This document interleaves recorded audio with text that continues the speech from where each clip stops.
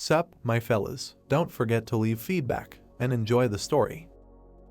The game's emblem appeared when someone noticed that one day, a new game had caught everyone's attention. The protagonist looked at the tower as the story continued about adventure and romance, various locations. Also about hidden dungeons and unknown secrets, monsters and battles, and monsters that become stronger each time. The game had a variety of fresh content. However, no matter how popular this game was, the lifespan inside it was fixed. The game, dominating the entire industry, could not keep up with the passage of time. Therefore, many players' interest in the game faded over time, only experts remained in the game. The protagonist said that he was one of them. Then he added, the worst of all. The guy turned his back. The monster bared his teeth, and the protagonist thought that this is why this very expert begins to boil. He looked up at the monster. The beam pierced the space, and the protagonist thought that he was now returning to the time when the game had just captured everyone's attention. The guy sat on the ground and thought that this was all in order to start all over again as a newbie. The game's emblem appeared when the protagonist noted that he was a pro, a god machine. It was a virtual reality game that came out 15 years ago.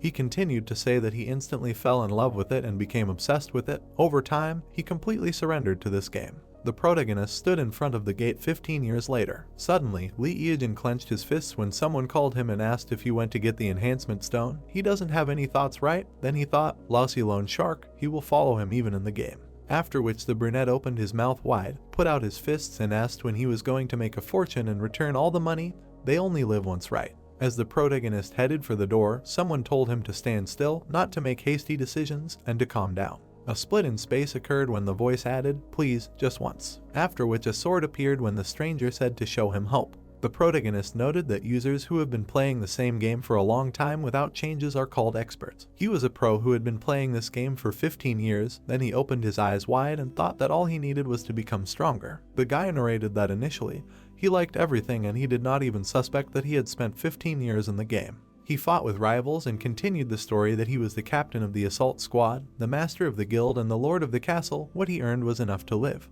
But now, the protagonist held a stone in his hands, looked at it and talked about a 7-fold increase. If everything works out, then the debts will be over. Then he closed his eyes and thought that he could end his life in debt. After which he threw the crystal into the urn. A notification came about the creation of the item, plus 1 executive sword. Then he frowned and thought that he had a good feeling from the very beginning.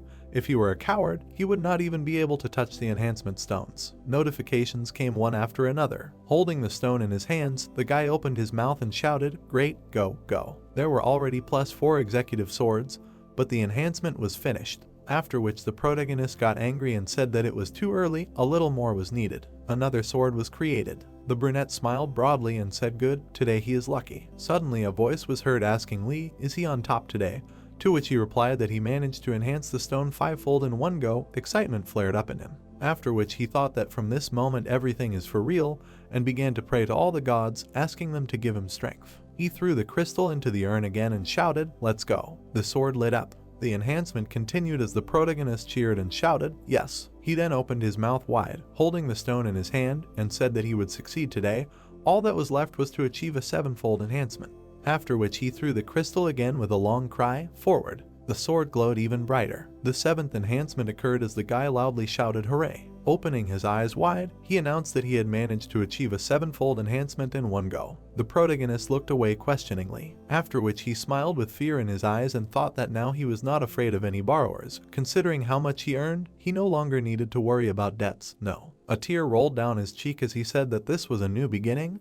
He would start a new path. The guy could not believe it. Looking at the sword, he noted that the weapon he had received thanks to loans, the executive sword, with it he would be able to make a fortune by destroying high-ranking monsters. After which he asked himself if he should pay off his debts, because if he sold the sword, what would he have left? Looking into the void, he thought about what he could do with empty hands. Then he looked down and continued to think that he was already 35 years old, after which he looked up and added that he was nothing but a disaster in the game. Then he looked at the weapon and thought, one more time, maybe it was worth trying again. The protagonist smiled uncertainly and asked what if he could achieve an 8-fold increase. After that, he thought that in any case, his life was miserable. What was the point of starting all over again, having nothing? In his life there were no friends, no family, no loved one. The guy lowered his head and said that if everything worked out, then with the money he earned he would be able to buy an apartment. An inner voice told Lee to calm down. He was in his right mind. After listening to it, the brunette jumped up, threw a stone and shouted, great, let's go. Rays came out of the sword. Then they shone very brightly, after which a notification came about the completion of the 8th enhancement.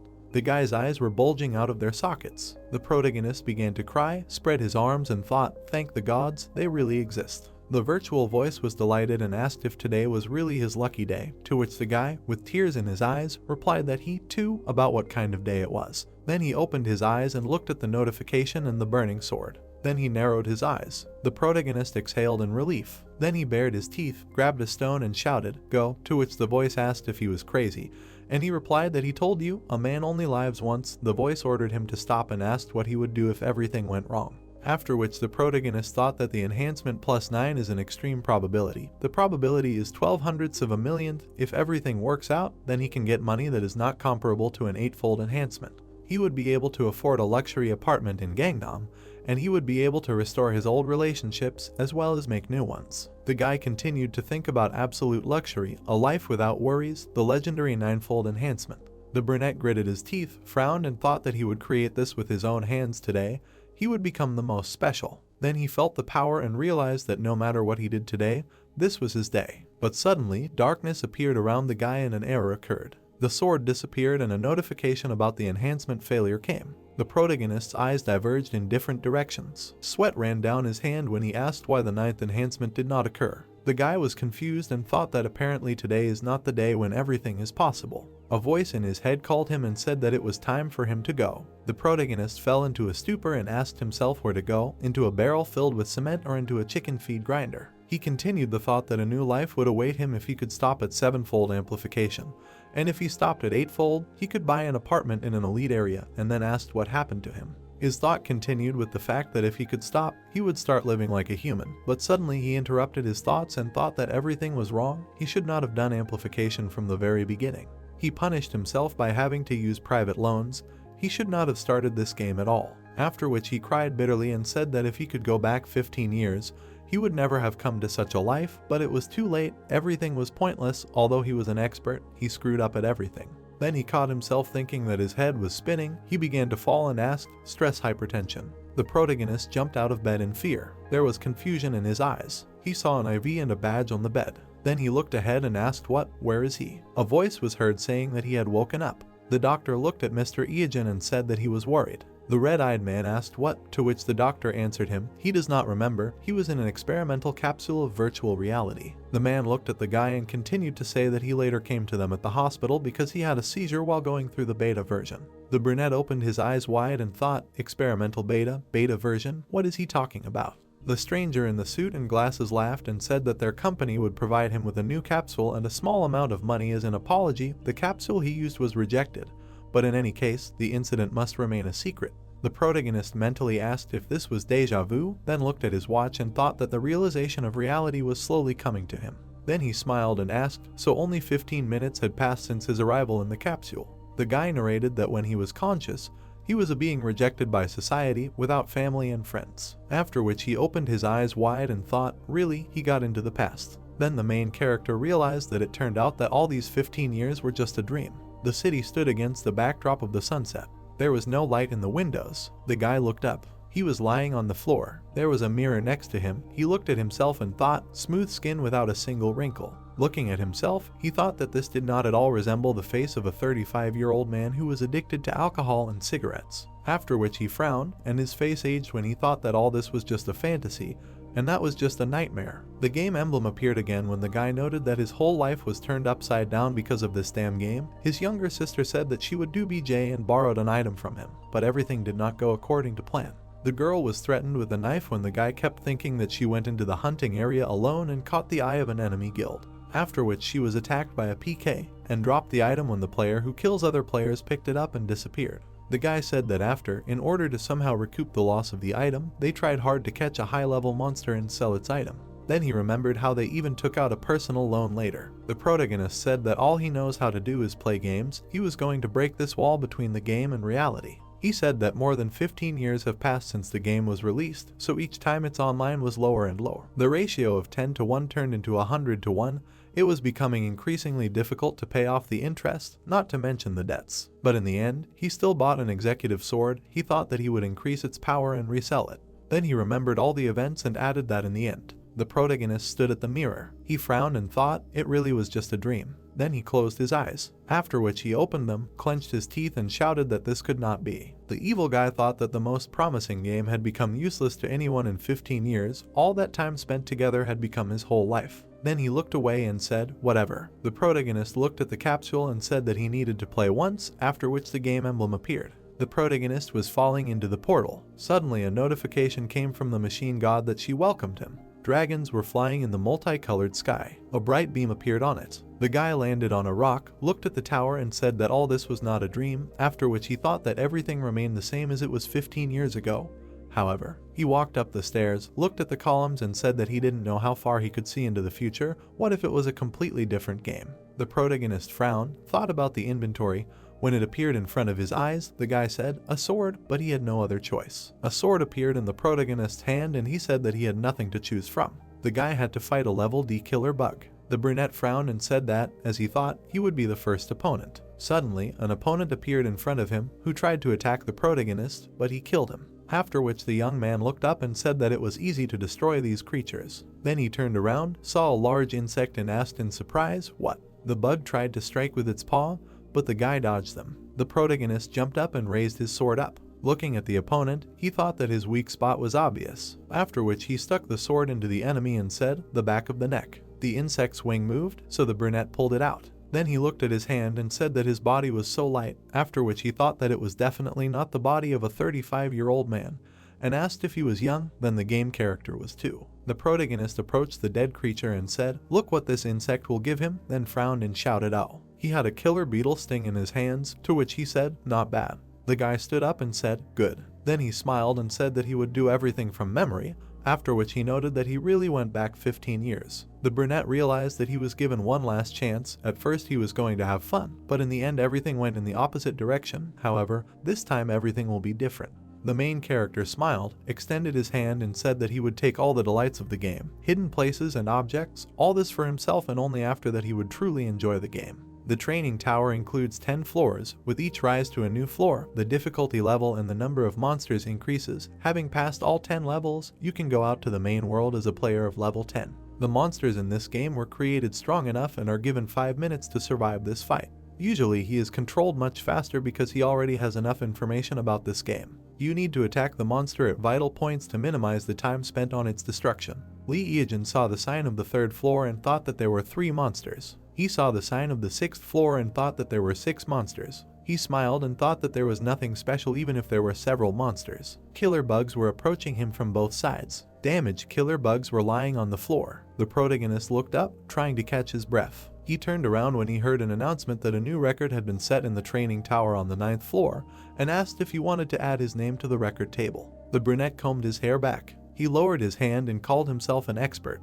He looked straight ahead and heard that the username had been registered, and that it was possible to select a difficulty level on the 10th floor. He turned around and thought in bewilderment that he did not remember this before. He remembered that before they simply called the rank, the next mission, there were not many hidden privileges with hidden items in the training tower. Lee Eejin stared thoughtfully at the notification and said that, apparently, these privileges were available to those who managed to break the world record. A C rank boss is 10 times stronger than a D rank boss, and a C+ boss is 1,000 times stronger than a D rank boss. A person in his right mind would never increase the difficulty level too much. The boss was raised to level C+. The protagonist threw his hands on his hips and thought that he had become almost a pro, and people like him could fight a plus and S rank monsters in the future. He ran up the stairs asking why he should be surprised by things like C+ rank monsters. He smiled as he went up. Darkness appeared and people began to discuss the protagonist. They were surprised that there was a hidden boss in the tower. Only a little time had passed since the game was created, and something like a hidden boss had already appeared. And recently a new world record was set on the 9th floor, and as expected from the Koreans, his nickname is Expert. So little time had passed, and he had already bent everyone over, and someone asked if he was streaming the walkthrough because it would be interesting to watch. The girl opened her mouth and said that she had not seen anyone inside, and if this really happened, then everyone would have noticed it. The man opened his mouth and said that it was impossible to choose a C+ rank boss on the 4th floor. The man looked askance and thought what the hell was going on. He had just passed the 10th floor but was hearing this news for the first time, and how could this even happen? All the players from the Newbie village knew each other well. His identity would be revealed one day, and once he appeared, the scouts would take over. The monster was holding an axe in his hands. Then he struck. The guy struck the monster in the eye and said that he knew about the attack pattern and wondered if it would work. Once he got used to the weapon, he would not be able to take damage at all. Lee Eejin struck one after another and said that with his strength, he would be able to defeat the Skeleton King. The brunette swung the sword and then said, "The tasteless power of power," and then asked if this is what people who pass high levels feel. Then he threw me on his shoulder and said that now he can defeat him. The Skeleton King was sitting on the ground defeated. The guy got chest protection and he said that for an expert it was nothing. Protection appeared on his legs. He said that he could get excellent items. He put his hands in front of him and said that it was time to leave the training tower. The protagonist put his hands on his belt and said that in this game items are much more important than statistics, and now that he has C+ rank armor, maybe he should enjoy a tasty morsel. He ran away saying that before leaving this place he needed to check something. The guy started crawling on the floor trying to feel something with his hands. Then he ran over a tile with a picture and shouted that he found it. He clicked on this tile because he heard about this information in an interview with top-ranked players. If you successfully clear the 10th floor of the training tower in the shortest time, you can open another floor. The 11th floor opening notification sounded and a huge gate appeared in front of the guy. The protagonist looked at it and said that he hadn't gone through it himself, but he was curious. It was the highest difficulty level among all the hidden quests. He kicked and said, "Go ahead." Then he smiled slyly, but then something flew into his head. He lay on the ground in bewilderment. A huge fist hit him next to him. He tried to dodge. Lee Eejin started running and said that he had gone back 15 years and therefore all he could do was attack C+ rank monsters, and he didn't understand how this monster could just jump out. There was an explosion. The guy fell from the blast wave. He opened his eyes wide and said something like, "Making fun of me," and how could he possibly defeat him? A huge monster stood in front of him. It was a dragon prison advisor. The protagonist looked at him in amazement and said that the monster in training was S rank, but did not finish and suggested that maybe it was created by mistake and that the world slapped him again. The advisor swung his fist. It flew over the protagonist's head. The monster hit the ground and the guy flew off. The executioner of the dragon prison, belonging to the dragon family, makes this monster one of the few dominant ones on the entire continent. It officially became part of the game only 10 years after its appearance. Then the players gathered in alliances and went on a campaign against dragon-like monsters, and unlike his obese physique, he was very fast and difficult to defeat, so the players were instantly defeated. The fist landed right next to Lee Eejin. He opened his mouth and furiously asked what mecha he should defeat him with. But the monster struck again, and the guy flew off. He curled upside down. But in flight, he turned over and landed on his feet. He looked at the bridges and noticed that something was wrong. The advisor growled loudly. The protagonist looked at him in confusion, and then he smiled and said that this is it. The guy saw the bracelets on his arms and thought that his strength was being restrained by these things, and he had them all over his body. Apparently that was why he couldn't move quickly. On his back there were the same spikes as the bracelets, and the guy thought that, in other words, this creature was not a tormentor, but just a low-ranking monster. The monster stretched out its hand to the guy. It took out a sword and shouted that the developers made the game really fun and there definitely had to be some kind of Easter egg in it. Lee Eejin swung the sword, and then he struck. The advisor looked at him in surprise. The guy was scared at first. Then he smiled. The monster struck, and the brunette thought that even though he had combined poison, a sword, and chainmail, this blow had only lowered his HP by 25 points, and the monster was much stronger than he thought. The monster's fist flew past the guy, and he thought that if he focused on its attacks, he could easily dodge them. In addition, his sword could not break, and at least he did not have to worry about that. Initially, he had the ability to regenerate, but now he was in an area where he could not use this skill. The protagonist lowered his sword and said that from now on, a long battle awaited him. The guy jumped on the monster and thought that this was how his battle to the death with this creature began. The ability to regenerate S-rank monsters is beyond dreams, but since this skill does not work in this zone, everything went differently and he will have to fight with it for several days. Now the regeneration ability does not work on him either, and if he touches him even once, he is dead. So the most important thing for him now is concentration and speed. If he stops concentrating, he will be thrown out of the game, and if his physical abilities fall, the same thing will happen, exit the game. He does not pay attention to anyone and does not expect anything. He rushed at the monster and thought that time was on his side. 3 months later, there were clouds around the tower. The monster was lying on the ground. A drop of sweat was dripping from Lee Eejin's face. His face was drawn, and he said that it was tough. He sat on the ground and was surprised by the notification that came. It said that his level had increased to 32. The maximum level he can have at the moment is 25. Anyone in such a time could not rise above level 26. The guy got up from the ground and said that strength, agility, and magic all grow proportionally to the level, but it is not so important. He held a cutting flurry in his hands and said that all this is because he now has a weapon that decides his gameplay. He squeezed it in his hand and said that the razor is the weapon of the god of calamity himself, a cutting flurry or razor weapon that strikes fear into anyone who dares to challenge you, the weapon of the god of calamity who held the whole world in fear. This sword is at the top of the dark ranking of the god of calamity. In terms of attack power, it did not fit the S rank, it pulls at rank B, because to get it, it was enough to collect 900 points to the attack power. The brunette looked at his hand and said that fear of the razor is not the only thing that guarantees victory. No one would believe that having a C+ rank weapon you can get an S rank weapon. Then he paid attention to the notification that came. It said that the guy was leaving the training tower and he was offered a choice of 2 camps to join, dragons and demons. He folded his arms across his chest and said that he was not going to go to any camp. A notification came asking if he wanted to stay with the human. The protagonist smiled and said, of course. He continued to smile and thought that in this way he would free himself from the control of demons and dragons, and said out loud that although he would not receive various privileges now, and besides, when would he be able to catch monsters from a friendly camp? He made a face and said that because of this, the pleasure of farming would decrease. The sun flew off in the village of Newbies. All the people looked at the guy in surprise, and he thought that there was no need to complete the starting quests, and he did not have time to run from point A to point B. People looked at him with disgust, asking what was wrong with this pervert, and the main character thought that from that moment on he fought high-level monsters that no one could defeat, being at the same level as him. The woman covered the child's eyes, and the naked guy thought that if such creatures touch you even a little, then you are a corpse and no armor will help. In such situations, gloves, shoes, and various accessories would not hurt. He turned around when he was called out, calling him a pervert. The man looked at him and said that he saw him auction off a rather valuable item. The other man asked where he got it, because at this level it was impossible. Lee Eejin looked at them in confusion and did not understand what they were talking about. He thought that it was very vague, but still he felt the same smell from them that emanated from him too, a barely perceptible smell of rottenness. The man looked at him sideways and asked where and for what quest he got it.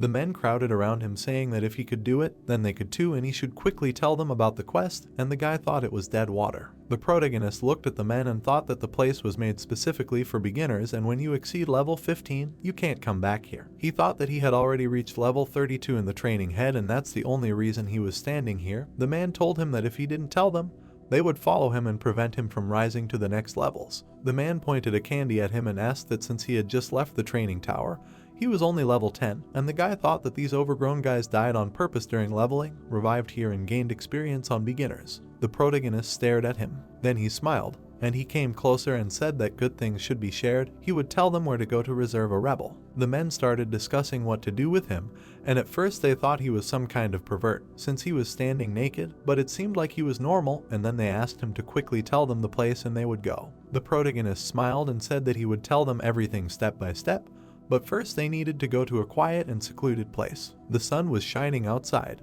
One of the fat men looked at the protagonist and said to tell them he should tell them about the monsters that would be on the way, to which the second chubby man said that he and his brother were cool guys. The guy turned to the people and asked if they didn't think something like, hey, we need to kill this guy and take all his items. The men looked at each other, after which the protagonist, holding a weapon in his hands, said that he knows people like them well. They deliberately wait for newbies like rats. They have gained enough experience and are level 15, and then they attack and take everything from newbies. After his words, the strangers frowned when one of them asked what he just said, and the second added questioningly, he wants them to make him change his mind about entering this game. The guy opened his mouth and said how impudent. Then he clenched his teeth, frowned, put out his hand with a weapon and shouted that he liked their impudence. After which the man swung and shouted that then he should get ready to give up his things and forget about this game forever. The protagonist pierced the fat man with a sword. Snot came out of his nose. The second stranger, looking at this, was shocked. Then the protagonist began to fight off the man in the helmet. The chubby one coughed when his eyes almost fell out. The tall stranger angrily began to take out his weapon and shouted, "What a bastard." Then he opened his mouth wide when the opponent pierced his hand, after which he received a blow. Seeing what was happening, the man in the helmet began to run away. But the brunette caught up with the brat and said how cute it was, after which he screamed in fear. The man hid around the corner,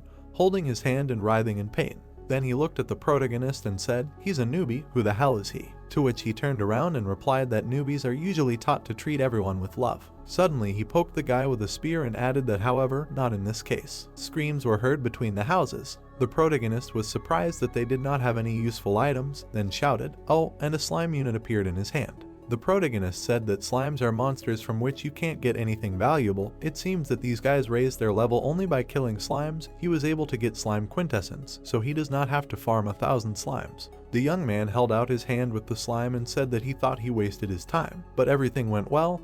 This thing will come in handy when he attacks the dungeon. He then looked at the virtual tablet and said that it looks like his item was bought at the auction, then noted that the auction is held for 72 hours from the time of registration. But there are exceptions, in cases where the price increases at least 10 times the original price. The guy smiled and asked, "I wonder what kind of rich kid bought this?" His eyes grew bigger. In the tablet, he saw equipment that cost a lot of money. His mouth wide open, he shouted, "What? Then he looked ahead and thought that this is real business. He was able to sell only the C+ rank armor for that kind of money. The guy continued to say that the iron armor calling for rebellion is a great option. However, is it worth agreeing to this amount? He thinks that many will want to take the initiative into their own hands. Because these are the first days of the game, he is already looking forward to expensive buyers. They need to comb through the money. The brunette smiled and thought that before he was the one who earned money in real life for the sake of playing. Now everything is the opposite. He will be able to earn money in the game and use it in reality. The sky was clear. The head of the protagonist climbed out of the bushes. The guy was standing on a tree branch and looking at the maze of demons. Then he looked at the walkers made of fresh 100% slug extract, smiled, and said that this is a great thing. Between the toes there are pleasant sensations, soft moist skin. This is a very good ability for beginners. After which the brunette looked into the distance and said that it was time to go in search of the item used by the earth-shaking archer. The young man jumped. He then noted that archers were unclaimed before. No matter how strong the archer's attack was, the arrow could not penetrate armor, so no one became one. The protagonist continued to narrate that, however, there was a top archer back then who appeared out of nowhere like a comet. Oddly enough, he always fought and hunted with a special item. In one battle, the archer's opponents laughed at the fact that a bow and arrow were not weapons. However, that day, all of them had broken ankles. That is why that archer was nicknamed the earth-shaking archer. The guy said that later he heard that he received a special item as a reward for passing a hidden dungeon in the labyrinth of evil spirits. Running into the cave, the brunette thought that although he was not an archer, he could move as fast as them. In front of him, he saw a monster. The demon turned its head and looked at the guy, after which the main character smiled and said that his finest hour had come, then asked if they would try to fight. The demon's eyes bulged. The red-eyed man made a dash. Suddenly he was surprised when there were a lot of monsters. The guy opened his eyes wide and shouted that there were many more of them than he thought. But he still went into battle. One of the opponents began to attack. The young man swung the tip. Then he gritted his teeth, looking at the enemies. The brunette thought that, as expected, they were slow. If anything, he could escape from them. However, an item that accelerated movement was a priority. He saw a door in front of him and said that this was it. Then he jumped up and kicked it. Something was falling above him. A metal wall fell near him. Suddenly the floor broke and the main character began to fall. While he was flying, he said that this was great. He could find any way out of this labyrinth. It was not even more difficult than walking around his house. It was dark. The guy saw a monster in front of him. A danger notice came. It said that the dungeon boss was here. The protagonist was scared. The boss was preparing for a crushing attack. His footsteps were causing the floor to crumble. The monster was very big. Looking at its red eyes, the young man said that as he thought, if he was wearing armor, his speed would be reduced by more than 50%. The protagonist stood ready when he said that it would be the same even if he wore iron armor. That's why he doesn't wear it. The scarlet demon bared his teeth. The guy smiled and said that as soon as he came, he prepared a warm welcome for him, then asked if he was bored because no one had come to him yet. The brunette turned around, saw the demons and said that they were persistent guys. He looked at them sarcastically and added that they were not trying hard enough. Time was up. The monsters began to fall, yellow liquid pouring out of their mouths. One by one, they started dying when the guy said that when he looked at it, it was a terrible but powerful force. He then explained about the quick strike. It was a point damage technique that deals a certain amount of hits that cause bleeding, ignoring the shield, a cheating technique that made the razor #1 in the rankings. The protagonist noted that the damage reduction for a second is 1/100th of the enemy's total HP. This effect lasts until the target is killed. He then looked at the demons and said that one by one, starting with the one who was injured first, it cannot be dispelled. Then he looked at the boss and said that now it remains to deal with him, and then asked, well, now only he is left. The demon took a deep breath. Fire burst out of his mouth as the guy began to run away and hid behind a stone.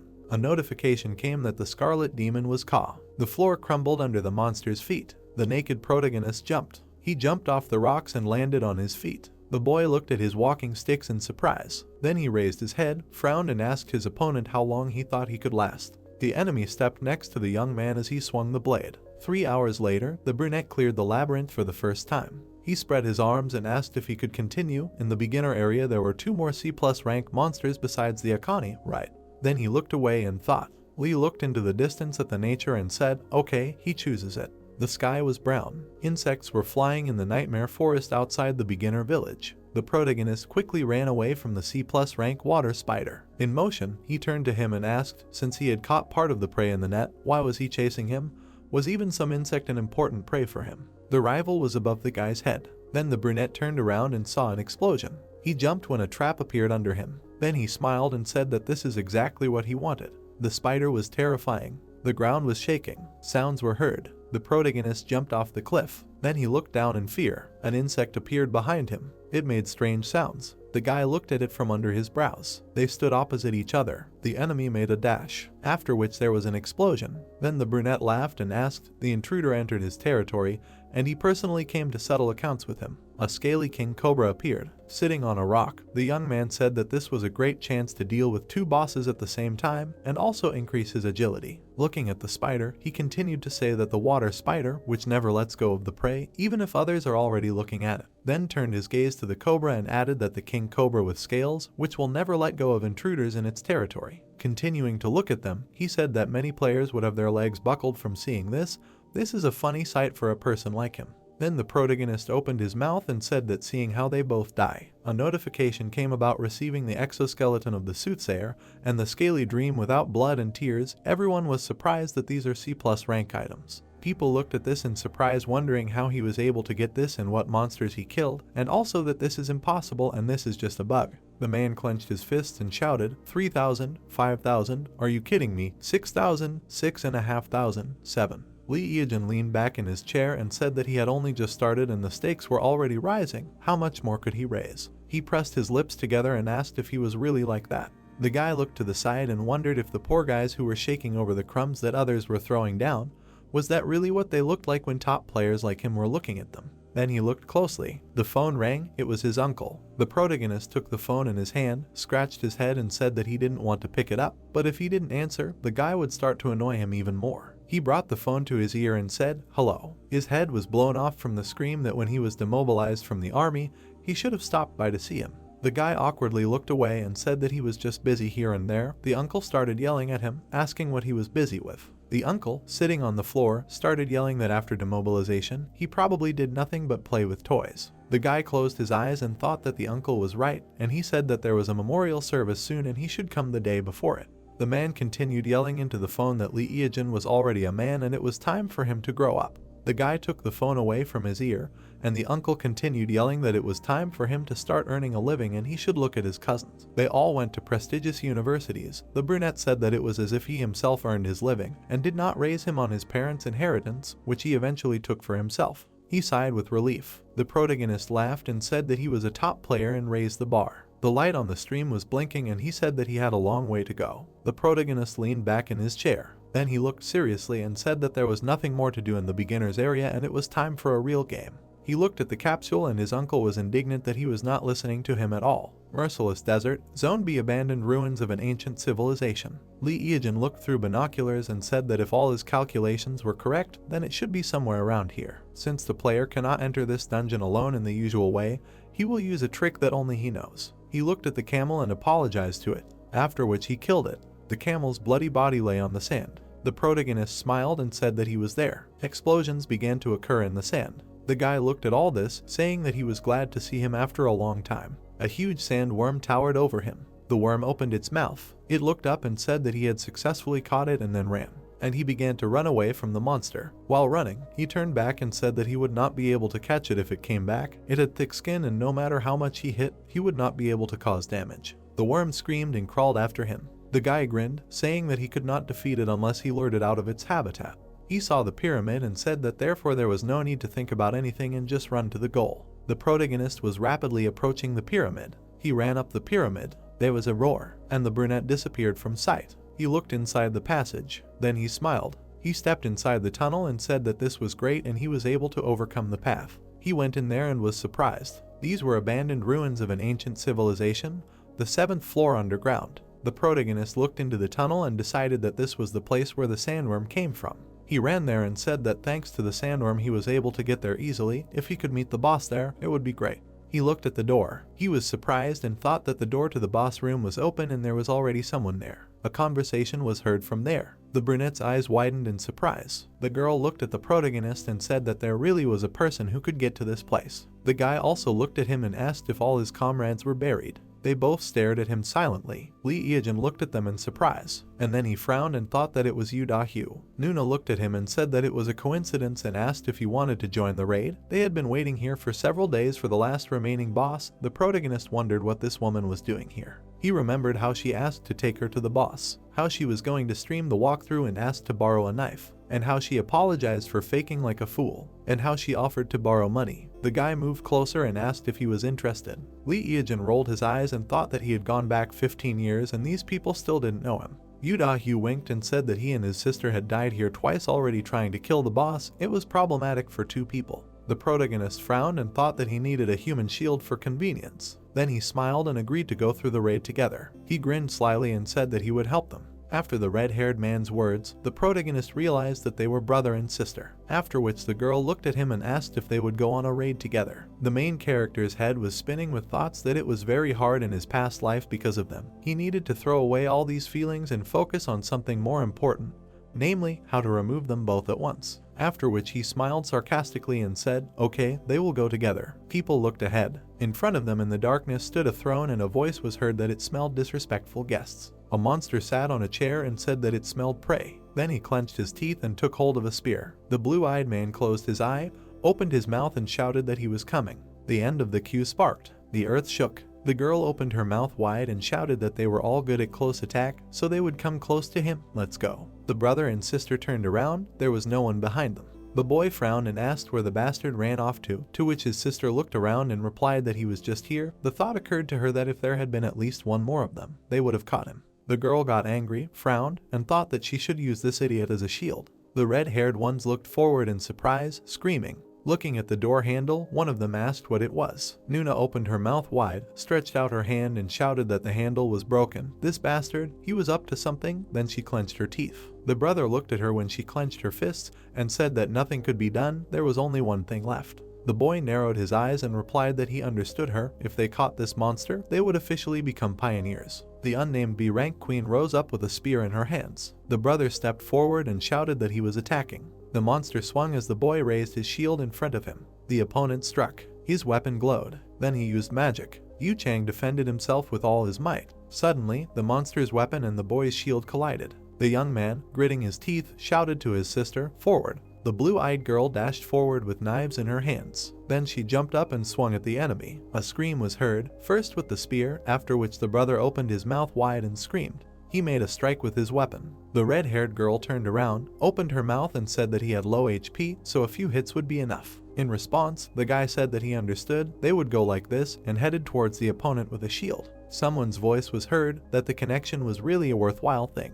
The protagonist, peeping at what was happening through the crack, asked, "Are they now level 30 tanks, right?" Then said that if you skillfully use the tank's ability, then there will not be a single monster that could not be defeated. After which he frowned and continued, "But there is something to be afraid of in the Nameless Queen." The monster's eyes glowed green. He dealt many blows to the guy. Gritting his teeth, the young man shouted that her attacks had changed, and the speed had increased sharply.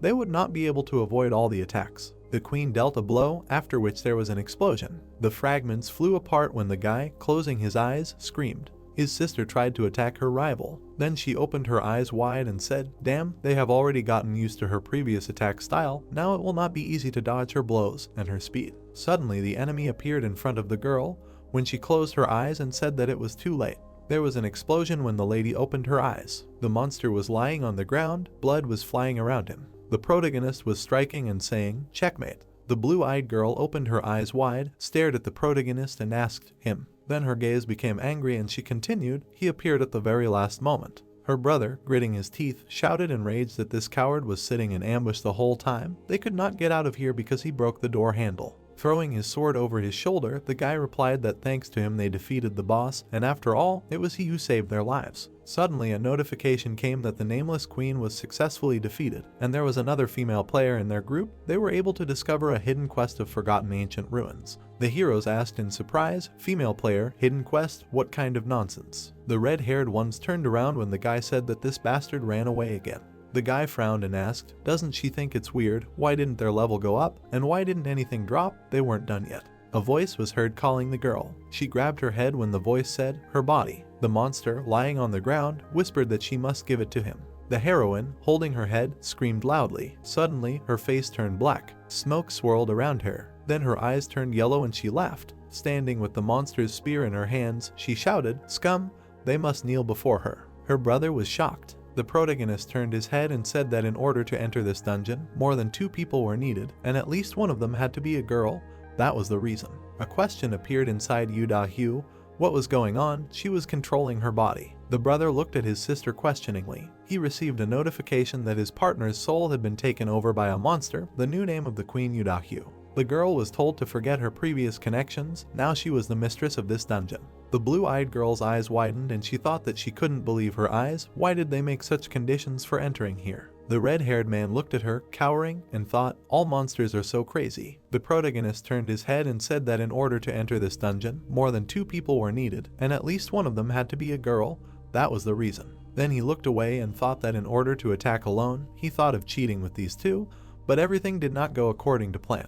The guy looked ahead in surprise when an explosion occurred. The yellow-eyed girl stood in front of him, saying that she was the queen of Rhodesia, an ancient state that was destroyed during the war between dragons and demons. Then she opened her mouth wide and shouted that today she will revive Rhodesia. They are wild beasts. The real heroine was apologizing to her brother in her thoughts, and thought that her punishment is much more serious than his. Well, at least she will be able to find out what the reward is for this raid. Looking at the notification, she was surprised. It's strange why it hasn't appeared yet. The protagonist began to undress. Then the blue-eyed girl looked at him and shouted, "That's right, that pervert, the raid is not over yet."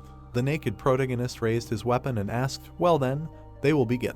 The 2 personalities of the girl screamed that he was a dirty creature and a fucking psychopath. Then the heroine used force with a spear. The guy swung back. Then he smiled and said that she missed. The queen got angry and bared her teeth. Sparks flew. The brunette rushed from side to side. The girl struck again. The protagonist dodged him too. The yellow-eyed girl looked at him in surprise and asked what. Then she became furious, raised her hands and screamed that he was a fucking rat. She launched force around herself. Then the heroine looked down and asked what he was doing. The protagonist was lying on the floor, writhing in pain and saying that he hit his head. He would lie down for a while. Suddenly, he crawled away like a centipede. The red-haired girl fell into a stupor and her eyes became square. Then she silently raised her hand. The red-eyed man looked at her emotionlessly. Illustrations of power were displayed on the ceiling, with the girl standing with a staff in her hands and the guy sitting on the floor. After which the lady looked at her opponent and told him to die. The brunette smiled and said that the atmosphere was heating up. Sparks flew from the ceiling. The protagonist's legs ran when he said that then he shouldn't stand like a pillar either. He showed different techniques when the girl looked at it in surprise, after which the main character landed on his feet and spread his arms out to the sides. The heroine's pupils narrowed when she thought about what this idiot was doing. Suddenly the guy approached her when her thought continued with the fact that he seemed to have been on such raids more than a dozen times. Then power flew at her. She told her to stop.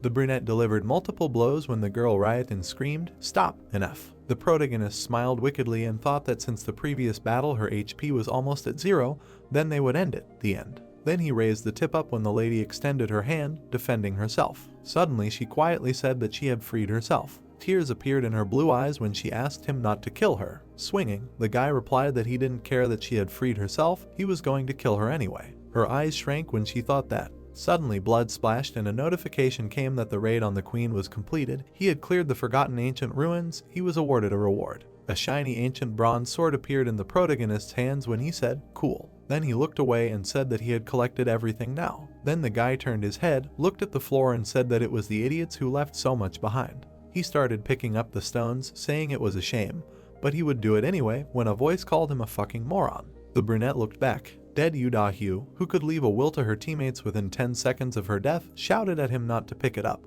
The protagonist was already holding the coin in his hands when she started calling him a bastard, a monster, a moron, a thick-headed, a goat. Then he continued to pick up the rest, to which the heroine shouted he was serious. She opened her mouth wide with tears in her eyes and screamed, asking what the hell he was doing. A notification came asking if he wanted to leave his name. The protagonist looked away and said, "Stagnant water." On the tablet screen was a moment from the battle when the queen missed. The brunette sat in the capsule with a tablet in his hands and remembered that he then hid in a clay pot and recorded it all.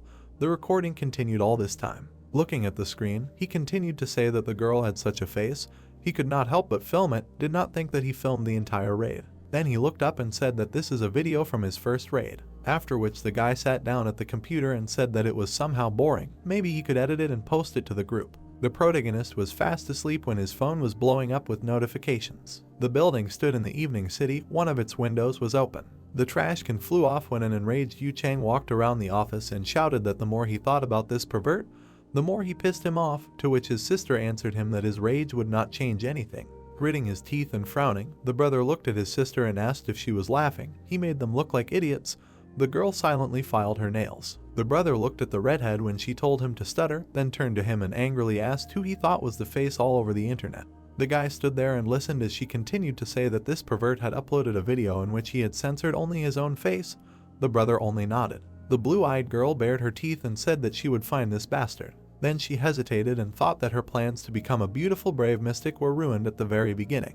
Then she continued the thought that her first boss was a pretty babe, she would take revenge on him for this shame. Crying, she thought that although it brought her considerable popularity, when a guy came into the office and told his brother that he had cleaned everything up, after which he turned to his sister and asked if she was okay. The brunette looked at his brother and asked if he remembered that guy, Hong they call him. It turns out he works at a construction site. To which he replied that he told him that he had no money and no job, and the man added that he said that he had recently gotten a job, I think. The red-haired man smiled sarcastically and asked to bring him here. Then he looked away and added that he would make him pay with his body, just like those guys. There were many capsules with people in the room. They lay motionless when he thought that the top 20 was just around the corner. The brother and sister were serious when one of them continued the thought that it was possible to earn more in the game than now, but they had a way to go before reaching the top 20 and recoup the rent of this room. Plus they had to find that pervert.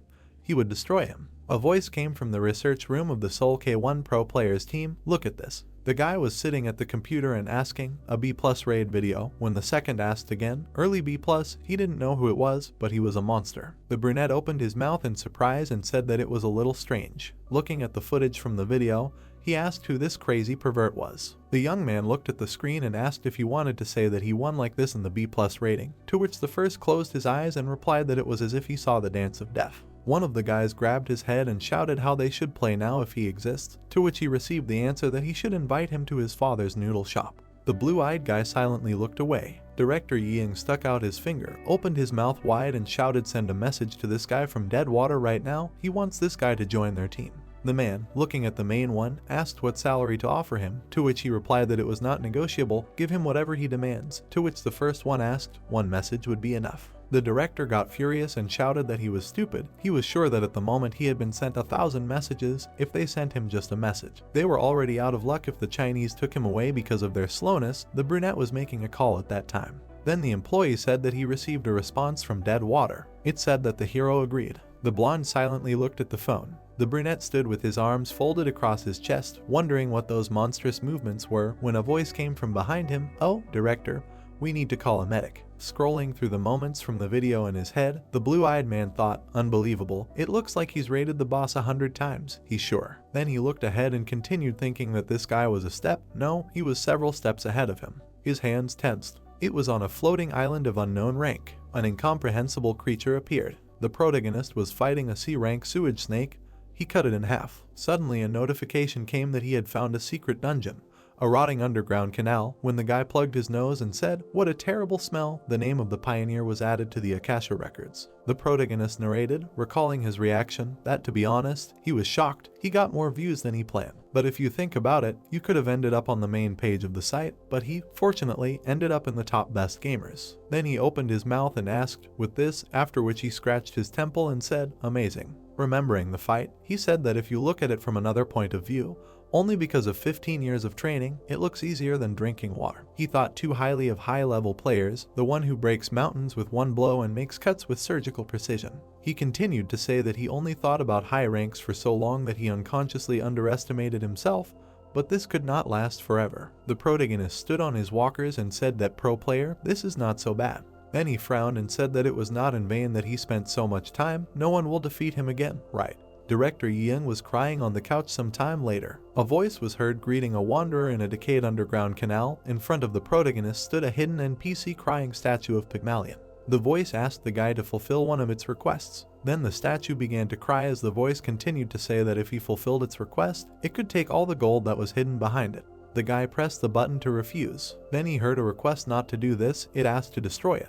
The voice pitifully asked to end his suffering. The brunette looked away in surprise and thought, destroying the statue is a simple quest, but if he accepts it, Pygmalion will simply disappear and the reward will be small. This will not work. Then the crying statue lowered its head and said that if he does not want to destroy it, then let him take revenge on the one who brought him such suffering. He then asked to find this damn statue and take revenge on her. This is the crying Galatea. A notification came in saying that he could take the quest Pygmalion's request. Lee Yijin, rowing the oars, said that it was a jackpot and that he actually got this quest just like that. A player named the God of Battle mentioned in an interview a long time ago. The thing that made a player who had been ranked 10 for a long time rise to rank 1 was the reward for this quest. The statue said that it used to be a human and a famous sculptor. The guy said that he was not interested in this and he was skipping it. He jumped to his feet and shouted that the real game was about to begin.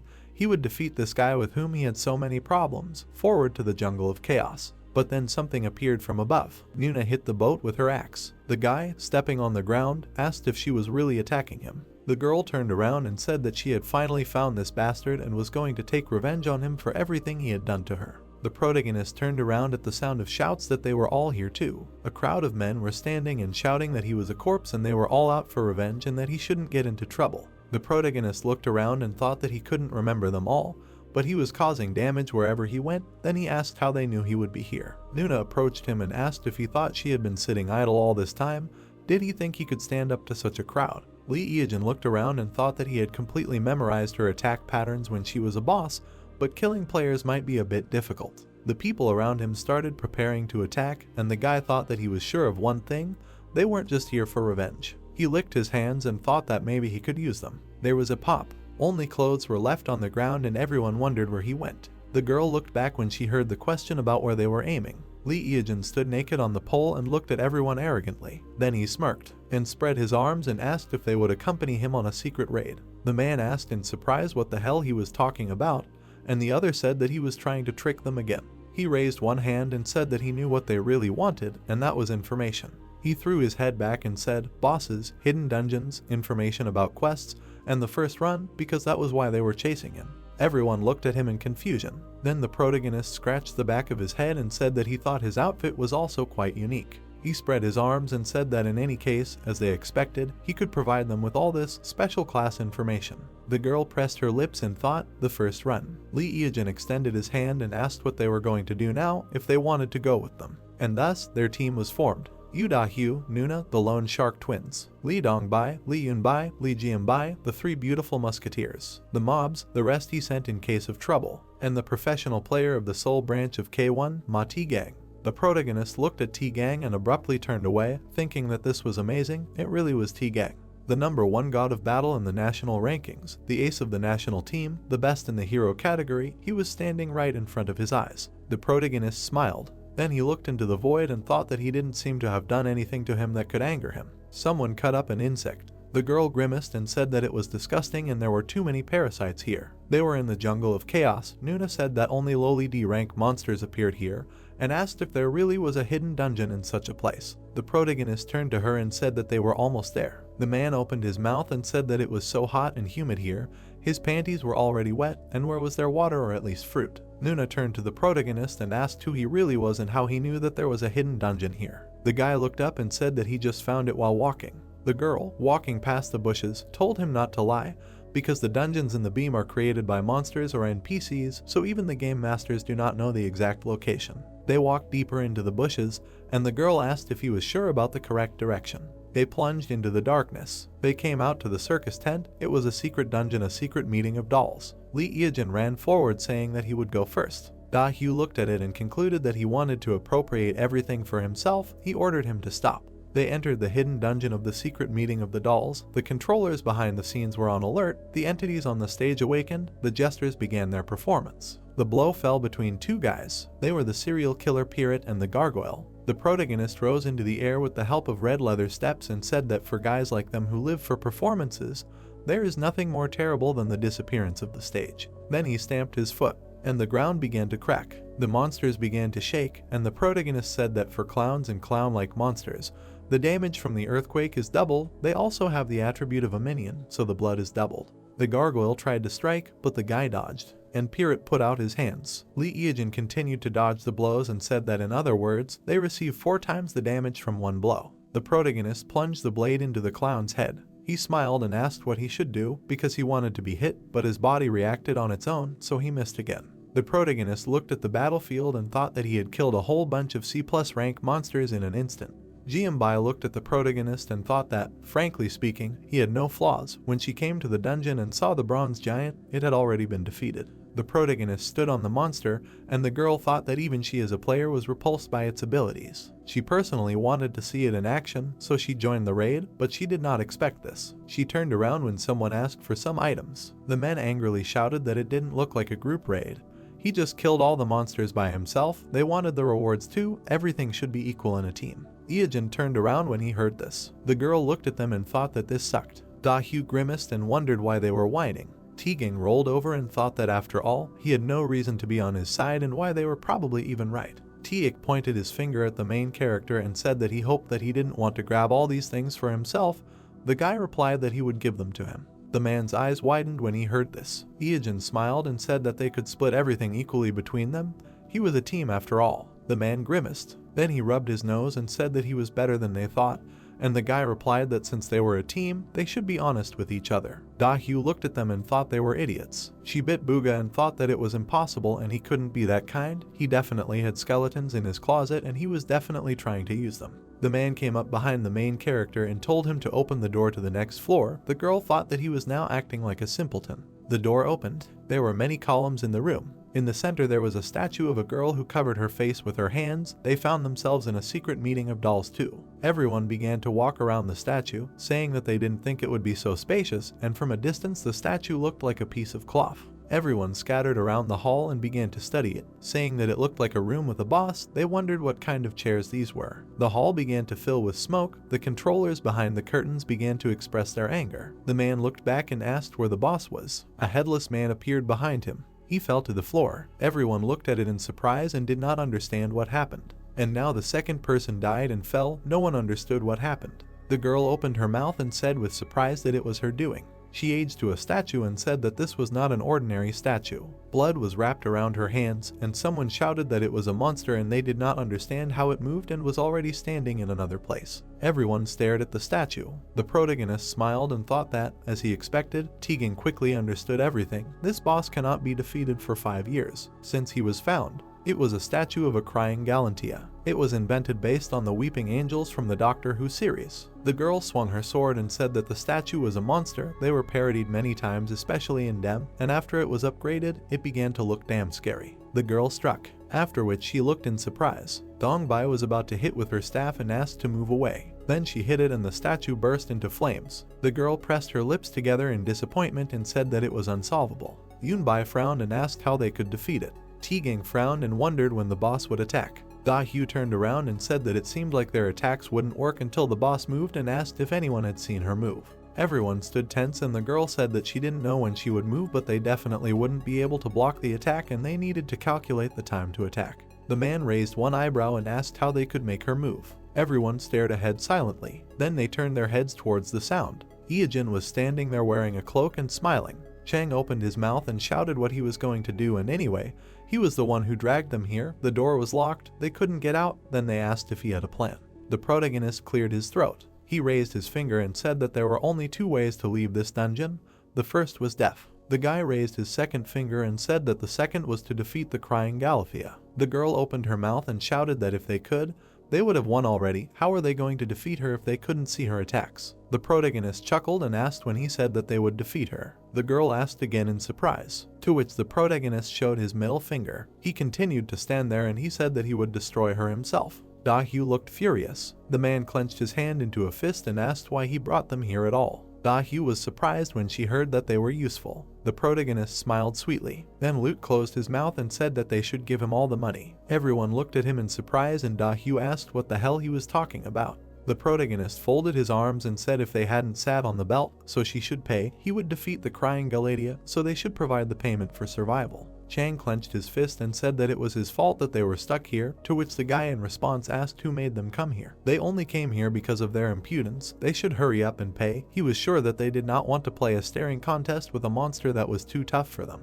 The girl looked at him silently, then she cleared her throat and asked how much he wanted. The protagonist smiled evilly and said, 100 million gold. Da Hu looked at him furiously. Chang rushed to the guy and said that he was completely out of his mind, he thought that he could do whatever he wanted. The brunette cowered in fear and said that he was very scared. But then Chang's head was torn off. Da Hu closed her eyes and thought that this idiot should have calculated the situation, and the guy told her that now she had to pay double. Then she opened her eyes and wondered why she had to pay for her brother, to which she replied that they were one family. A dagger appeared near the protagonist's face. The girl looked at him intently and said that he shouldn't play with her, she could just share the punishment with the others and finish him off here. How could she even believe that he would keep his promise? Then he grinned and said that if she didn't believe him, she could make a deposit. The DEM deposit system allows you to deposit the promised amount into a third-party account until the transaction is completed satisfactorily. In other words, it is a security deposit. If the payer is not satisfied with the recipient of the payment, the money is returned to him. The third-party account to which the deposit is received does not belong to anyone, it is protected by an absolute rule. The girl remained silent. BSU stared at them in surprise. The boy glanced at everything and continued to say that she could take the reward for defeating crying Galatea. He moved his hand to the side and said that he did not claim it. Everyone stared at him and thought that crying Galatea seemed to be a B+ rank boss. Also due to the advantage of being the first in the world to defeat her, the reward should not be less than B+ rank. T-Gang stared at him. Everyone stood silently. Out of all the items in the market, the current highest rank is C+. This is crazy. If they can get it, they will be one step ahead of everyone else. The girl gritted her teeth and put it that she can't fall for this. Why would he refuse a B+ rank item? It means he has something better. Eugene stared silently. When a player is in a team, he has the right to distribute the reward from defeating the boss. Also, if you upload a raid video, you can expect to get views or even ad revenue. If you leave the raid halfway, the video is automatically deleted. You cannot refuse it. The girl began to slowly put away the dagger. Then the protagonist raised his finger and said that this is the right choice. They have 6 people and the fee is 100 million, so each one needs 14 million. He was very surprised when he saw that the girl contributed 200 million gold. Golden Rain contributed 100 million, Silver Rain contributed 100 million gold. Bronze Rain contributed 100 million, Tiak contributed 100 million gold. The God of Battle contributed 100 million gold. Eugene looking at this, he stared at them and thought that he wanted them to pay a total of 100 million. He seems to be these guys really want to finish this. The girl asked him to keep his word. She looked closely and corrected to make sure that he really will defeat the statue and all the loot from the boss will go to them. To which the protagonist nodded affirmatively, and he began to walk forward, thinking that they must really want to be pioneers. That was the reason for their success in the future. He frowned and thought that in their place he would give up and die, and out loud he said that when he gave the signal, everyone should turn away from the statue. He came close to it. 5 years after the discovery of the Weeping Gallatin, collective reflections, inductive records, counting every unexpected change, hidden options. He put the shield in front of him and thought that only after collecting all this, some guys, having resigned themselves to the possibility of destruction, decided to defeat the terrible and deadly monster. The brunette put the bronze shield of the ancient civilization in front of him. He grinned and ordered to close their eyes. Everyone closed their eyes. The guy looked at the statue and the reflection in the shield. The statue removed her hands from her face. Then she swung, but the guy saw it. He dodged all the blows of the statue, and then he plunged a dagger into her eye. Then he ran away from her. The statue kept trying to hit, but the protagonist dodged them all. He defended himself with a shield. The girl bared her teeth. She looked at her hands. Crying Galatea becomes indestructible when someone is looking at her, but when they stop looking at her, she turns into a monster and attacks the nearest player. The most frightening and important fact about this statue is that it is an attention seeker. The brunette opened his mouth and shouted for everyone to open their eyes. Da Hu opened her eyes and looked around. The statue behind the protagonist returned to its original position. The guy attempted to attack the statue and thought that he had already checked everything. His information was reliable. Its attack pattern resets after each stop. Everyone stared at him when he asked them to close their eyes again, and the protagonist prepared for a new fight, and he rushed into battle. Everyone stood with their eyes closed. Tegan closed his eyes and thought that they were in the middle of a raid and their plan was to close their eyes, and in such a strange situation, all the team members could not leave one thought. Da Hu closed her eyes and thought about what was going on there. She wanted to see what was going on there. Eugene quickly ran away. He looked back. The statue tried to strike, but he buried his shield, after which it broke into pieces. The brunette looked at him and said that, as expected, this was too much for his shield, but he would squeeze everything out of it. The guy began to wave his spear in the air. He swung and said that in his best years, he could even defeat an A+ rank monster alone. He shouted that it was too early for him to die and rushed to attack. The guy, standing with his eyes closed, thought that he really wanted to look, but if he looked, the crying Galatea would turn into a statue again, and who knows how the dead water would react to that. The man stood with his eyes closed. Everyone stood with their eyes closed, and the girl thought if she should stand in his way. Da-hyu lowered her head down and thought what would happen if she looked at the boss and immediately closed her eyes. It would hinder his movements and she would kill him with one hit. She gritted her teeth and continued to think that because he was naked, his defense was most likely complete shit. Maybe she should open her eyes. And then she abruptly opened her eyes when she heard that he was the first player to finish the raid with the crying Galatea. The guy stepped aside. The statue was kneeling, covering her head with her hands. The crack went down her head. The protagonist grabbed the blade in his hands. Then he raised it high above his head. He looked up, thanked him and said, 700 million, his bank account will be filled again. Everyone around him rejoiced, and Da-hyu rolled her eyes and said that she felt terrible, but she couldn't do anything and it was still better than being killed halfway. She turned around and asked what was going on. She opened her mouth and screamed loudly that the boss had already been defeated and they still didn't have any reward. They had received a notification that they were the first. Why wasn't there any reward? Everyone started looking at each other. The girl turned towards the protagonist, and then it dawned on her, she remembered everything that had happened. The statue began to fall apart in two, and the crying Galatea cried out, and the body sealed in the statue awakened. There was an explosion, and the real boss of the upside-down world opened his eyes. Everyone looked at all this in surprise. A huge woman stood up from the statue. Tiek looked at her and thought that she couldn't do anything while they were looking at her. If they could immobilize her, they could come up with a plan. The monster opened its eyes. It was a Medusa of A+ rank. This monster, whose legend was passed down from mouth to mouth, and the dream existence was hidden by the Devil's Tower, just acknowledging its existence crosses out the ideals of magic passed down from generation to reign for thousands of years. Da-hyu began to turn to stone. She looked at her body and did not understand what was happening. Jianbai opened her mouth and shouted that her body was turning to stone.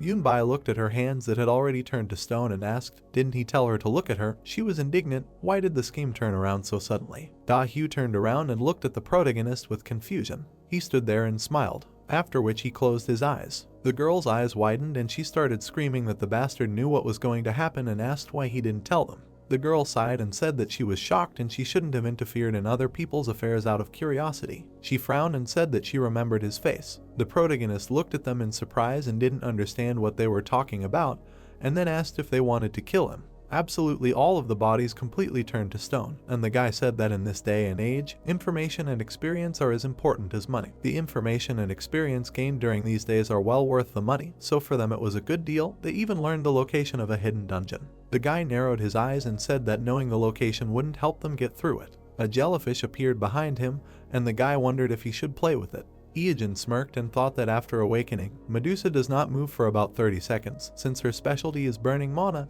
you cannot look her in the eyes. He clenched the blade in his hands and thought that even knowing all the patterns of her attacks, now he has a great chance while he has a bronze shield. He clenched the shield in his hand. After that, he looked forward. At that moment, a roar was heard. One of the columns cracked. The protagonist jumped to the side. He looked at it in surprise. Then he opened his mouth and said in surprise that this was simply impossible. The man hit his knee. Tegan rose from under the rubble and hung in the air. He stared at the protagonist. He looked at him and did not understand how he could stay alive. Then he smirked and assumed that this guy realized what was happening and also closed his eyes. Tegan opened his mouth and said about dead water. Then he put his hand in front of him and offered to fight. The guy stood in a confident pose. The hero thought, Tegan, how did he stay alive? The brown-haired man's gaze was determined. With a surprised look, Ijin thought that this guy realized what was happening and also closed his eyes. In the haze, he thought about what it meant. The guy's cheeks turned red as he recalled the images of what had happened, thinking that while everyone was absorbed in greed, surprise, or fear because of the new boss, he was the only one who was openly watching him.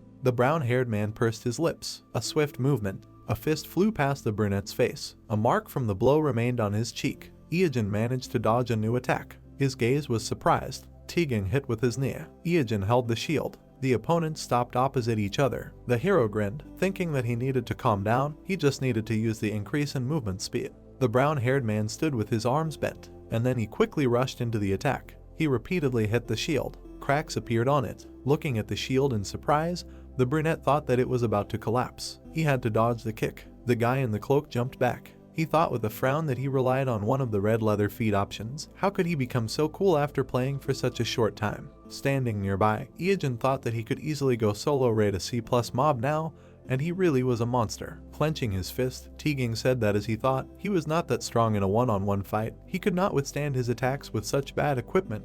He would finish him off. The brunette held a knife in his hand, and then he smiled. In the haze, his words appeared that he thought so. Smiling, the hero said that he was wearing top-notch loot. His eyes widened in amazement. He saw a glove with a round stone and thought it was a wanderer's glove. The boy stood in a confident pose, while the hero thought that he was wearing smooth stone armor, a victory helmet and cheater's shoes. He had expensive loot, but lacked experience. His gloved hand was clenched into a fist. Iajin thought that he was a big fan of the god of battle Teaging.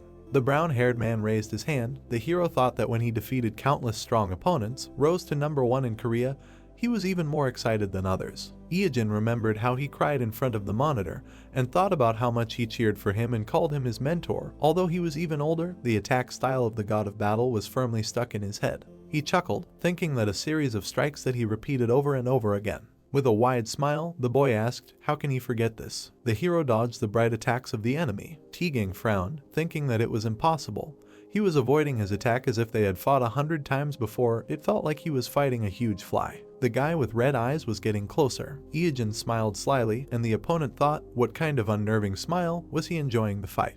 He gritted his teeth. Striking with his fist, he asked, who is he? A knife approached Teaging's throat. He waved his hands, closing himself. The brunette thought with a smile that he had a fragile chin. Squeezing the weapon, he thought that the fatal flaw that made Teaging, a former boxer, retire. Because of this, he is very sensitive when he attacks him in the chin. The brown-haired man's gaze became amazed. He sweated, realizing that his HP was falling. Touching his stomach, Teaging asked, what is he doing? Approaching, the guy with the knife said that they will see each other. He looked ahead attentively. Teaging smiled. His fist collided with the shield. Glancing at it, Iajin thought that he knew that he needed this bronze shield to fight the crying Galatea. The shield shattered into pieces, and the brown-haired man said that he would not die. There was no more shield. He lost. He would get this bronze shield faster and kill Medusa himself. With a slight smile, he said that no one could defeat the monsters that he had not defeated. The hero looked at him silently. The guy confidently clenched his fist, and Iajin thought that it resembled the spirit of the mountain, as expected of a hero from another era. Continuing to watch, he thought that it was admirable, and said what to do now. He knows that he can defeat her with his eyes closed, right? The brown-haired man standing opposite asked in surprise. He saw the boy turn around indignantly and asked what nonsense. How could he defeat a rank monster with his eyes closed? The brunette held up 2 fingers and said that there was no time to explain, just watch the video later when it came out. He imagined the figure of a woman with red eyes. Teaging frowned, thinking that he must be joking. It was impossible. He was really going to defeat her. Iajin walked forward in a cloak, thinking that he would return to Medusa's attack pattern. Cloaking his eyes, he recalled that Medusa's subjugation difficulty was still 5 stars, 3 active skills and 1 passive. She attacks at random. There is a 33% chance of one of the attacks appearing. Remembering the woman with snakes for hair, he thought that in addition, he should anticipate and avoid an attack with his eyes closed. Concentrating on the noises, he can hear more than the sounds of his body. The boy stood with his eyes closed. A sound was heard in the darkness. The brunette waved his hand and said that he was stagnant water and he was a streamer. Iajin smirked and said that he was continuing the quest weeping Galatea. He would challenge Medusa. He remembered the blow to his shield and said that under normal circumstances he would have used it. The shield shattered into pieces, and the guy explained that due to his companion's betrayal, the shield was destroyed, but it was nothing, and should he fight with his eyes closed, he had good hearing, so everything should work. There were red symbols around the woman. The hero explained that she had 3 active skills and 1 passive. Ice flows rose up. The first hellish frost. Ice spikes sprouted from the floor. Since he could not see, he needed to listen carefully. Flames rose up. The second wave of hellish flames. The guy remembered how he dodged it and explained that it was burning and spread in a large fire. Of course, if he could not see, he needed to listen carefully. The hero was surrounded by smoke. He said that after dodging these 2 random attacks, he remembered walking with his eyes closed and told him to crawl along the floor to make a physical attack. Since his eyes were closed, he needed to remember where exactly Medusa was. The opponent's eyes were glowing red. Iajin said it was time for the 3rd active skill. A huge black snake appeared from the portal. He said it was the summoning of Jormungandr. Holding a knife, the guy explained that if they were afraid that they would see its size and their fighting spirit would be broken, then they should not worry, it was just a summon. This guy's attack pattern was very simple. The tail moved quickly. The hero said it was a tail strike from top to right. The snake moved along the ground. The guy continued, writhing his body from bottom to right. The cloak flew up from the attack. The hero continued, a headbutt and again repeat, until they can't see, let them dodge. Poking the snake with his weapon, Iojin explained that since it can resist magic, physical attacks are its weak point. To defeat it, one must be focused and attack continuously. Sparks flew. The snake's head fell to the ground. Medusa appeared next to the boy who had his eyes closed, who said that after avoiding the endless hellfire and frost, an enraged woman would approach him. He imagined her waving her arms, turning him into stone, and explained that she would try to use her passive skill, Mana Burning.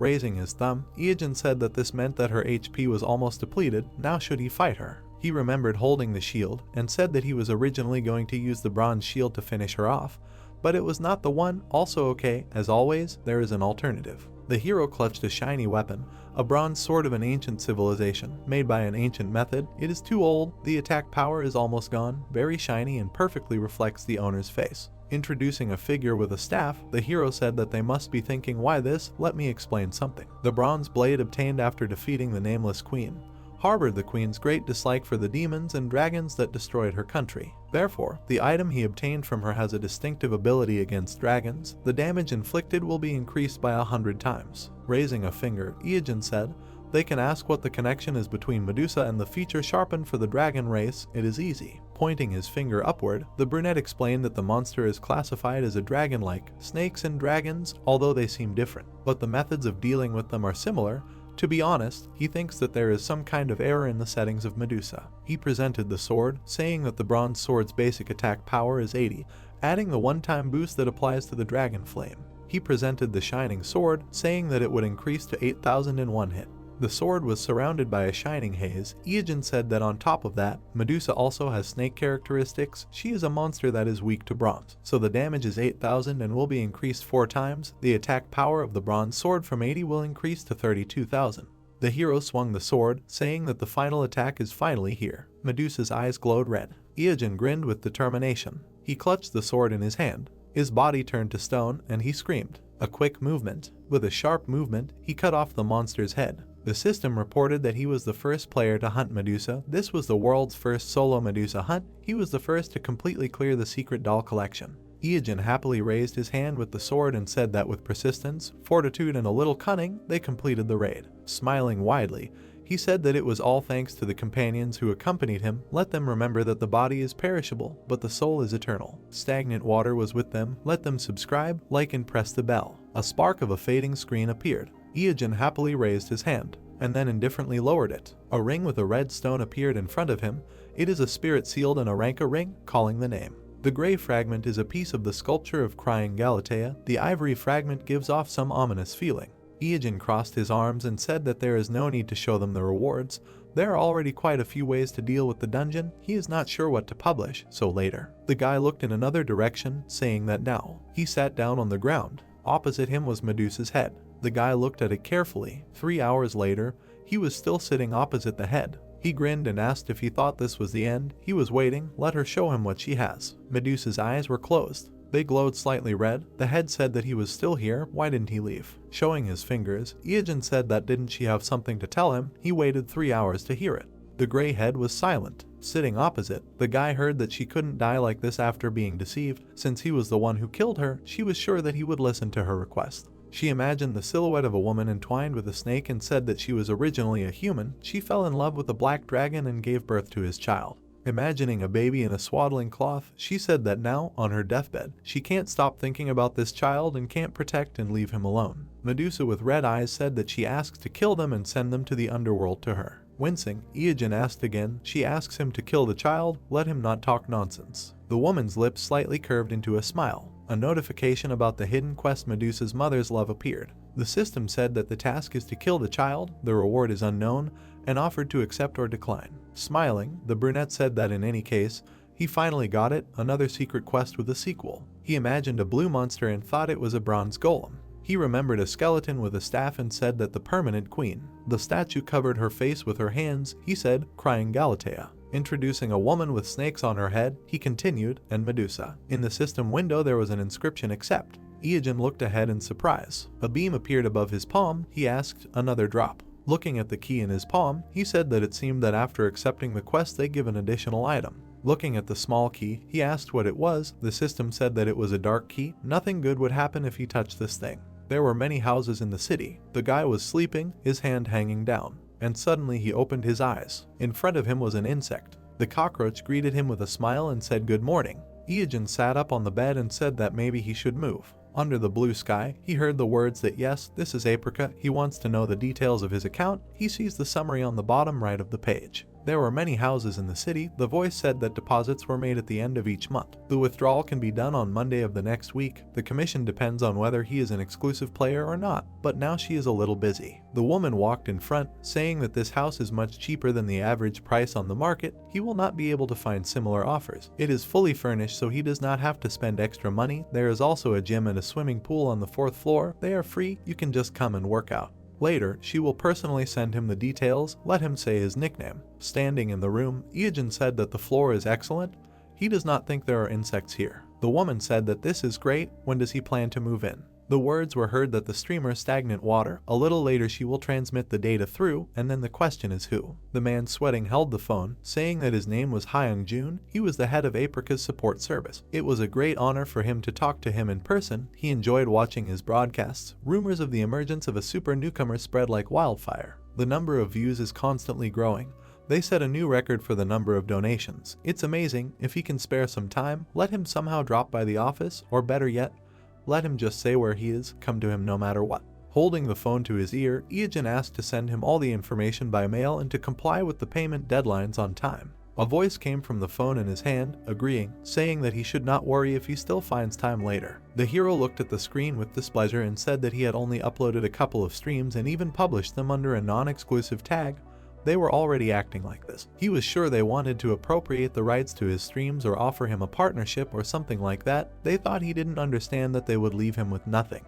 Holding a glass with a straw, he said that he had already been through this and would never fall for it again. An organization that unites players, streaming platforms, television, none of them could be trusted. He spat out the drink when something fell in front of him. There were fragments of a monitor on the ground. Looking up with displeasure, the brunette asked what would happen if an honest citizen were passing by. A scream was heard from a window on the top floor. The guy looked up, stunned. Awkwardly walking further, he said that he was not hurt, so he thought maybe he should forget about it. He could distinguish between a game and reality, so it was better to ignore it. Good coffee. Someone at the open window suggested shouting. The guy looked at the burning girl, asked why she broke a perfectly good monitor. Enraged, Da-Hyu clenched her fingers, saying that she would kill this bad man. It was unfair.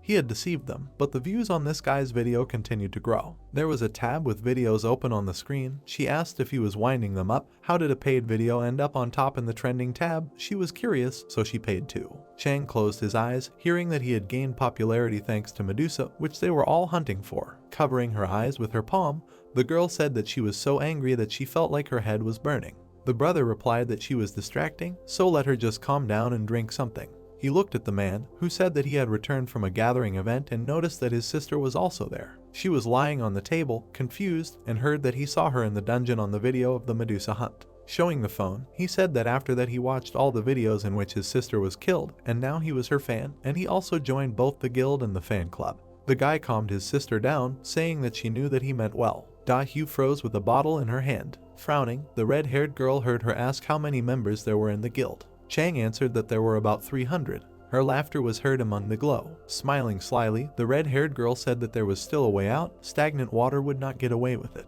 Her eye was glowing blue. The body of a monster was lying on the ground. A green body was also lying nearby. Words were heard that this was strange. The snake lay with its mouth open. The hero said it was a king cobra with sharp scales. Walking past the bodies, Iogen said, the horned lizard and the camel lechiel, all strong C+ rank monsters. Why are they all dead? He was walking through an abandoned land somewhere in the eastern hemisphere of the Den of Immorality. Looking to the side, the brunette thought that he did not think that someone would visit the dungeon before him.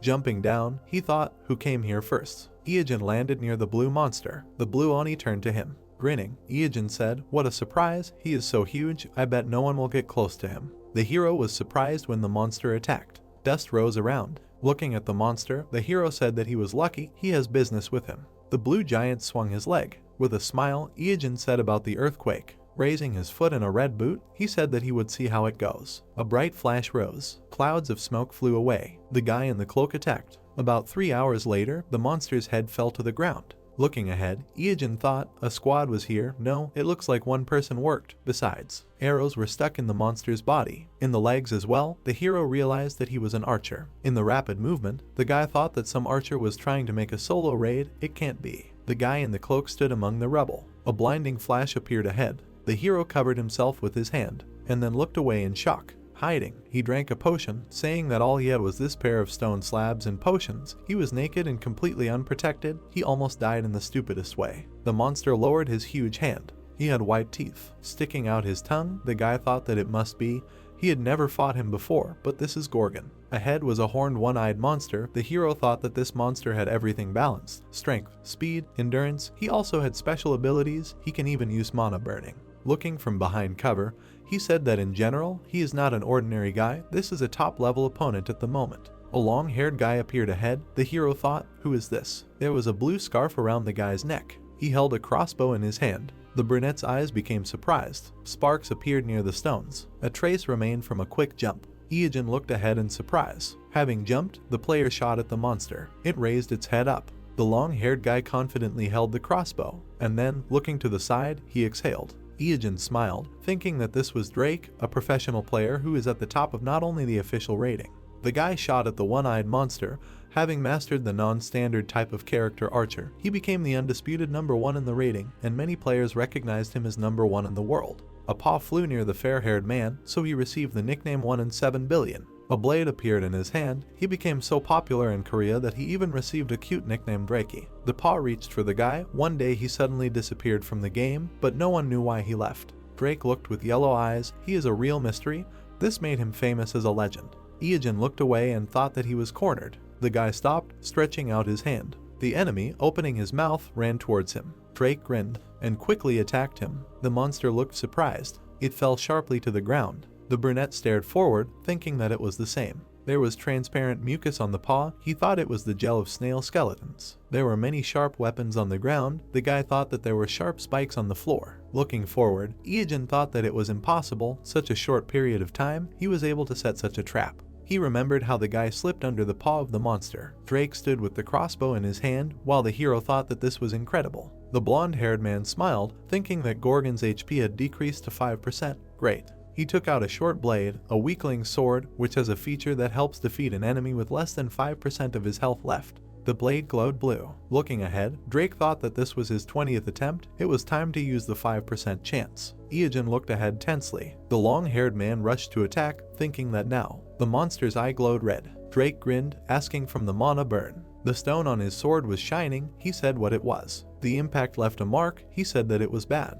The blade pierced the monster's eye. Lightning began to emanate from it. Gorgon fell back. He fell next to the hero. Looking ahead, Drake exclaimed that he did it. He finally defeated this monster. Iojin opened his mouth and shouted at him not to move. The boy turned around, hearing that it was not over yet. A snake appeared in front, the tail of Gorgon. The yellow eyes widened in surprise. He saw the huge Jormungandr chewing on the tail. After all, it is immune to poison and magic. On his finger, a ring with a spirit sealed in it glittered. Standing behind, Iojin said that he did not mean to interrupt. Turning, the blonde asked, did he summon this? The brunette nodded with a slight smile and thought that Drake's meta was originally supposed to be an archer who caused an earthquake that occurred when he fired a barrage of arrows from a long distance, an excellent fighting style. He imagined a red boot and thought that the red leather feet were the item he used. Imagining the blue monster, he thought that if he had defeated the red Oni first and got the earthquake meta, he might not have had to fight Gorgon for so long. With a slight smile, Drake said that he had no use for it. If he died here, he would have nothing to do because the game would block access for a while. The brunette looked surprised. A notification appeared saying that he had successfully completed the world's first Gorgon raid.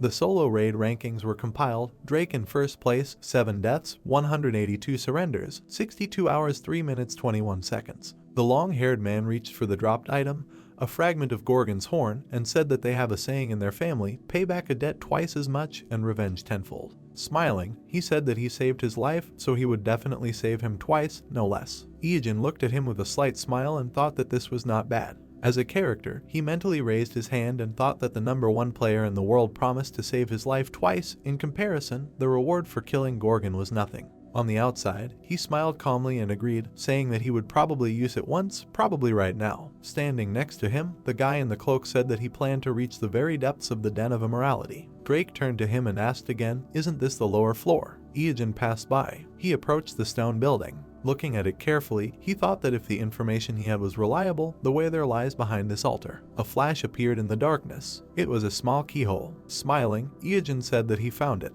A dark key hovered above his palm. He inserted the key into the keyhole. Drake watched this in surprise. There were cracks in the ground, and suddenly the floor under the guys collapsed into rubble, causing the blonde to scream. The system reported that they had descended to the hidden location of the Den of Immorality, the 8th floor. The first characters' names were entered into the Akashic Chronicles. The real boss appears. Looking down, Drake said that there really was a hidden floor. Smiling, the cloaked hero said that yes, the final monster he had been walking towards for so long. In front of them was a huge black monster with a long tail and wings, Medusa's son, Basilisk. Light was pouring out of the rift. The black dragon had imprisoned his son in an underground prison before he could rebel. His mother Medusa he had sealed in a statue, so Basilisk was separated from his mother after his birth. The black silhouette of the monster appeared. All this time it had been building up rage towards the black dragon. Iogen exhaled and said that it was quite cruel to imprison his son in the sewers out of fear of being usurped. The black dragon is a coward. Drake added that he did not know about this hidden boss. Smiling, he said that he was excited. The brunette chuckled and clarified what he said. The guy shot down. A spark flew off the monster's armor. Drake looked away questioningly. Iogen, who was standing next to him, said that it was because of his ability called immorality. Looking down, he continued that it was a passive skill that returned 90% of the damage to the attacker. His defense was high, so he would not suffer much damage anyway, but this skill was annoying.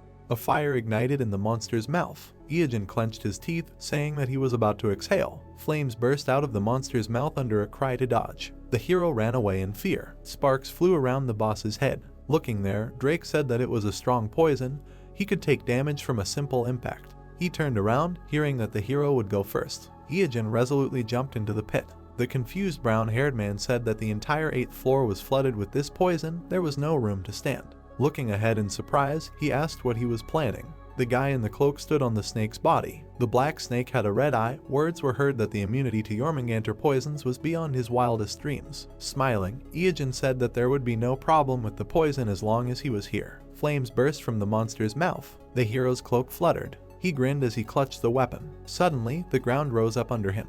Looking tensely to the side, he said that it hit the torso. The monster's paw reached for the hero. Suddenly, something hit him in the eye. The brunette turned around, recognizing Drake. He closed his eyes after the shot. Smiling, the brunette said that he helped well. The clothes fluttered from the quick movement. A spark appeared near the torso. The black monster opened its mouth. Drake appeared next to him and said that even with Jormungandr's immunity to poison, they wouldn't last long. Looking ahead, Iogen shouted that they needed to run now. The guys ran up the spiral staircase. The enemy swung his long tail. His blow broke the staircase. The brunette staring ahead said that they needed to go higher. This guy hunts attackers to the very end. Looking back, Drake said that he had excellent defense, the ability to reflect damage, and poison. His HP was also incredibly high, as he thought they should come back more prepared. The hero grinned and asked what he was talking about. He told him. The black monster was quickly approaching from behind.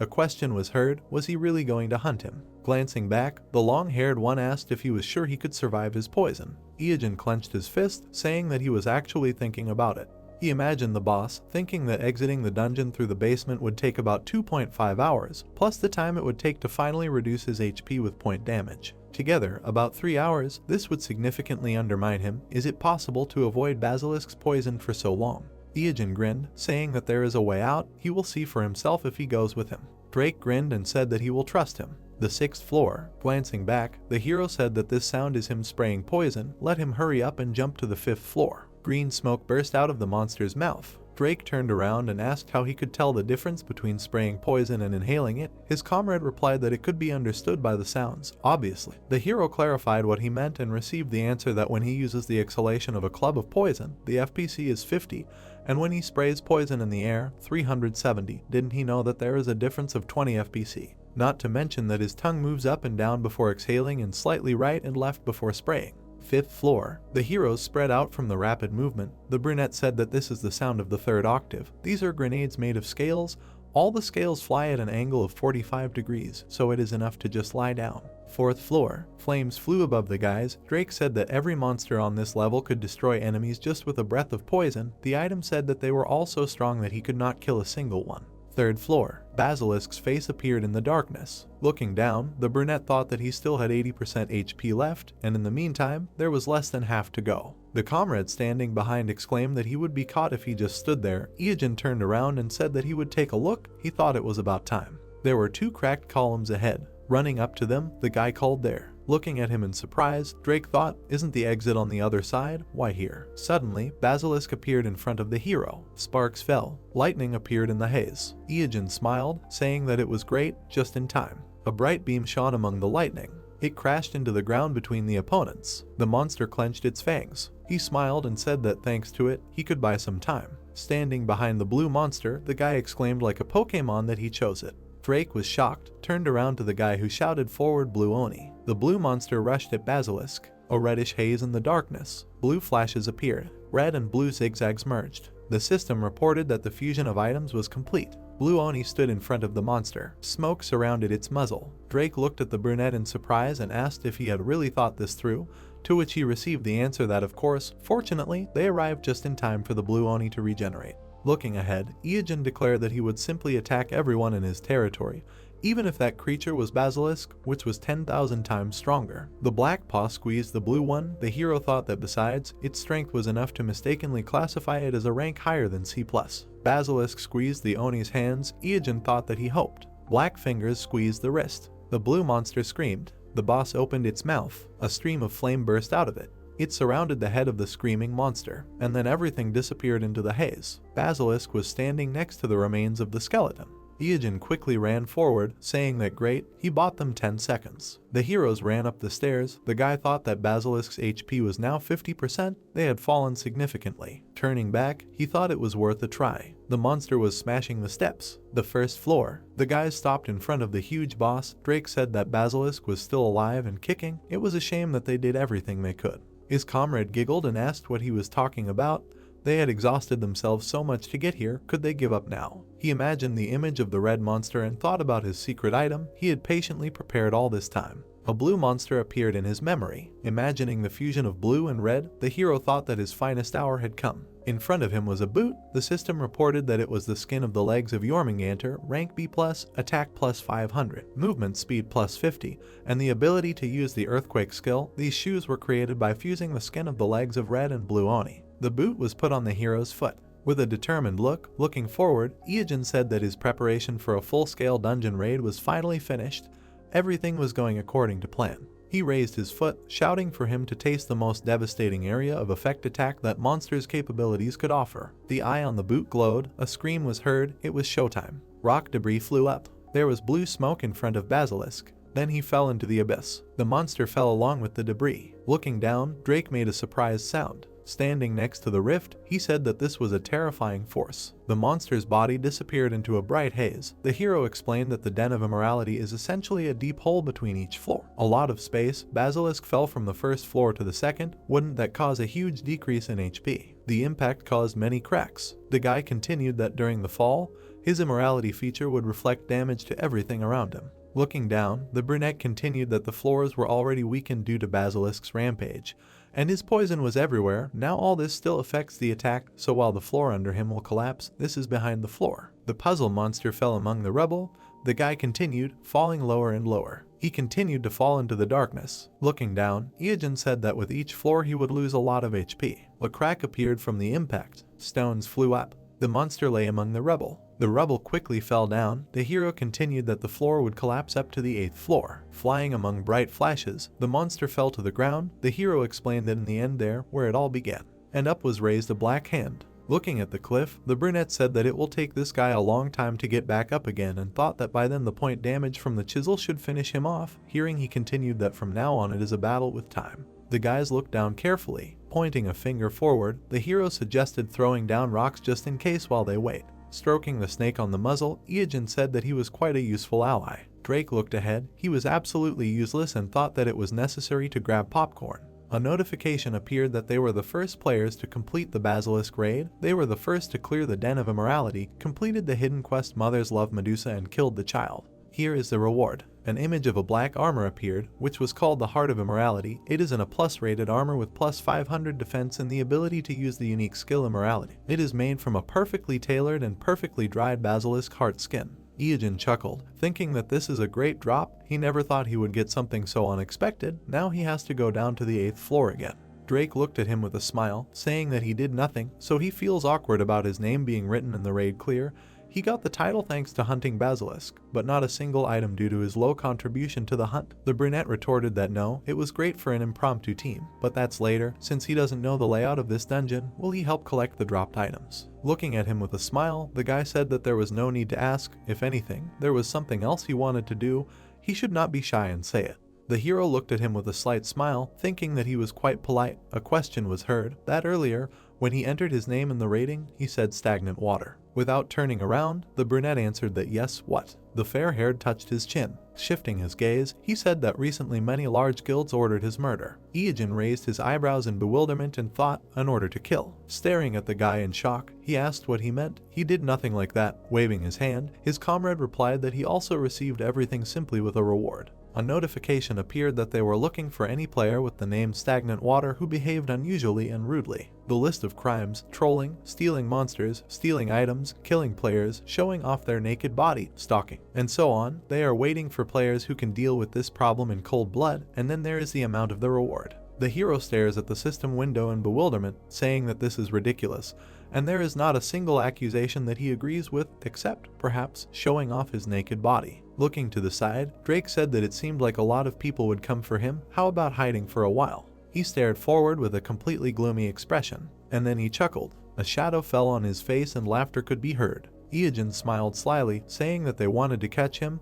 It was so cute. He imagined an image and many birds, thinking that imagining the faces of all these newbies who would surround him like chickens, wouldn't it be exciting? Drake was surprised to hear the guy say that before these chickens grew into fighting roosters. The brunette stretched out his palm and asked that getting rid of them early wouldn't be such a bad thing. Among the sands of the harsh B-rank desert, there were black thorns. Sparks flew around the monster. The man clenched his fist, shouting that he was the one who caught it. Let him give it to him. The man with the sword replied that he should take his hands away, or he would cut them off. Pointing his finger, the man asked if he shouldn't apologize if he bumped into someone. Replied, why would he? He bumped into him, wanted to fight. The crowd cursed and pointed their weapons at each other. A quick movement and a shout to everyone. The people turned around in surprise, hearing that they hadn't forgotten why they came here, right? The guy holding the mace, hearing how they were told not to waste their strength. The silhouette of the platform appeared ahead. The girl with the microphone raised her hand, shouting that today they had a common task and only one goal: to kill stagnant water. The red-haired man exclaimed in surprise that it was the leader of the UD Guild. The second exclaimed that it was the beautiful boss. Da-Hyu held the microphone, shouting that they would not lose precious HP by fighting against each other. Who should they point their blades at? The men resolutely shouted stagnant water. The air echoed with a shout in response to the question, who should feel them together? The red-haired girl shouted, who is the bad person they are going to kill? The men raised their hands and shouted. Clenching their fists, the people cheered, shouting the hero's name. The man with the sword asked how she found so many people. He knew that the squad they hired, the secret fan club, was here, but there were no more than 100 people. Here there were more than 500. Da-Hyu put her hand on her hip, saying that it was not only them. Many Chinese tops came too and heard the question, why? She introduced the man on the throne in front of the information window and said that recently a Chinese rich man named Yungshi personally announced a large reward for this bad guy's head. She thought the Chinese players were unhappy with the Koreans taking the initiative. There were sparks in the pink smoke, and words were heard that there were three major forces here: the UD Guild, the Incheon Alliance Guild, and Yungshi's bounty hunters. The girl chuckled, thinking that all these people gathered here to catch stagnant water, even embarrassed by how much stronger they are, but they will get rid of him with confidence. Stepping forward, she said that thanks to him, they will be able to find him. As the guild leader, she is grateful and turned to Drake. The blonde looked at her determinedly, saying that they had to team up for a while, so he knows a little about him. Looking at the guy, the redhead said that she understood what he was getting at. Speaking of which, how did he know his current location? The guy with the blue scarf replied that he was stalking him. He got the information from the player league. Crossing her arms, Da-Hyu asked what he wanted in return and received the answer: money, to which she asked if she planned to kill him and get a reward from both them and the Chinese. Shifting her gaze, Drake said that due to some circumstances, he could not receive a reward from the Chinese. he would transfer the entire amount from their guild, so let him pay him everything. The girl looked at the hero carefully. Imagining the guy with long hair, she thought that Drake was not in the official rankings, so she did not know his level. The guy dodged the claws. She thought that he was already famous in the underground gaming world. She imagined him with a determined look, thinking that as long as he did not oppose the Yudi guild, this could work. The girl said that it was fine, as long as he definitely finished him off. Turning around, she said that they would see each other later, but the guy stopped her. Da-hyu turned around. Smiling slightly, the blonde man asked, was she by any chance planning to kill him and be done with it? The next day, clouds were floating above the desert. The warriors with weapons gathered together. Clenching his fist, the guy shouted for him to come out already. The red-haired man chuckled, saying that they would incinerate him and cook themselves a roast. Da-hyu held the scroll, thinking that she had spent a lot of money to get this scroll, a lightning strike. She could not let him die until she personally pierced him with her sword. A bright spark appeared in front. More and more. The girl pulled out the melody surrounded by lightning, shouted a death wish. Lightning came from the hands of the warriors. A green ball came from the man's palm. A bright glow went forward. There was a bright flash. The girl looked ahead tensely and thought, did it work? Clouds of dust rose up. Among them, the silhouette of a pile appeared. The amazed players looked at it, shouting, what is this? The girl looked at it in shock. There was a neat pile of shit. Then it disappeared. Dust rose up. Then a lying camel appeared. The man looked at it tensely, exclaiming, what is this? The blonde man in a huge mask exclaimed that he thought he saw a huge poop, and now there is a camel. Did they attack a camel? Frowning, Da-hyu thought, it can't be, they got false information. She used an expensive scroll just for the sake of it. Suddenly, her eyes widened in surprise. She thought, what is this? An earthquake. The sand hills were really shaking. The cloaked brunette who appeared said with a laugh that they had asked for it.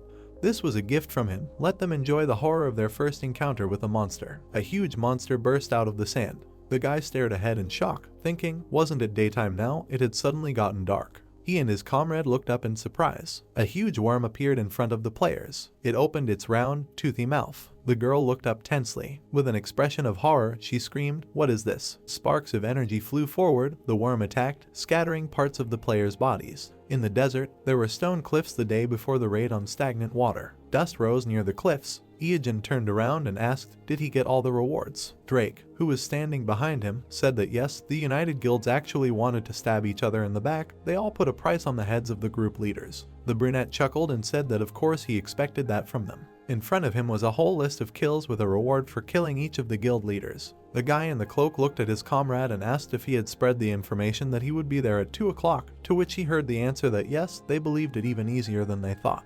The brunette continued that he was not affiliated with any of the groups, so they should believe that he had no reason to lie to them. As long as he was fighting these 3 guilds, tomorrow he could remove the targets from the list and get the reward. A question was heard in the sandy desert, is this what he planned? Drake looked at the guy, saying that there were already hundreds of people gathered there. Tomorrow there would be even more. Each of them an experienced player, and they all gathered to kill him. Yungshi from the Chinese player base only made things worse. Yellow eyes widened in shock. Ijin closed his eyes with a smile, saying that the name is made up of a part that means snort and a part that means won't tell. Sticking out his tongue, he slyly said that therefore, if someone wanted to know his name, he would have to say that he wouldn't tell. Drake looked at him dumbfounded, and then opened his eyes wide, that it was him, wondering what he was going to do with the crowd that had gathered. The hero replied that he would understand tomorrow. A bloody camel was lying on the ground. A swift movement. A 50-meter-long A+ rank sandworm was scattering the players' body parts. The red-haired man exclaimed in shock, where did it come from? The players clutched their heads in fear, screaming. Chang frowned, ordering everyone to attack. In front of him was the round mouth of a monster. The people felt an earthquake, and they fell sharply into the abyss. A huge worm towered over the desert. A cry was heard that the monster was causing an earthquake. The blonde man in the huge mask cursed in confusion. The brown-haired man asked with tears on his face, how should they persuade the melee squads to lose their lives in such a way? Da-hyu, who was standing behind them, exclaimed at them not to panic. With a determined look, she shouted that it was an earth or mud type monster, which meant that the damage from ice increased 4 times. Let the magicians use ice attacks at once. And flashes of bright lightning flew. The man hit the monster with an axe. A cry was heard to gather all the guild members. The crowd gathered around the monster, hearing that it was rank A+. Sparks appeared on the monster's body from the attacks. Swift movement. The girl stretched out her hand, ordering to defeat it. The guy added that after spreading the news about the monster, they received more advantages. He grinned slyly and said that when the people who started the battle would soon die, a new wave of the team would end up taking their place. The leader said with a grin that they still had a lot of shells. Lightning surrounded the worm. With a determined look, the girl shouted that just a little more. The gray-haired man addressed her, saying that she was slowly moving into a defensive position. Teak grinned, saying that if they could support the attack, it would definitely not hold out. Rubbing his nose, he said that to be honest, after the mission was over, he had something to tell her. Da-hyu was surprised to see a spark flickering. There was fletching sticking out of the ground, she said. This arrow. Turning around in displeasure, she exclaimed, Drake. Gritting her teeth, the girl said that even if he couldn't kill stagnant water, why kill Teak now? Now she would have to team up with someone else even if they were almost all dead weight. She saw the arrow hit the guy and exclaimed, about her brother. The girl turned around in shock. Behind the rock was the figure of a guy. Drake was holding a weapon. Looking at him in shock, the leader cursed, shouting that he was originally on stagnant water's side. A spark came out of the weapon. A swift movement. Iijin in a black cloak said that if even a newbie like him managed to defeat the sandworm, this kind of pinpoint approach works well. He imagined the lying pile, thinking that stagnant water did not realize that he had summoned Jormungandr to hide thanks to its immunity to magic. Introducing the camel, he continued that for a monster, it had low physical resistance. Things would be a lot easier if they had an archer. Thinking that in the midst of the confusion, he attacked and awakened the sandworm. As those with bounties on their heads, they should have come for it, but now the crowd of newbies seemed to be delayed. Clouds floated across the sky. The monster's mouth was black and scorched. It scattered into ash. The monster fell on its side. The players watched in surprise as it fell next to them. The man in the helmet asked in fear, did it work? The blue-haired player exclaimed, was it defeated? The people raised their hands joyfully, shouting that they did it. They defeated an A+ rank monster, they won, but suddenly the answer was no. The ground beneath their feet shook again, and they exclaimed again. The armored men looked at each other, asking, is it still alive? A leg in a blue and red boot appeared. The hero said that they did not win. The guy in the cloak grinned. Surrounded by sparks, Iijin said with a smile that he won. The armored men asked with displeasure, what is he talking about? Standing in front of the hero, they exclaimed, does he want to take their loot? The brunette grinned, thinking that he could not do this if they did not help him complete the task. His eyes widened. He thought that he could not believe that he actually defeated the sandworm. In his past life, he was defeated for the first time 5 years after the release of the game. He thought with a smile that now only 6 months have passed since the launch, that's 10 times faster. The hero turned around when he heard his name being called. A figure with a sword was approaching him. Surrounded by lightning, Da-hyu shouted that he had lowered his defense. The girl hit the hero in the chest. Da-hyu opened her mouth, screaming that he had weakened his defense. She hit the guy with her sword, wishing stagnant water death. Smiling evilly, the girl said that his defense was poor. She was surprised, barely managing to finish, that he would not survive with such a thing. The sword surrounded by lightning touched the armor. She thought that his skin was covered with something black. Sparks flew, a calling sound was heard. Looking down, Iijin asked if she was not looking at someone's body too openly, so shameless. Red rays threw the girl back. Throwing her head back, she screamed. Looking up in shock, Da-hyu thought why she was taking damage. Could it be that this was a reflection of the damage? The black spikes glowed red, and then they began to dissolve. Looking down, the brunette exhaled. Information about the armor of the Heart of Immorality appeared. Looking at the black palm, Iijin said that it was a bit of a worry, but this relic was amazing. The trait of immorality reflects over 90% of the damage dealt to the attacker. The guy in the cloak heard someone excitedly exclaim that he was alive. Drake looked at him, asking if he hadn't been critically hit. How did he even survive? Iijin replied with a smile that it was nothing, you could say that he was fully armed. The edge of the cloak fluttered. The hero said that since all the guys who attacked the sandworm were killed. The wind fluttered the cloak. The hero continued that the pinpoint damage he dealt finished off the monster, making him the only player to defeat it. Standing next to the monster's body, the guy said that thanks to this, he received another amazing item. The information said that this was a sandworm skin of rank A+, can use the unique traits of foul play and tenacity. The boy imagined himself standing in front of a flaming ball and thought that the sandworm's passive skill known as Fortitude would activate if the user of the shroud had full HP before taking damage and would always leave 1 HP if the user took damage exceeding 10,000 HP. In other words, even if a meteorite destroyed the entire planet, he would survive with 1 HP left. Iijin drank the red potion, saying that with 3 items like this, he wouldn't even need any more regeneration potions. The empty container flew away. The brunette clenched his fist in joy, mentally rejoicing that he got 2 of the top 3 items he was aiming for. He twirled around happily, telling Drake that he was in good shape. Let him watch carefully. Isn't this cool?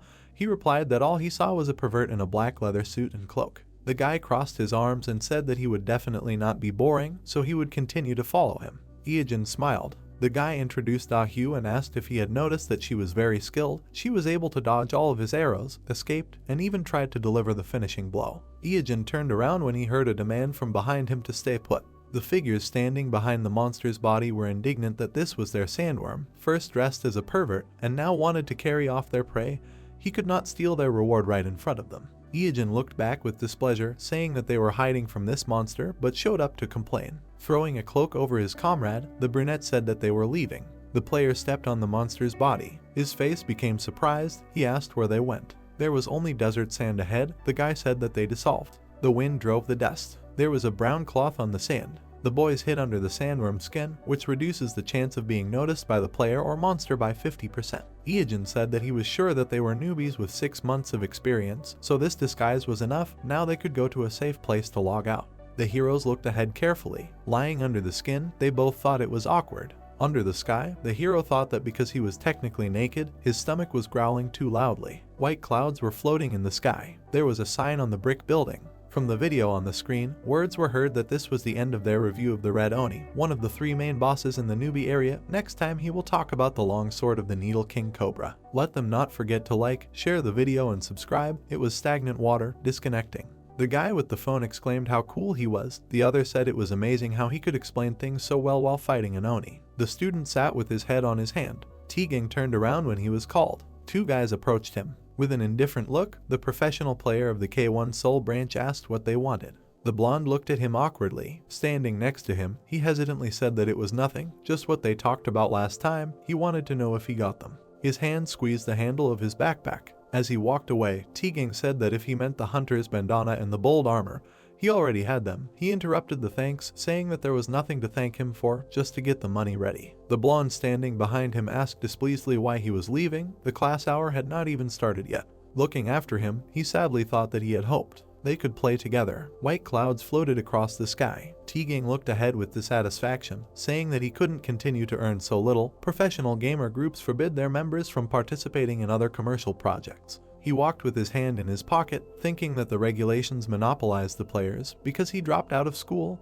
he had nowhere to go. He walked down the city street, thinking that when he tried to stay in the dorm, it was annoying because everything the older ones did was gather all the younger ones and make them do everything for them. The house is empty because his parents work day and night to pay for his younger sister's treatment. There was a bright building ahead. Teagang thought that he wanted to debut quickly to participate in tournaments, but with his history and the school's interference, even that would be difficult. He closed his eyes and said that since he was a rookie who hadn't even debuted, he couldn't get anything from sponsorship or advertising. He had to earn money somehow. Something black was flying quickly. Teagang caught it with his hand. He looked at it and asked, "What is it?" He was holding a blue poster of the East Pacific ship, Toto League, which said that there was a cash prize of 1 billion won and that they were looking for the best young professional players in Korea. If you wanted to bet, all types were allowed. Feel free to call, come and become a superstar. White clouds were floating in the sky. There was a car parked not far from the house. The woman in pink was shouting discontentedly, so this is how he decided to spend his father's inheritance. The man in the tie reminded the older man that he had said that he could get a bigger share. The man angrily shouted that he had his own needs too, if he had forgotten, and besides, he was the oldest of them. He should give them a bigger share. Ijin heard someone shouting with an awkward smile. Did they think that this conversation was not only about them? The guy held the phone to his ear, thinking that for the first time in a long time he decided to come visit his uncle. On the phone, he was told that a memorial service would be coming soon, so he needed to come at least a week before they arrived. The displeased uncle asked the hero if he thought he had crossed the line. The guy awkwardly asked again. The man opened his mouth in displeasure and shouted that he was already at the age to go to college, find a job and become completely independent. He expected them to still pay the bills and fuss over him. The boys looked ahead in confusion as he ordered him to look at his cousins. They hadn't relied on their parents since they started going to school, and how good was he at school? The cousins chuckled a little. Spitting out saliva, the man yelled that no, he was just sitting there playing his stupid games, and now he sees the difference between him and those who have real jobs. Ijin let out a sigh, dejected, thinking that who knew he would make a speech to pretend that he was actually protecting him. The children held their phones. The man waved his hand, telling his brother that he was sure Ijin thought about such things. But he angrily replied that he didn't, and then said that they would return to their common problem. They needed to discuss it together. The indifferent brunette listened, that it was about his grandfather's inheritance. It shouldn't be a surprise, since they all knew that he was no longer with them. The boy smiled and asked how much he had left. He asked again in surprise when he heard the man put a 20 and 2 zeros next to it. The furious man, spitting, shouted that so much money was no joke. He was too inadequate to understand what it meant to have so much money. Iijin raised an eyebrow pitifully, thinking it was only 2,000. He hoped in vain. He wondered how they would react if they knew that he had earned 40 million in 3 months. The man held up the papers, saying that the paperwork seemed quite complicated in this case. The man with glasses heard him ask for permission to help. Iijin raised a finger and said that he would submit these documents to the district office and ask for a geographic survey and the issuance of documents for land distribution. It should not take long. The relative froze in dismay, and then pointed his finger in displeasure, shouting why he was butting into the adults' conversations. Iijin smiled sweetly and said that he just wanted to offer his help, but if they didn't want to involve him, that was fine.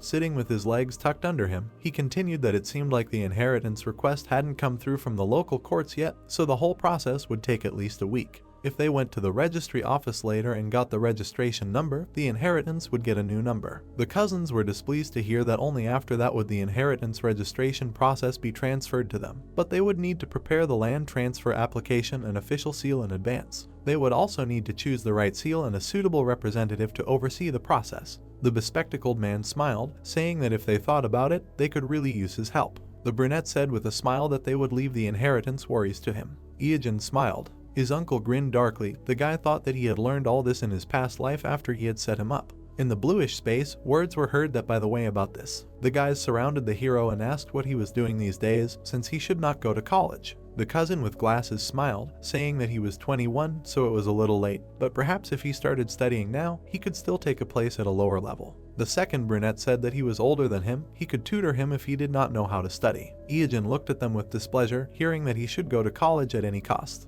Then he turned his gaze. The children continued to look at their phones. The uncle shouted at them with displeasure that they were sitting in their phones all this time, as if glued to the screens. He smiled nastily, saying that perhaps they wanted to end up like their elder Iijin. Arching his eyebrows, the brunette thought that he had already started on the children. He knew how much pressure they would be under from their parents. He imagined a boy studying, being told that his brothers had become doctors and lawyers. Do they think it's enough for them to work all night? A girl wiped away tears, hearing that they should be doctors or lawyers like their brothers. Their parents, spitting, said that it was for their own good. The brother with glasses smiled. The hero thought that 15 years later, the older brother, a paid medical practitioner, caused a major medical scandal and became an alcoholic after leaving the hospital. Remembering the brunette looking down, the hero thought that the younger brother, who became a lawyer, saw his business fail and got divorced thanks to his trademark arrogance. In the end, they used up all of his uncle's severance pay and pension fund and tried to encroach on his property as well. Clenching his fist, Iijin thought resolutely that he would not return to his old life and would not allow this to happen.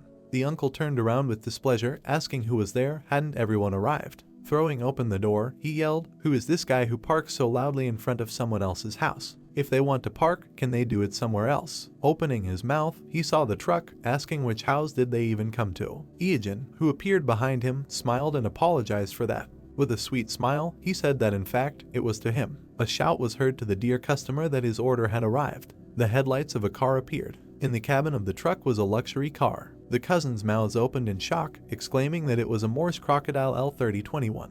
The children stared ahead in admiration, saying how cool it was. Iijin signed for the delivery man, saying that this was an inimitable service. The delivery man said that delivery was a service that was included in the order. The door of the blue car opened. Holding his jacket in his hand, the boy said that they had discussed the main things about the inheritance, so if there were any other problems, they should contact him. He had important things to do, so he left. His relatives watched him get into the car with their mouths open. The uncle looked extremely surprised. The sky was clear. Opening his mouth in displeasure, he shouted that they were looking at their phones again. How many times had he told them to study? Frowning, he continued, unless they wanted to become like Iijin. Then his eyes widened in shock. Holding the phone, the boy said that they wanted to be cool like him. A video was open on the phone screen, and words about likes, subscriptions, and that stagnant water was with them could be heard. Rapid movement. The car moved forward quickly. The boy said that it was really a waste of time. He tried to give them a chance. With a smile, sitting behind the wheel, he continued that in any case, the moment had come, the big event that everyone had been waiting for. On the seat was a crumpled poster. In South Atlantic, the Amazon, a red beam was rising from the device. Words were heard that the Asian Toto League was finally starting.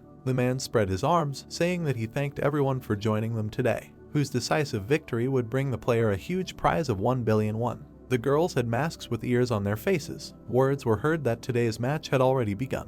This was the first duel in honor of the opening of the event. A long-haired man in armor stood in a confident pose. Words were heard that their first player was a private league participant with impressive skills and past experience defeating opponents in this tournament, number 48 PK Joe. The man smiled widely. The guy was warming up his hand. Words were heard that on the other side was a newcomer to the event, number 9 Machios. The guy looked forward with determination. The words were heard that this was the first duel in honor of the opening of the event. The brunette grinned predatory. The host continued, number 9 Machios against number 48 PK Joe. The participants stood opposite each other. The audience chanted PK Joe's name. Someone asked, who is the second? In the stands there were blue figures of temporary avatars to hide the identity of the participant. A question was heard, didn't they hear that he had a Korean accent when he spoke earlier? Another exclaimed that there was no way he would bet on Korea. Japan would definitely not lose. This was probably a child with a fake avatar created to bypass the law on the closure. In the orange glow, the order was heard to get ready and begin. PK Joe with a predatory smile pulled out a sword, saying that everything will be over in an instant. A quick move, a quick draw. A powerful energy crumpled his face. The guy standing opposite attacked. The fingers were clenched into a fist. The man thought he couldn't even react. T-Gang looked forward resolutely. The brunette frowned, saying that he was an impudent child. A bright flash came from the attack. The brown-haired man hit him in the side. A glow appeared next to PK Joe's face. The blow threw his head back. The screen showed the intro that number 9 Machios had won. A scream was heard that it was incredible. Against all expectations, the fan favorite PK Joe had been defeated. Number 9 Machios had won. The guy was standing next to his prostrate opponent. The spectators in the stands were discussing where he came from. Someone was betting on him. The chances that he would lose were 8 to 1. The brown-haired man frowned, thinking that this was to be expected. In tournaments like this you have to hide your identity. So the standard attack patterns of fake avatars are used. A bunch of nameless ones who awkwardly adapt to unfamiliar equipment. No problem, the victory will be his. A red beam emanated from the device. The host said that it was unpleasant to lose money, but they should not be so sad. Now he had better try to win the next fight. Who will be next? The guy smiled, thinking that out of a total of 50 participants, 25 survived, another 12 people were eliminated, then only 7 remained. Being part of 3 participants who are claiming the prize money, he needs to win 3 more times. The host with a mustache exclaimed that the atmosphere is heating up. The next confrontation will begin soon. The bet number 9 Machios appeared on the screen against number 21 Stagnant Water in Korean writing. The guy's eyes widened. He said not to tell him that this guy is also here. A man in a black cloak appeared. There was a black mask on his face. He heard the words, stagnant water, is it really him? Blue eyes looked forward. Frowning slightly, T-Gang thought it was an imposter. Standing in front of the guy in the mask, he thought that this shorty was clearly not 2 meters tall compared to their last meeting in the dungeon. His height had changed by at least 20 centimeters. It was impossible to grow like that, even if he ate well. The man in the white mask told him to start. A cry of the beginning was heard against the orange background. The player was clutching a spear in his hand. An eye flashed in the slit of the mask. The guy said, "Come closer." None of his blows would reach the target. The brown-haired man continued to stand, and then he grinned. Stagnant Water was surprised by the rapid movement. Machios was quickly approaching him. Flashes appeared from the blows. The guy clenched his fists. Then he attacked under the knee. The brunette in the mask made a dissatisfied sound. A red beam appeared from the attack. The hand was clutching the blade of the hedgehog needle from the dungeon. Looking at this, the blue-eyed guy thought that he was a melee player, but chose the style of this. Probably he has low HP. The masked guy's cloak was fluttering. The hero thought that he had an advantage in a large reserve of HP. That's why he should develop melee skills. Not to mention that this guy's speed is much lower than the real one. He dared to pretend to be naked in front of him. Clenching his fist, T-Gang thought that he asked for it himself. Resolutely knitting his eyebrows, he offered to dance. The stone on his forged glove of rank C+ glowed. An orange haze surrounded the enemy. The masked guy cursed that he had become even faster. The fist was surrounded by bright swirls. The glow was getting brighter. Clenching his fists, the guy appeared on fire. The avatars in the stands were discussing that this guy was a professional player. These were fire fists, amazing. The round stone on the glove was shining. The guy thought about a full charge. Flames were coming from his fingers. Gritting his teeth, T-Gang thought that this was the attack he was waiting for. Let him receive it. A vein bulged on the brunette's neck. People were discussing that Stagnant Water was so weak, he came here for 2 rounds. The brown-haired man's eyes became amazed. He remembered scenes from the past, a dark figure, a guy in a cloak, flying debris, the brunette's rapid attacks, flying bright sparks, the way he frowned forward, and how Iajin showed him 2 fingers and cursed in his mind. Flashes appeared in the fire. The man in the cloak slid back. Clenching his fist, T-Gang thought that the one who could beat him in a one-on-one duel, which he thought was impossible, the one who could complete dungeon raids on his own and succeed where professional players failed. He looked forward resolutely, thinking that he was missing even a part of his aura, and demanded to reveal his real face. The face of a dissatisfied man appeared. The spectators asked, "How is this possible?" The avatars in the stands were discussing the Lord of Western Chukos. He is a professional player who ranks 3rd in China, 6th in Asia Coast. The man chuckled, and then cursed. There was a white pattern on the round shield. He said that he was tired of hiding his style. Sparks flew from the tip. The man continued that in a situation like this, it would be pointless to give up on victory, right? He would get the prize money, but the bettors would cut him out. T-Gang looked forward resolutely. The man in the golden armor told him to come here now. This time it would be different. T-Gang clenched his fist. A bright flash appeared near the armor. Kos only chuckled. Smiling, he asked, decided to tickle him. Didn't he tell him that this time it was serious? Sparks flew. The attack left a bright trace. Covering himself with his hand, the brown-haired man thought that he was too strong. If he really hit, then the end is near. Looking ahead sullenly, he thought that, in addition, despite his size, he was too fast. First he should create distance. The guy took a step back. Kos smiled wider and said that he was scared. Let him come closer. He does not bite. As if raising his sword, he exclaimed that he would show him the power of the Great China. Bright rays crashed. The guy froze, thinking that this was a long-range attack. He frowned at the flash. He jumped aside from the rising beams. The hero gritted his teeth, and was surprised when the man appeared behind him. T-Gang shifted his gaze. Kos hit him from top to bottom. Dust rose from the beam. Sparks flew in all directions. The brown-haired man held the sword with his hands. With a wide smile, the brunette said that it looked like his HP was already running out. What would he do next? The armor on his hands cracked. A demand was heard to answer what he would do next. The hero gritted his teeth. He closed his eyes and said stop. He gives up. The screen showed the inscription that number 21 won. Words were heard in the blue glow. Who could have thought that the ruler of the West Coast himself would be here? They saw the expression on the guy from Korea's face when he gave up. But we need to go back to the question, what is a professional player with a 6-figure salary doing here? The man in armor said that this Korean does not have an ounce of courage. The avatars in the stands heard that the next opponent would be the contestant number 3. Who is it? He hadn't seen him before, and besides, he barely got out of the nameless group. Then he should definitely bet on number 21. There was no one in this league who could defeat Kos. The guy walked away. As he walked forward, he thought that this was a waste of time. The Lord of the West Coast was impressive. The hero remembered the flashy attack and thought that close combat using an overwhelming amount of physical attacks and net speed. He remembered how the man raised his sword and thought that even his attempt to pretend to be stagnant water was only successful because he was confident in his fighting style, using an evasion that was completely opposite to his own. I wonder who would win if he faced the real stagnant water. Closing his eyes, T-Gang thought that he couldn't earn a penny this time. It was a shame. He thought he should take this as a learning experience. The guy opened his eyes when he heard someone greet him. There was a powerful armor on his arm. A man in red armor stood in front. There was a red mask on his face. Frowning, T-Gang thought, who is this? Does he know him? As he passed by, the man said that he was curious about something. The guy turned around, looking at him, and heard what was said before. Stopping behind, the player continued that it would have been the end for him if he had hit him in the stomach. But why did he continue to attack him in the chin?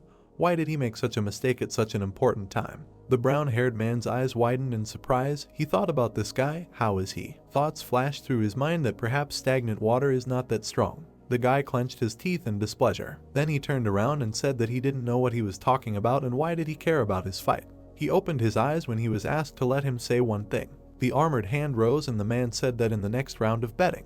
The guy looked surprised when he was asked to bet all in on him. The man walked forward and showed 2 fingers. The guy remembered Iajin showing the same gesture. His eyes became amazed. Turning to the man in armor, he exclaimed that he was stagnant water. The screen also showed the images of the participants and heard words saying that the next fight was now participant number 21 Goinmul against number 3 Mattingway. Kos scratched his ear and said that the Koreans have no courage. Did he agree? The masked player was silent. The man opened his eye slightly. He made an inviting gesture and said that he was so confident. Let him start. The man in red knelt down on one knee. The weapon on his hand touched the ground. Bright rays flew from it. The brunette clenched his teeth, thinking that the arena was shaking. His knees were shaking. He exclaimed that he could not stand. The enemy approached him. The eyes of the slit of the mask were burning, and words were heard that he had begun. He grabbed the man's face with his hand. On the screen was a video splash screen. Words were heard asking to like, subscribe, and not forget to like other videos. On the screen were preview images. The hero thought that all his broadcasts were becoming popular, each of them gaining more than 1 million views immediately after publication, and this despite the fact that you have to pay to watch them. Iojin ran forward, thinking that the sponsorship and advertising revenue he received was impressive enough. Running forward, the hero thought that, however, such income would not be enough for his plans for the future. He had a long way to go. Rapid movement. The guy thought that there must be a better and more profitable way than just streaming dungeon raids. Suddenly, a piece of paper flew into his face. He took it off and saw a blue poster. A red beam was rising up. Iojin thought that this was a private and illegal tournament for players. The Toto League. He still remembers all the pro players from the ratings, so he knows with almost 100% certainty who will win and who will not. In short, victory is in his pocket. In red armor and a helmet, he sat among the avatars. There was a wide smile on his face.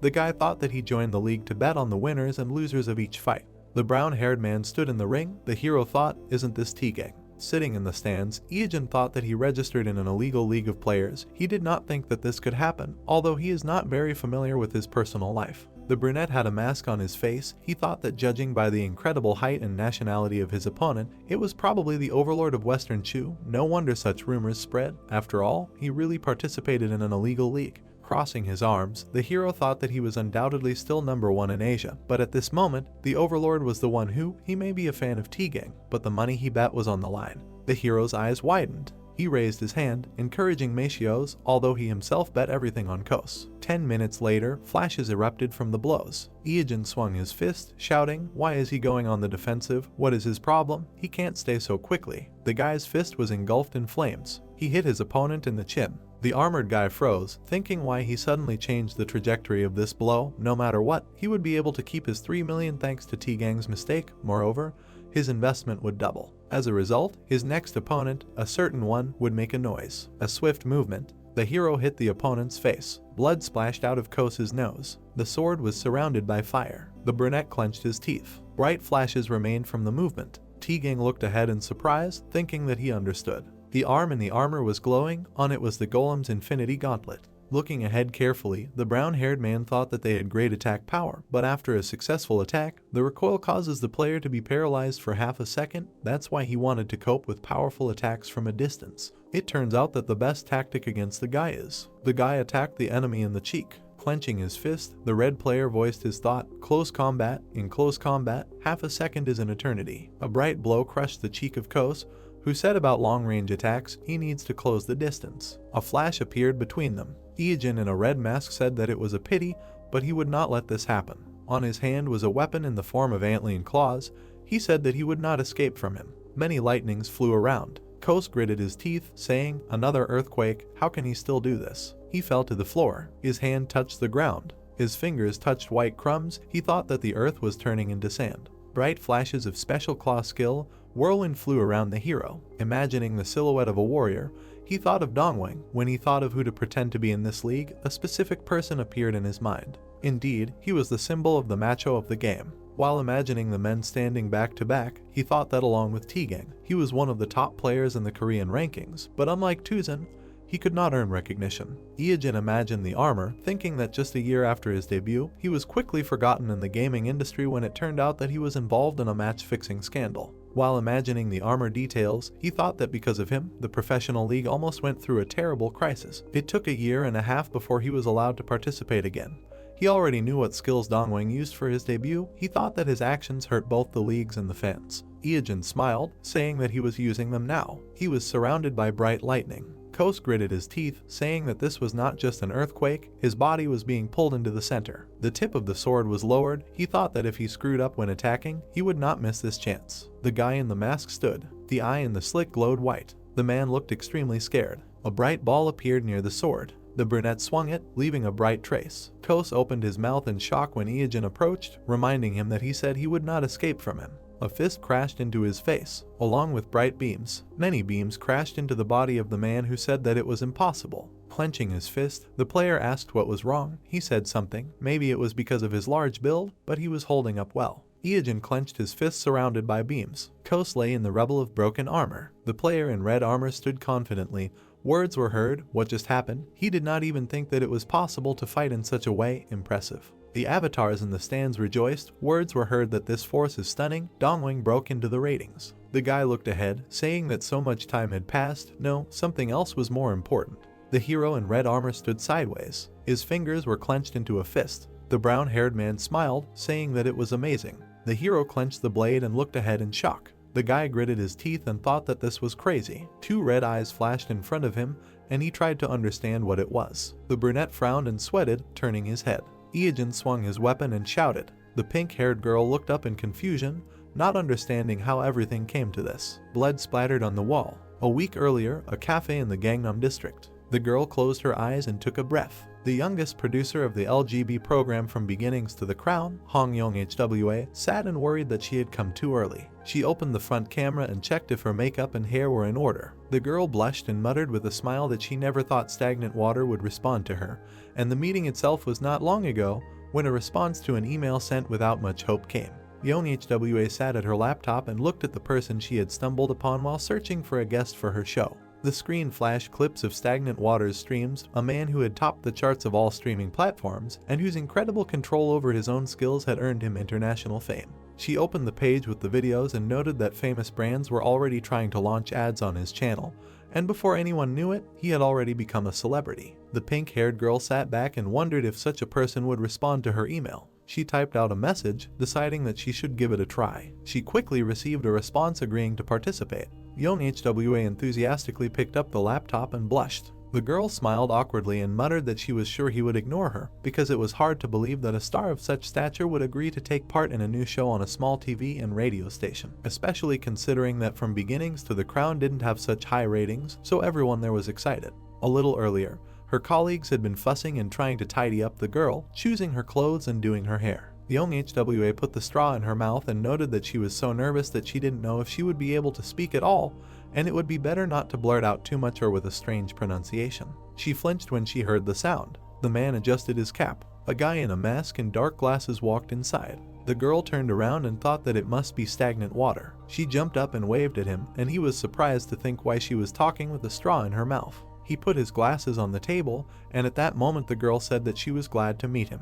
The interlocutors looked at each other, and the young man said that there was no need to stare like that. Yong HWA flinched and smiled awkwardly. The girl scratched the back of her head and muttered that she was uncomfortable seeing him in clothes, because he was always naked, and the brunette reminded them that they were in reality now, not in a game. The hero narrowed his eyes and wondered if she had arrived 2 hours earlier or if he had messed something up and misunderstood her letter. The pink-haired girl looked at the interlocutor with confusion, and Ijin mentally greeted the girl from the LGB poster, remembering that From Beginnings to the Crown was a program that would turn their small TV and radio station into the #1 gaming broadcasting service in Korea. He pictured the office building and noted that it was a station that had perfected the art of VR broadcasting since its launch, something the guy was attached to. The hero looked at the interlocutor and said that he had already thought about the content for the broadcasts, but thought it would be difficult to broadcast it in HD quality with his current equipment, so he wanted to get help from experts. The girl nodded when the brunette added that it was a project that he wanted to show his viewers in a good quality video. The guy presented the document on the table and remembered that unfortunately, in 5 years, LGB would face management difficulties and would be forced to merge with Chinese investors, after which From Beginnings to the Crown would grow in popularity, but without being able to capitalize on its potential, the company would disband. Yong HWA looked at the man with a smile and said that their CEO was a big fan of his and he wanted to meet him, but the guy retorted that the boss would have come by then, to which the girl said that she was not exaggerating. It was just that the man had a heart attack when he heard about Stagnant Water's response and was taken to the hospital. Ijin sighed as he looked at her and mentally asked him not to screw up this time. The pink-haired girl leaned over and asked what type of content he was planning on making, and the boy noted that she was impatient and asked what if they were disappointed. The woman smiled and exclaimed that what Stagnant Water had brought would not disappoint her, because it would top the charts anyway. The guy closed his eyes and wondered if she would have spoken like that if he had been standing there picking his nose. The brunette pulled back his mask and noted that he had come here thinking about how to convince them, but it seemed there was no need for that. He leaned his elbows on the table and declared that he was going to go through the Tomb of the Brave. The girl stared at him in admiration, her eyes shining, after which her surprised exclamation was heard throughout the cafe. The protagonist imagined a tall building and remembered that the Tomb of the Brave was a tower that had 108 floors in an event dungeon, a place where players competed to see who could climb the highest in the least amount of time, and it was currently the most popular event in DEM, so there was fierce competition between players from several world rankings. The other visitors turned around questioningly when the girl exclaimed that stagnant water would challenge the Tomb of the Brave. She jumped up and said that the current first place in the rankings was held by a raid conducted by an alliance of France, the United States, and Korea, but they had only reached the 45th floor, and the record was set 6 months after DEM opened, but no one had been able to beat it even after another 4 months. Iogen stared at her in surprise and mentally noted that she was very talkative when it came to the game. Young HWA smiled with anticipation and said that it would definitely be great content, and if it was him, he would be able to reach the 46th floor of hell, and no matter what others said, he was the unofficial #1 in Korea. The brunette smiled and thought that if this broadcast was successful, LGB would have a chance to go viral, but wasn't she being too confident? The guy smirked and remembered that he had another reason, and the girl kept shouting that stagnant water would definitely be able to do it, and the hero and the waiter asked her to calm down. 1 week later, the sky was covered with clouds. The hero was standing in front of the Tomb of the Brave. The guy looked ahead and asked if the broadcast was going on now. He turned to the blue light, the camera in support mode, and Young HWA replied that she couldn't go on air right away. The girl was sitting at her laptop with headphones on and was saying that after recording the video in HD format, she needed to do the timing and write subtitles, and also edit the frames, so there was a lot of work. The tower was hidden behind the clouds. It was an event dungeon created in the likeness of the 108 earthly filths, and the participants needed to defeat the monsters that multiply on each floor. The hero mentally divided the tower into several levels of difficulty and thought that the ranks of the monsters increased depending on the floor. His body began to be covered with black energy, and the guy noted that even after 15 years, this place had not been completely cleared. He smiled and thought that the last thing he remembered from the future was the news that the 106th floor had been cleared, and 10 months had already passed since the launch of the game. At the moment, the record is still the 45th floor. Iogen frowned and decided that it would be nice to break records, but he was not interested in advancing in ranks. The brunette smiled and reminded himself that his real goal was to find a clue to obtain the last of the 3 artifacts. The hero grinned and exclaimed that he hated standing still and asked the girl to watch and enjoy how he would break all the records, and Young HWA happily supported his mood. The guy ran forward, shouting that the world record should be waiting for them. Blood spurted. The protagonist narrowed his eyes and gritted his teeth, pointing his blade. He frowned and shouted loudly. Iogen crouched down and thought that he couldn't give up, because if this continued, he would die and he couldn't lose. The young man clenched his weapon and indignantly noted that a bunch of nerds had overtaken him. The brunette sweated and, gritting his teeth, decided that he had to defeat them. The boy swung his arm and shouted for the enemy to attack. The blue flame looked ahead in confusion and asked what the hell that was. The protagonist raised his hands and exclaimed that he had won. There was a red puddle on the floor, a C-rank queen slime, specialty, regeneration, habitat, all continents. The boy wiped his sweat and muttered that he was close to giving up, and the girl exclaimed how he could have spent 2 whole hours fighting a normal slime. Iogen pointed and countered that the queen slime was a monster with the widest attack range in DEM, and there was no strategy to dodge its special attack pudding packet.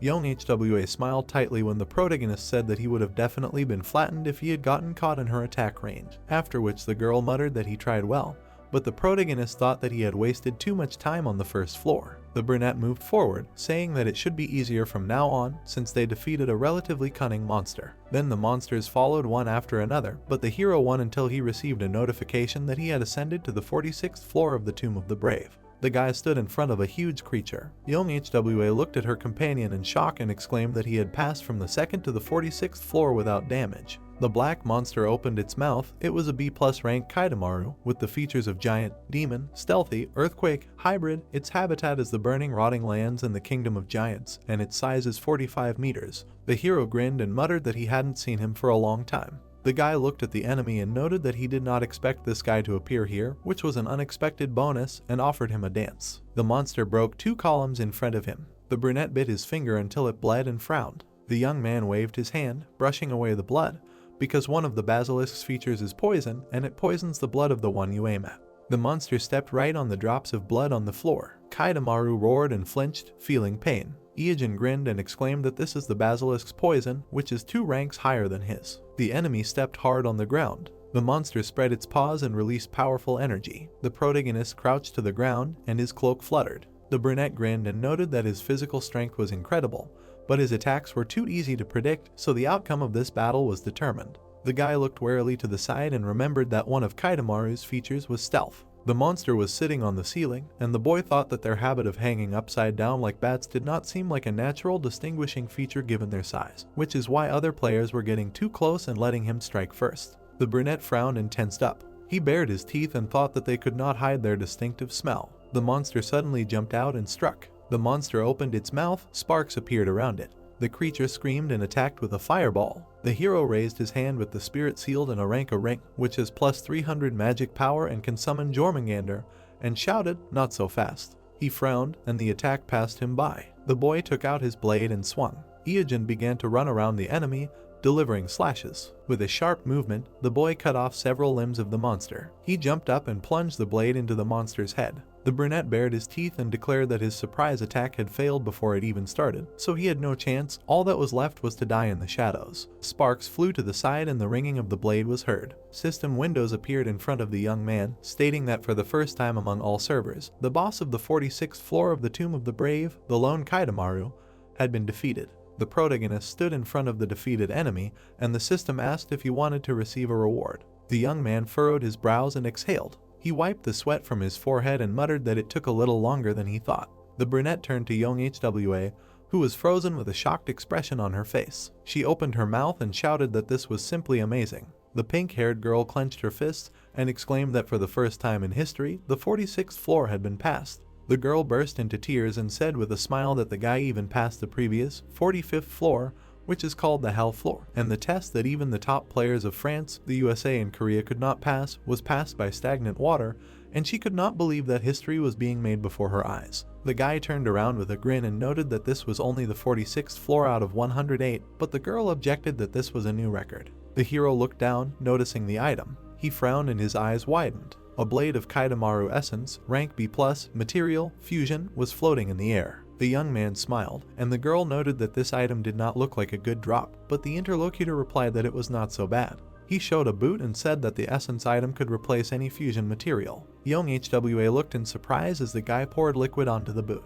The shoes began to vibrate and emit energy, and the system notified that the fusion of items had begun. The guy looked at the shining thing in his hands with a smile, while the notification said that the fusion was ongoing and the process could not be interrupted. The blue light smiled, and the girl exclaimed that she did not know such a possibility existed, and this was the first time she saw the fusion of items. Iojin grinned and clarified that with this, the stream ratings are guaranteed to be high. Young HWA happily raised her hands and shouted that the world's first clearing of the 46th floor and fusion of items went to them.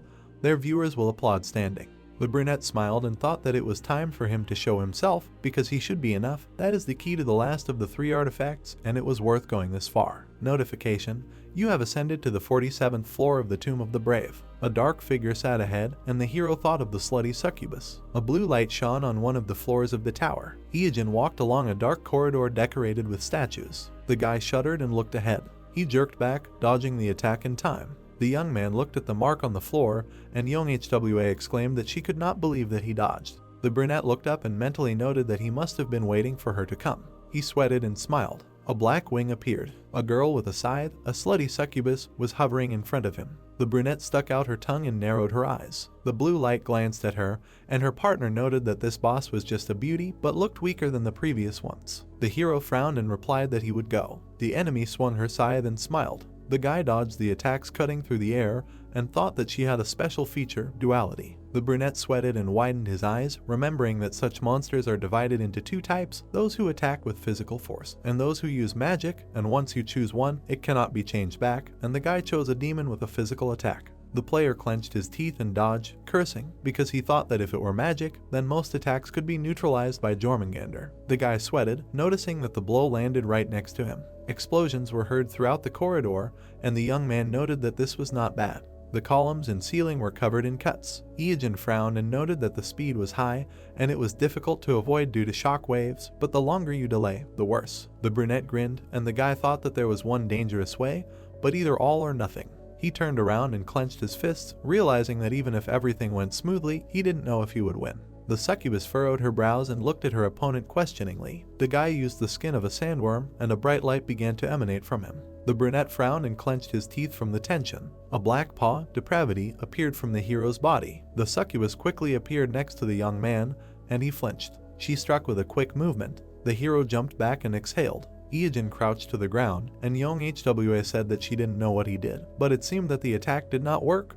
The opponent was fast and also attacked physically. The brunette took out a bottle of potion and replied that everything was fine, because physical attacks take a long time to recover, and his companion exclaimed that the question was whether he would be able to attack her at this time, because she was the fastest monster she had ever met. The succubus was approaching again, swinging her scythe. The guy frowned and thought that he should deal with her speed first. He squeezed the bag in his hand and noted that it was a bit early, of course, but he was using his secret weapon.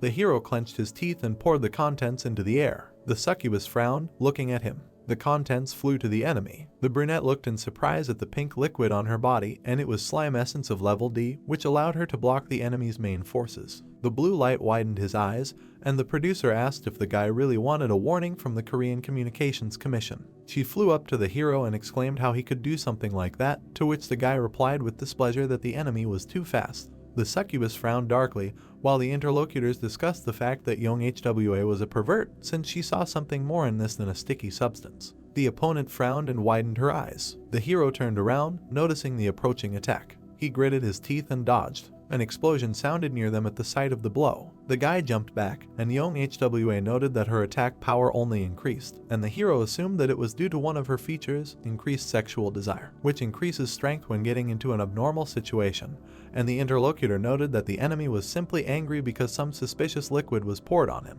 Ijin dodged another blow and noted that the speed decreased, hoping that this thing would buy him time. The guy widened his eyes, watching as the succubus launched another attack. A system window appeared, fusion of items completed. The hero smiled and noted that it was just in time. He turned around and frowned. The opponent looked at him questioningly. The brunette stepped forward in new boots made of Kaitamaru leather, rank A, fire attack plus 1000, speed plus 70, lava run ability. Ijin grinned and ran forward. The girl frowned and swung her scythe, and the hero thought that the advantage of fusion items was that you could create an item one tier higher. He kicked the enemy and noted that the special feature of Kaitamaru leather boots was lava run. Light appeared from his boots, because wherever he put his foot, everything would be on fire. A bright flash appeared ahead. The protagonist swung and delivered a flame kick, throwing the succubus back, and noted that this was energy that would turn everything within a 10-meter radius into lava from just one step. The ground began to melt, but the guy was focused only on the succubus's body. There was a footprint of a figure imprinted among the rubble, and the hero remembered that this was used during the golden years of King Madon, with earthquakes and floods. The boy looked at the shoes in shock and muttered that it was quite impressive, so he should be careful not to adopt King Madon's style. The young HWA jumped up with her fists clenched and exclaimed that they caught it, and the audience would be shocked too. The hero smiled awkwardly as the girl shouted that for the first time, the 47th floor was cleared and a B+ rank monster that could not be caught one-on-one was defeated. A B+ rank sword was floating in the air. The brunette smirked when the producer noted that the weapon would attract a lot of attention if it was put up for auction, and now she was facing the very first player climbing to the 48th floor of the Tomb of the Brave. The young man scratched the back of his head and smiled when the interlocutor asked how he felt and how high he planned to climb. Ijin put his hand on his belt and said that he was going. The corridor of the dungeon, a female voice thanked the viewers for already collecting 100 stars. Da-Hyu winked and said that she was ending the broadcast, welcoming new subscribers and happy for those who have been with her for a long time. The girl made a heart gesture and reminded that the next broadcast would be a fight with a B-rank monster, so she was waiting for everyone. Da-Hyu waved her hand and said goodbye. The girl slammed her fist on the table and exclaimed why she had to host these broadcasts. She gritted her teeth and muttered that it was fine, but after that idiot, it was a death sentence, losses, and if she had the stolen money, she wouldn't have to do those damn broadcasts. Da-Hyu bit her nail and thought that without the sponsorship from the broadcast, it would be hard to run the guild, so she needed to find that guy and get revenge. A man approached her and said that he had already filed a complaint, to which she replied that all is fair in war. She frowned and looked away. There were two men standing behind her, one of whom said that one of them had written 40 posts on his blog. There were cans of beer and squid on the table. From beginnings to the crown was starting on the TV. Da-Hyu slumped in her chair and muttered that this was the only thing that brought her joy these days, so it was time to forget about her duties and rest. The K1 team coach and MC, Yeung, smiled and said that they had an unusual guest today. The redhead took a sip and asked who it was. The girl spat out the drink when she heard that it was the most popular streamer, after which the man asked for some comments from producer Young HWA. Her house shook from the indignant scream. Cafe Hall, Gangnam District. The protagonist sat at the table in a mask and cap, asking how the reaction was. The interlocutor turned pale and replied that she received a warning from the organization, saying that this was too much, because she sent the protagonist of the ball. But they turned a blind eye to it thanks to him, and the guy thought that it felt like everything was getting worse. The girl smiled and leaned forward. Young HWA grinned and said that the ratings were fantastic. Even if the broadcast was a little unusual, people still watched until the end. The pink-haired girl smiled awkwardly and added that the ending was shocking. The interlocutor looked away and remembered what she was talking about. A week ago, the blue flame glanced at the young man with displeasure and asked why they needed to go back, since they were already on the 108th floor. The brunette looked at her and said that the girl already had enough material for one episode, so he needed to get a reward. The guy smiled and thought that it would be a bit of a pity to lose this valuable material, since every time the record was updated, you just go and set a new one after 1 minus 2 floors, so it's good that you can create content alone. They stood in front of the sword hovering in the air, and Young HWA asked why he came to the ascended room. The blade was glowing, and the girl remembered that it was the sword he received after the B-rank battle. The flame smiled, and the producer guessed that the guy wanted to strengthen it, and then the price for it would be simply cosmic. The hero grinned and muttered that this was, of course, true. He threw the crystal into the compartment. They watched the light coming from the weapon, after which a notification appeared stating that the enhancement was successful, and a +1 sword was created. There was another flash in the air, and a new notification, the enhancement was successful, a +2 sword was created, and then a +3 sword. The blade sparkled, radiating energy, and Young HWA enthusiastically noted that this was already the 3rd level. The blue light turned to the young man and asked if the stats had become even cooler. She froze when she heard that the enhancement was successful, and a +4 sword was created, and then a +5 sword. When the system notified about the 6th level, the producer silently widened her eyes. Young HWA flew to the hero after the sword reached the 7th level and asked if that was not enough. The brunette silently threw another crystal into the compartment. The weapon glowed brightly, a new notification, the enhancement was successful, a +8 sword was created. The pink-haired girl questioningly looked at the monitor, not understanding what was happening. The blade was emitting red energy, and its level had increased to 9th. The girl was sweating, trying to understand how this was even possible, because the situation was changing so quickly that she did not know how to react. The protagonist looked at another crystal, and the interlocutor exclaimed that maybe it was time to put the stone back in place because it was too dangerous. The brunette stared intently ahead. Memories from the past flashed through his head, full of disappointment and tears. He grinned. Young HWA looked at the guy who was squeezing the stone in his hand and asked if he had calmed down and was glad that he had strengthened 9 times in a row. The girl raised her hands and congratulated him with a smile on his B-rank weapon with a level 9 strengthening. The hero silently threw the crystal into the compartment and a glow appeared. The producer's eyes widened and loudly protested. The blade became invisible behind a bright flash. A notification appeared, error, strengthening failed. The weapon fragment fell at the player's feet, and the system notified about the destruction of the sword +9. Steam was coming from the blade. Eugene silently turned around and looked at the blue light. The guy made a face and shrugged. Young HWA collapsed on the floor, exhausted, and her colleagues ran up to her, asking if everything was okay, ready to call an ambulance. The pink-haired girl sighed tiredly and muttered that there were a lot of comments, and it was a shame for the sword, although it was not hers. The hero crossed his arms and replied that nothing could be done, and someday it would be more interesting. The young man grinned and thought that he did not regret it, because this was an item that was destined to be destroyed. He imagined the weapon and remembered that it would be clear when, compared with the real level of the sword, this blade had weak characteristics, and under the bullshit there was truth, a hidden item. The girl smiled and asked the hero to help her with the next broadcast, and the brunette agreed, on condition of good payment, to which she immediately agreed to give more than he wanted. Eugene looked questioningly at the phone, hearing the call. He glanced at the screen and saw a letter about joining. The hero put the gadget in his pocket and noted that it was the same sender again. The brunette froze and widened his eyes. The guy abruptly took out his smartphone and stared at it again under the puzzled look of the interlocutor. The young man looked at the screen, not believing that this was so. The protagonist sweated and realized that this was a Mattingwing account. The director was talking on the phone and asking, "He is not a professional player registered to someone else, right? They cannot allow others to take him away, then ordered to immediately send him an invitation letter, to which he received a response from the interlocutor that it is impossible to contact him. There is no email, no phone number, they can only leave a comment under his video. The blonde guy, sitting at the table, continued to say, no, if he gets picked up by some foreign team, it will be a loss for the whole country, to which the guy asked, so he should continue posting comments. The director said, okay, let him continue in the same spirit, write a whole wall of text, but do not try to cheat and just copy-paste the text. All the messages need to be formulated differently, not repeat themselves. The man looked aggressively at the monitor and thought that Madong Wang.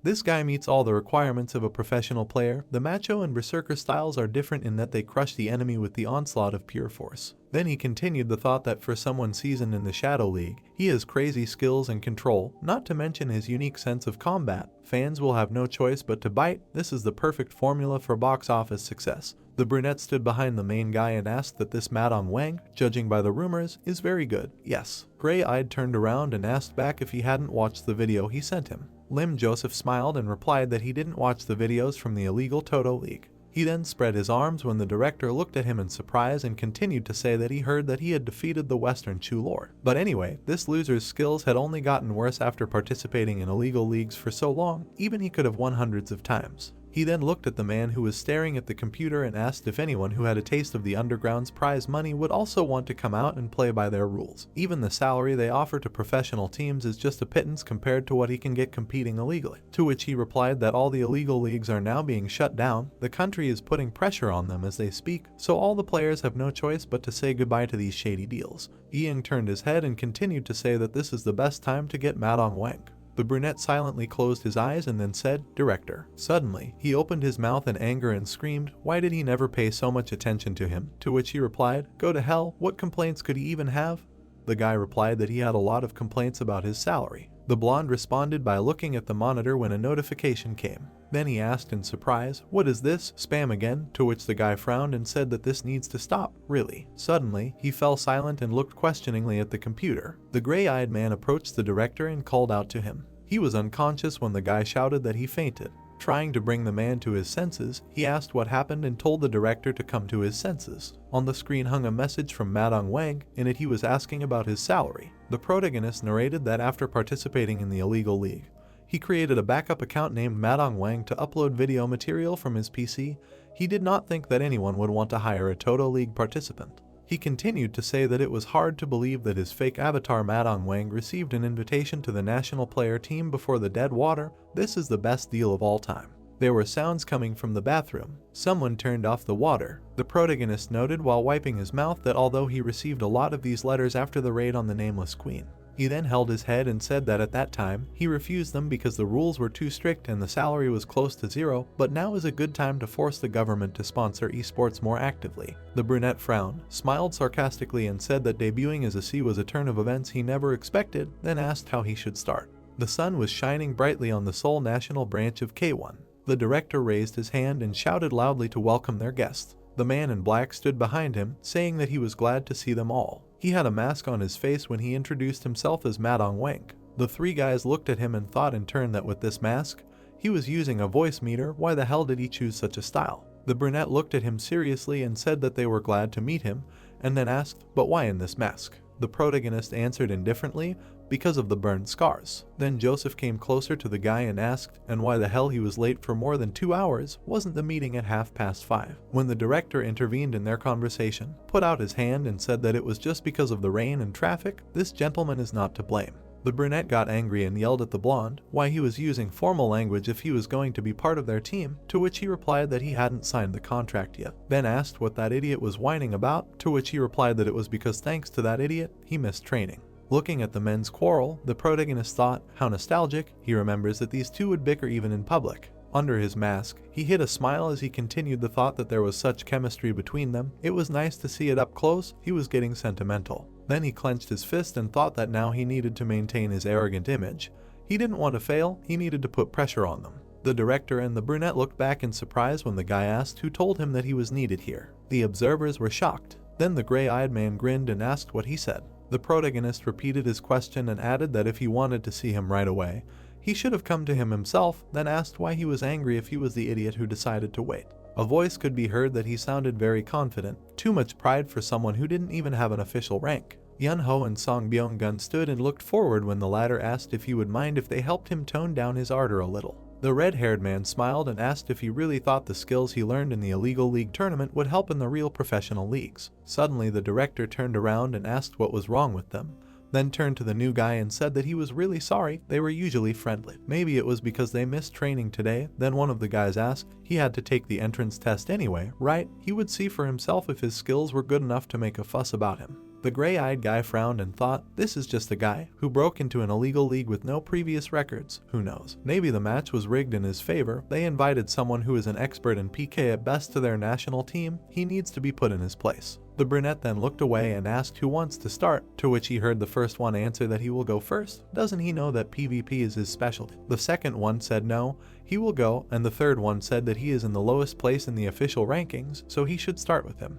The guy looked at them and said, no, before them, the second row should get their chance. Then he looked at the blue-eyed man and asked why not give the understudy a chance. The understudy looked at the protagonist seriously. Then, without looking away, he said, no, he already had one. The gray-eyed man narrowed his eyes and said that this was low, and then asked why he retreated after saying that they couldn't go first. He thought he would have more courage after returning from the army, but apparently he was wrong. The brunette closed his eyes and said, that's enough, it's fair to start with those who are lower in level so the understudy can continue. Suddenly, the gray-eyed man looked up when he heard, no need. The man in black kept his hands in his pockets and said that he didn't have time to sweep the floor with everyone individually. When everyone looked at him, he continued saying that this was only annoying, after which he suggested ending this match, all 4 against 1. A voice was heard in the desert, telling Madong Wang that the entrance test was a one-on-one match. They couldn't break this rule even for him. The muscular guy opened his mouth and told the director that it was about their rankings. He should let them figure it out for themselves this time. Many guys looked forward when someone asked a question. Well then, should they go and see how good he was? The man held a mask in his hands. Then he put it on and he had the ability to use the serial killer feature. The notification said that the user's karma value is applied instead of the death count. After putting on the mask, the attack power will increase proportionally to the total number of kills.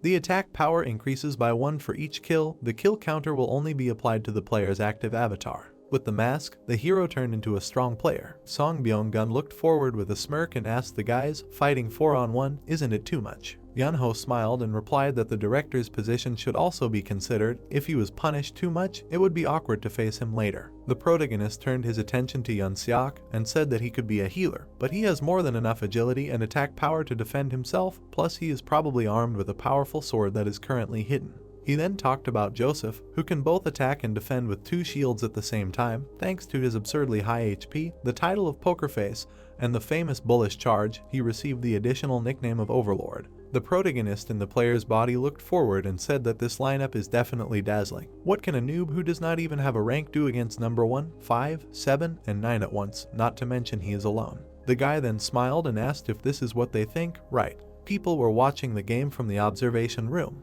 The director gritted his teeth and said that these guys, how much he wanted to team up against him. The brunette looked at Tegang and asked him why he refused to fight. With his skills, he should definitely try, it was a good opportunity. The guy opened his mouth and answered because he didn't want to which the brunette said that this was enough reason. The protagonist was a very large-scale player. A voice was heard that he would go first when the guy called Yun-seok. The blue-eyed man smiled and said that his teammate's status was higher, he was the youngest, so he would take care of it.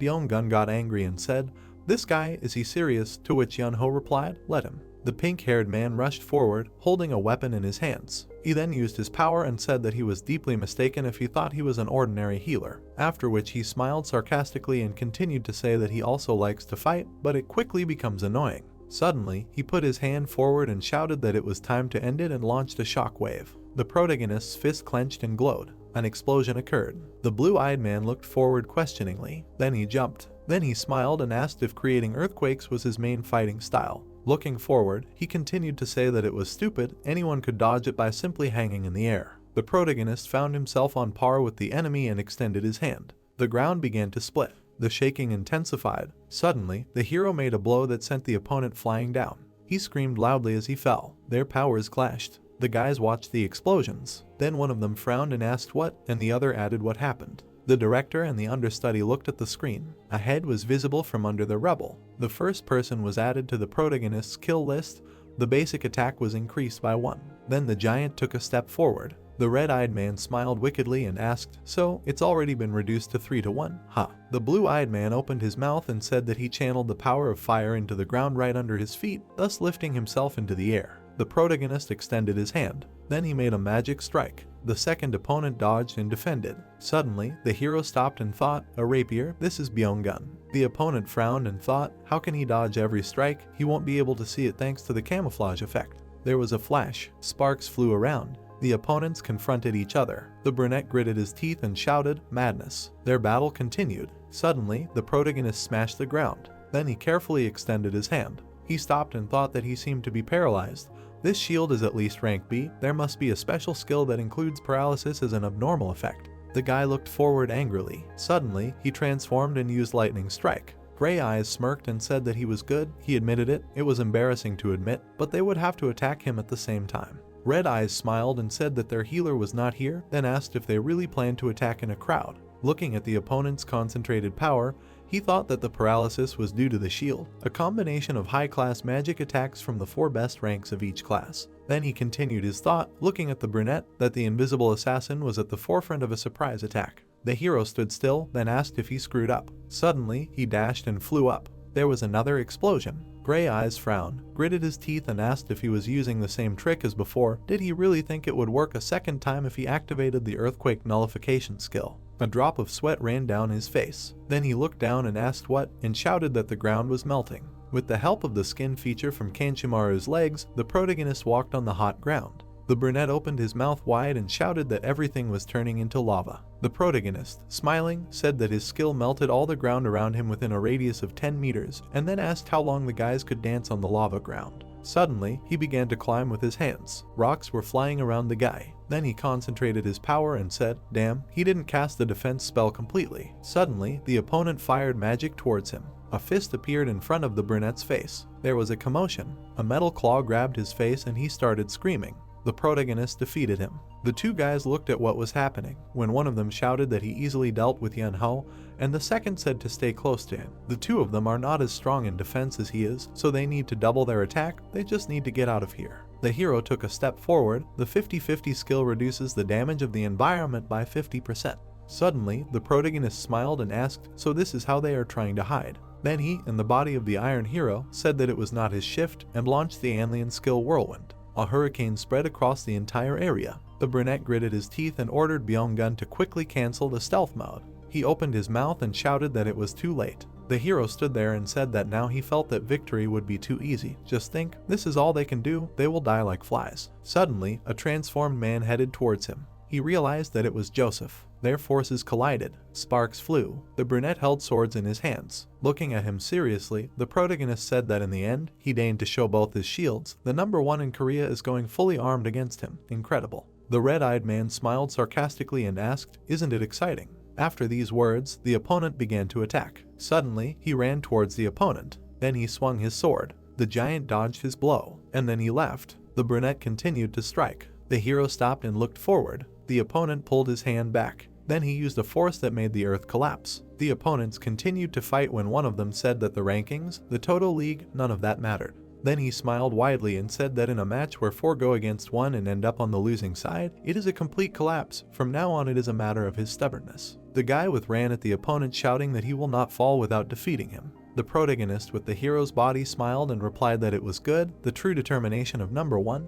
He was not going to give in either. The brunette looked at the opponent seriously as he stood in front of him. Then the protagonist rushed forward. The gray-eyed man gritted his teeth and asked, "A frontal attack using earthquake? He can't break these shields." The battle was going on when the hero asked who said he was trying to break them. The brunette looked forward seriously. Then the iron claw touched the shield. The opponent looked at her in surprise and said that in his left hand it was. There was something glowing in the claw. The guy raised his hand up. After which the protagonist extended his hand and asked, "Well, is this a bull rush?"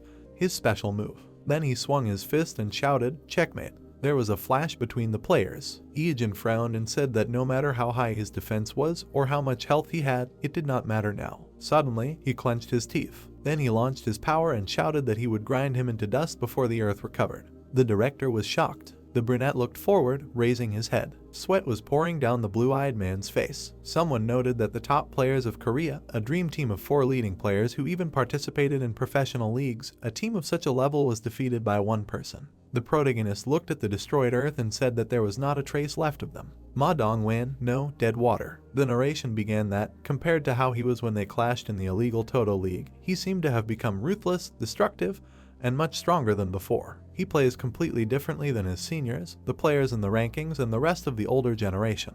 He really is that strong. The director, looking up, said that he thinks he will now draw up a contract of employment, to which someone replied, "Okay." The hero standing in the desert thought that these were probably temporary items, but their quality could be compared to real ones. Compared to their items, he can be estimated at about B rank. The protagonist smiled sarcastically and continued the thought that now that he thinks about it, his items were a little better, but in a 4-on-1 match, it is fair. If he only used 2 gloves and 1 shoe, he would most likely have a hard time. The brunette looked straight and thought that he wants to catch up, he wants recognition. Looking at the screen, he thought that he wanted to stand next to him. Then his fist clenched and he said, "So cool." They finally ended up in the Castle of Malice. Drake rubbed his shoulders and said that he felt uneasy about this place. It was cold here despite the fact that they were in the south. The protagonist said that he got wet when entering here and they were heading there. Ijin came to the Castle of Malice to get the last of the 3 artifacts. He asked Drake if he wanted to join, and he readily agreed. People were hanging around the hall. The boys ran and the protagonist said that in the very center of this castle there was a secret passage that led straight to the boss room.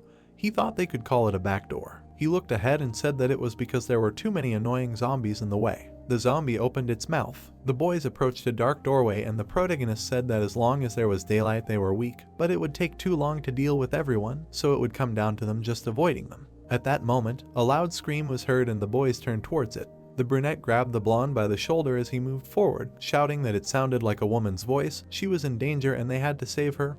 Ijin told him to calm down and wait. The protagonist stared. Strange sounds were coming from the door. They kept coming from there. The protagonist rushed there, saying to hurry up. The guy asked in confusion if he was going to help. Ijin smiled evilly and said that if it was an NPC, he would help find him later if he wanted, and if it was a player, then even better. He ran into enemies first and they should take advantage of this opportunity. Drake remained silent in response. Then he ran, saying that it seemed true, he was sorry and they would save him if he survived until they returned. They ran inside, and he asked the protagonist what they were trying to find here. The protagonist looked somewhere to the side and said that he found it. A dark silhouette was standing in the corner. It was the gossip Camilla. She rushed at them with her arms outstretched. Drake shot her with an arrow and said that she did not seem that strong, and asked if monsters like zombies like this one did not have a self-destruct function. The doll fell to the floor and he said that it was not this one, to which Ijin replied that he had a keen eye. The doll's body glowed blue and the guy said that something was appearing. Camilla the spirit appeared and asked if talking about what rumors were saying was a great sin.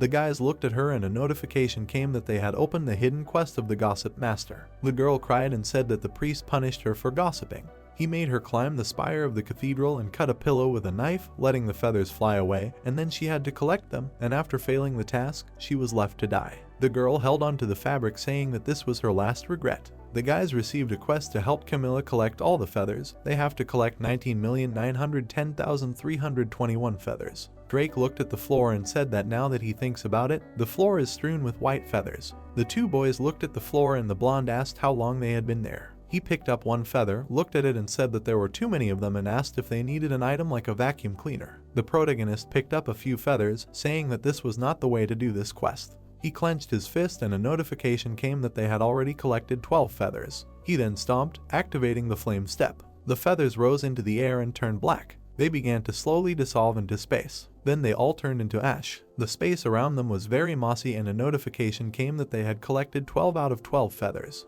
Ijin smiled widely and Drake asked if he had gone too far. If he decided to do it normally, this quest would be cheating, because it was impossible to collect almost 20 million feathers. A notification came that the quest was completed. The girl hugged the pillow and thanked him and said that thanks to them she was able to collect all the feathers. She was so glad that the cut was on the white pillow. Then she rose into the air and said that if it was a black pillow, it would be bad. The guys looked up, and the blonde asked what she was talking about. The girl disappeared from their sight. The protagonist silently watched her. A black feather fell from the sky. Then the black bag of the gossip Camilla fell from his feet. The guy grinned and said that this was the key to the boss's room. He ripped the bag open and shook out the feathers from there. They scattered all over the space. The feathers flew up. Then they began to dissolve in the air. Drake raised his head up and said, "Wow, this is an item that can change day to night in a certain radius." Night fell, the dead raised their heads. The protagonist threw his head back and shouted that he knew that the castle of malice must be passed at night, the gates should open, the dead are looking at the surroundings. The protagonist smiled and said that the secret door to the boss room only opens at night, so he came to Camilla's secret quest to activate it.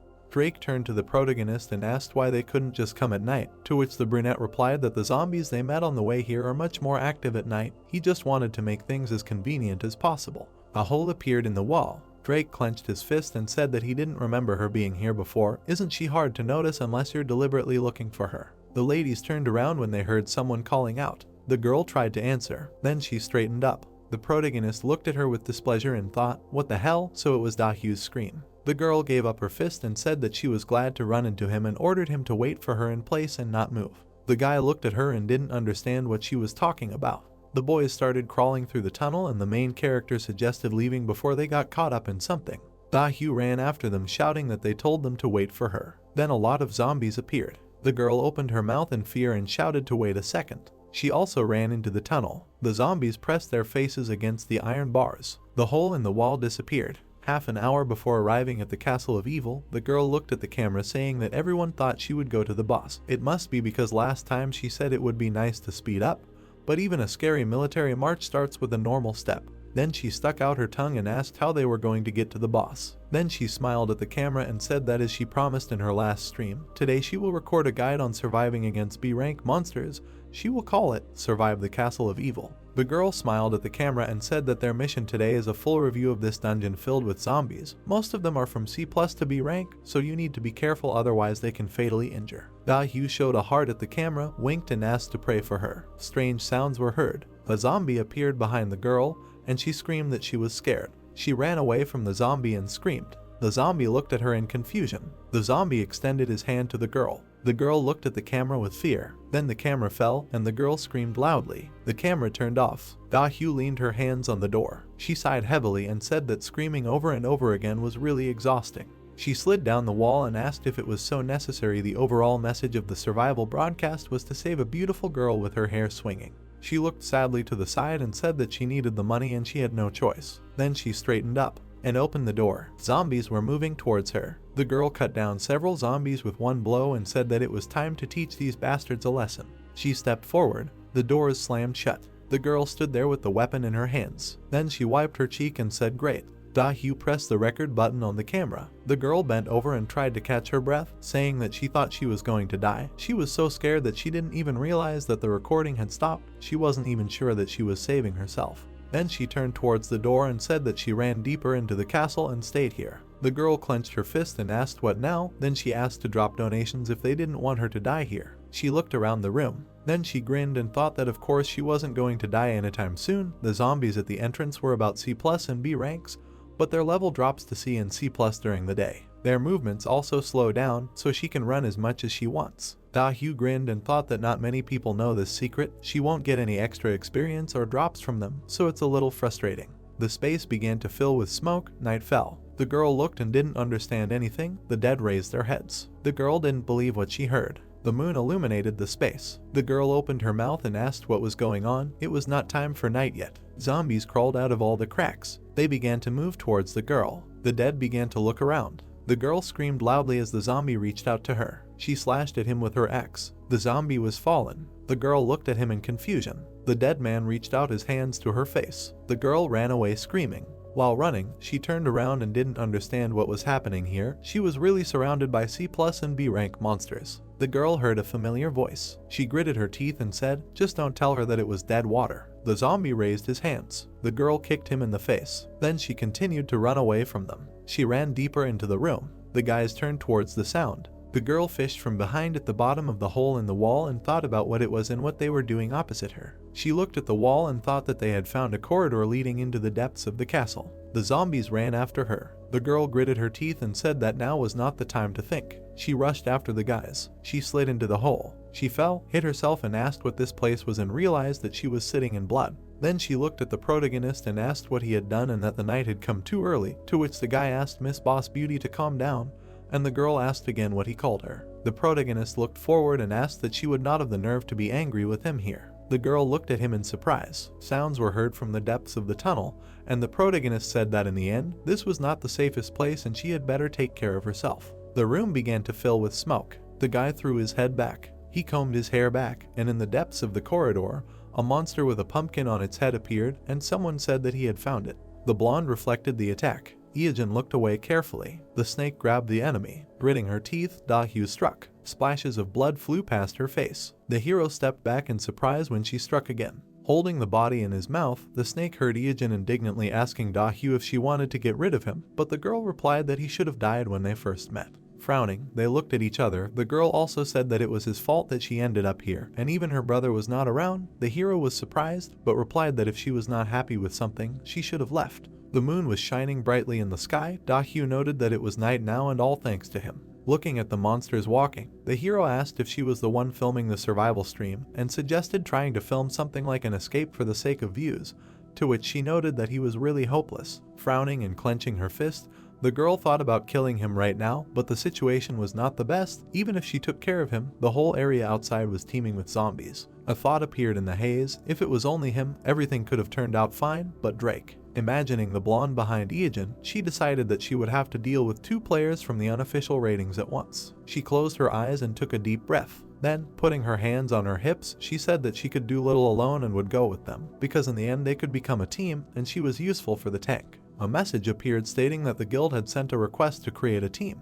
Her hand touched the reject button. Indignant, Da-hyu opened her mouth wide, asking why he did not accept. Ijin replied that he did not want to. While striking, Drake listened with a smile as the hero said that creating teams was not his style, to which the girl objected that he was a liar. Because he had archers, Ijin replied that they were not in a team, but just walked together, to which the blonde agreed. Then the confused girl extended her hand, asking that there was nothing wrong with being on the same team. He could take any item that dropped. He wouldn't even have to share experience, so why not create a team on paper? It would be better for both of them if they joined forces. The girl opened her eyes in surprise, hearing the words about her axe. The axe was glowing brightly. Looking at the weapon, Ijin said that if the girl offered this item, he would consider her offer. Da-hyu frowned. Then she put her weapon on her shoulder, saying that he was a hopeless bastard. Drake looked at her. Then Ijin turned away, saying that if she wanted, then she could follow him, as long as she didn't get in his way. He didn't care that they didn't get along. He smiled widely, saying that she could continue like this, after which he looked at the gray walls and ceiling, drawing the others' attention to the cracks in the wall,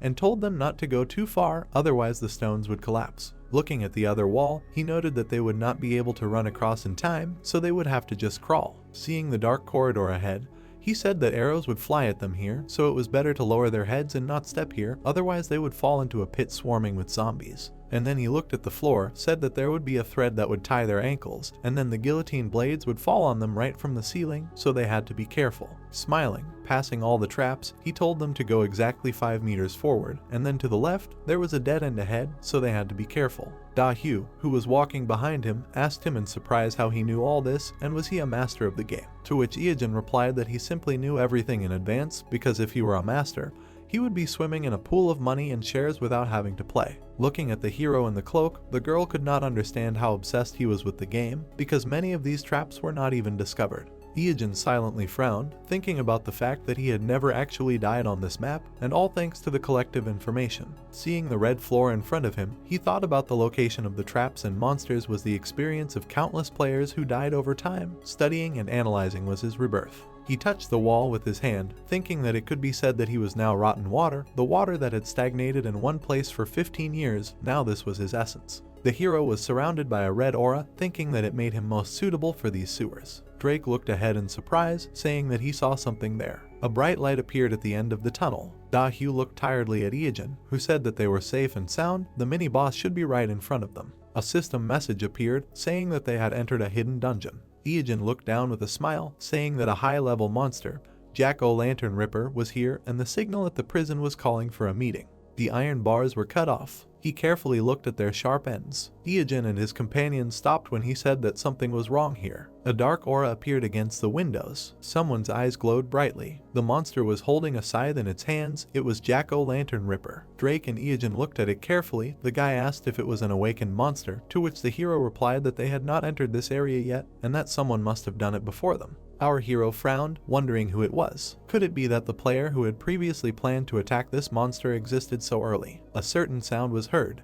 The monster swung its scythe. Someone blocked its attack. Then the monster attacked again. The guy, opening his mouth, noticed that it was acting quite quietly. Its blades and scythe crossed. The man with a scar on his face smiled, saying that it was not that easy. He dodged Jack again. The monster swung again. This time, it managed to injure its opponent. Looking at this, Drake replied that it was a great blow. The wound on the man's body was recovering.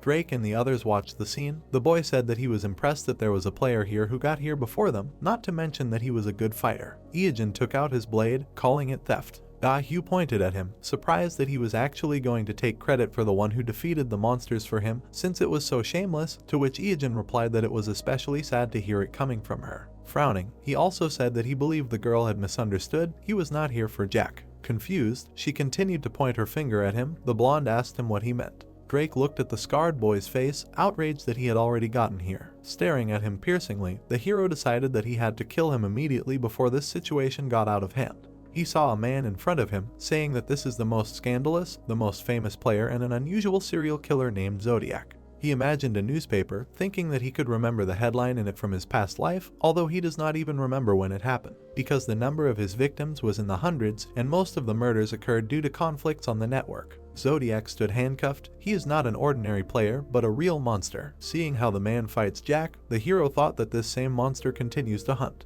Zodiac repelled Jack's attack. Their blades crossed. The man fought against a Ranka monster. Wounds were visible on the monster's body. His hand was also cut. The monster held his scythe. This monster has 1.5 million health points. He is standing here in a critical condition. The man lowered his hand with his blades. Then he brought it to his face, noting that Ranka is not a joke at all, and they are both exhausted. It took longer than he expected, but it seems he is almost done. Taking his hand behind his back, Zodiac said that it is the end. Suddenly, arrows hit him. The man looked at the arrows in his hand. Drake held the crossbow in front of him, saying that this is a strange reaction. Zodiac looked at him. Then he rushed forward. The blonde was able to block his attack. Zodiac frowned slightly, surprised that there is a player who got here. The blade left a bright trace. Drake fired again, but missed. Meanwhile, the man attacked the blonde. Bright sparks remained from the impact of the blades. Drake smiled, thinking that this is true. He remembered his words about how if it was PvP, he wanted to try it first. Then Ieogen stood in front of him and gave him advice about how the man was known for being a pervert.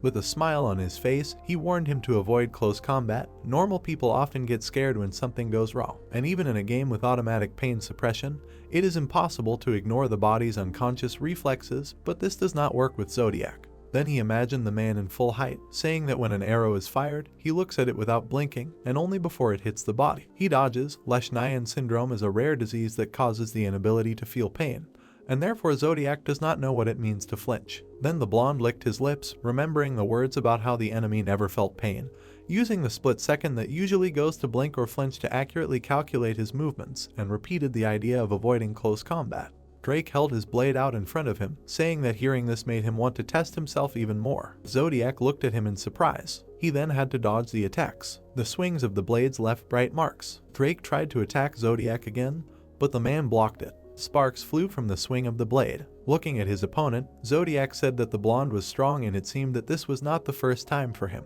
Ieogen had a smile on his face when he thought that most people would perceive Drake as losing, since the archer was always at a disadvantage in such tight spaces. Frowning, he mentally noted that this scoundrel was strong even in close combat, and after watching him for a while, he realized something. Seeing the confident smile on his comrade's face, the hero noted that he loved PvP more than anyone. Zodiac's swings left red marks. Drake frowned, thinking that he might have good stamina and items, but his techniques definitely lacked precision. The scarred man looked at his opponent seriously. Then the blonde looked down in surprise, thinking that he didn't have much health left and could keep up this pace. Drake gritted his teeth, saying that he felt like he was paralyzed, although he was only slightly grazed, but the damage was insane. The Zodiac blades were surrounded by a glow from the special effect of the Knight of Dismemberment's claws. The blonde aimed the crossbow, thinking that the fifth strike would deal colossal additional damage. The man dodged the arrow, saying that the guy was too slow. Then he rushed towards him, saying that he had fun, but he should die. Suddenly, someone's boot hit his face. It was Ieogen, who put his foot forward, using a flame step. Standing in front of Drake, the hero asked if he was in their way,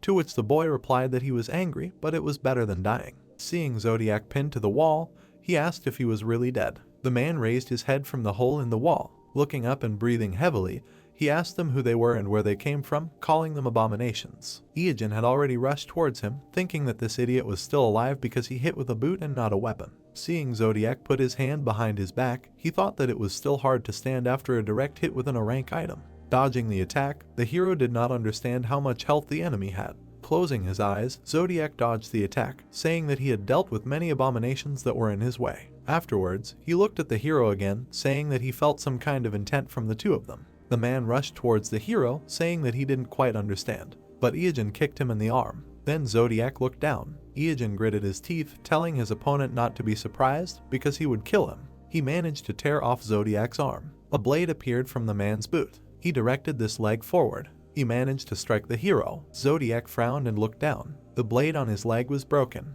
Dark aura was coming out of Iijin when using the special effect of the heart. Zodiac dodged the attack with a dagger. Seeing the hero in front of him, Zodiac smiled, noting that he was using an unusual weapon and even his armor was funny. Drinking the potion, Iijin asked him if he thought it was comparable to his armor. Then the man lowered his eyebrows, saying that they were starting to irritate him. Some sound was heard. The pumpkin-headed monster grabbed his weapon Jack had recovered. Looking away, Zodiac called him a thorn. Iijin frowned, thinking that he had to be careful if he wanted to kill the man and avoid Jack. The monster stood next to him, and the hero thought that one wrong move and Zodiac would be the winner. Zodiac looked away. Da-Hyu stood with her arms folded across her chest when the man addressed her. He raised his head, offering her to team up, saying that he could see that she wanted to kill him. A sly smile appeared on his face. Iijin smiled in confusion. The girl frowned in thought. A message appeared, saying that Zodiac had invited her to join the team. Standing over him, the girl thought about how he knew that she was planning to kill Iijin. She gritted her teeth, thinking that she was going to kill him when she had the chance,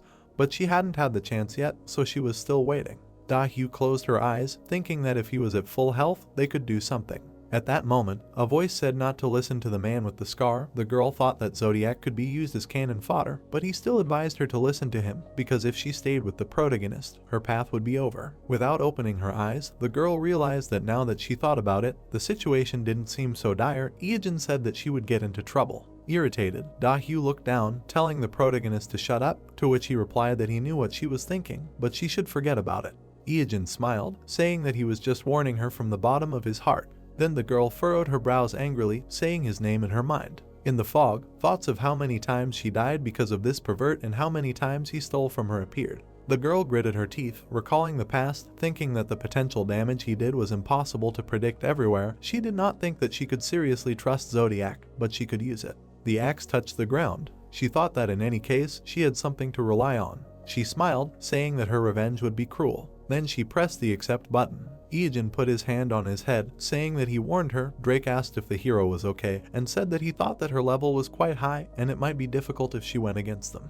Rushing forward, she thought that he was the most insane, and she would take revenge on him for everything. Her eyes widened in surprise. The girl fell to the ground. Lying on the ground, she raised her eyebrows in surprise, saying that she was rapidly losing health and did not understand why. Zodiac, who was standing behind her, laughed. He had the Eye of the Voodoo Queen artifact on his neck. He thanked his partner. The hero looked at the necklace in surprise, thinking that the distributor was a special effect that redirected part of the damage to team members. Looking at the red eye of the amulet, the hero reasoned that if one of the team received 100 damage, the other 99 members could receive 1 point of damage each. But the problem was that the owner of the necklace could assign how much damage a team member would receive, and Da-Hyu was the last to join the team, and Zodiac gave her 99% of his damage. The blonde looked at our hero in confusion as he cursed in his mind. The thought flashed through his head that the enemy was one step ahead. Looking at Zodiac's body, he saw that he was wearing the Caltro lizard armor and thought that its specialty was fast regeneration, and his weapon was a Wadao with a special dismemberment effect. Seeing the blades on his hands, he noted that they were all above B+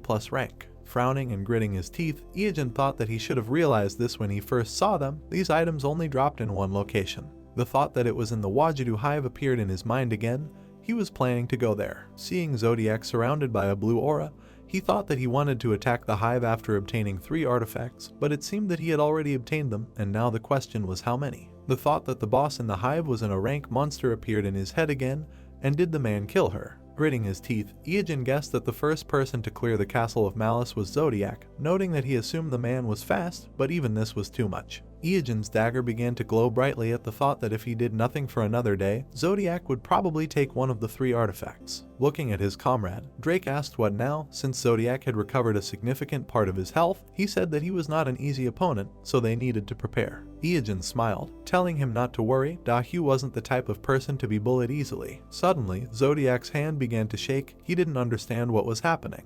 Looking at it, he noticed his body was starting to freeze. The girl lying on the floor said to him, "You're welcome." She smiled ominously as she asked, did he really think it would be that easy when anyone who crossed her path would end up dead? Dahu leaned on her disappointed captain's battle axe. Its effect increases an ally's attack power and defense, but when the user dies, the debuff is applied to that ally. The man placed his hand on his head as the girl noted that there were many debuffs such as poison, paralysis, sleep, confusion, burning, frostbite, and more, while he cursed. His other hand dangled helplessly below him as he received the worst debuff, sleep. Drake smiled as he looked at this, wondering if this was the reason she begged them to join the team, to which the girl retorted, when did she beg? Looking up, Iogen smiled as he said that she was planning to use it on him, but ignored his warning and was now in a sorry state. Condition. There was a sound and the hero said goodbye to her. Jack swung his scythe. Zodiac's head fell to the ground. His body touched the ground, and then it fell completely. The comrades looked at the dead enemies in front of them.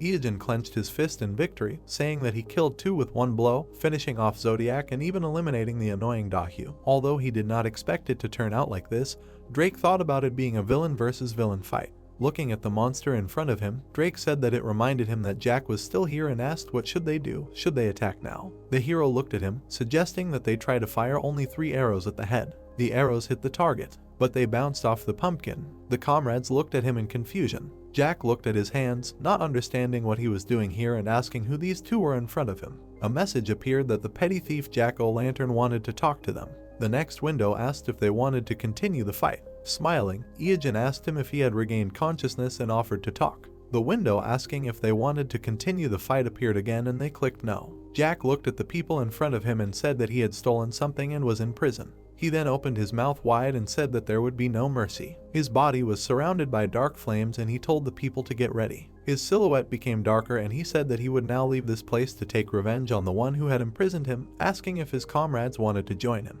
Iogen waved his hand and said that with his level and equipment they had no chance. Looking ahead, Jack noted that he had no choice and added that he would repay for his awakening. Holding his scythe out in front of him, the monster clarified that the hero and his comrade had come here to meet the owner of the castle and said that he could open the door. The swing of the scythe left a blue trail and it remained in the air. A portal appeared in its place. Jack approached the portal and said goodbye to them. Raising his hand to his face, the hero was glad that they now had a back door to the boss room. Inside this portal was the boss that could drop the final artifact. He remembered Zodiac's face, saying that if they were in the past, he would be the first player to defeat this boss, but the hidden particle that Zodiac used to keep people in fear would now be in his possession. Iogen and Drake stood in front of the portal, thinking that history would now change thanks to one item. The top of the portal was visible. Iogen and Drake ran forward. The hero said that this made everything easier. Moving along the corridor, he saw a door leading to the boss room, but the intermediate mini-boss was supposed to appear here. The corridor ahead broke.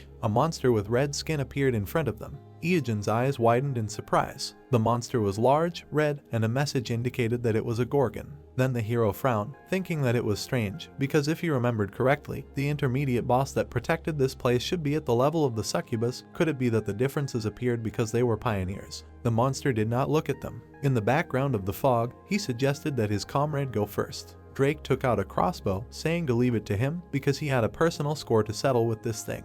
Looking at it carefully, Iogen asked if everything would be okay, because the monster may be weaker, but it would be more troublesome than the previous Gorgon. Remembering the previous fight, Drake replied that he regretted not being able to finish it last time, because he was one of those who held on to these feelings. Then the snake attacked him. Frowning, the blonde added that he wanted to try later, but now was the perfect opportunity and he had a useful item from Jack. An object appeared in Iogen's hand. Smiling, Drake added that he wanted to know how much stronger he had become. The hero rushed forward, saying that he would not interfere. The blonde thought that he did not even think about it.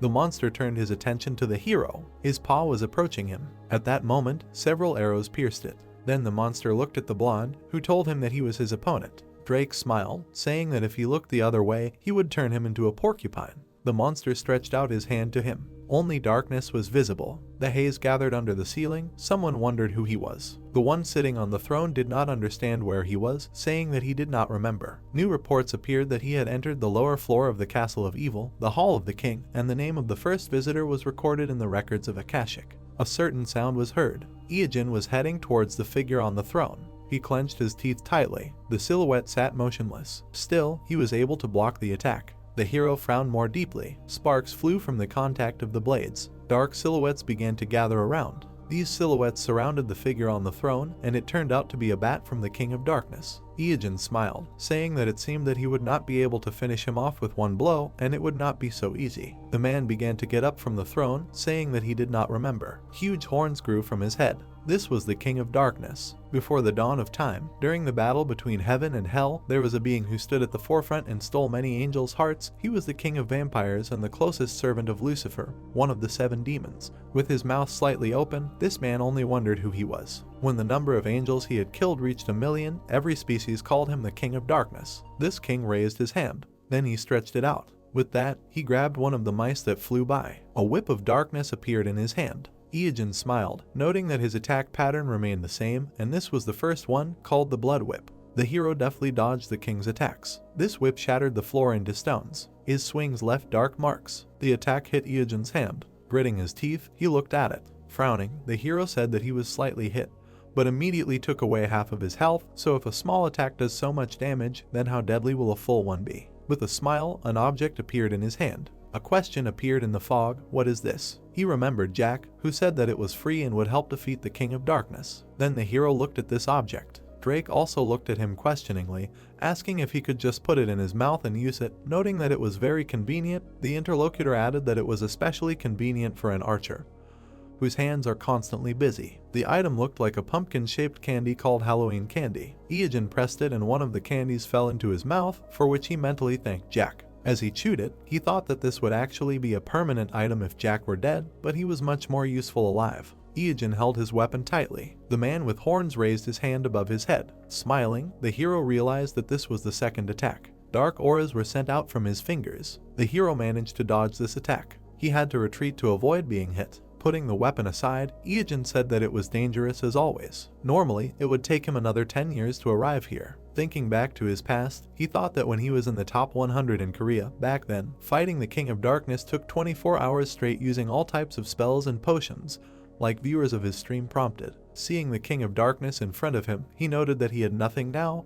only blood. A kick on the ground shattered it into stones. Watching the bats approach, he thought that the knowledge that had taken root in his bones and flesh over 15 years of playing was experience. Seeing the imperturbable face of the King of Darkness, he also thought that 3 artifacts could defeat even a god: the heart of the basilisk, the skin of the sandworm, and the next final piece. The bats burned in the fire. The King of Darkness standing in front of him held this piece. Iyajin looked ahead with a smile, thinking that in this life, all 3 artifacts should be his. He put his 15 years of playing and would get them no matter what. Many swords appeared in the sky. The horned one raised his paw, and the guy thought that the 4th attack would be the Dark Force. The monarch extended his hand, releasing the swords, and he continued his thought and thought that since he dodged the first attack, the rest would be easy. The black-haired man began to dodge the rain and thought that although they were fast, they happened at regular intervals, so if he moved accordingly, it would not be so difficult. The black-eyed man made a swing. He confidently, with a little anxiety, looked ahead and said that he did not think he could dodge this one. The shadow hand made an area attack. After the white-haired man squeezed his hand, releasing the shadow, many spikes came out. The hero sat with red eyes and dark skin, and the special effect of the sandworm cover and the heart of the bastard was activated. The brown-eyed man stuck out his tongue with a Halloween candy and said that since he received damage that exceeded his full health, he could activate the last battle skill, and this thing is quite useful. Suddenly the space around the evil king darkened and he asked why. He clutched his face and continued to wonder why he was here and what had happened to his people. Then the noob looked at him with a smile and said something that seemed strange to him, but he didn't remember any of those lines, and assumed that he was the discoverer and thought that the king he had met before had never said anything like that. The guy imagined the villain surrounded by power and thought that he had lost his mind and was drunk with power, laughing all the time. But suddenly, he looked at the enemy in front of him and thought that the one standing in front of him was completely different and in contrast to that crazy behavior. This one was speaking clearly and his black eyes were not full of murderous intent, but sparkling with agony. The horned one again put his hand in front of him with an unperturbed expression. Then the protagonist looked at him in surprise. Suddenly, he felt sick and blood poured out of his mouth, after which he assumed that it was a special effect. The monarch looked at him without a drop of doubt. The blood eater sucks the blood of any living creature within a certain radius. Then life streams began to be drawn out of him and 0.01 of the user's maximum life reserve was depleted every second.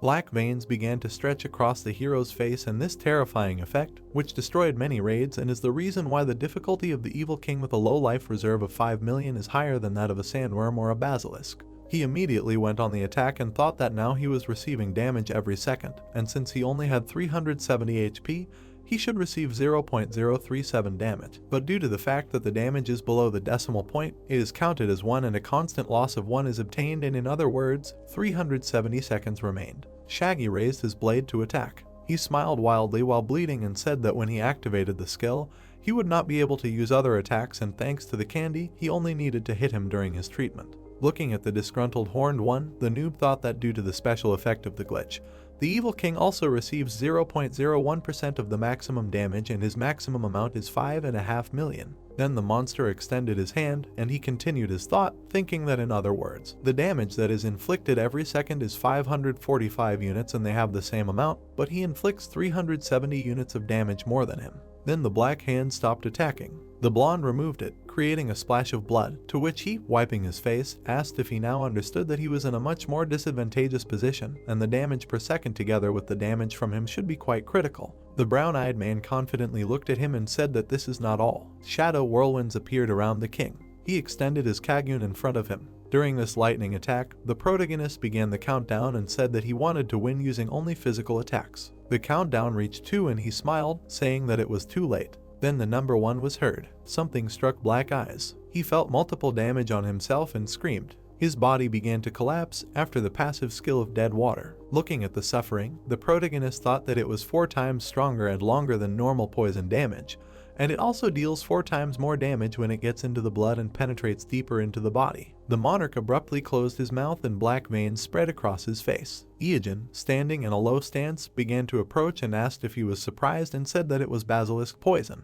He continued walking with a smile and thought that his poison also deals damage equal to 0.01% and it also absorbed his blood, so if you add another one, increased by 4 times, to the damage per second, then the King of Evil loses 0.05% of the maximum every second, which is about 270 units. The brown-eyed one grinned slyly and thought that the fight would end in about 30 minutes. The horned one clenched his teeth in dissatisfaction. His appendages became longer. He looked menacingly in front of him, pulling his hand away. Then the ruler transformed and took a larger form. The black-haired man quickly dodged a huge number of attacks and said with concern that he had not seen this side of him for a long time. The blade stretched out, taking a strengthened form, and he continued, saying that he should have done this from the very beginning.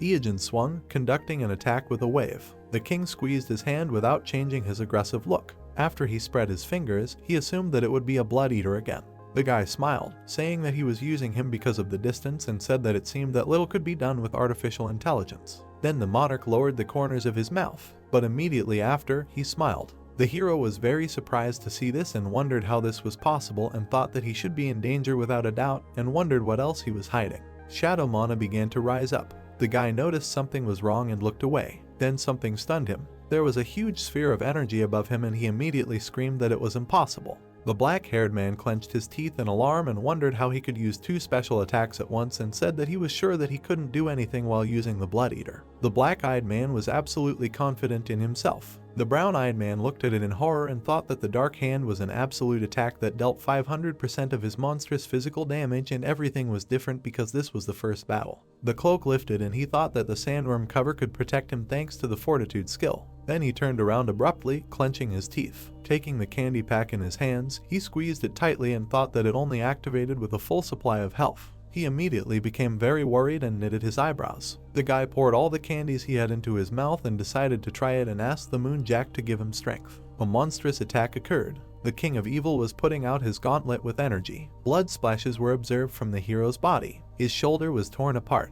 He clenched his teeth tightly and frowned, thinking about what with the Blood Eater and the candy effect active at the same time. He goes back and forth between full HP and -1 damage. Again turning his attention to the cloak, the guy thought about how the sandworm cover can protect him with the Fortitude skill, but it only activates with a full supply. Iyajin continued to quickly eat candies, raising his health to the maximum, and wondered if it would be a waste to use all the candies for 1 HP.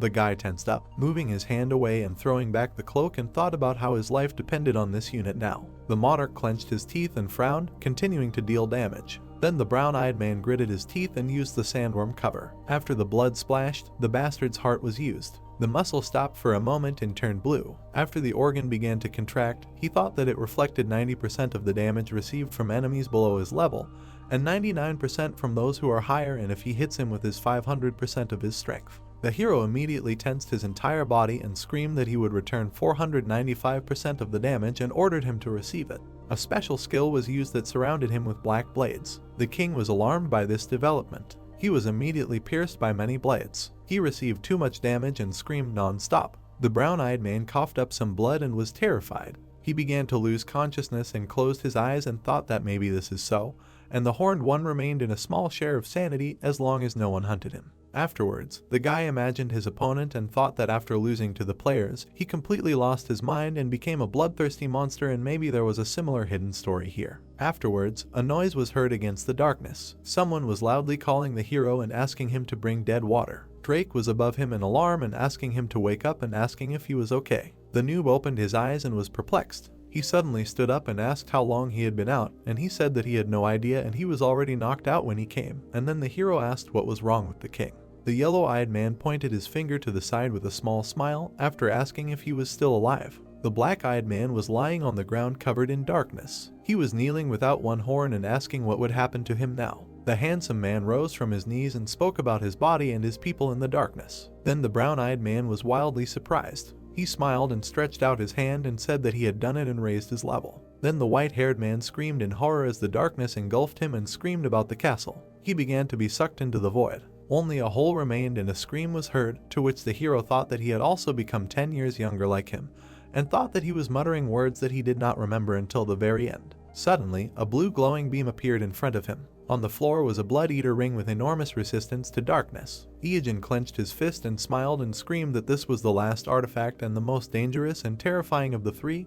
He finally had it. It was the God Slayer set that was assembled. The guy imagined the cycle of attacks and thought that constantly remaining with full HP thanks to the use of the Ring of the Devourer. With a combination of the last fight and the bastard, it will be possible to survive with 1 HP and repel damage, and then you can simply regenerate by stealing life. He smiled with confidence and thought that in this way, naked speedrun without damage becomes possible, and this is the best set for dead water. Then Drake put his hand on his belt and said with a smile that he was glad that he achieved his goal, to which he thanked him and asked if he had taken revenge. Yellow-eyed smiled slyly and said that it was so. Suddenly, the fog began to dissipate in the background. The corpses of torn monsters lay on the rubble, and he continued saying that he did it with great interest. Black-haired also put his hand on his belt and smiled. They clashed fists and said that the raid was over. Suddenly, notifications began to emerge about the murder of the King of Darkness and the absence of night over the eastern continent until his resurrection. And billions of eyes that were locked are now looking straight at the dead water, and he was the first to finish the raid. This is the world's first solo raid on a monarch. Fog rose around, and he was rewarded.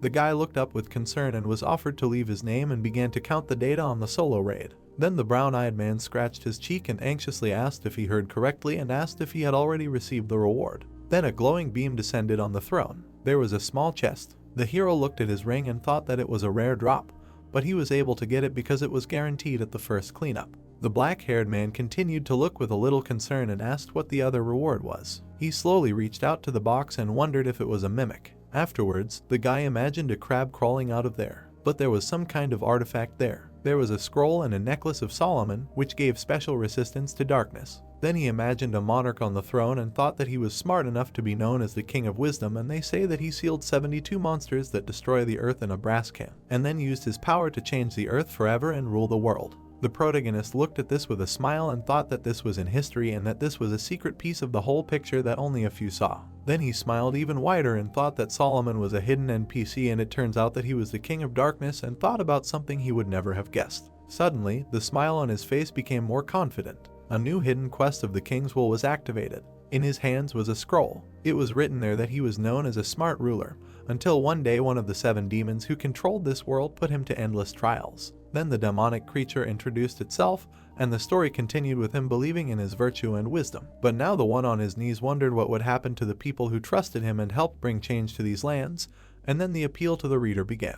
The crown was also introduced after the words that he was probably much smarter and more virtuous, as well as stronger and braver than him, and asked to avenge him, and the demon who did this to him, Beelzebub. But suddenly the hero with an irritated look pressed the skip button and said that it was his mistake, that he could not fit his will into 3 sentences and probably everything will be saved in the Akashic record, so he will read it later. A notification popped up demanding murder. The black-haired man closed the chest with a soft smile and said that whether it was a quest or a necklace, now was not the time to use it, so it was worth putting it away, and said that he would definitely avenge it. And then he thought about how in the near future, when big changes would come to this world, then the time would come to use this necklace, and he thought that in any case, it had finally happened. He stretched out his hand in front of him and thought with a smile that since he had finally collected the 3 artifacts of the God Killer set, he could crush those who could kill him in this world, and his era had arrived. A few days later, under the bright sky, a call to the king was heard, asking where he was. In the middle of the city, a guy said that something happened on the way and asked why he asked him to meet today. The hero was talking on the phone and looked away when he heard that he had shocking news.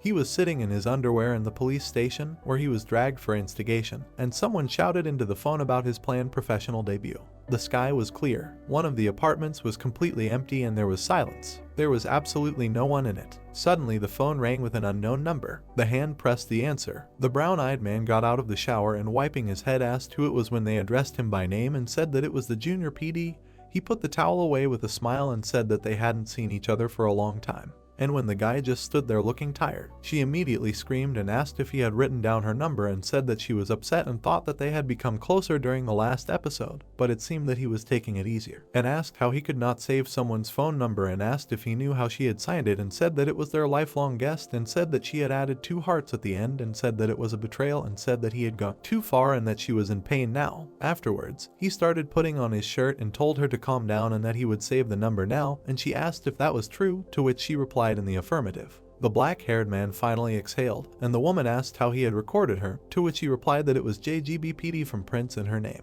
The kitchen was surprisingly in perfect order, and Young HWA said that it was very professional and asked about the hearts, to which he replied that he would think about it and asked why she had called him. The cutie held a folder in her hand and said that she was preparing new material for the show and she wondered if he wanted to be their guest. Then the brown-eyed guy started to put different ingredients in a bowl and said that he was very sorry, but he was a little busy these days, so it would be difficult, and said that he would try to find time for it in the middle of next month, to which she said that it would be great.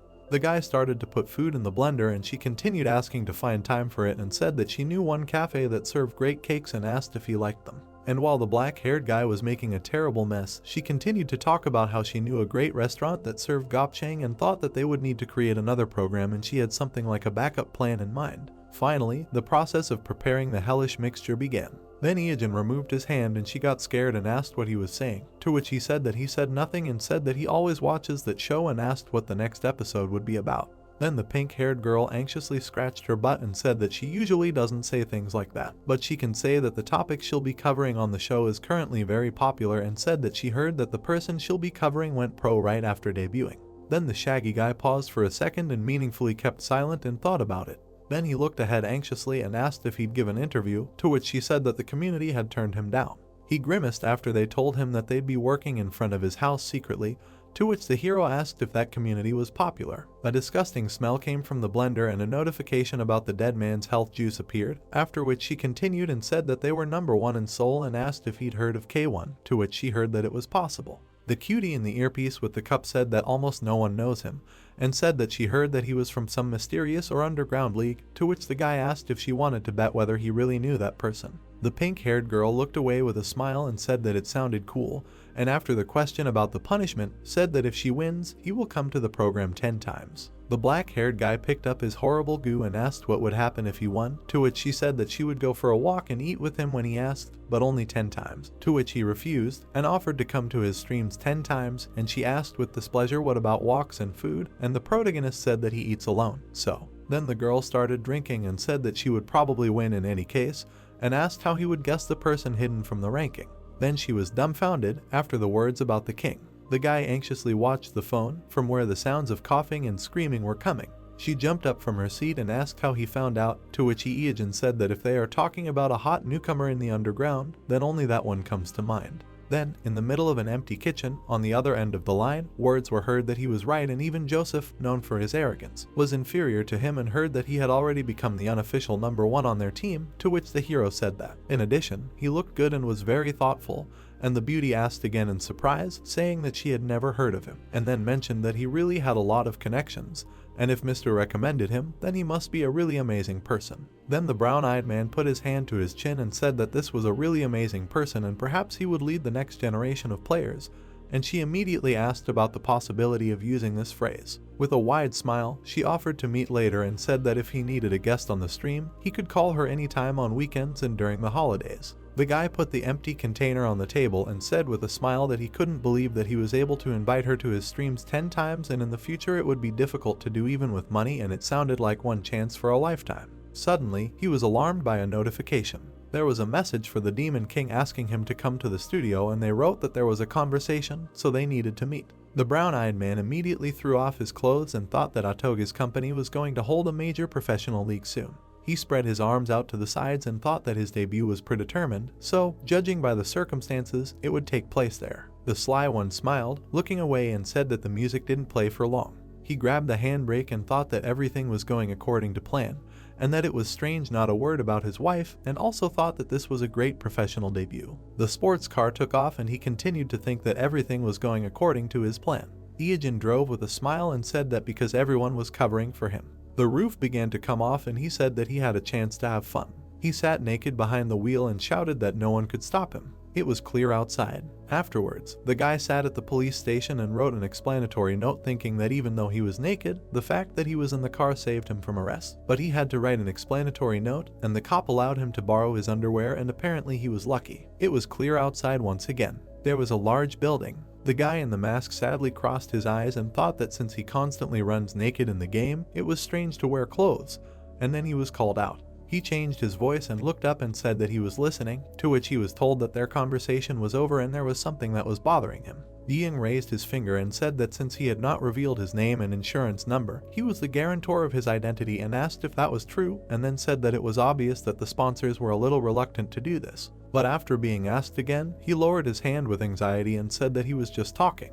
Then the hero thought that he was trying to gain the upper hand before the salary negotiations, and inside he was a well-worn 15-year-old noob, as well as an experienced member of society. The blonde man extended his hand with a gentle look, saying that then they should talk about his salary, to which he received a sharp refusal and an offer to discuss it after the league. The hidden one put his hands in his pockets and thought about how after the league his popularity would increase and the owners of the companies would crawl on their knees before him. A super newcomer, a new superstar, and thanks to him, the number of viewers would also be guaranteed to increase. He imagined himself in a suit and thought that, in other words, he would wait until he was worth even more. Then the brown-eyed man surprised his interlocutor by simply turning around and saying that he could even get a blank check if he went to China. And he asked with horror how he could say such a thing and asked if he thought that they could not offer the same as China, to which he said with regret that he heard him. The blonde looked at him with concern and wondered what was wrong with him, because he was only 21, and he was acting like a seasoned snake, and then said that in any case this would need to be discussed later and suggested moving on to the main thing.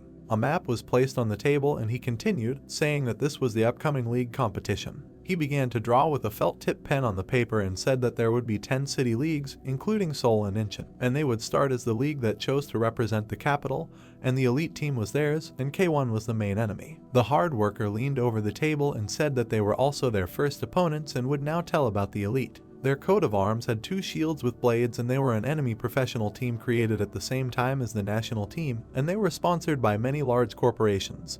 So they had a huge budget and a wide selection of players. The man in the shadows was hiding, and it was their leader, Storm, who was number 1 until Joseph passed him not long ago. There were 3 people of different classes, which made the lineup even more terrifying, and these 3 were a real thorn. The blonde looked down with concern and said that they synchronized their attacks, switching places, and it was a real art, as if you were fighting 3 at the same time. He imagined the gray-eyed man, saying that he needed to deal with Gino, so they would use him as an ace in the hole. After the hard worker exhaled, handing over the sheet, and said that he did not think anyone else could deal with them, which was what worried him, and he thought about the gold, silver, and bronze sister and had not seen them for a long time. The hero frowned and thought that although the decision had not yet been made, he already knew which teams would go against each other, and of course, he remembered the fight between the national and the elite. This was the hottest topic 15 years ago. He remembered himself in the crowd and thought about how this was a battle that would be remembered as a legend for decades to come. Now the brown-eyed man grinned with a smile and thought about something else. He remembered the Toto League and thought about 21 times. He imagined many flashes with a record price for bets. The voice of the host was heard shouting that they finally waited for 140 big and small national teams, and only 10 of them will reach the best league.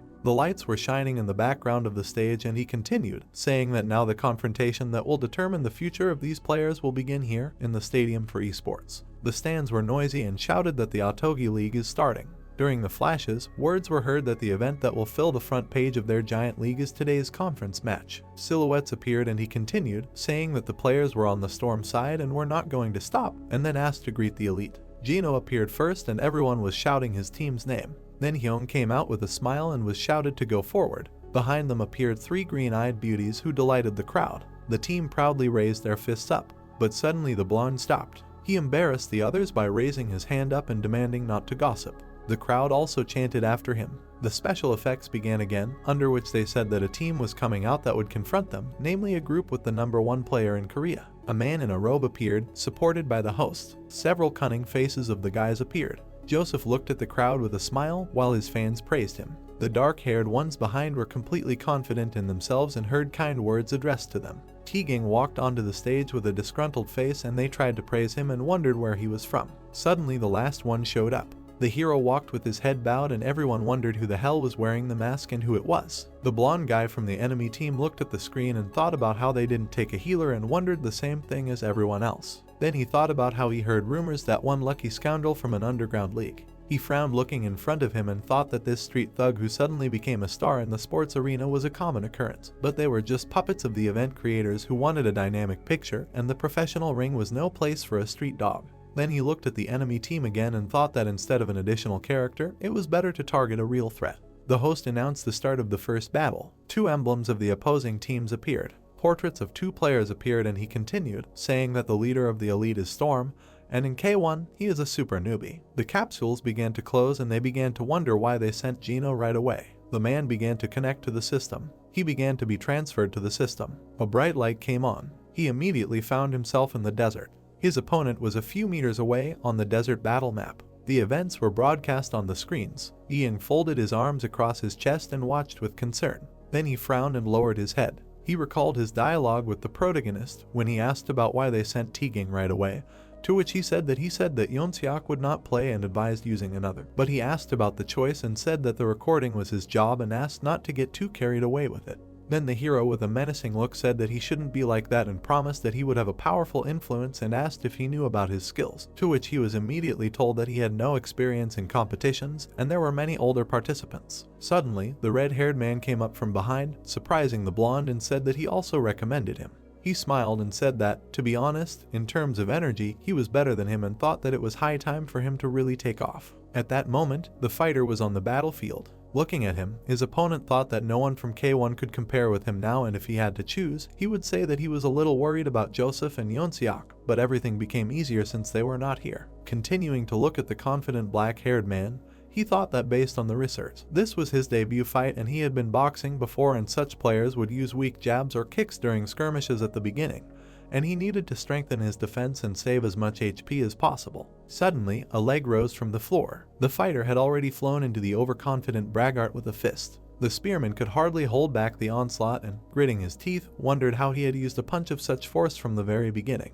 Afterwards, he looked at the equipment in horror and thought that this was an infinity gauntlet, and even after the block, the damage had passed due to the penetrating ability. But right after, a fist flew into his face. The blonde flew far back. He tried to slow down and thought that he had mispredicted his game strategy and greatly underestimated him. Afterwards, the guy tried to swing a 2-headed snake and thought that he had just received a return from using the skill a lot. The blue-eyed man looked at his shoulder, which received damage, and then the enemy thought that he managed to use poison. The fair-haired man jumped back arrogantly and watched the situation. Then he retreated with a smile and thought that he would lose 0.025% of HP every second, and now he would retreat to check his condition and he needed to wait for this moment and fall like a storm. The black-haired man could barely stand on his feet, and he thought that both players were retreating to prepare for the next attacks since they had just fought. Suddenly, only a gust of wind remained in sight. The spearman noticed a fist approaching his throat with great surprise and wondered why it was approaching. The gray-eyed man anxiously asked Gino to step back. A bright flash lit up. The fighter was able to smash the armor into pieces with a punch. He looked on with an unperturbed expression, but the hero stood nearby and thought that he should not get cocky, because today he will not be the one in charge. He looked up and thought that it was a mistake to think that T-Gang was a checkpoint on the way to the fight with Joseph, and speed is a problem even for him, who has agility items for dodging, and comparing their strength, he is now superior to the handsome guy. The fighter logging out began to disintegrate, to which the host shouted that he can't believe that the storm was defeated by a super rookie and wondered who would have thought. Ian clenched his fist and said with a smile that he can't believe that he marinated him on the bench, and it seems that he is not such a qualified trainer. The protagonist looked at the screens and said that he saw the legendary 3-hit KO again, and he was wondering what to do with it since there is no way to prove the results from his past life. But thank God Yonseok is not involved. He looked calmly at the screens and said a meaningful word and thought about how 15 years ago, he was just one of 1,500,000 spectators. The arena roared again, and he continued his thought, thinking about how while he watched the players fly and fight, an ambitious dream grew in his heart. He imagined himself in a past life in the crowd and thought about not watching that fight that day, and then wondered if everything would have been different.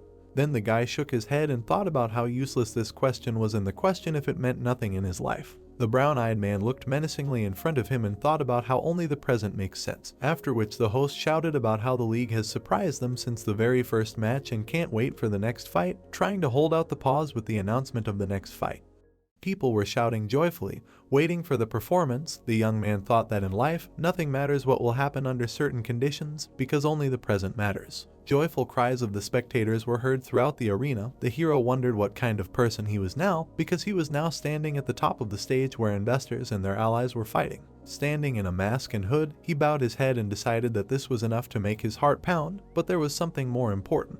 The guy raised his head and decided that he had put all his savings on the line. He remembered the image of a blonde warrior. The young man thought that now the previous number 1 and a newcomer would fight. Then he imagined an image of his opponent and thought that the betting ratio on them was 7-1, which showed everyone's faith in Gino's victory. After which the young man remembered the moment of the newcomer's victory and decided that at that moment his money had grown 7-fold, but the truly incredible part had just begun. Clenching his fist tightly, the hero thought that now the predictions for the battle between K1 and the Elite. He smiled widely, anticipating the excitement, and thought that bets against the odds of 7 times, and then a team game that allows you to increase the bet to 3 times, and thus this legendary match can increase the initial contribution by 21 times. The voice of the commentator was heard throughout the arena, who said that in this battle, 5 players will form a team and go against the opposing team one-on-one. The player who wins will be able to fight the next opponent. T-Gang adjusted his glove, hearing the commentator's words that he has low health points, and it is unclear whether he will be able to participate in the next battle. Suddenly the commentator exclaimed that the guy continues without replacement, because this rookie's confidence is as aggressive as his fighting style. The crowd started screaming again. The announcer announced the continuation of the fight and wondered who the elites would send to the battlefield. Junhyun came out with a weapon in his hands. The announcer said that he was number 11 in Korea, a monk with the ability to self-heal as well as a huge reserve of health and defense. The young man looked at him sternly, preparing for a fight. The man beckoned him with his finger and with an evil smile asked if he wanted to dance, because he could just try to attack him, but the guy was greatly overestimating himself if he thought he could hurt him. After 10 minutes, the young man lifted his opponents into the air with one blow. The man looked at him in confusion and thought that the boy had predicted all his skills. Taking a stance, the young man thought that he was wondering how to break through his endless heal, but everything turned out to be easier than he thought. Having schematically imagined the enemy's healing, he thought that when he healed himself, the skill was not applied to him, because self-healing occurs due to the calculation of the position and area of effective healing magic. Then he imagined his attack and added that before the spell works, there is a small delay, about 1/10 of a second. The young man imagined how he stood up under the influence of Aga and noted that if right before this moment he managed to push the healer away and stand in the place of the spell, then he could heal himself. Lost in his thoughts, the hero thought that the guy was able to do this thanks to amazing dexterity and insight. T-Gang needed his hand and thought that thanks to this, he restored a lot of health points. Enthusiastic cries were heard throughout the stadium that now everyone understood how to kill a cockroach. However, it is easier said than done, but still incredible. The man pulled his hand to the side, clenched his teeth and said that he was going to die soon, then ordered the enemy to stay away from him and began to ask for a replacement.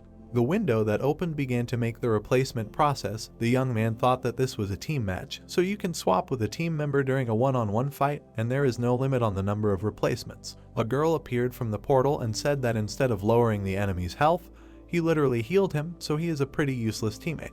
When she completely entered the arena, the commentator happily exclaimed and said that this is a new recruit of the elites, after which he wondered if this was the beginning of the teamwork of the three sisters. The girl rubbed her fingers lightly, showering some dust. She blew the particles off her palm, calling them seeds of confusion. Suddenly, strange plants began to grow from the ground. All the space under the guy's feet was captured by these sprouts. The hero frowned sternly, watching what was happening, and thought that these bloodthirsty plants can reduce the enemy's health if you just step on them, and the amount of HP taken away increases with each touch. Teagang frowned in confusion. The hero noted that if the first time a person loses 0.001% health, then the second time it is 0.002%, and the third 0.003%, and although the loss of health itself is already bad enough, but that's not all. The girl watched the growing plants and thought that she had prepared everything. Suddenly, the player change window appeared in the arena again. Newbie ran out of the portal with a weapon in her hand. The hero swung his left hand, preparing for battle. Suddenly, he stopped, feeling the weight. He lifted his foot off the ground and saw that there was a sticky spear because the whole field was covered with white juice, which slows down the speed of movement. The girl took advantage of the moment and fired an arrow from her bow. The projectile hit the fighter's shoulder. With quick movements, the young man dodged and fought off several of her arrows. The girl grinned awkwardly, surprised by his talent. Teagang prepared for a strike with his right hand. Striking the ground, he created a powerful shockwave. His attack began to burn all the plants in its path. Junyoung looked at what was happening in surprise and said that although he was able to set fire to the plants under him, the young man would set himself on fire too. The guy rushed into battle. The man called him a real battering ram. Suddenly, several flashes appeared in the air. The girl closed the distance between them and used Iron Touch. The young man immediately covered himself from her attack with a glove. Having received another blow, the young man thought that the situation was bad because he did not have much health left, and this girl was quite fast and strong.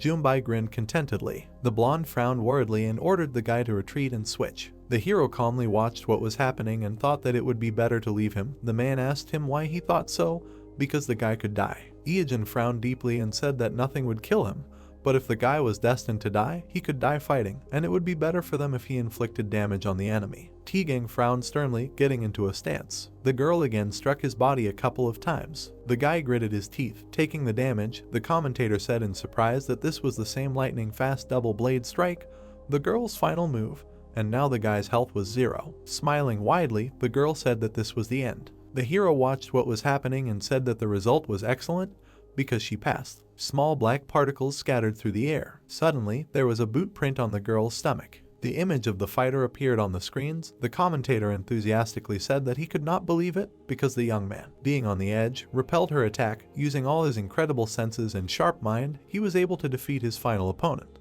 The girl, looking down in surprise, wondered when he managed to do this, after which she added that he was very annoying. Suddenly, the guy's capsule opened. The tired young man came out of it, exhaling heavily. The guys enthusiastically said that he was amazing and asked how he hit it all. The young man went on stage and was shocked to see that all the spectators were shouting his name. He looked down at the guy in the hood. Beads of sweat ran down his cheek, and the guy smiled slightly. Eugene gave him a thumbs up in approval. The heroes remembered the guy attacking Hongji and thought that now there are bets with odds of 7 times, and then a team game that allows you to increase the bet to 3 times, which later gives the opportunity to increase the initial contribution by 21 times, and in his past life, the elites won. Remembering the images of the fighters, the guy thought that although the match began with promising performances, K1 lost because of Joseph and weak performances, and although they had 3 times more support, the elite received the title of the representative of Seoul, and he thinks it will be difficult to defeat them. Crossing his arms over his chest, the guy also noted that if he bets on the elite and loses on purpose, he will definitely raise a lot, but since he is a member of K1, this determines the match, so he will just bet on his team. Yeong-gun gritted his teeth. The guy thought that his disguise did not have much effect against the dirty field. Looking at the girl shooting at him, he thought that he had been struck by long-range attacks and had fallen tragically. Yun-ho frowned in surprise as he looked at the flash in front of his face, thinking that he had lost a one-on-one match against Dong-bai in a magical fight and had fallen to his knees in front of her. And although the damage to the terrain had played a role, Yunbai had more variations in magical skills. He then remembered Joseph's fight and added that he had gotten stuck in some unknown hell of poison ivy and caltrop and had then been attacked by arrows and spells, but although he had survived, that was all he could do. The trio of girls gathered together. The commentator announced that it was a triple victory for the sisters and that the #1 ranked team in K1 and the top representatives of Korea had failed to stop them. The hero was shocked and thought that the match had become more serious than he had expected, as the odds had turned from 3-1 to 7 in their favor. His eyebrows rose even higher at the realization that the legendary match, which allowed you to increase your initial bet 21 times, could now increase it by a whopping 49 times. Ian looked around and said loudly that they were in a tight spot, and although he knew it was difficult, so he did not expect the guy to win, but at least asked for a draw. Suddenly, he noticed that the young man was shaking violently. The blonde was shocked, thinking that this was impossible because he was shaking as if he was scared, but he understood that it would be strange not to shake in such a situation. The hero clenched his fist in the fabric of his clothes and thought again about your stunning news. Beads of sweat were running down his face, and he thought about the fact that this was an unprecedented case in the history of betting, and this was reflected in the lack of a healer in K1. Suddenly, the man snapped him out of his trance by asking if he was okay. The boy replied that he was fine and that he was heading to the arena now, after which he thought that no one would bet on K1 to increase the bet by 7 times, since they almost lost, but at least one such person definitely exists. As he walked up the stairs, the boy decided that this was because he was sure to win at any cost. People watched him with skepticism, wondering who he was since they were seeing him for the first time, but the team was giving a chance to a newbie since they were going to lose anyway. The boy paused for a second, then raised his head. He slightly narrowed his eyes and thought about how much he missed this feeling. The blinding spotlights, the fireworks and dry ice, the smell of gunpowder, dust, sweat, glue and Clorox. The stream of shining particles quickly scattered through the air. The hero noticed that the feeling of all this was overflowing his heart, and it finally began. Suddenly, a young man dressed in scarlet armor appeared in the arena. He silently looked around. One of the sisters frowned and thought about what was making her angry, and then wondered if she had met him, although she did not care. She opened her palm again and blew the seeds of leaves and plant seeds around the boy's body from all sides. Sprouts immediately began to break through at his feet. The girl put out her staff, used her abilities, and said that since he was the last, she would finish him off with an explosion of shock. A powerful discharge of lightning struck straight at the hero, incinerating everything at his feet. The young man did not utter a sound, being under the oppression of her attack. The discharges of electricity reached his heart. Suddenly, the magic of lightning caught up with the girl herself. She looked at what was happening in surprise, not understanding how the energy was reflected. Suddenly, lightning bolts struck her in the surrounding area. Yunbai watched in horror as her sister was being treated. The boy emerged from the flames and smoke. The girl wondered how he could reflect it, since he should have been paralyzed by the blow, and the plants should have slowed him down. The hero grinned smugly and decided that she was right, but now he is in the dead water equipment. Schematically imagining the cut of the armor on himself, he thought that the Mattingwing armor also has a special skill for disguising the player's equipment, and thus he is a fighter with dead water items. The girl's body literally incinerated and scattered through the air. The system reported that the mask turned red, and the boy received 1 pack of serial murder. Sternly looking at his opponents, the boy called the next girl. Yunbai immediately pulled back her bowstring and said that she would finish him off with 1 hit since he only had 1 health point left. The guy immediately swung his right hand and used Tigang's impersonation. Tigang watched in shock as he was copied. The hero hit the ground, creating a powerful explosion. The girl released her projectile and asked him if he thought his sparks could stop her arrows. The arrow flew at incredible speed and blew smoke to the sides. The girl suddenly noticed that the guy was nowhere to be found, after which she wondered where he had gone. Suddenly, she noticed that the young man had risen high into the sky above her head. The hero hung upside down in the air for a moment. Yunbai pulled back her bowstring again and said that although she did not know how he had risen up there, he had simply become the perfect target. Several arrows were quickly heading his way. Suddenly, with a supersonic clap, the young man changed his trajectory and dodged, surprising his opponent. The girl frowned in confusion and said that she thought he had no means of flight. Tigang smiled happily and said that he realized that the boy was using the heat from his boots to propel himself through the air. Suddenly, he remembered Iejan's past battles and said that it was incredible. The young man was pushing off the air at incredible speed, dodging arrows. In a matter of seconds, he approached the archer. Yunbai looked at her sister in fear and ordered her to retreat and change. The boy swung his right hand and said that it was too late. Vidya should have run instead of shooting from his bow. Suddenly, a powerful explosion thundered in the arena. Streams of wind carried smoke and dust to the sides. People watched what was happening in shock. Ian was shocked and froze in place. He clenched his fist from nerves. Suddenly raising his hands, the man shouted joyfully and said that the guy was truly amazing. The image of the hero was shown on the screen. People could not understand what it was and whether it was even possible to control your boots like that. But this is the best performance of the day we want, and it is unclear where this player came from. The young man continued to stand on one knee, bowing his head. The commentator said that he could not believe it because this is an incredible turn of events. Two central players of the elite defeated in the blink of an eye from the moment the Dark Knight of K1 arrived.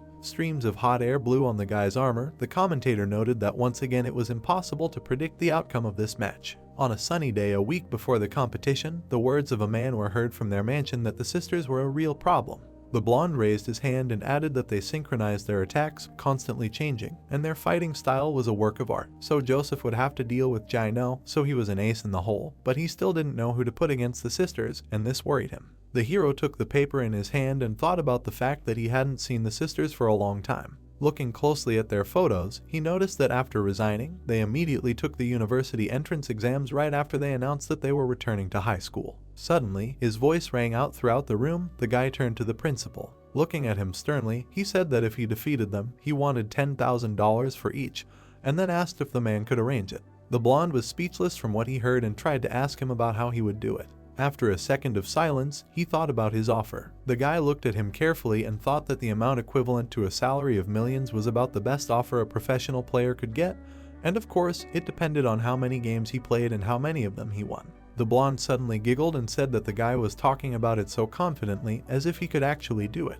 Looking up at the young man, he asked if he was really a newbie. Smiling widely, the guy closed his eyes and confirmed his words, then asked about who else he could be and thought that everything was right, because he was a newbie, playing for only a year, and this is because he is a well-worn constellation, thanks to 15 years of his past life. The man leaned his elbows on the table, agreed with his proposal, and said that he would watch how the guy showed himself in the match, and then inform the authorities that they agreed to $10,000 for the victory, because they could be persuaded if the results were good, but the guy must understand that the results must be excellent.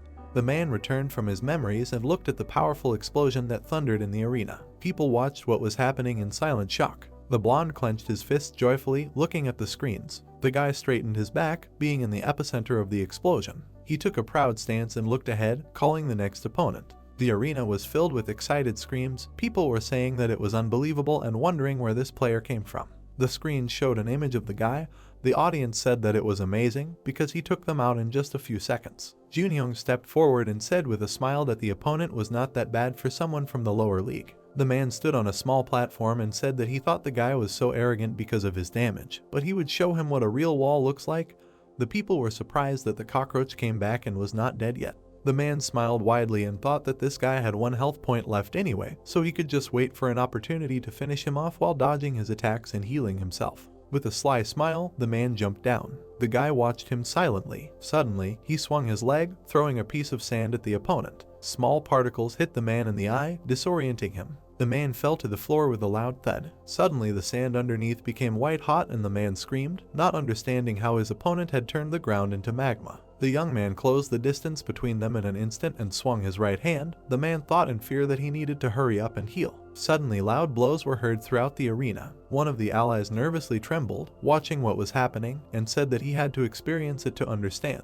The hero looked over his shoulder and called the next opponent. The girl climbed up to the same dais and looked at him. She watched the hero with an unperturbed expression. Noticing her, the young man said that this was finally the last of the 4 elite brothers and sisters. The girl was very outraged by these words. She smiled confidently, took off and said that she thought that everything turned out the way it did and she didn't like this atmosphere either, so she would defeat him with the same firepower. She pushed off from the platform with incredible speed. She approached him with a smirk, saying that this was a one-on-one fight. The boy swung his right hand, preparing for her attack. Suddenly, she was behind him when he struck. Quickly looking back, the boy thought that as he expected, she was very fast. The girl swung her blade in front of his face. With a smug grin, she mockingly expressed surprise that he dodged it and praised his reaction. Approaching again, she used the crossblade skill and said that he should try to dodge this too. The blonde was terrified and said that after one strike, everything would be over, so he should dodge it. The 2 blades were rapidly approaching his body while the boy stood still. Suddenly, with small but quick movements, the boy dodged.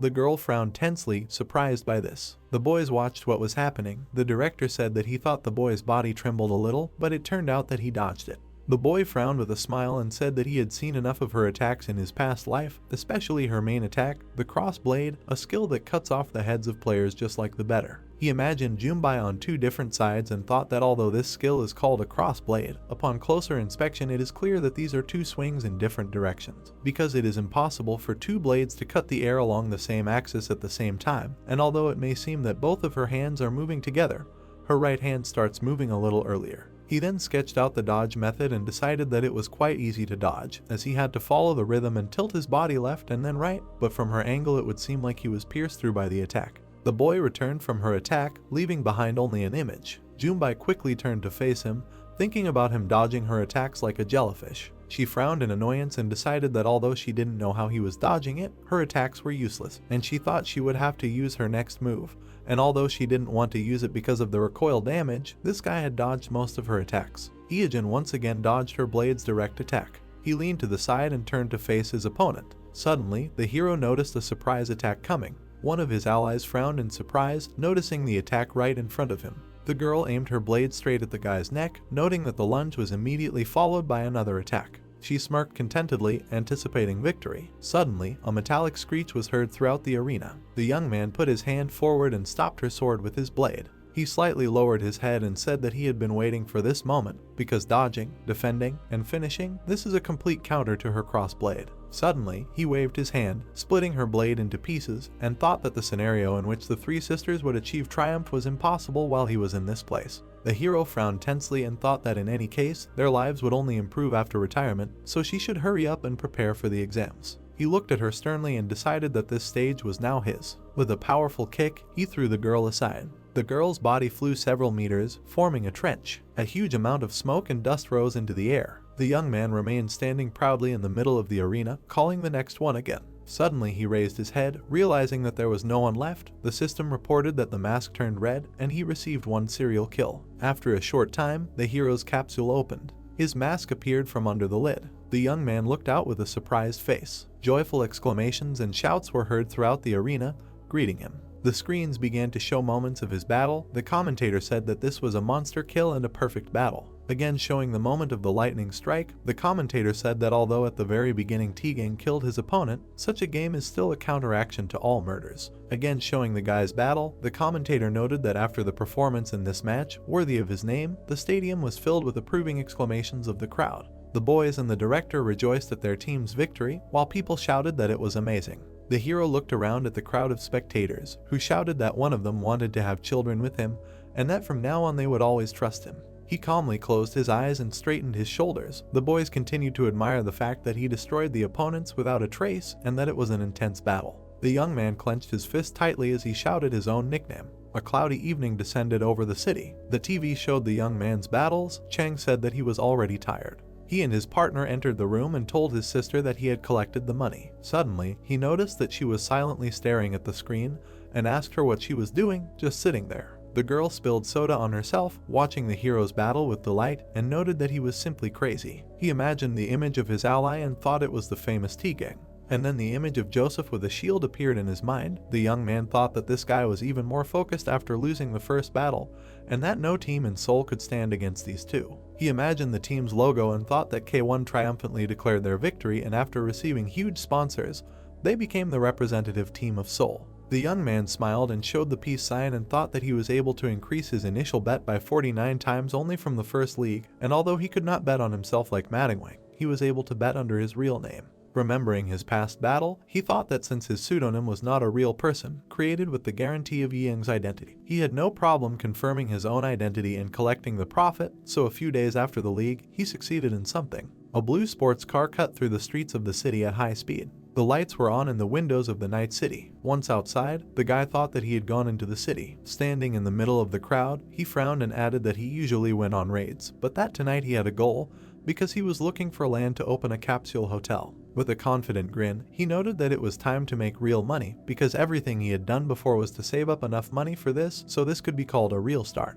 He struck a pose and grinned, thinking that now he had enough startup capital to make his dreams of his business a reality. People from the sidelines looked at him as if he was crazy. Looking around, the guy said that if you think about it, it was Friday night, and he wondered why there were so many people around. The two friends smiled happily while fighting with each other. A couple in love sat on a bench, leaning on each other. A young DJ stood at the console and controlled the music. Looking up at the sky, the guy thought that this was not really his taste, and then wondered if it was because he had become older inside. Remembering his past, the guy thought that he had spent 20 years playing without a particular hobby or talent, and such a crowded, colorful street had nothing in common with him. Exhaling heavily, the young man said that he did not regret anything, because a great man once said that if there is something to brag about, then there is nothing to envy. The hero immediately remembered his past battle with the sisters. In his imagination, a moment arose when he left the capsule to joyful cries. Clenching his fist, he grinned and decided that he preferred to endlessly strive for the top, because the exciting race in which a person achieves success by fighting is the only moment when he feels alive. Suddenly, something caught his attention.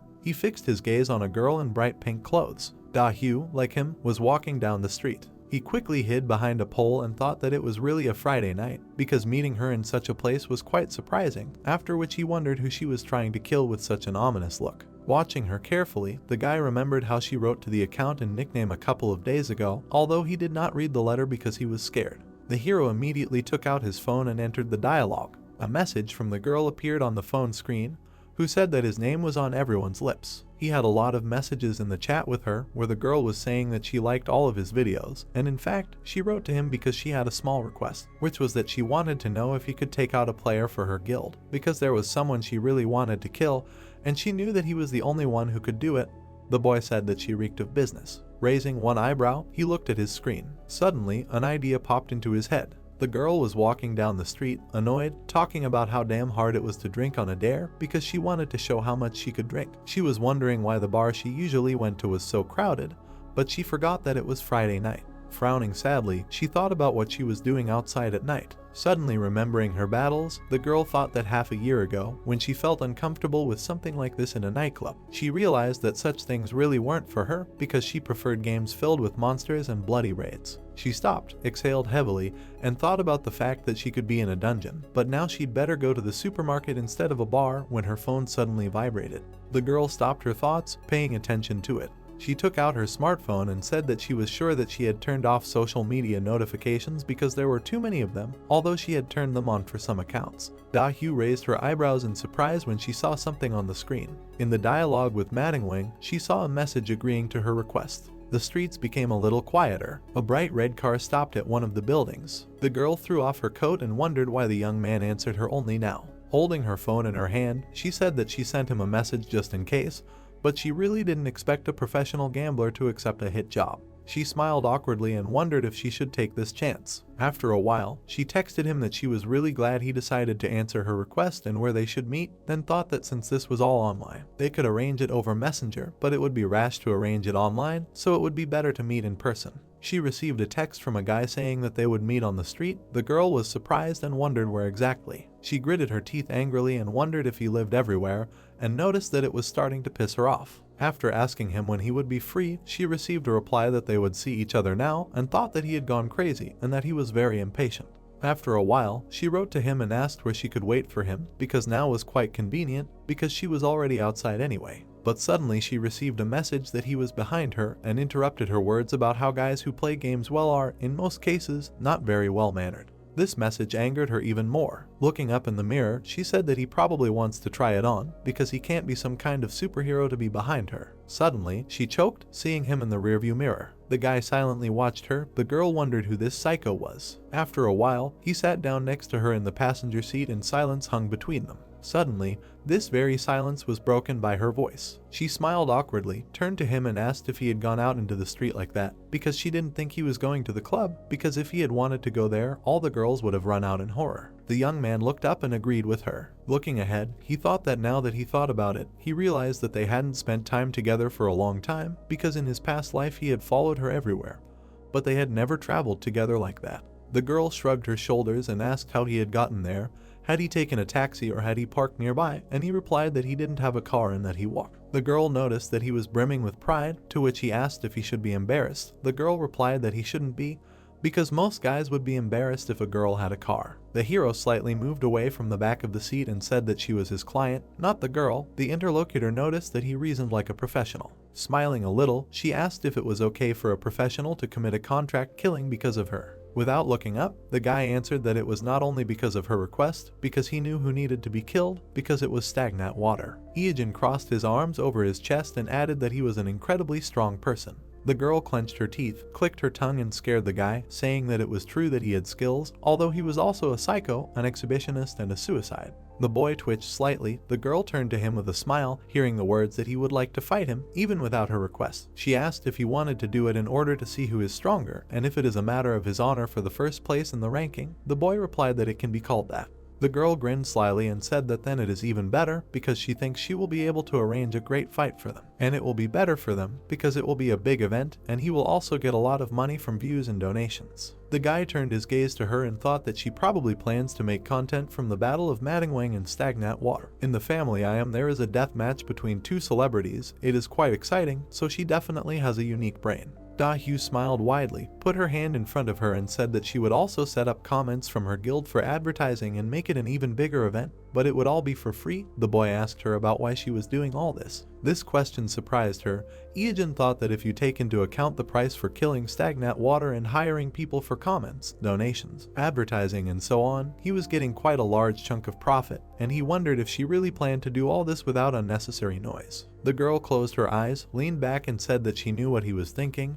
It was normal to be suspicious of her, but something was wrong. He gritted his teeth angrily. She looked back at him and said that she was absolutely serious because she wanted to finish off this man at any cost. Throwing up her arms, she burst into a scream and said that she couldn't even sleep because of the thoughts about him, and if you add to that all the money he stole and the number of times she died, she could probably buy an entire building by now. And if the stress she got from him could be turned into money, she could buy all the land, and she couldn't even go on raids with the thought that he could stand in the corner at any moment and defend himself with only one chair, but not die. The young man watched in horror as she madly spoke about how she should and must kill him, because he should be sentenced to death and banned from the game, because she wanted to play without him for at least one day. Raising an eyebrow, the guy thought that if anyone heard this, they would probably think that he was her stalker. The guy suddenly remembered their fight with the girl and thought that although it was true that he killed her many times, but only because she stood in his way, so he just acted according to his plans, and therefore, her losses are the result of her own actions. The girl tried to catch her breath, while the guy thought about it, that everything that happened in his past life was his mistake, and he did not plan to take responsibility. Suddenly, she looked back at him and awkwardly said that she got a little carried away. After which she apologized. The guy replied that there was nothing wrong with it, because she had the right to do this, and that she should be angry. The girl smiled awkwardly with her arms crossed and said that she wanted revenge, but she wasn't good enough to deal with him, so she couldn't do anything, but she was sure that she could beat him in real life, but she didn't know his address and all she could do was just leave angry comments on his streams. The guy was surprised that all she could do was leave 3021 angry comments. Touching her head, she also apologized for continuing to show her aggressive side on their first meeting. The guy replied that she could just pay him well, to which she replied yes. Looking away, the girl said that she felt better because of him because she hadn't been able to talk to anyone until now, so she was grateful that he listened to her. Slightly pursing her lip, she noted that she wanted to talk about it because since he was going to kill him anyway, she had an idea. She looked at him with a slight smile and offered to do it on behalf of her guild. Da-hyu approached him with her shoulder. The boy looked back at her and thought that it was impossible for her to miss the opportunity to profit, because he wondered where she got so much enthusiasm from. But now he understood what she had in mind. If he joined her guild, they could gain great popularity and power at the same time. Looking at her satisfied smile, the boy thought about the fact that his nickname itself was an advertising billboard, but the range of his skills would be of great help to her in a large-scale guild war, so this year was nothing compared to the price she would pay for him to join. He quickly stopped her pressure by saying that he did not like being in a pack. The girl replied that it may depend on who was in that pack. With a slight movement, she touched his leg. Getting as close to him as possible, she asked him something about what he would say about her proposal and whether he wanted to discuss it over ramen. Ijin looked back at her and said something about ramen.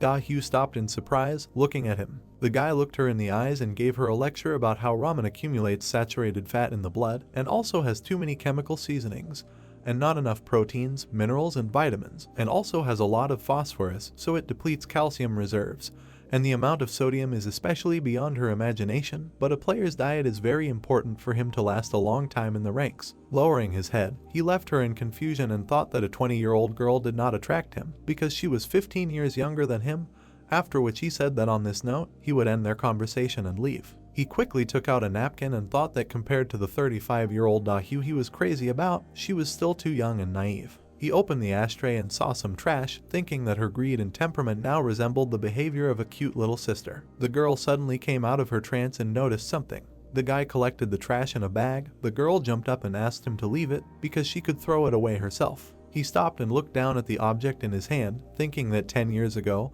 he once sat in the passenger seat of her car and the girl acted like she was looking after her, a fool, and tried to look better. And then he remembered how he opened the glove compartment in the same way, and thought about how one rainy night at the end of their date, which he got for donating on her stream, he painstakingly cleaned out the trash in her car. Then he imagined how he held the bag in front of her with an awkward smile, and thought that he did it because there was nothing else he could do for her, and the girl kept saying that he shouldn't do this, but he was happy even doing it. And although he could not get into her car anymore, he developed a habit of always taking the trash out of the car to make sure that he would not forget to do it if he was in her car again. And he got so used to it that he did it even in a taxi. Closing his eyes, the guy exhaled heavily and thought that he really was a fool, and that his habits can be really scary. However, these should not be called habits, but a slave's mindset, after which he said that he would throw it away on the way. The door closed and the girl was left sitting alone. Looking back at the passenger seat, she wondered what was wrong with him and why he was picking up other people's trash.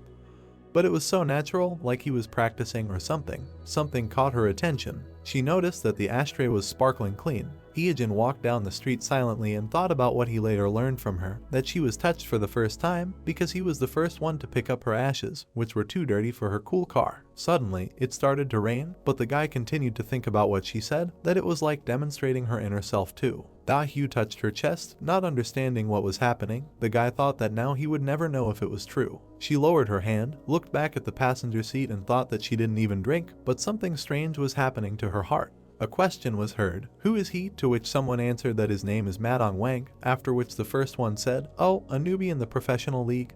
Those were great matches." Against the background of the blue abyss, the player said that enough foreplay, he is finished. The brunette looked at his opponent angrily. Then he picked his ear, smiled and asked what, is he going to kill him? The monster answered indifferently, yes, after which the red-eyed one, still smiling, continued to ask that he was crazy, to which he answered that he does not want to hear such things from an exhibitionist psychopath, and the guy asked another question, why would he kill an innocent person? Madong Wang extended his hand and answered to find out who is really stronger. The protagonist jumped. Hanging in the air, he sarcastically asked if a professional player can kill ordinary players. Iron Man looked at him and answered that his contract does not prohibit it. Suddenly the guy dodged the enemy's blow. Then he extended his hand with a weapon. His foot ended up on the enemy's face. Then he pushed off him, jumped up and said that the man who single-handedly beat the elite was trying to kill him.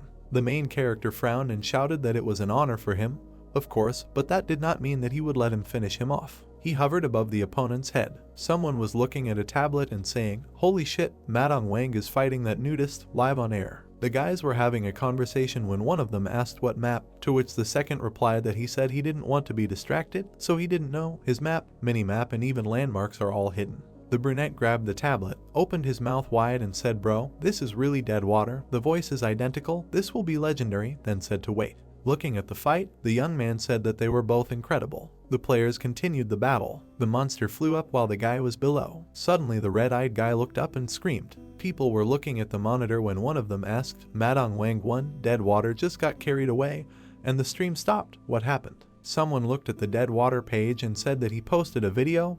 Let's take a look. The brunette opened his mouth wide and screamed that they already sent the link, to which the second one screamed to turn it on. The protagonist sadly said that he died from some weirdo. Then he clenched his fist, gritted his teeth and continued that he was sorry, but today's stream ended because of a death penalty.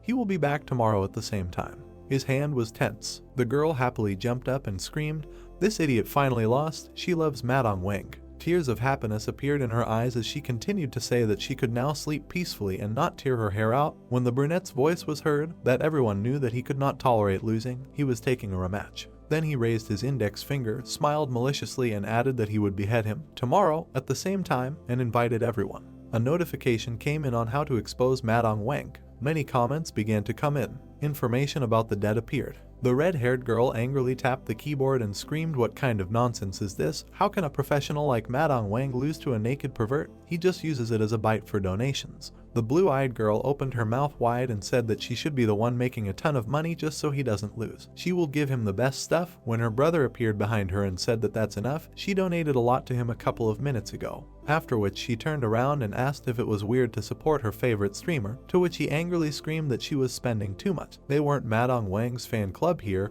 at least she knew how much she had thrown at him last time. Suddenly, right before the match, thanks were given to Painkiller for the donation, after which the girl enthusiastically shouted that he called her nickname. And the guy, looking at her, thought that judging by how much she donated, what kind of creature would not call her nickname after that? Then the blue-eyed guy looked away and said that she had already seen how the naked pervert died. It was over.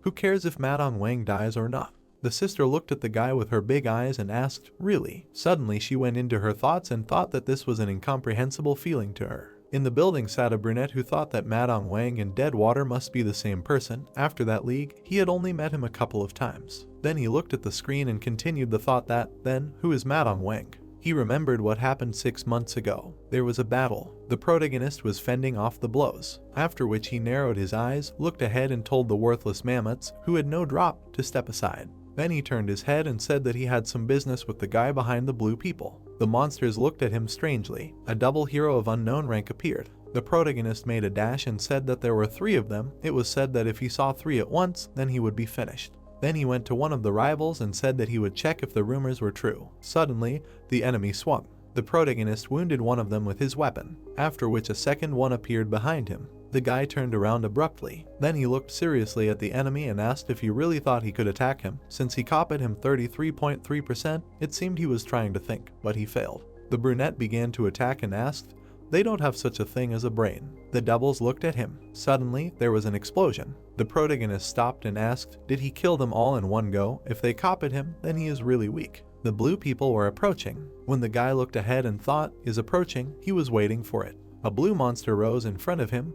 When the brunette continued the thought that this was a double of the Kaiser. A serial killer of unknown rank opened his mouth. The protagonist turned into Madong Wang. He had a full set of skills. The blue creature opened its mouth and tensed its hand, after which it became iron. The opponent was turning into a copy of the hero. Then his transformation ended and he rose to his full height. He looked forward predatorily. The original player looked at the copy and asked, just exactly copied, what was inside. Then he began to take off his helmet. The red-eyed man smiled sarcastically and said that now they will check which of them is more beautiful. The opponent grabbed his helmet, after which he took off the lower part. Under it was hidden blue slime. The blue man in the hero's body extended his hand and threw the mask and it flew down. The protagonist, eyes wide open, looked at it. Then he reached for the falling mask and shouted, "Great, caught it." The opponent began to attack. He struck the ground when the protagonist shouted, "Wow." The guy in flight looked up seriously. Then he raised his head and saw that the opponent was above him. When he said what for, suddenly he jumped and asked why he was so fast. The monster landed on the ground and abruptly extended his claw. The brunette flew away in fear. His eyes were burning when he said, "What an attack, so much strength, just amazing physical shape." So this is how he looks in the eyes of the opponent. Then he concentrated his strength in his hand and said that he would like to fight himself once. A large snake appeared above his head when he said that today he is not here for this. After which he saddled the beast, rushed forward, saying that he had received the item he needed. The guy frowned, smiled maliciously and, holding the mask in his hand, said that with this item, the preparation for Madong Wang's debut was perfect. He looked at his copy and told him to wait for him, and he would return. The opponent's face was evil. The protagonist narrated that he had 2 reasons for coming to Dorian Gray's forest that day. First, in order to obtain the necessary inventory for his debut as a professional, the Rogue's Mask. With the help of an item that is made from the skin of the monarch's double face, you can get rid of monsters using a method that not everyone will know about even after 15 years. He said that the second reason was the creation of this monster. It is quite difficult to detect the doppelganger monarch as the hidden boss of the Forest of Dogs. If there is a suspicion that Deadwater and Madong Wang are the same player, killing this monster with Deadwater will remove all suspicions. Deadwater is his game feature and the monster is a world star. Then he frowned and said that he would like to see them fight. Anyway, it will be an interesting fight. This scenario he came up with about half a year ago. And now the present. Smoke was floating in the forest. The protagonist looked ahead and said that he never thought that he would come for Yu.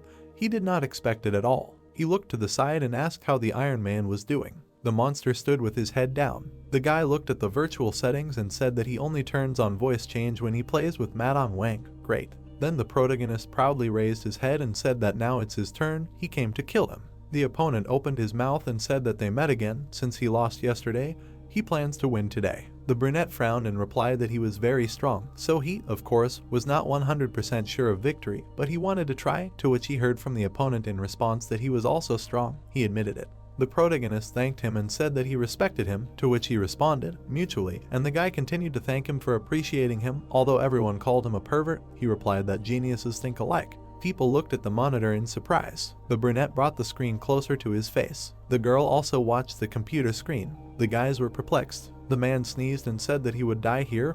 Oh, Jin is just something. The protagonist smiled and said that they would start. Today would not be easy. The opponent, looking at the guy, replied that he had never lost. Then he put out a claw and told him to attack. The monster used a special skill of the claw of the ghost ant whirlwind. The red-eyed man looked up and asked, was he serious from the start? Absurd. The brunette concentrated his power in his fist. Then, in response, he launched his power. People watching this shouted that the whirlwind at the same time as the summoning of the sea serpent was incredible. A beast appeared. The protagonist jumped above the opponent. Lightning emanated from the opponent's hand. An explosion occurred between them. The protagonist frowned and asked, it seems he has become stronger, has increased his level. Lightning scattered across the guy's body. Then he launched a special skill, the heart of an immoral person, vice. The fog spread through the forest. The protagonist said that he came to kill him. The monster replied that they met again and asked if he could win today. They stood opposite each other, and the protagonist said that the monster was very strong, so he was not 100% sure of victory, but he wanted to try. Today would not be easy. The monster replied that he had no defeats on his account and offered to attack.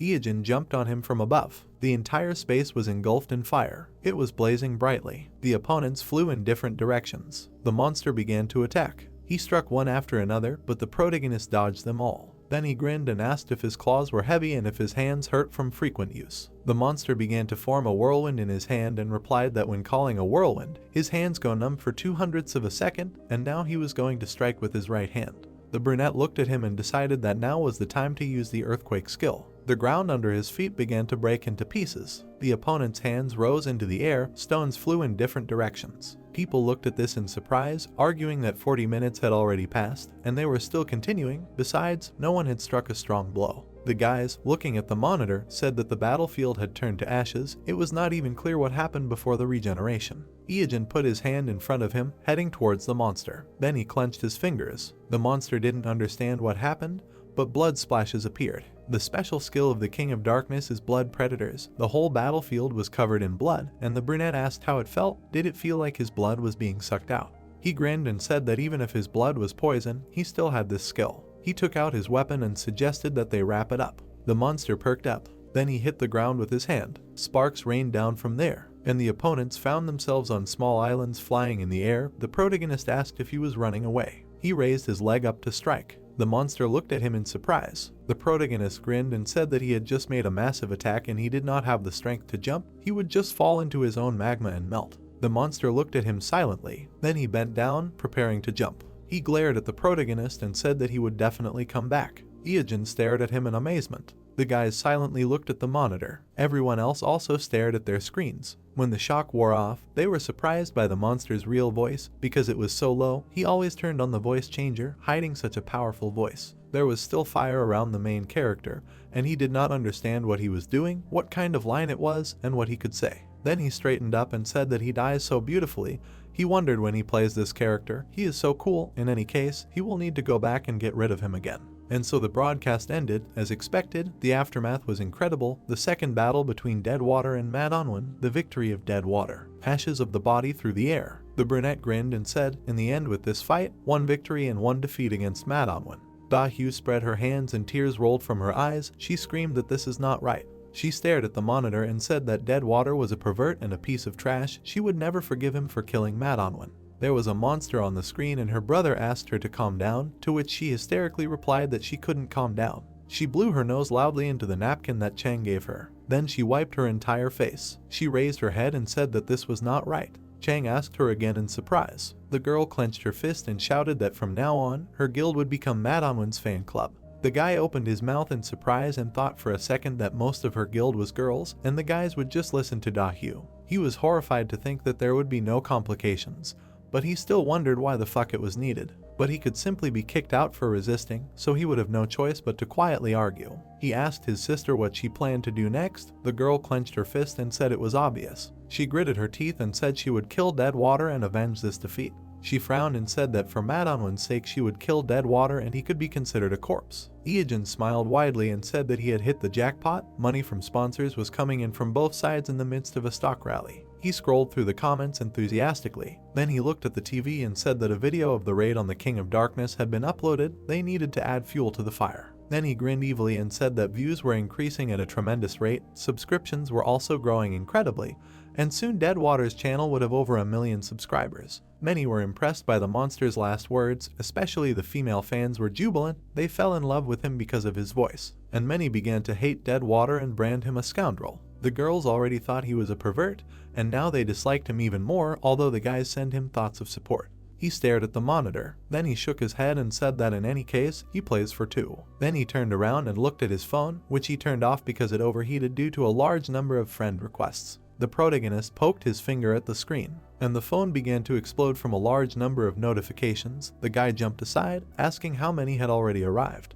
He picked up the phone and thought that he was trying to accept all friend requests, but soon they would increase the limit to 5,000, then he would either only accept subscriptions or create another account. He carefully looked through all the messages, but one managed to rivet his attention. He saw a message from a former classmate from middle school, and then another. He did not understand what was happening. Then he saw an invitation to a class reunion. He stared at the phone and said that he was an outcast. Why is everyone pretending to be his friends now? He looked thoughtfully at the phone screen and read that everyone wanted to see him at the class reunion. The girl was holding a paper in her hands. She loudly asked if anyone wanted to pass the printout to Iijin. She was too lazy to study and she dug it. Another girl looked at her and asked what it was, to which she angrily replied that it was a statement about the absence of a family, to which the girl replied that it was her responsibility because she was the class monitor. The girls began to argue. The class monitor said that she did not want to do this because he stunk. Another girl asked why she had agreed to become a class monitor at all, to which she replied that she wanted to enter a vocational school with a good character reference. The class monitor opened her mouth and shouted that they should decide on a place. The class monitor said that she would seat the class monitor next to someone who did not have a deskmate. Another girl extended her hand and said that she would pass it on. The class monitor asked again. The girl with glasses turned to her and said that she still needed to sign her name, like Rebecca from a single-parent family, and she would hand in his application at the same time. The class monitor handed her a piece of paper. The boy was lying on his desk. When his name was called, he raised his head from his desk. The girl handed him the piece of paper. Iijin suddenly jumped up with a scream. He looked around and realized that he was sitting in a car. Then she realized that he had fallen asleep and he was very tired. He wiped the drool from his face and sighed heavily. The protagonist held the phone to his ear and listened to congratulations on 1 million subscribers from the YouTube content manager. He said that at the end of the year they were holding an event in the hotel party room and they would be glad if he came. They sent an invitation to his email. The guy said that they only invite exclusive or regular streamers, to which the manager replied that he was an exception and that he would do them a great honor if he came. Only their league is a channel through which you can follow the battles while sitting in front of the monitor. One of the hosts announced that in the category of game streaming, the New Star Award was given to Iijin. He was selected among 50 nominees. He used to dream of attention from others, but you can't escape from the past outcast, and now he can't hold himself confidently while being the center of attention. He just mumbled something, ran away from the party and fell asleep while resting in the car. After he received an invitation to a class reunion, he began to dream about the past again, and it was a bad feeling. The protagonist looked to the side and said that now he understands why in comics and anime, successful heroes come to class reunions to take revenge. Outcast writers who were beaten as children, as adults, take it out in tests and scripts. He considered staring at the ceiling of the car. He remembered that the girl with glasses was called Yun Sol. Then the guy leaned back in his chair, put his hands behind his head and said that he was wondering if she would come to the meeting. He had something to say. There was an explosion. Ash from the explosion fell to the ground. Someone commented that he was hunting monsters of level 99 on the Ankylogius difficulty for the first time. The guy stepped aside. He stood looking at the camera, and the men began to comment on him single-handedly catching a monster of level B difficulty. The men looked at the TV, wondering what kind of inventory he had and how strong he was. The guy opened his mouth and asked if they were bored with these game broadcasts yet. Kwon Hyuk-woong scratched his ear and said that as soon as he went into arrhythmia, he immediately stopped playing. The juniors in rank cannot decide. Even in BEQ they turn on the capsule and play, so pathetic. Then he opened his mouth and shouted that since they had become adults, they had to work and save money.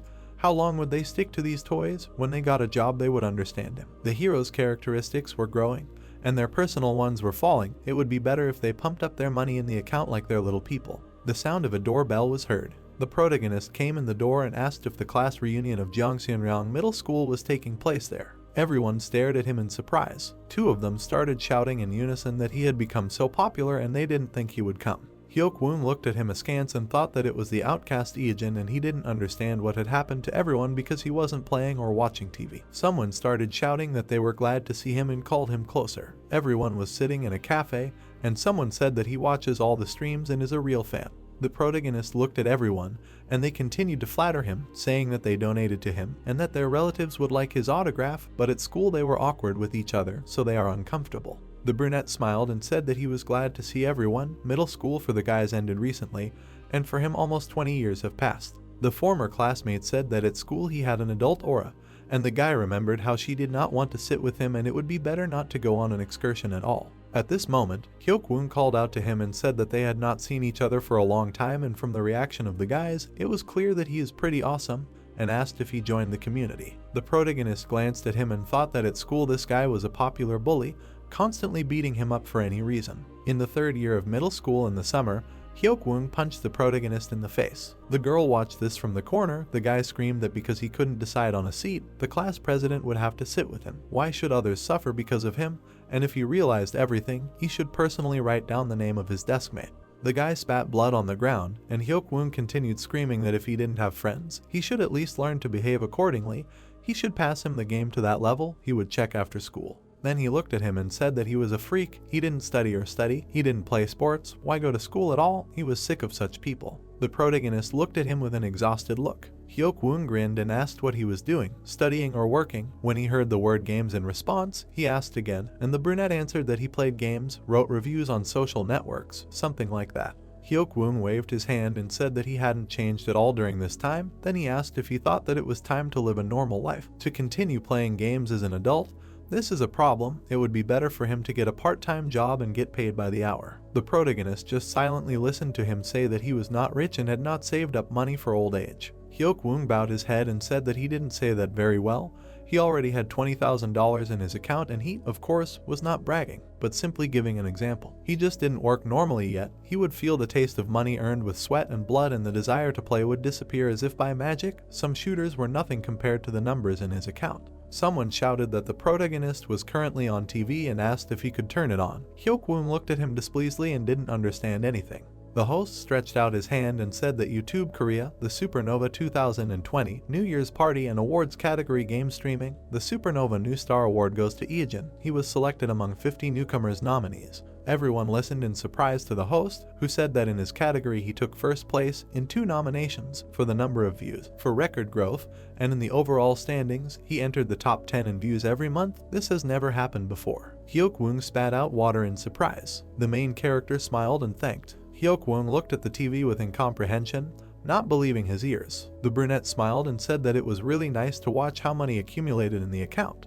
Conversations were heard in the cafe. Someone said that he opened an online store, but it is not going very well. Could he say a few words about it in the stream? Various sounds were heard. The guy said meat, and someone said that he would not remain in debt. The protagonist looked at everyone. Someone said that his parents retired and opened a restaurant. Would he be able to advertise them?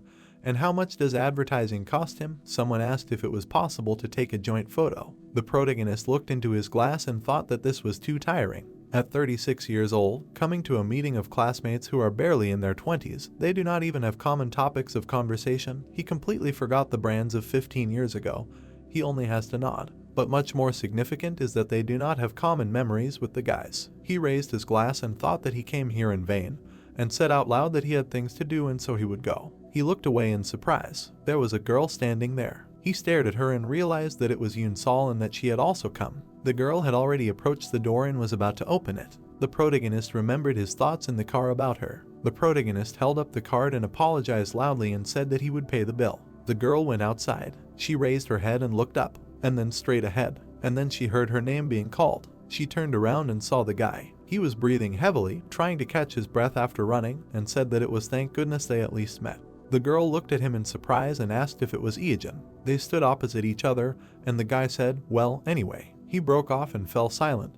because he had no idea what to say, and they stood silently opposite each other. The guy opened his mouth and mumbled. Then he raised his hand up and awkwardly suggested that they go somewhere to talk. Sunlight was streaming into the cafe. The girl congratulated the guy on his victory. He, sipping coffee from a straw, was surprised that she knew. The girl was embarrassed and said that she did not expect one of her classmates to become a star.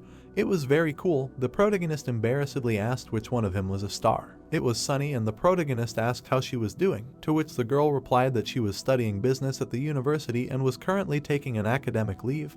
The guy asked if she was in her second or third year now, to which Yoon Sol smiled and replied that she was already graduating this year because she graduated from school as an external student and took many academic subjects. Eejin said that she was great, and of course he knew that she was a good student, but he didn't think that she was that good. The girl said that she tried her best. The protagonist looked down and said that maybe she would find it strange, but he would like to thank her. The girl looked at him in surprise and asked why. The guy remembered how before the school excursion, it was not the teacher or the class monitor who handed over the documents to cover the expenses, but she. He looked down and said that no one wanted to approach him. This incident was imprinted in his memory, and so he wanted to say thank you for it. He fingered the glass in his hands. The girl smiled sweetly and said that she didn't remember it at all, and to receive gratitude for nothing was somehow even awkward, and the guy replied that it was very important to him at the time. The girl opened her mouth and apologized to Eejin. He smiled awkwardly and asked why. The girl looked at him and said that she came to the meeting to see him, but seeing him, she couldn't start a conversation, suffered, and eventually just left. She looked at the smiling protagonist. The girl clasped her hands together and tried to say something. Then she turned to Eejin. He looked at her in surprise. The girl looked at him and said that of course it was simply shameless, but she had a favor to ask. The cafe was filled with different sounds and sunlight, and the girl continued that her mother got sick, and because of the high costs of treatment, she moved out of the house and began to rent it out. She abruptly put her hands in front of her and said in fear that she was not going to ask for money. She pursed her lips. The protagonist looked at her in surprise and thought, so that's how it is. The girl was embarrassed and continued to say that she was looking for a job that could be combined with caring for her mother and started streaming, so far just a hack room.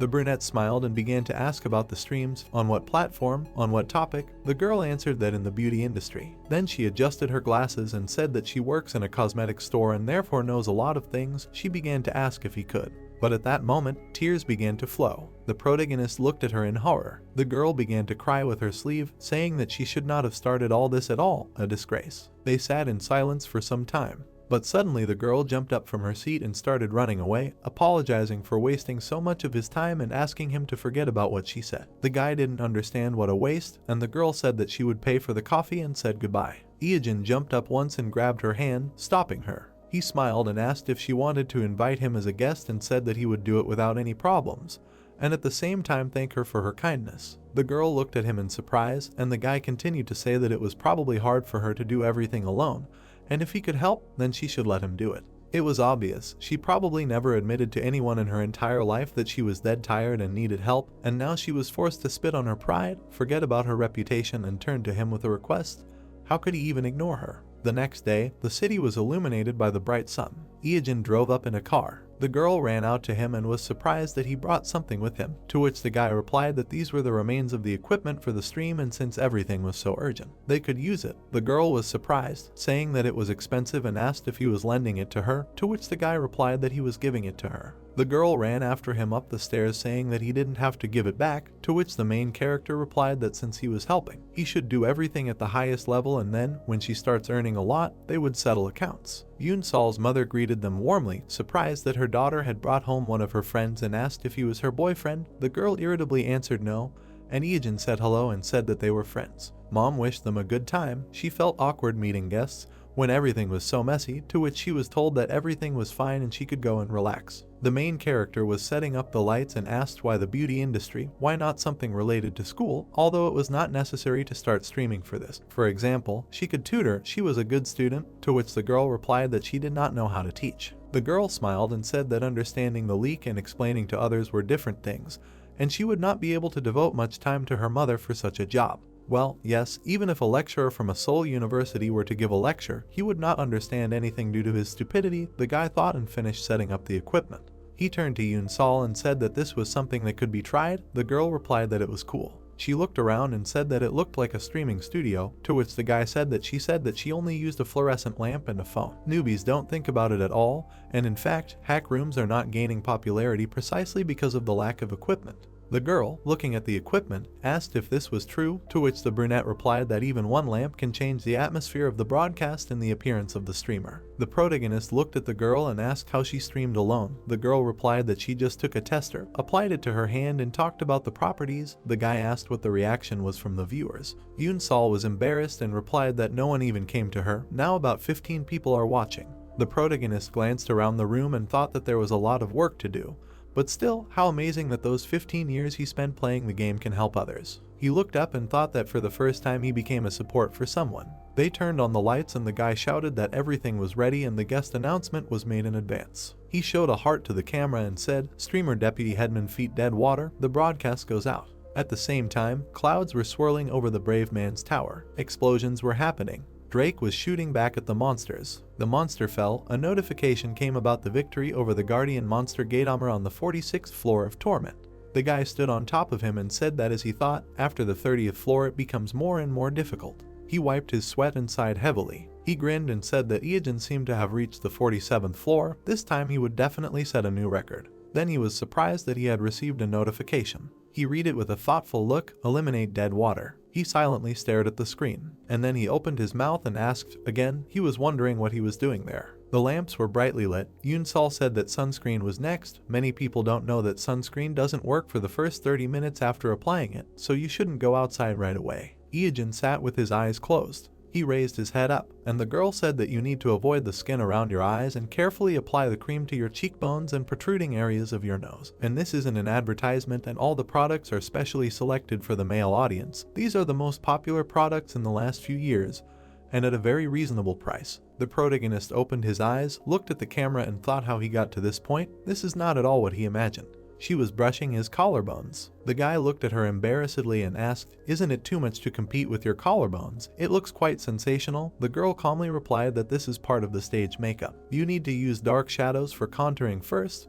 The guy thought that it's unlikely that these perverts are interested in looking at his torso. He remembered how the girl, looking at the laptop, said that the competition of the collarbones will definitely happen. Today's topic is men's cosmetics.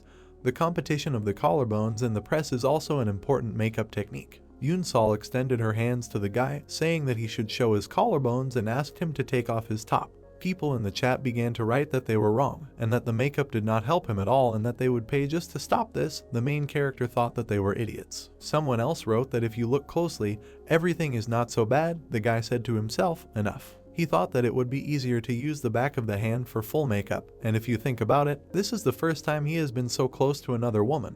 Not counting Dahyu. The girl brought the brush to her face and said that it can also be used on the neck and ears, but it is important to remember that sunscreen only works for the first 2 hours and you need to remember to reapply it. The girl looked surprised. The protagonist smiled sweetly and asked what happened. She abruptly took the headband off his head and ruffled his hair. The brunette asked what she was doing. The girl looked at him admiringly and said, "Wow." The guy reached out to fix his bangs, and the brunette said that he was so handsome with his bangs down. People in the chat began to write that he was quite handsome and that he looked much better this way. The protagonist began to abruptly comb his hair back, saying that it was terrible and that if his hair was down, it would look strange, to which the girl objected that on the contrary, it was very good and that he should walk like that. He abruptly reached out his hands to Yoon Sol's head. He took off her glasses and ruffled her hair, telling her not to hide her face either and to lift her bangs. The girl with the headband on her head looked at him innocently and said that she was shy. The protagonist looked at her in surprise. There was emptiness in his head. She looked at her, thinking that it was all a scam, and the girl, fixing her hair, said that today was a broadcast of humiliation. She also showed her real face. The comments were different. Someone wrote that she was ugly as a nuclear war, and someone that she was a beauty. The protagonist looked at the camera and said that she was such a liar and he did not even suspect that she was such a beauty. The girl asked in surprise what he was talking about. He asked for comments and was surprised that these people called themselves fans. Yoon Sol's mother looked in on them. She looked down and asked what was going on. Both streamers were surprised by her arrival. Eugene was an innocent victim of makeup, and Yoon Sol was poppy-colored from embarrassment. The protagonist turned away from her and tried to cover himself. The girl screamed that there was nothing wrong with that, and she should not worry, and it was just a little different from what she usually does, and her mother cannot come to her during the broadcast. People in the comments started calling Yoon Sol's mom a mother-in-law. The guy thought that these ideas should calm down. In such a warm and cozy atmosphere, the broadcast came to an end, and after that he was asked to advertise a bra, and in just 3 days, Yoon Sol gained 50,000 subscribers. Clouds floated across the sky. Yoon Sol thanked the protagonist, saying that she got a lot of viewers and her rating also immediately rose, and all this thanks to him.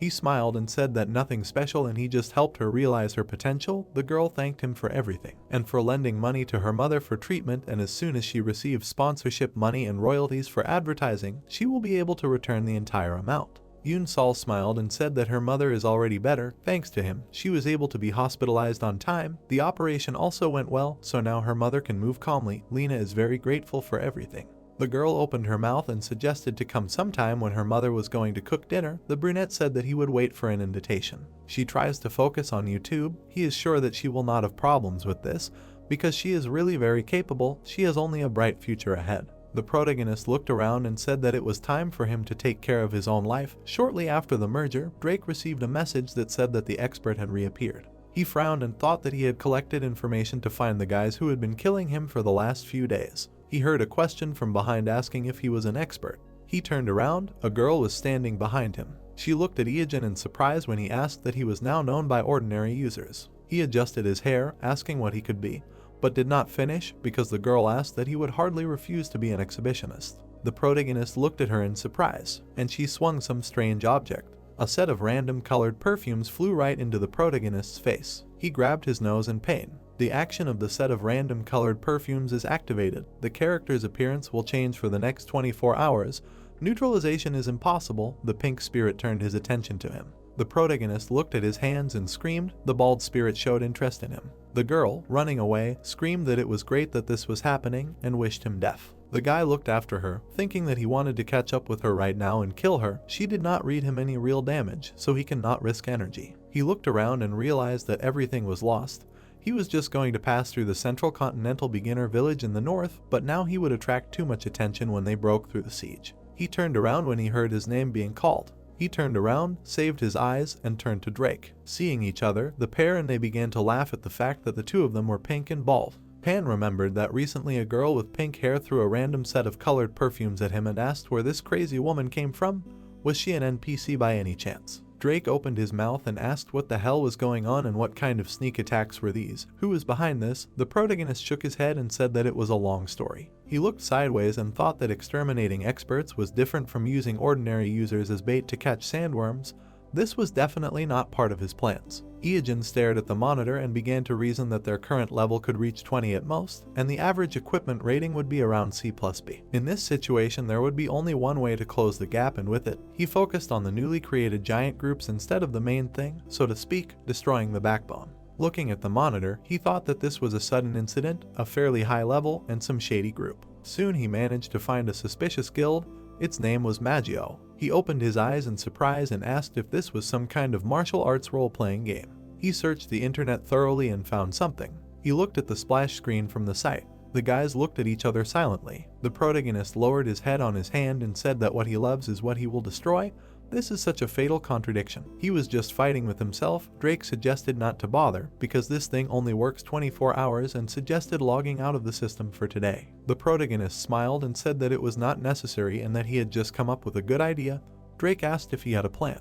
Eejin clutched his weapon and said that there was no need to waste time and that he would show something interesting. The man raised his fist, saying that he would strike the expert with a bolt of justice for killing their king. People raised their hands, shouting that they would destroy the expert and wash away all the pain and resentment with his blood. A crowd of people shouted that they would kill him as soon as they saw him. The bald hero stood by the wall in the north of the beginner village and heard people shouting that they would kill the expert.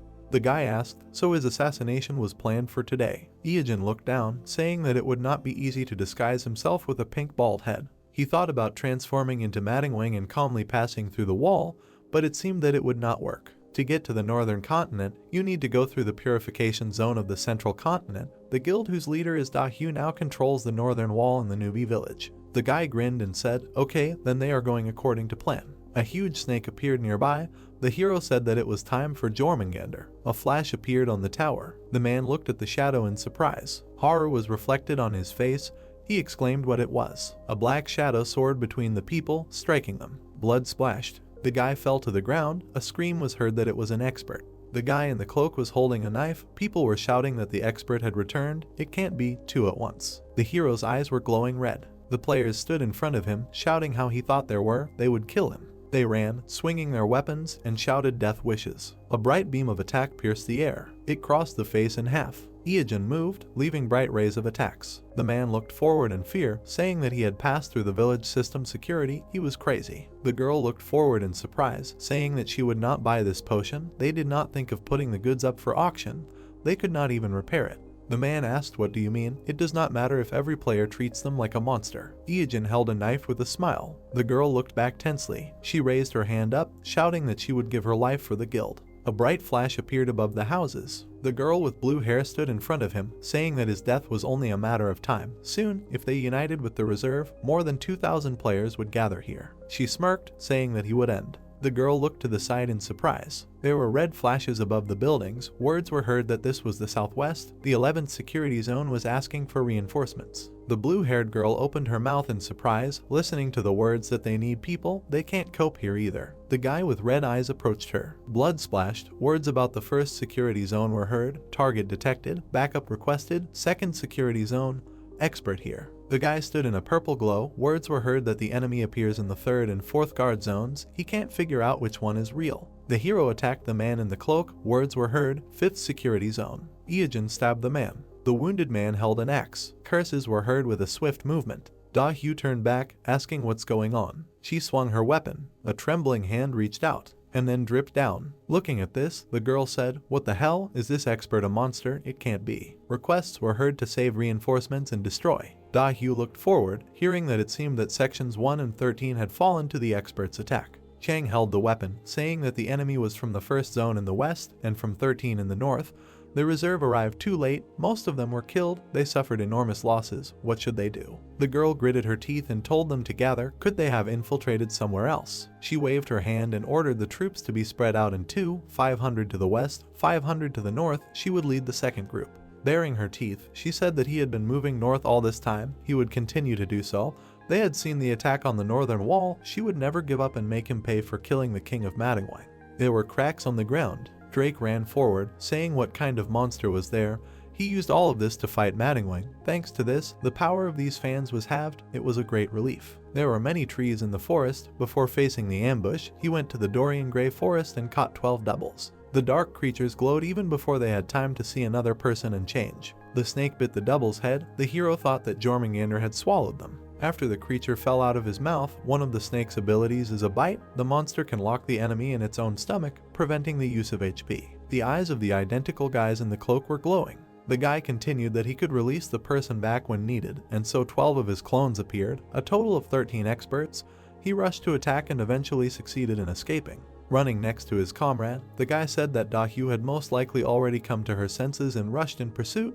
"We need to hurry." On the run, Drake said that he would ask only once. The bald guy turned to him and heard that he knew he was heading north. Jumping forward, the guy said that this was an uncharted area where no one had ever been because of the harsh climate and high-level monsters. Not that he was against it, but he didn't want to get into a raid. He was going to get there within a month. Ieogen smiled and said that this was not the final goal, but just one of the points to achieve it. Turned around and heard that this was a disaster. His eyes widened. Standing in front of him, the hero said that this would not end with just discovering an unknown continent. It would cause many catastrophic changes. He was going to turn this game upside down. With a satisfied grin, the guy continued to create a huge patch and update. First, they must target the northern continent. The bald guys stood opposite each other, and then they couldn't hold back their laughter. The heroes laughed until they cried. Drake said that he was laughing. Ieogen said that the pink bald heads with serious faces were discussing issues of a universal scale. What a laugh. The guy with yellow eyes smiled and said thank you for the unexpected answer, to which he heard a question. Will he block it and ask again? About what? Will his heart burst with delight now? Ieogen grinned and said that he knew it would be like this. He quickly ran forward, and his comrade asked when 24 hours would pass, and heard that first they needed to get out of the central continent. Da-Hyu ran ahead of the people, thinking that they could finally start. Now it was a different race, where the prize was the northern continent. It was snowing in the mountains. They left the central continent and headed towards a harsh snowy mountain. A silhouette was visible behind the snow. The snowfall was heavy. The mountains were hidden by snow. The system reported that the hero entered the forest of misfortune. The name of the first one to enter is recorded in the Akashic records. He is covered by a snowstorm. The snowstorm takes away 0.01% of the maximum HP per second. Snowflakes were flying. The heroes were standing next to a tree-like monster called the Ent of Misfortune. Bald Iajin looked at him, saying that this guy's HP is divided into the body and branches. It will be easier to first destroy each of the parts. Drake grinned and said that he would then deal with these annoying branches, and heard that his comrade would deal with the left leg. Sitting on the knees of the fallen Ent, the hero told him to smear himself with this liquid from it. It will protect against the storm. His comrade noted that it is poisonous and heard that usually poison takes no more than 0.0025% of the maximum HP, and the storm 0.01%, which means that by choosing poison, they reduce the damage by 4 times. It was snowing in the mountains. The snow-capped mountains are a miniature representation of the entire northern continent, a location covered in snow and ice, plus a snowstorm that takes away HP. This place has long gained fame as impassable due to various monsters and natural phenomena. The guys ran forward. Drake asked how long the blizzard would last. Iajin replied that it was random. If you were lucky, then a minute, if not maybe a few days, to which he heard that everything was as in reality. The guy in the cloak said that it seemed that this time it would last a lot. They could not just wait until the storm ended, so he would use the Ent of Misfortune liquid. Hearing the question, why did he assume that it would not stop right now, the guy replied that he should watch the change in the nature of the storm. The comrade looked to the side and asked for a change. Iajin waved his hand and replied that they say it's random. The longer she continues with it, the easier her movements are.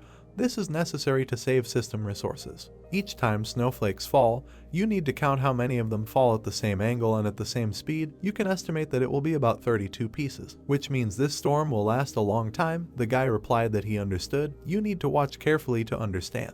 Among the snowstorm, words were heard that they had just entered, but it was already quite difficult to resist monsters, and that the tree monster they had just met, although level B+, turned out to be unexpectedly strong, and they say that it appears in the easiest places of these mountains, which means it is the weakest. Walking behind, the guy asked, "Is the level here so high?" Iajin replied that there are things even scarier. The comrade looked at him, hearing that if possible he would like to avoid meeting someone. With a slight smile, the yellow-eyed man thought that it was the first time he saw him speak like a coward, and asked out loud who made him fear meeting him. Without turning around, Iajin answered that it was someone. He did not have time to finish, because a notification appeared that they had invaded someone else's territory. The frozen boss opened his eyes and expressed displeasure. Looking back, the bald man asked that it was some kind of boss mob. The system reported that the frozen boss wanted them to turn around. The snowfall intensified. Iajin gritted his teeth in displeasure, saying that they were noticed. Drake silently looked away. A dark silhouette appeared among the snow. It was getting closer. Drake pointed his finger and asked what was there, and the hero shouted, calling for them to run before they were caught. A black something ran through the snow. With her, he accidentally grinned upward. With his mouth wide open, a black level Iahi was rushing towards them. The guy froze in front of him in fear. His eyes wide open, he screamed in fear. His hand was clutching a knife. Drake slashed diagonally. The monster grabbed his leg. The leg froze where he touched it. The guy asked in shock, "Is he freezing?" He quickly shot down, saying that his body was gradually freezing. In the end, he froze with the crossbow in his hand. The monster touched him with a long black tongue. A swift movement. Iajin approached, driving away the monster. From his hand, Drake's body began to melt. Standing behind him, he asked what it was. The guy in the cloak answered that it was a cold tag, a monster feature called aching. It fascinates the enemy. Bodies can only be melted if a teammate touches the player. A swift movement and words that if there is no touch,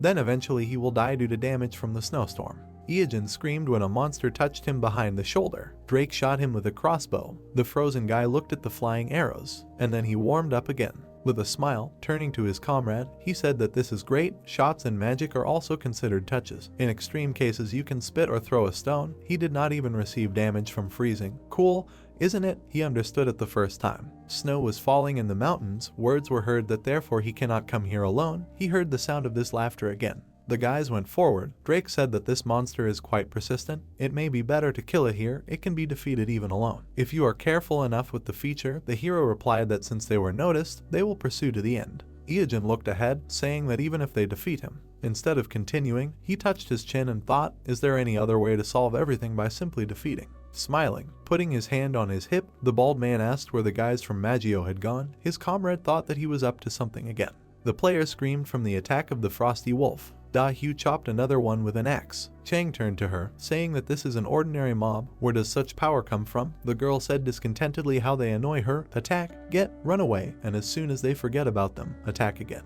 The girl glanced sideways at the penguin and invited everyone to look at him. She reached out with her hand, saying how cute. Blood splashed. The feathers on the penguin's head folded into a horn. This is a pointed-headed penguin. Spreading his wings, he rushed to attack Da-hyu. She hit him with an axe. The penguin jumped back, and the girl thought that he didn't look too strong, but it was very difficult to deal with him. He had already sent hundreds of people to the grave. Putting his wings forward, the monster rushed to attack. The red-haired girl clenched her teeth, hearing someone call out. Ijin stood among the snowdrifts and asked if everything was okay, if they were tired. Da-hyu stared at him in surprise. Having recognized him, she screamed angrily. A black shadow of a bird darted in front of the hero. A bright flame blew it away. The beam crossed out the guy's silhouette. The guy grinned, saying that it was a great hit. Da-hyu looked at him with wide eyes. Raising his hand, the hero thanked him for unfreezing him. The girl looked at him with displeasure, asking what it was. It was a direct hit. Looking ahead in surprise, the red-haired girl asked what those sounds were, giving her goosebumps. The guild members froze tensely. A smiling black monster was crawling across the snow. The players' bodies were covered in ice. The system reported that this ice could not be destroyed by normal means. The frozen guy clenched his teeth, saying that this was it. He could not move.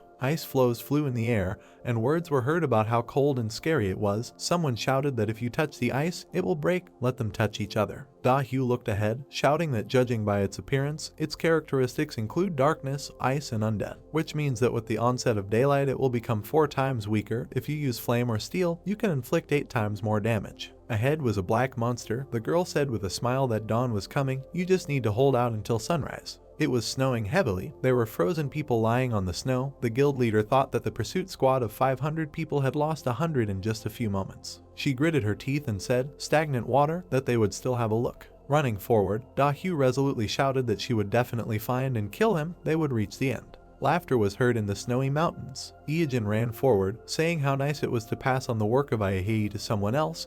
Drake, running behind, said that this time it was possible to deal with the monster and the guild at the same time. The guy in the cloak turned around and said that it was impossible. They could still be used. He smiled, saying how could he break away from the guys who wanted to cut his throat to avenge his death. Snow lay on the roofs of the frozen village of the hidden level. The man froze, stretching out his arms. Drake stood next to the counter, saying how scared he was. They were all frozen, because all the NPCs here were frozen by a monster. A comrade looked into the chest, saying that there was a potion, 1 can of whale oil, radishes, carrots, frostbite. Can all this be taken so easily? Looking down, he said that what was here was some kind of reward for the first finder, but unlike items bought in a regular shop, they cannot be restored. The guy with the scarf said that he felt like a looter, and the hero returns. Other people's things are not the main feature of most RPGs, and some even break jugs. There were objects and vegetables in front of him. A question was heard. Is this a potion that cures decompression sickness? Where did he get it from? He had been looking for so long. The guy replied that he simply brought everything that caught his eye. The system reported that they had entered a frozen cave with a black floor. The name of the first person to enter was recorded in the Akashic records. Drake raised his leg in surprise, asking what it was. Was there a black floor under the snow? The answer was heard that it was black because the floor was a deep sea, the bottom of which was not visible. Looking ahead in shock, he said, "What do you mean? They are walking on the surface of a frozen sea." Holding a bag, Ijin told him to be careful. If the floor cracked, he would immediately end up underwater. Swinging, he threw the bag forward, hearing a question. Is this by any chance the blood of the wolves they had recently given away? What is he going to do? On the ice lay a bag with the blood of a frosted wolf. There was a black haze in the darkness. The hero smiled, saying that it was great. He caught it. A white pillar rose up ahead. A blue monster appeared. A huge ice shark broke the ice. Notifications appeared among the blue water that they had opened a hidden quest, a nightmare of the deep sea, with the goal of getting 28 teeth of an ice shark. Looking ahead, Drake said, "Do they really want them to count the teeth of this fish?" A friend asked, "Is it cool?" The shark opened its mouth. The guy raised his hand, saying that they can't ignore the quest. In any case, they will have to fight. A huge shark rushed forward. Shards flew near the guy. He shot forward with a crossbow. The ice floe broke into pieces. The shark jumped out behind the surprised guy. He jumped back from the attack, cursing. The crossbow shots sparked. Drake shouted that it was not for nothing that he was a level A.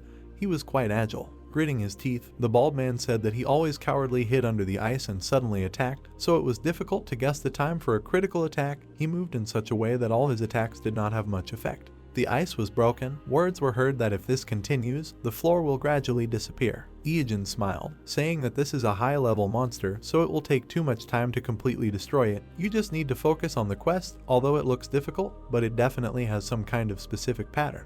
The shark opened its mouth. Words were heard that before attacking, it always goes into an existing hole and returns, breaking a new one. But if it cannot go into the hole, then about 2 seconds will rush around the ice and then they will inflict critical damage. The hero imagined the shark's pattern, saying that it would make the first hole and dive underwater, emerging to make a second hole. Then returning to the depths, it would dive into the first again, emerging to make a third, and the next time it returned to the depths, it would dive into the second hole and then make a fourth. In other words, this pattern would be repeated endlessly until it destroyed the entire floor. Looking at the broken ice, he said that in order to defeat it, something would be needed to cover the hole it had already made. Iijin smiled, saying that they had not been too diligent in hiding their tracks, so they would be coming for them soon. A silhouette appeared at the top of the cave. The boy smiled, saying that here she was, their assistant. White rays rose up. A silhouette of a girl appeared in the settling dust. Da-Hyu stood in a determined pose, asking what he was thinking. Maybe just run away. Did she catch him this time? Drake held his weapon tensely, asking, did he decide to team up to fight with Frosty Teeth? However, Iijin looked at her in amazement, asking, where did she come from? Players appeared on the walls of the cave, shouting that they were right below. Let them wait for him there. Looking at the shining girl, the guy thought, did he miscalculate? Why did they catch up so quickly? He left such faint traces. After all, someone else should have arrived first. His eyes widened in amazement. The girl had a shining eye patch on her eye, the eyes of a snow goose that lived in the snowy mountains, helping to notice even the faint traces left in the snow. Looking at this in surprise, the guy thought, she got this item, now it makes sense how she found them so quickly. The snow goose eye is an indispensable item in northern expeditions. It helps to find a trail of an escaped trophy or a barely visible road. The guy gritted his teeth, thinking that he knew how monsters moved, where hidden dungeons and items were, as well as the location of food. So he considered it useless, did not pay attention. Who would have thought that Da-Hyu would get it? She was either very lucky or very capable. Looking at his comrade jumping away from the shark, he thought that there was an ice shark behind him, a name ahead. They were in a difficult situation. Iijin looked ahead with displeasure and thought that he needed to stall for time at any cost. A smile appeared on his lips. He called the head. The girl with an axe ran forward, saying that her tricks did not work. He was finished. Calmly looking at her, the hero said that it was not about that. Do we by any chance know the secret of the item that she is now wearing? The girl with the eye patch looked at him in surprise. She froze with the axe, asking, what kind of secret? Da-Hyu looked ahead in surprise. He asked about the snow goose eye. Does he mean to say that he has some kind of secret? The girl with the eye patch heard the request to listen carefully. The hero looked at her and said, the snow goose eye. Iijin finished by extending his finger, but even if you read it backwards, it will sound exactly the same. The girl was holding a spear. The player was squeezing a sword. Da-Hyu took off the eye patch. Iijin looked at her in confusion, thinking, why such a reaction? In an entertainment show where he heard a similar joke, everyone laughed. Was it because the idol was joking? The enraged girl hit him with the axe, saying that he was bio-garbage, so only all sorts of garbage pours out of his mouth too. A shark jumped out of the ice behind him. The girl opened her mouth and asked what it was. The monster's eye glowed red. The shark rushed forward, attacking the players. The red-haired girl extended her hand, asking where it came from and commanded the mages to attack. A glow emanated from the extended hands. The shark snapped its mouth shut. Looking ahead in shock, Iijin thought that if it encountered too many opponents, it would simply swim deep into the sea. If unlucky, they might miss it altogether. He rushed straight to the shark. He bit his finger and splashed blood at the monster. The shark opened its mouth. Iijin curled his fingers and said that all monsters have a program to avoid poison, and there is nothing left to do but jump into another distant hole, and this will buy him some time. Rays emanated from the mage's hands. The glow flew towards the shark. It opened its mouth. A bright flash appeared in the center. Bright rays attacked the players. Da-Hyu, her mouth open in surprise, looked at it. A shark's tooth sank into the ice, which could possibly stop the disaster above the sea surface. The shark opened its mouth. Its eye was glowing red. And Da-Hyu turned around, asking what was that sound? Was it really following them here? A glow appeared at the entrance of the cave. A black monster jumped in. Iijin greeted with a smile, shouting that he had been waiting for her. The monster landed, raising dust. Stretching out its fingers, it rushed forward. Da-Hyu looked at it in fear, thinking that this feeling of freezing from the very feet, she cannot get used to it. Although it is not the first time, it feels like she is locked in a prison and completely separated from the world. Her brother touched her, shouting for her to come to her senses, otherwise she will not get out of the water. Gritting her teeth, the red-haired girl ordered to report the situation. Looking at her, Chang said that because of this ice demon, most were frozen. Of course, he touched everyone he could to defrost, but most logged out. About 20 people remained. In the rapid movement, a question was heard: what about stagnant water? A system notification appeared about the completion of the quest of the Nightmare of the Deep Sea. The teeth of the ice shark were 28 out of 28. Smiling, Ijin ran forward, saying that this was a victory. To complete the quest, it was enough to collect the teeth that remained after the attack. A tooth stuck out of the ice. A black monster was in the mouth of the shark. The hand touched, freezing the monster. Ice rose from the shark's body, and words were heard that the frosted teeth would probably use their escape ability and try to swim further into the depths through the new hole. But the name has the ability of a driver, which means that this hole will be frozen tightly again. Ijin chuckled and continued that on the other hand, the shark is too big to just freeze it. They can often see how rank monsters fight, so he wishes for a pleasant viewing. The shark opened its mouth. The black monster stretched out its hand. A bright flash appeared between them, and words were heard that it was the first time he saw a rank monster's fight. Da Hugh, looking worried, shouted that it was not the time to look at them.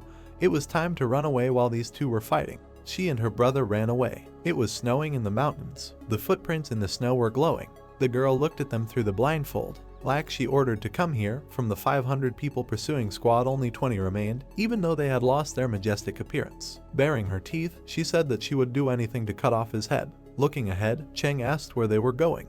He stood in front, saying that this is the northern edge of the world. After the snowy mountains there is no land. This is the end. This is the last place in this world. But there are no users who have seen it with their own eyes yet, so no one knows what the real edge looks like. Frowning slightly, he said that he does not want to admit it, but now this guy can be called a real discoverer. There was a black mark on the snow. Words were heard that this is nonsense. The girl's hair fluttered. She angrily shouted that she did not admit it. How could such a bad person be a discoverer? She would never admit it. Looking ahead carefully, she said that she found it. There was a figure in a cloak at the edge of the cliff. She said what was on that side. Staring ahead, the guy continued. The wind ruffled Ijin's cloak. Looking with red eyes, he asked, did they get here too? Clenching her fist, Da Hugh screamed that this was the end. He had nowhere else to run. The foot was standing on the cliff. The girl stood by the blue sea. In ancient times, people thought that the earth was flat. They believed that if you reached the end of the world, you could see a bottomless abyss of nothingness. The game was made according to the type of such an ancient world. The system quoted Georg Lukács' words, how happy was the time when you could look at the blue sky full of stars and go on the right path, reading their message. With a grin, the brunette greeted them at the edge of the world. He extended his hand, saying that here is the beginning. The finger pointed forward. Da Hugh looked into the distance in surprise. Romance that doesn't exist now. The world of ancient theories. The ship had white sails, which means that what is hidden at the edge of the world. A large ship was sailing ahead. She thought that no one knew yet. 15 years ago, a photo called The Edge of the World appeared in one community. Mountains towered above the sea. Some adventurer without a second thought uploaded a photo in the corner of which something was vaguely visible, and this attracted a huge number of the entire community. When enlarging the photo, a ship was visible. Ijin, who was sitting at the computer, was surprised, wondering if this was Photoshop. Then he really was a noob. He decided that this meant that there was something else beyond the edge of the northern continent.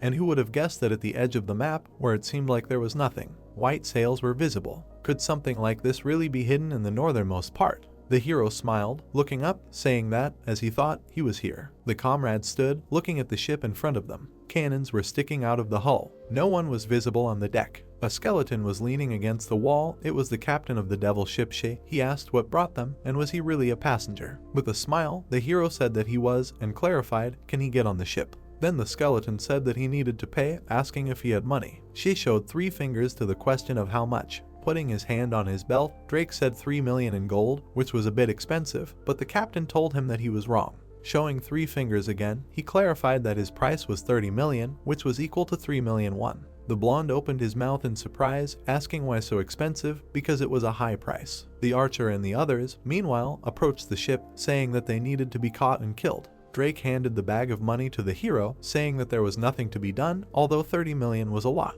The captain asked what class of cabin he wanted, and the guy said the first. The skeleton's eye lit up brighter when he said that money could only buy cabins no higher than second class, and to sit in the first, something else was needed. New messages appeared about discovering the hidden quest Deep Sea Nightmare 2, and also about the fact that due to a long stay at sea, the pirate's teeth had deteriorated. A dark aura surrounded the captain, that his teeth had deteriorated so much that it was now difficult to bite through ropes, and asked if the hero could bring him teeth that would work as dentures. The skeleton looked at the outstretched hand in surprise. Several teeth appeared in front of the hero. These were shark teeth. Lowering his lower jaw, she was surprised at what they brought him. New messages appeared above the teeth that the hidden quest was completed. These teeth went to the skeleton. The captain's body was covered with flesh. A smile appeared on his face. She turned out to be a girl. She put her hand on her belt, said that she would give him a first-class cabin. Drake and Iogen looked at her embarrassedly. The captain pointed to the door, saying that this was the first class of the ship. The door was visible among the smoke. Some sound was heard.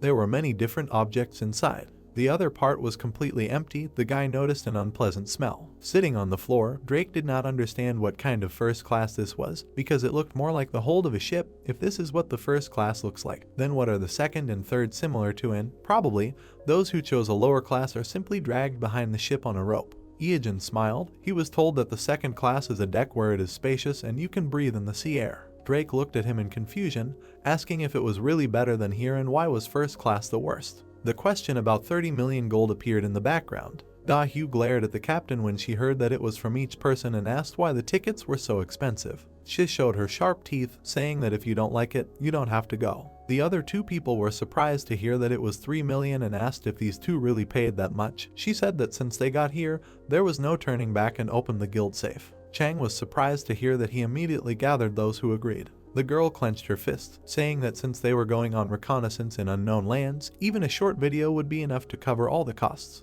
With her mouth wide open, the captain said that it was accepted. Then she bit through the iron chain, announcing that the devil ship was leaving. The anchor fell into the water. Splashes of water flew under the ship. She said that everyone is responsible for their own lives. There was a blow at the door. Da-Hyu and her comrades stood opposite. The girl said that the door did not give in and it seemed to be an invulnerable object, noting that this was a first-class advantage. She frowned, realizing that without completing the quest, you can't get here even for money. Then she smiled, saying that since the ship had already departed, now they had nowhere to go. Looking at the others, the girl said that it was impossible to get in from the outside. It was unpleasant, but nothing could be done about it. Time was on their side anyway. Looking at the water, she said that as soon as the opponents showed up, they would immediately get what they deserved. Meanwhile, Iogen sat next to Drake.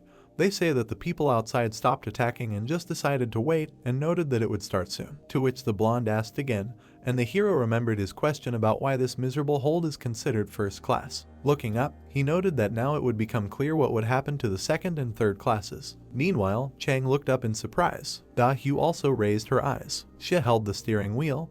They say that the first wave is starting and you need to be ready for a fatal blow. A huge wave rose above the ship. The girl opened her mouth in shock. Frowning, she thought about the fact that the hero and his comrade knew about this and that's why they climbed into the hold. Water covered the deck. The ship continued to sail on. The girl saw the advancing wave. Then she looked up in surprise again, asking what it was. Tentacles were visible above the ship. The tentacles fell on the deck. The head of a huge monster appeared from the water. It was a squid with devilish tentacles. The tentacles rushed forward. It grabbed the man by the leg, and then knocked him down and began to drag him towards itself. Da-Hyu managed to chop the tentacles with an axe. She said that the size was impressive, but it was only level B. If there were only a couple of them, then she would not cope without problems. Opening his mouth, her brother said that there were significantly more of them. The guy saw many of them in front of him. Then the girl looked at the captain, asking if there were any guns. "You're breaking the evil." She replied that the guys from the third class want a lot, because she said that they can get off if they don't like it.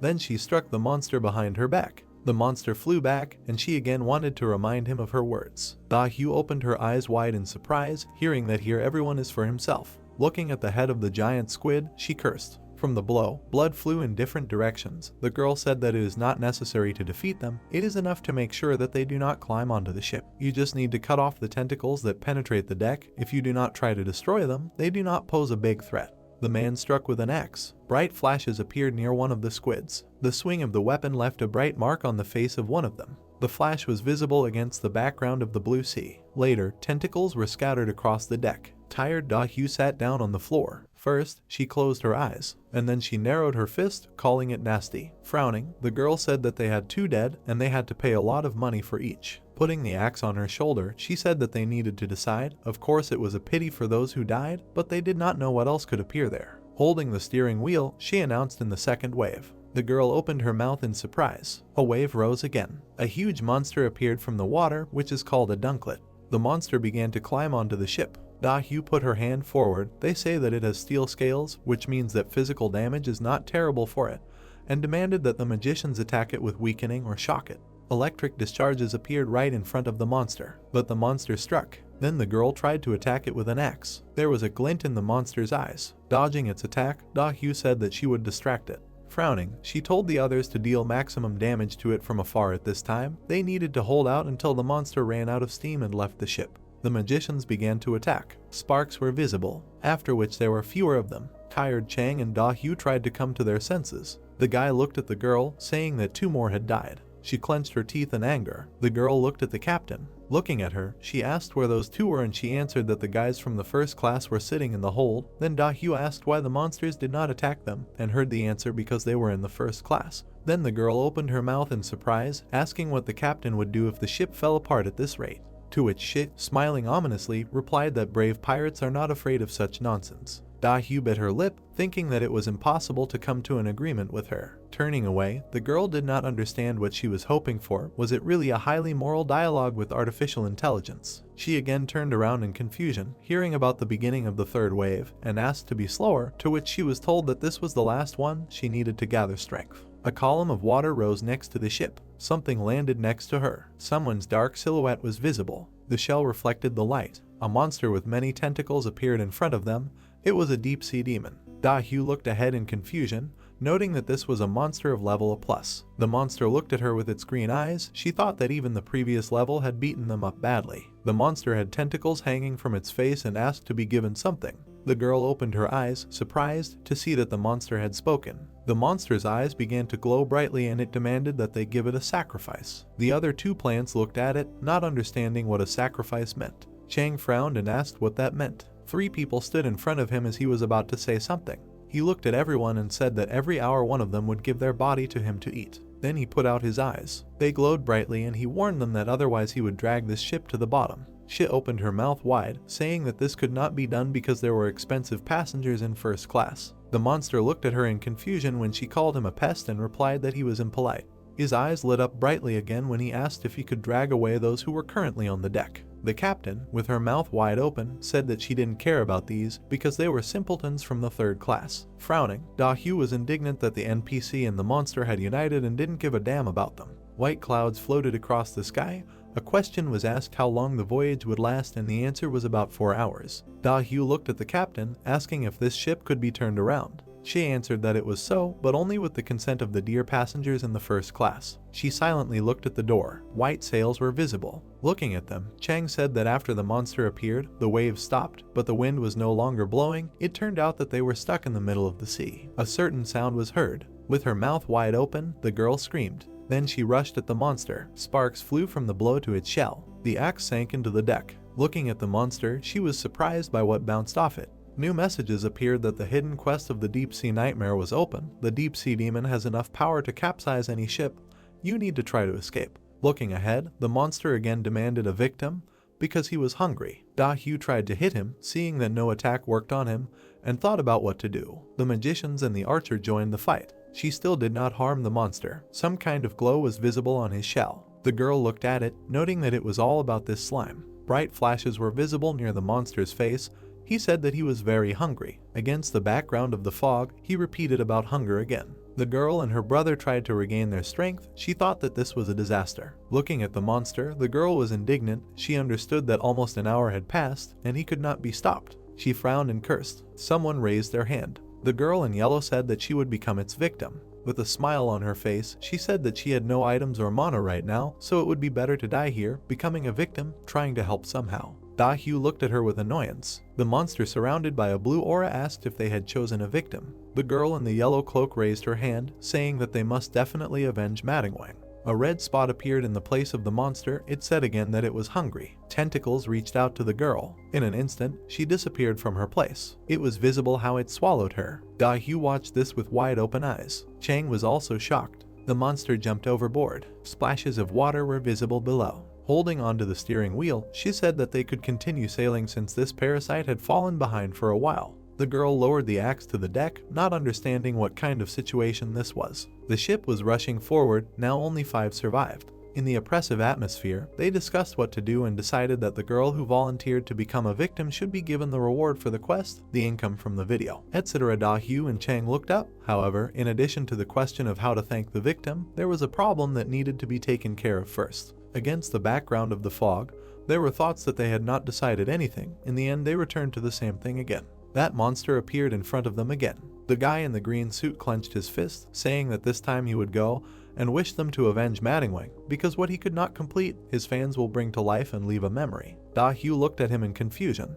The guy awkwardly put his hand on his head, saying that he really just had to go to work, and if he turned off the pain function, it shouldn't be that scary, and also hoped that he would get something too. Sounds were heard, and just like that, there were 4 survivors left. Da Hyu was standing next to Chang and another guy. Chang looked at him, asking where he came from, and he replied that he had been here since they entered the village. The girl with pink hair silently looked forward, confused, her mouth open, saying that she was against it. Da Hyu came up, saying that they didn't even say anything, but she replied that everything was clear anyway, because she was the only one who wasn't in charge here, and therefore she was absolutely against it, because she was a healer, because she didn't want to be eaten by a monster. Frowning, Da Hyu understood that she was the healer, she needed to be protected no matter what. She gritted her teeth at the thought that the rest were the top brass of the guilds.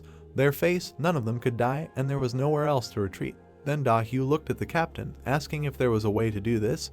He answered something. His slime can neither be frozen nor burned, and the girl asked how much longer they had to sail. The waves rose with the answer that about an hour. The monster appeared on the deck. His eyes were shining brightly. He said to give him a sacrifice. Frowning, Da Hyu told him to leave. She began to attack him with the thought that they would try to hold out for only an hour, so they would either all die or swim. There were bright flashes near the monster's face. Dark tentacles appeared from behind his back. He demanded to give him a sacrifice faster. The tentacles moved forward. Da Hyu avoided their attacks. One of them grabbed the girl with rose hair by the leg. It completely twisted her. The monster's eyes turned green. They glowed brightly. He released his tentacles again, demanding to give him a sacrifice. Dodging this, the girl did not understand what the problem was, because he had already caught one of them. Really, if this was not a voluntary death, she is not considered a sacrifice. Holding the steering wheel, the captain said that time would calm down. The monster looked with his round eyes, demanding a sacrifice. Suddenly, someone kicked him. This blow threw him back. Da Hyu opened her mouth in surprise. The cloak was fluttering in the wind.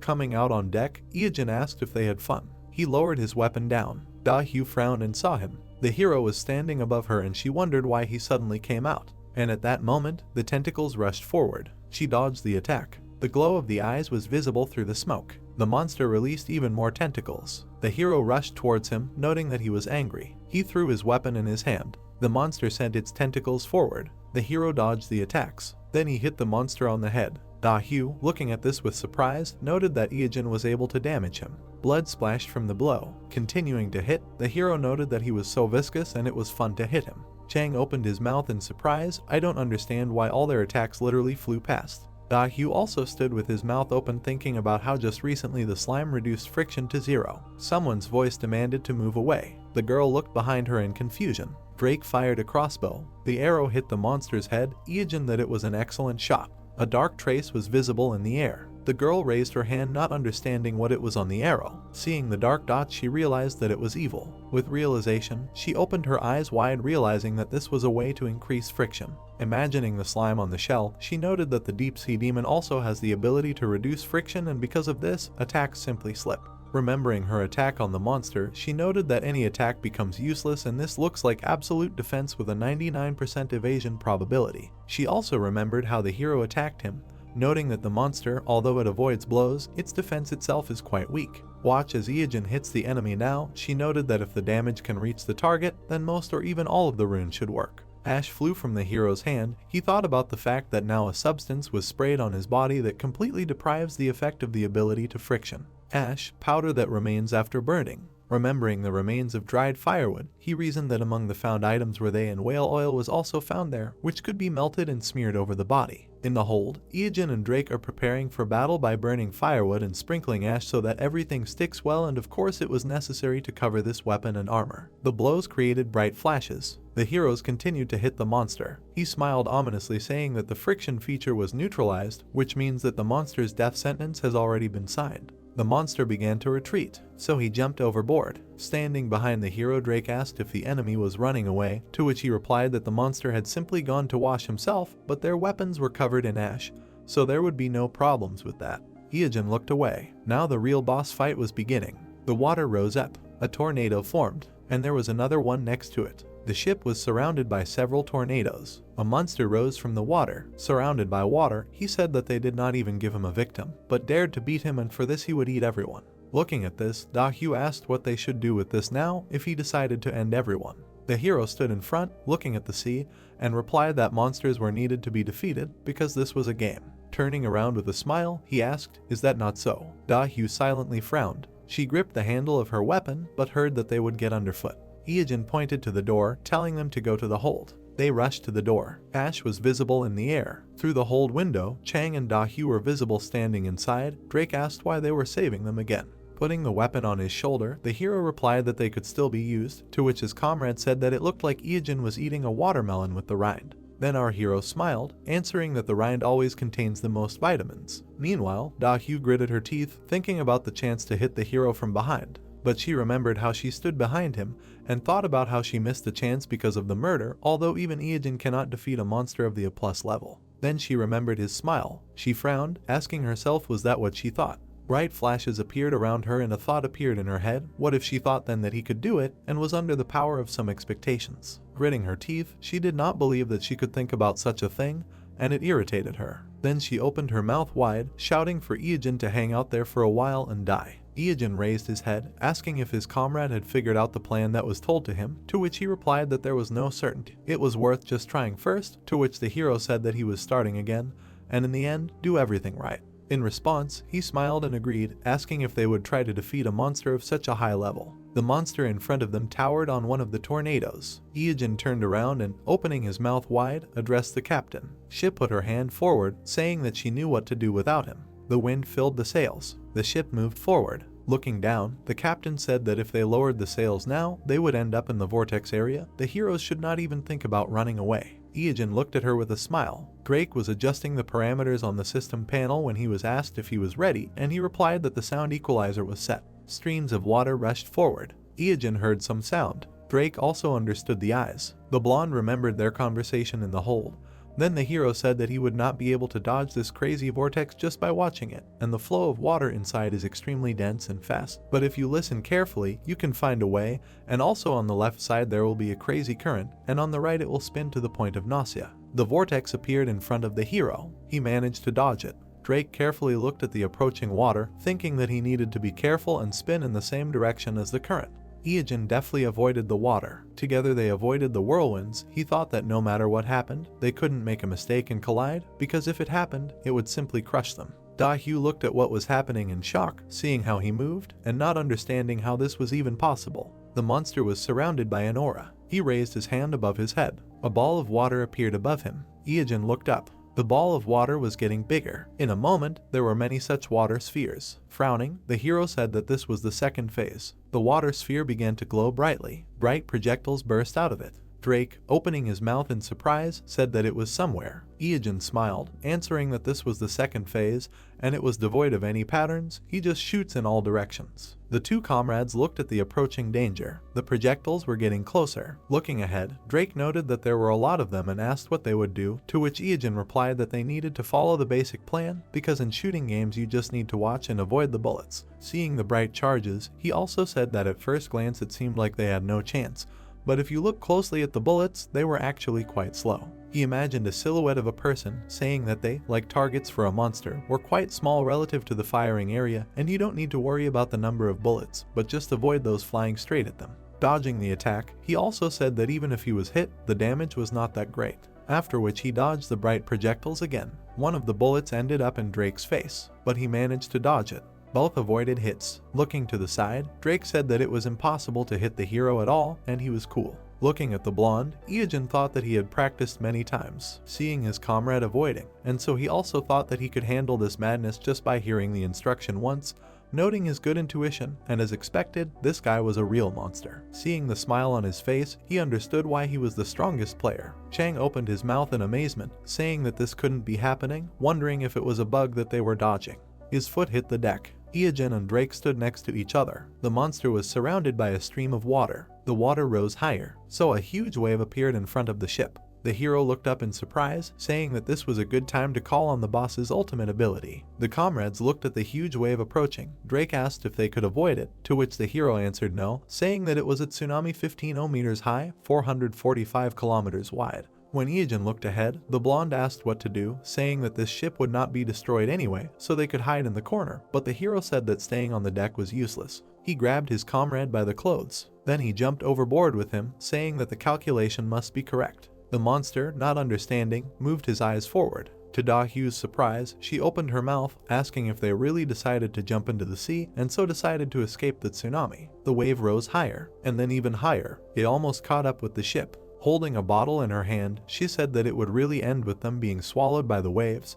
But they are funny guys, so it's a pity. Chang shouted to his sister, who was running away, that it was too late to go out yet. The girl went to the edge, after which she looked down in surprise. She waved her hands to her. Iogen, who was standing in the middle of the water, asked if everything was okay. Drake smiled, saying that now he roughly understood what was happening. However, it would have been nice if the hero had at least hinted before jumping, for which he apologized. He smiled, saying that in any case, everything was as he thought.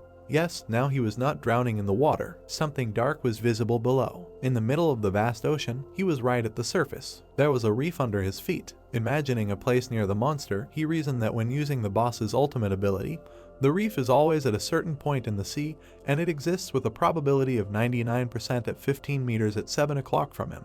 The blonde standing next to him asked how he determined this, to which he replied that it was simple because they were on land. Imagining the sea and land, he said that the sea area is the area in which the distance between the land and the water surface exceeds a certain measure, and therefore, of course, everything around them is the sea. Iogen, who was standing on the reef, said that since the gap between its top and the water surface is too small, it is recognized as land relief according to the system rules of the world map. That is, the damage from the tsunami, which was caused only from the sea area, does not cause any damage to the reef. The hero rushed towards the monster, saying that now it is time to end this. The monster was surrounded by a dark aura. It falls into a stupor for about 1 minute. Such a stun in a one-on-one fight, like death, because the pinpoint strike dealt before must have accumulated. A bright glow appeared in Iogen's hand. A bright light appeared in the water. The hero stood on the head of the snake. They say that it is necessary to end all this. Above was the monster itself. Iogen pushed off the head of the snake. Holding the weapon in his hand, he went to the monster. The swing left a bright trace. A message appeared about the completion of a hidden quest. Splashes were visible in the water. The sea around the ship became calm. A system message notified that one of the quest conditions was fulfilled. Chang looked up in surprise, saying that the sea had calmed down and the fog was dissipating. An ice block was visible ahead.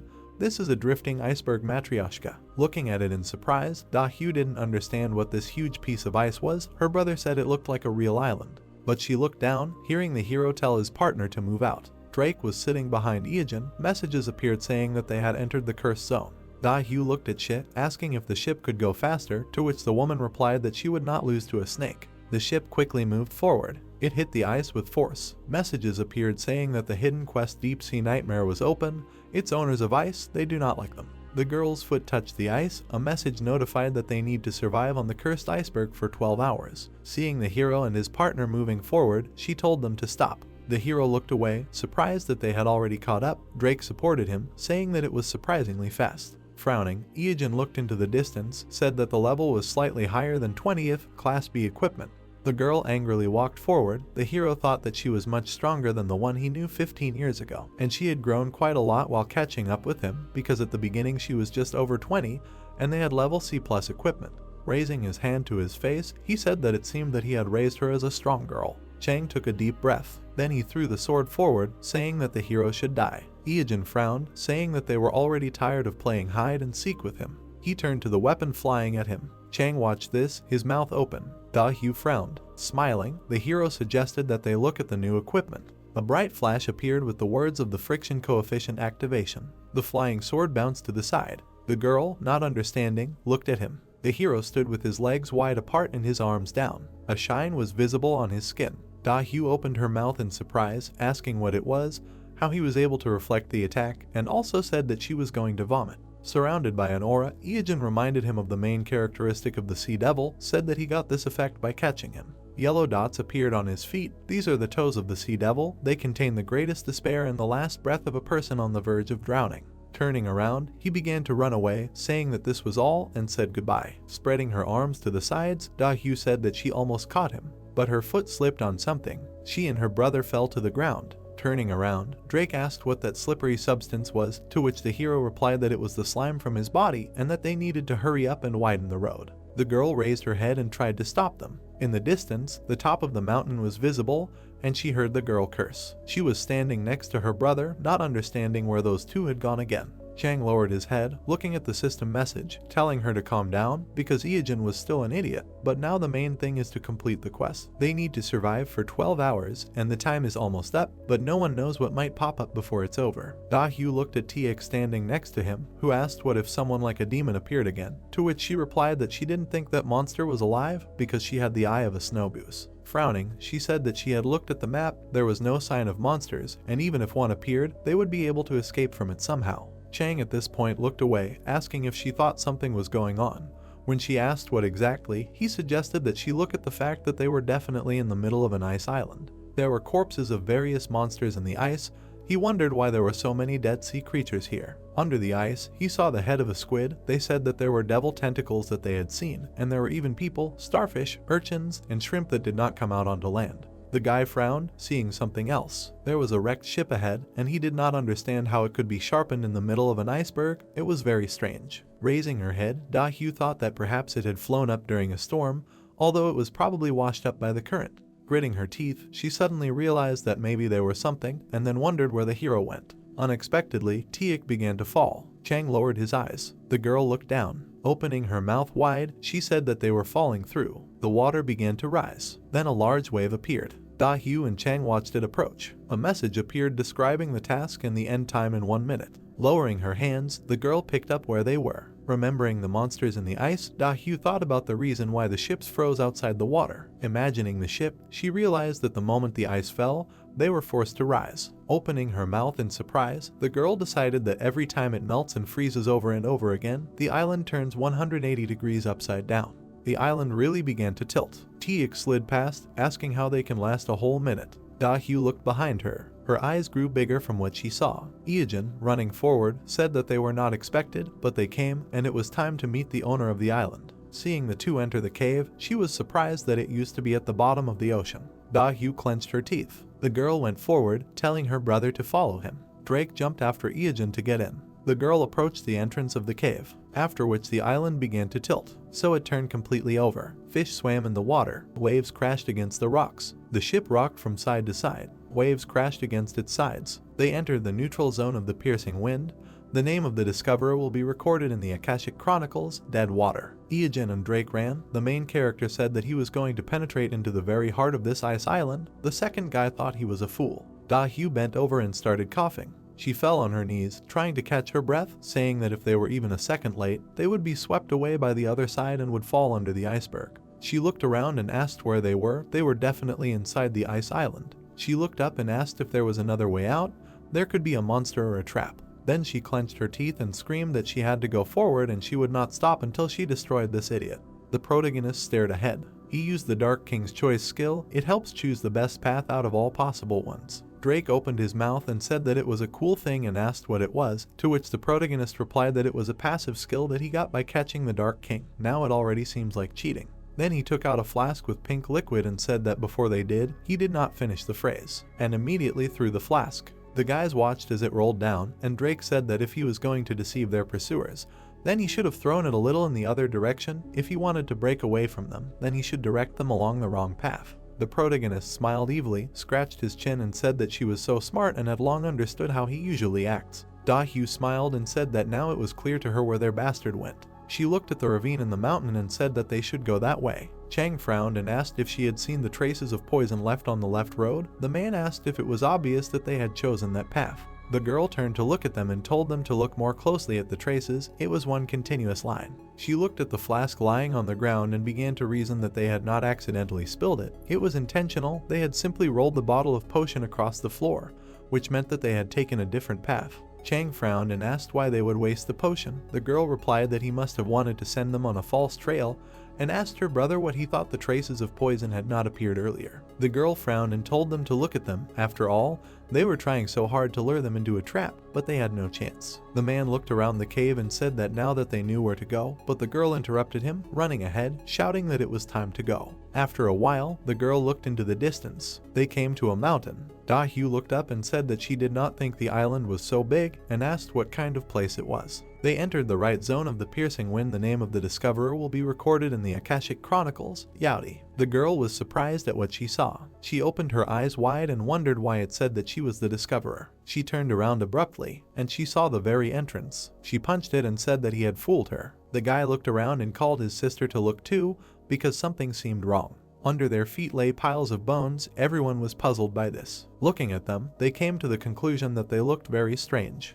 The girl approached the skeleton of a huge monster and said that this giant looked like a boss and was horrified, thinking what happened here. Da-hyu looked up and thought that she had seen it in the guide. She opened her mouth in surprise and realized that it was the devil's leg. The girl opened her eyes wide, that the requirement for the number of people needed for the battle was met. The warriors of the Yongun and Sword battlefield opened their eyes, and the selection of partners for the game took place. Then blue flashes appeared and a notification came that the selection was complete. The bones rose up and the creation of companions began. They opened the secret quest Nightmare of the Deep Sea 005. The skill and began to surround the girl. She gritted her teeth and thought that at the fork they chose the right path. It turns out that he is now on the right side. This AOS game comes out. The entire army of skeletons gathered in a heap. An explosion occurred. The girl turned around at the sound and did not understand what was happening. Skeletons began to crawl out of the hole that appeared in the wall. They also gathered in a group. They were shouting loudly. The girl opened her mouth and said in surprise that this time, the giant undead, what was going on here? She opened her eyes wide and froze in surprise. A familiar silhouette was visible behind the skeletons. It was Iojin. He was flying on a huge monster and smiling. He looked down on everyone and said that now they would find out who was better in AOS and suggested that they sort it out as soon as possible. He looked at the scared Da-hyu and was surprised that she was still alive. The protagonist chuckled and said that, as expected, they had safely arrived at the battle site. The guys were riding on the monster, and the protagonist said that if they hadn't gone to the right, the game would not have started. Drake asked what all this was for. They were dragging them on their tail because of such a trifle. He opened his mouth and said that he needed to know one more thing then. This time they would also spare them and let them follow them longer. The protagonist smiled evilly and said no, because now his conscience was clear. Da-hyu smiled and asked if he was going to cross the line with these skulls. He thought it was easy. She moved to the side with the monsters, shouted that this time she would make blood sausage out of him, and ordered them to attack. The right stilettos rushed towards the left skeletons, and the left ones towards the right ones. They connected at one point for further battle. The battle continued. The girl bared her teeth, stretched out her hand and looked up. Bones flew to the sides. Her brother struck with his sword. The red-haired girl opened her mouth wide and asked the idiots. They dared to look down on her and then added that she would destroy them. Flashes sparkled in the sky. The brunette opened his mouth angrily, put up his shield and shouted that the special shield of the blacksmith Jang Tiek will be hard to penetrate even if they are B-level. Then he smiled and said that he was well prepared because he still remembers the first encounter with the dead water.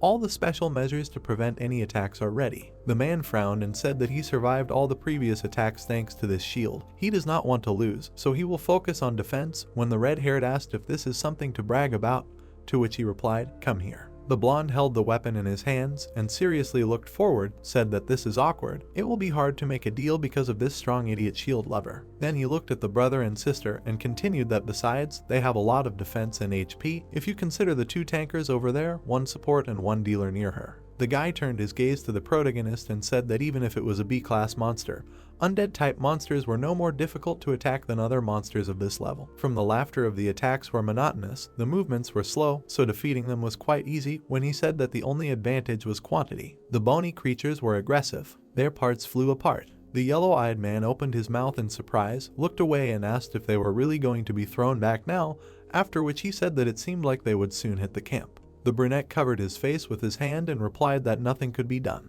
Then he removed his hand, smiled maliciously and suggested that they wrap it up then. The guy turned to him and said that his facial expression seemed like it was time for another damn cunning plan, to which he asked what was wrong with his face, to which the first one replied that he was the spitting image of a villain. There was a bright flash. Blue Eyes opened her mouth wide and shouted that it looked like they were slowly gaining the upper hand, and then asked where Nexus was. The girl frowned, smiled and thought, yes, finally victory would be hers, and now they would capture the highest points and remove him. There was nothing in front of her when she was surprised and asked why there was no one here. Her brother looked up sideways and replied that from what he saw, he didn't think there was anyone on their team who could be Nexus. It was said that the camp of the leftists was about to fall. The fierce determination of the warriors stimulates the awakening of the ruler of the battlefield. The girl opened her eyes wide and asked, "What, really?" The plot noted that the great dead man opened his eyes. Strange actions were happening. Suddenly a large monster arose, a great dead giant. The lady opened her mouth and shouted, "What the hell?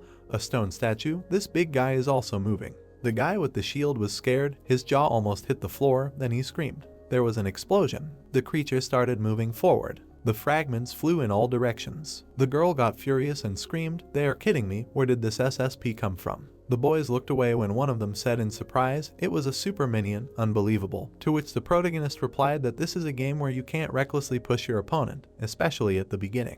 Looking at the monster, he continued to say that the ultimate goal of this battle is not to push the enemy back as far as possible, but to wake up and deal with the Nexus or the Great Dead who was sleeping deep in the enemy camp. The brunette then licked his lips and thought that pushing the enemy back from the beginning to catch the Great Dead is certainly a good idea, but it will work at least 2-3 years after the game comes out when higher ranking users appear. Then he made a sharp jerk and shouted that now the roles are reversed, he will rob the enemy base. Da-Hyu looked at the protagonist in surprise and asked, "Dead water?" Then she opened her mouth and shouted, "Okay, let him come here." The guy looked at her angrily. The lady opened her mouth, frowned and thought that he was still in the slime of the sea devil, which reflected any attack, damn annoying, but there was an idea. She continued the thought that you need to aim at the moment when he exhales, and suddenly she began to attack. The brunette stood in the same place. When the girl was behind him, she stopped and asked what the. Then she looked at him suspiciously and asked if he ignored her. The face of the monster appeared. It was huge and strode forward. The previous messages came that the left camp would soon fall, and the fierce determination of the warriors stimulated the awakening of another ruler of the battlefield.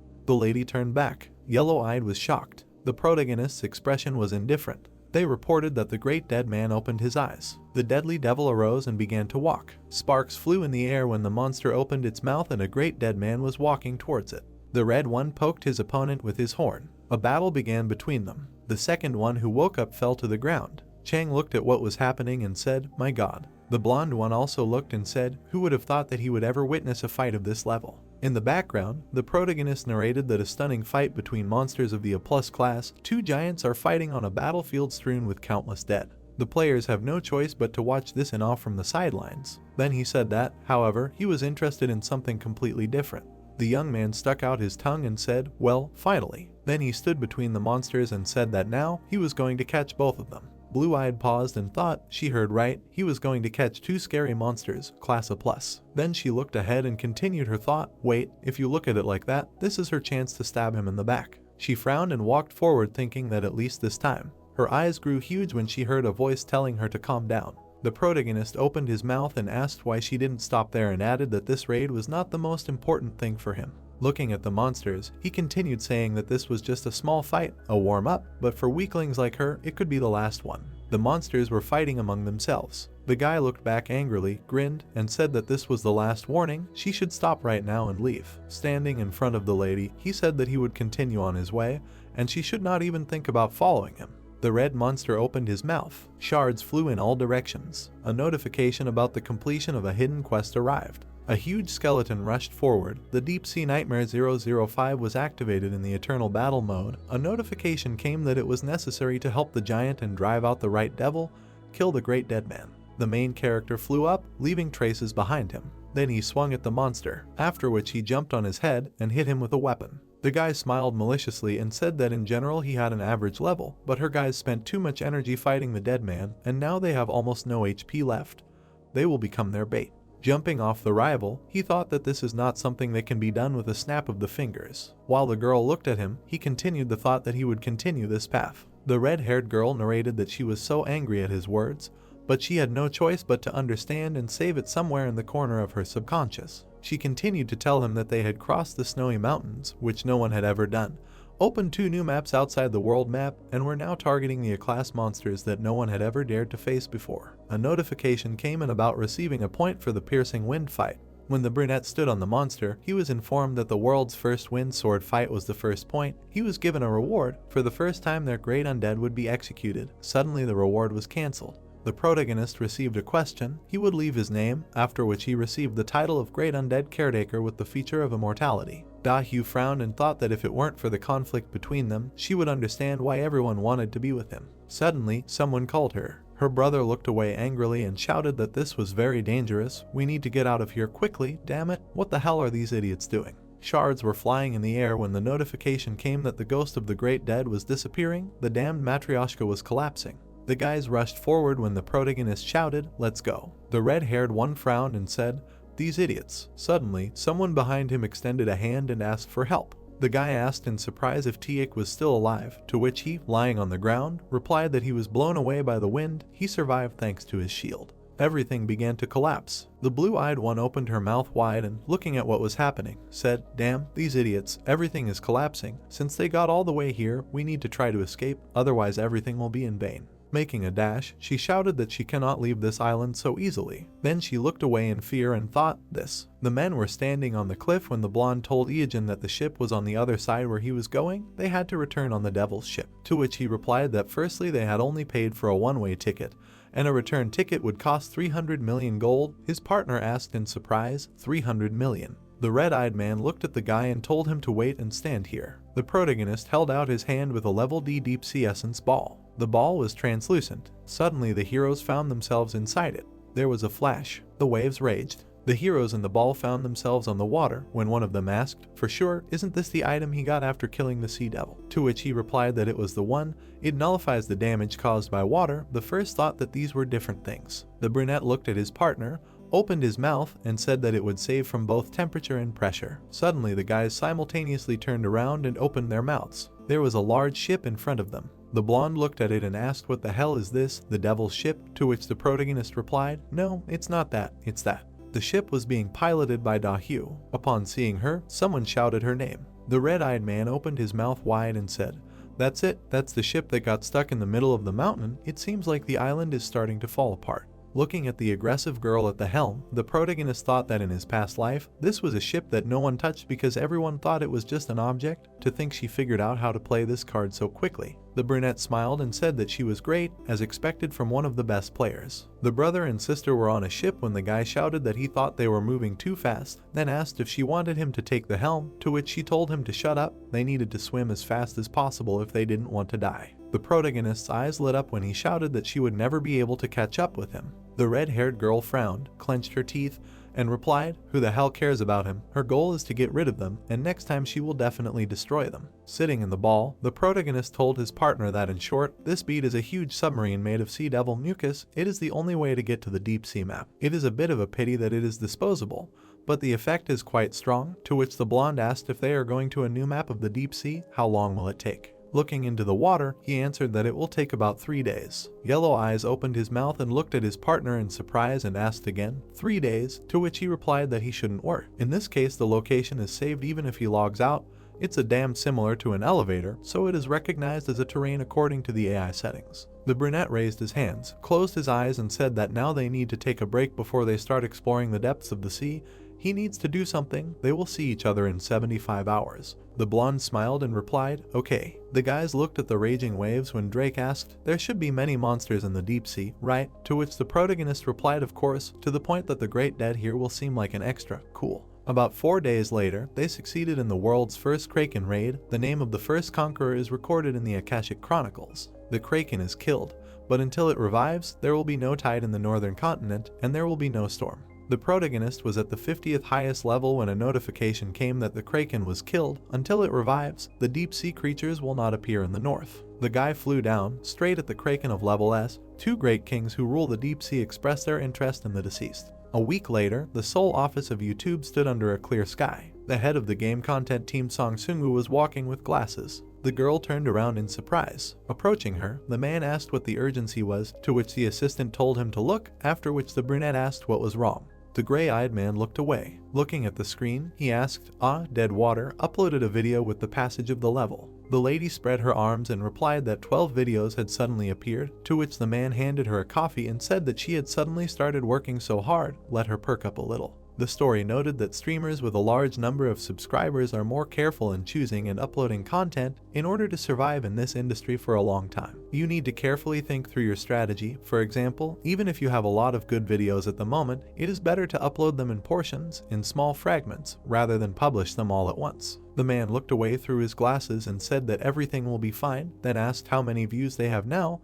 The girl answered that about 50,000, to which he asked again, 12 videos have appeared, so this is around 5,000 on each, and added that it is a lot for a video that has just been released. The gray-eyed girl smiled, looked at the boss and said that she meant 50,000 on each video. The manager looked at her questioningly and asked what. He stared aggressively at the screen when the girl looked at him, her eyes wide. The man was scrolling through the video feed of the main character. The first was called Deadly Ice, Ding. The second was a boss battle. The third boss was level up plus, meet the Sea Devil. The brunette continued to look at the monitor and said, crazy. Then he thought, an uncharted continent that no player had ever set foot on, a location that no one had ever hunted for because of the harsh environment. Looking at the monsters, he continued his thought, plus these strange monsters, and the strongest boss monsters, and hidden quests. Any gamer would choke on saliva just hearing about something like this. A drop of sweat ran down his cheek as he grinned. Then he looked at his assistant and asked if she had uploaded this anywhere other than YouTube. She turned around and replied, yes, she had posted it on Death Inside, Today's Yalma,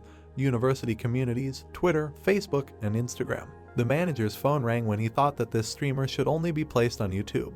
He picked up the phone and continued to think that an exclusive contract, no, a super exclusive contract was needed. Gritting his teeth angrily, he said that the subscriber was unavailable, and then asked if he was currently in the game. The first professional tumbleweed league, battle map, the voice of the devil. The first round of the major league, the battle of the Royal Ground Zero. There was a fight. The guys were fighting each other with their weapons. One of them swung sharply. The brunette put up a shield that protected him. Hong Jino opened his mouth wide and shouted at his opponent that they would have a rematch here.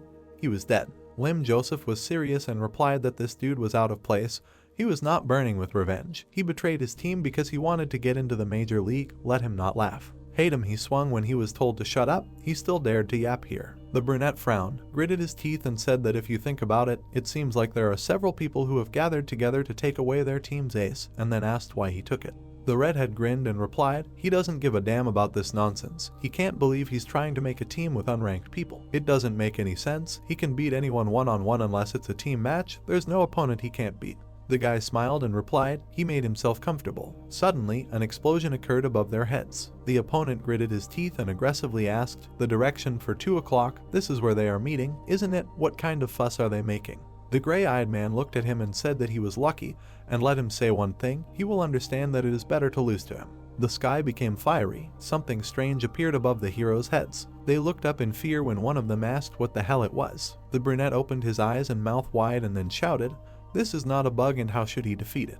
The flashes became brighter. A silhouette appeared in the distance. Fire blazed around him as he walked forward. Explosions occurred. The man flew into a portal. A whirlwind occurred, sweeping people away. Someone tried to hold on with his hands. Madong Wang's face was visible. Many people looked at the big screen in fear. The brunette in glasses stood with a microphone in his hands. Then he voiced that he apologized for the long absence of comments. He was so carried away by what was happening that he forgot about his duties. In the middle of the whirlwind, a monster hovered. Suddenly the guy screamed into the microphone, it can't be, let them see, these incredible events are unfolding right before their eyes, this is death itself, nothing else. The screens glowed blue as the man continued to speak, that the scene where only the roar of the whirlwind and the sound of breaking glass can be heard, the heroes who recently occupied 3rd and 4th places in Korea are losing one after another. People were screaming, how is this possible? Why are they even watching now? Is this even real? He himself killed 26 of the best players. It's good that he came here. This battle will last forever. Someone was screaming that it would be better if he didn't watch this game. He wants to see it again. The commentator, watching the action, said that the Major League to pick 1st, 2nd, and 3rd place in a total of 3 rounds, a Ground Zero battle royale that opened the door for the best players. However, the public reaction remains rather cold. A player from the eliminated team was promoted to play in the Major League. Despite it being an open field battle royale, 17 players teamed up to catch one Madong Wang. He went on to say that some claim that this will be the worst competition ever. However, as soon as the game began, the audience jumped out of their seats and no one sat down until the end of the battle. The king crab tongs, hammer and gloves were noticed when the commentator said that a player single-handedly destroyed 26 of the 50 players participating in the battle royale. Then the attention was drawn to the knuckles of the monkfish teeth. Looking at the monster, the guy said that he looked heavy, his charisma was off the charts, it was simply indescribable in words. The blonde clenched his fists and began to cry. A virtual national table appeared in front of the hero's face. He paid attention to the number of his kills. The protagonist stood smiling and said, "Not bad, kid." The plot noted that the first round of the top league of the first professional championship was over. Madong Wang won a confident victory over 17 players who united to catch him. All 130,000 spectators who gathered at the stadium that day became fans of Madong Wang.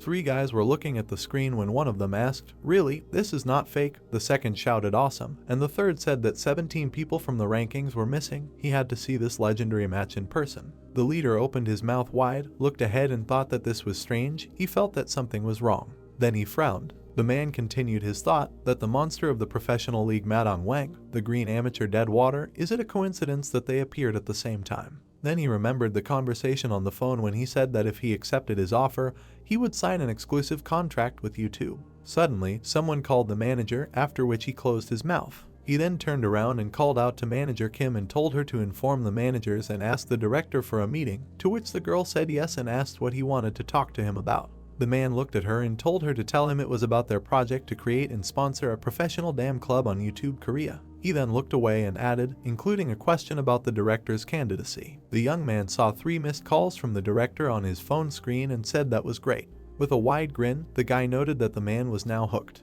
A little earlier, before the YouTube ceremony, the young man was standing in the kitchen and talking on the phone. The voice from the phone greeted him and said that this is the head of the game content team, and that at the end of the year they will have an event party at the hotel. So he hopes that the guy will be able to come and participate, because he was sent an invitation by mail. The young man noted that only the most popular stars and streamers gather there. The man replied that he, of course, is an exception to all the rules, because for them his presence will be a great honor. The man closed his eyes and added with a smile that, as he said earlier, if he signs an exclusive contract with them, he will be able to receive various services, such as exclusive manager support, adjustment of the calculation ratio, studio support and creative support, because their company is a ticket to a stable future and a sea of opportunities for him. He also thinks that then it will be possible for the young man to receive a diamond button with tens of millions of subscribers. The hero leaned on the table and said that he didn't even know, because he could achieve all this on his own. The man responded that this meant that nothing could be done about it, because he really didn't need an exclusive contract, and he could also make a lot of money on other broadcasting platforms. The hero thought that the man was an amazing, honest person, and said that this was certainly true, but he had something else. The manager nervously looked around, silently listening to the guy's words that if they agreed to his terms,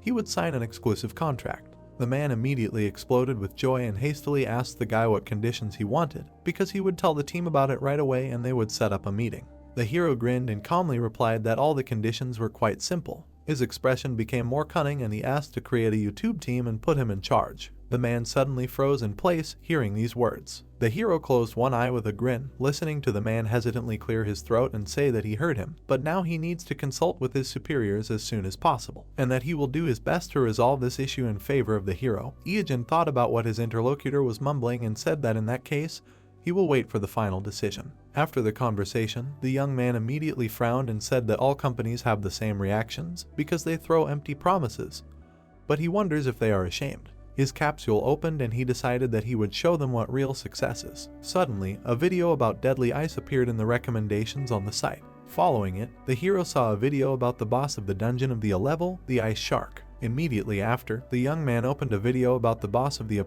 level, the Sea Devil. Holding the phone in his hand, the young man began to think that it was not surprising that YouTube contacted him first, but in truth, they were still discussing the problem of creating a team. Taking his mask in his hand, the guy smirked and noted that at this stage, YouTube would soon create a pro league team anyway, and sooner or later he would use them and it would be useful for him, but now was not the time to give an answer, so soon we should try hard. The clouds in the sky glowed with different colors. The commentator welcomed everyone to the arena of the first pro league and announced that half of the 50 pro players who made it to the league, namely 25 players from 5 teams, managed to get through the first round of the major league, the Battle of Royal Ground Zero. The arena was filled with a roar of the crowd. The man turned to the audience and said that now there would be a fierce competition between the 25-0 best players in Korea. He pointed his hand in front of him and said with excitement that the second round of the major league was starting now. The hero imagined the emblems of the two teams and thought that this round was similar to professional wrestling or single combat with P5x5 matches, because all teams play against each other once,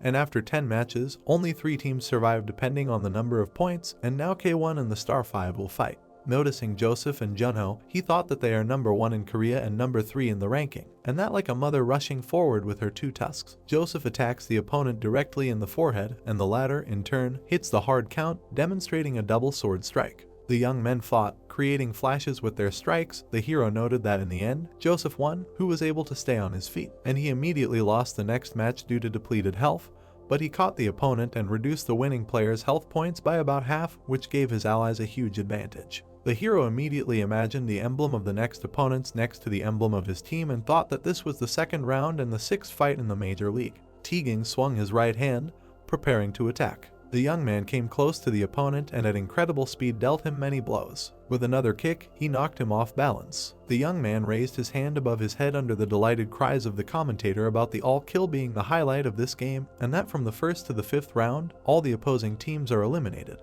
Teaging looked at the sky with a confident grin.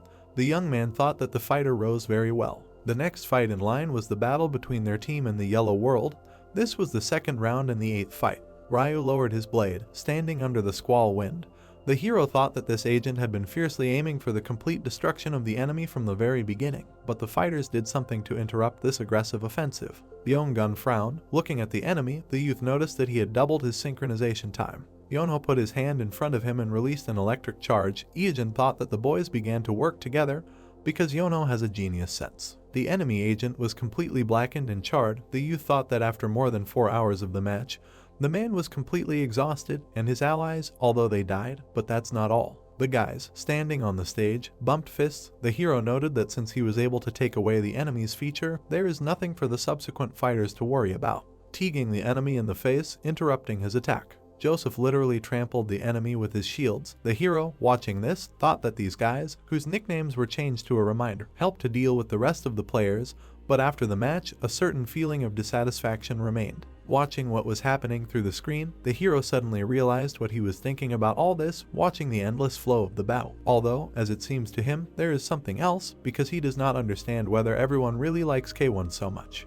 Joseph slightly extended his hand to the side. The young man thought that his arrogance disappeared and he properly demonstrated his skills as a team leader. Turning his gaze to Yonho, the hero noticed that he was able to briefly steal the spotlight from the ally he adored, and now he rose closer to Mattingwang. Yeongun came out of his capsule and the director came up to him. The hero, looking at them, thought that the guy is certainly still incompetent, but since the skills of the other members have increased significantly, they have greatly increased the amount of practice and are now rapidly approaching the average level. Teaging again rushed forward. Holding his hand at the ready, Iijin noted that he is showing incredible progress that does not need comment, because thanks to this, the team was able to develop a bright and aggressive strategy. One of the guys brought him a cup of coffee, while the guy was thinking that no one talks about this, but when his character comes to the training room, he always sips coffee in complete silence. Ian raised his hands with a satisfied grin. The young man noted that the coach was so excited when the team's morale increased because he was able to realize himself as a master, fully using the team's advanced skills. The blonde patted the guy on the shoulder and said that he was their treasure. The hero thought that the coach told him this, although he himself never participated in the game, but everything changed after the strong character Mattingwang entered the team. His team members lined up next to him. The guy thought it was a crushing force because they were moving forward, overcoming all obstacles, like Buffalo, but this was only the beginning.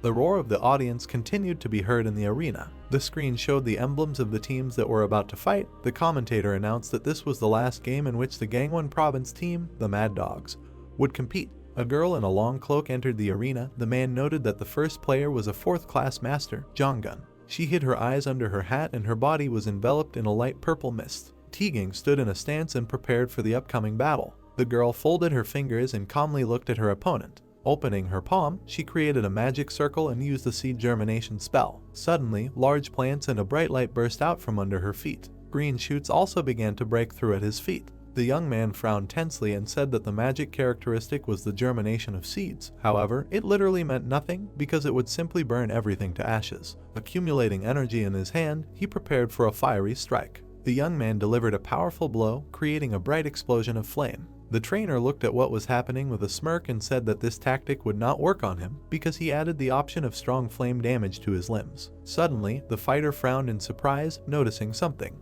The outlines of plants began to break through the tongues of flame. The young man wondered how it was possible for them not to be affected. The girl took another step forward and smirked, saying that he should abandon the stereotype that plants are vulnerable to fire, after which she asked if he knew how difficult it was for her to get the Book of the Endless Forest. Suddenly, the sprouts began to move and grow even more. Their shoots began to change right before his eyes. After a short period of time, giant plants with toothy mouths appeared in front of the guy. The young man smiled and thought that it was annoying, because if the germination characteristics of the seeds were not sealed, he had no choice but to endure the damage from them, and then said that he thought she did this to avoid all kill, so he was very sorry. The woman looked at him with a sly smile, saying that now she understood how he was thinking. The hero imagined the emblem of the opposing team and thought that their performance in the playoffs was exactly like that. He put his hand behind his back and noted that the level of competition in the region was significantly lower than in other places. And to be honest, it was lower than the level of competition in the preliminary round, which was held in one of the districts of Seoul. Looking up at the screen, Iajin began to recall what happened then.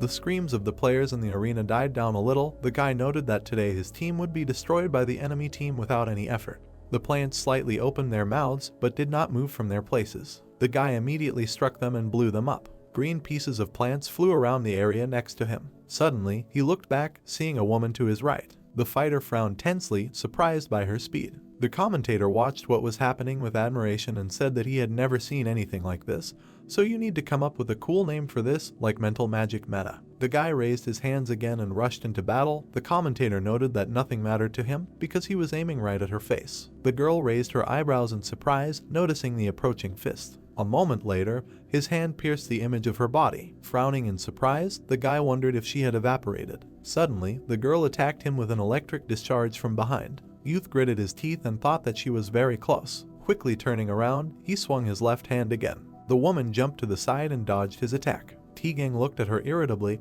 cursed loudly and said that she was using this strange trick again. Plants began to grow near the woman again. She said with a smile that he was quite resistant to magic. Suddenly stopping, she looked at him and added that he had excellent endurance, so she wanted to remember his name and would be grateful if he introduced himself. The young man looked at her cautiously, thinking about why she did not know the name of the one she was fighting and why would she even ask such questions. Slowly getting into a stance, the guy said his name. Hearing his words, the girl opened her eyes wide and used her next ability. Suddenly, the guy's consciousness became clouded. He tried to focus his vision on the enemy and thought that this was strange. The woman looked at him from under her hat. The young man also added that his consciousness clouded for a second and his body did not obey him at all. The coach watched what was happening in shock and, calling out to his subordinate, asked him to switch with an ally. T-Gang froze with a grimace of surprise.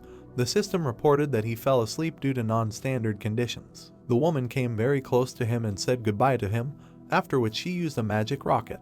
A powerful magic projectile hit the guy right in the head. Droplets of blood immediately flew to the sides. The capsule opened. The young man flew out of it in fear. While he was trying to catch his breath, the coach asked him if he was okay and if he had come to his senses. The boy looked back at the blonde while the commentator was talking about Yonho following his ally, and now it will be a wizard versus wizard battle, so they will wait for this epic fight. The boy asked the coach what it was because it was something strange. The man replied that it was a magic trick that makes a person fall asleep for 5 seconds and asked if the boy knew how she caught him.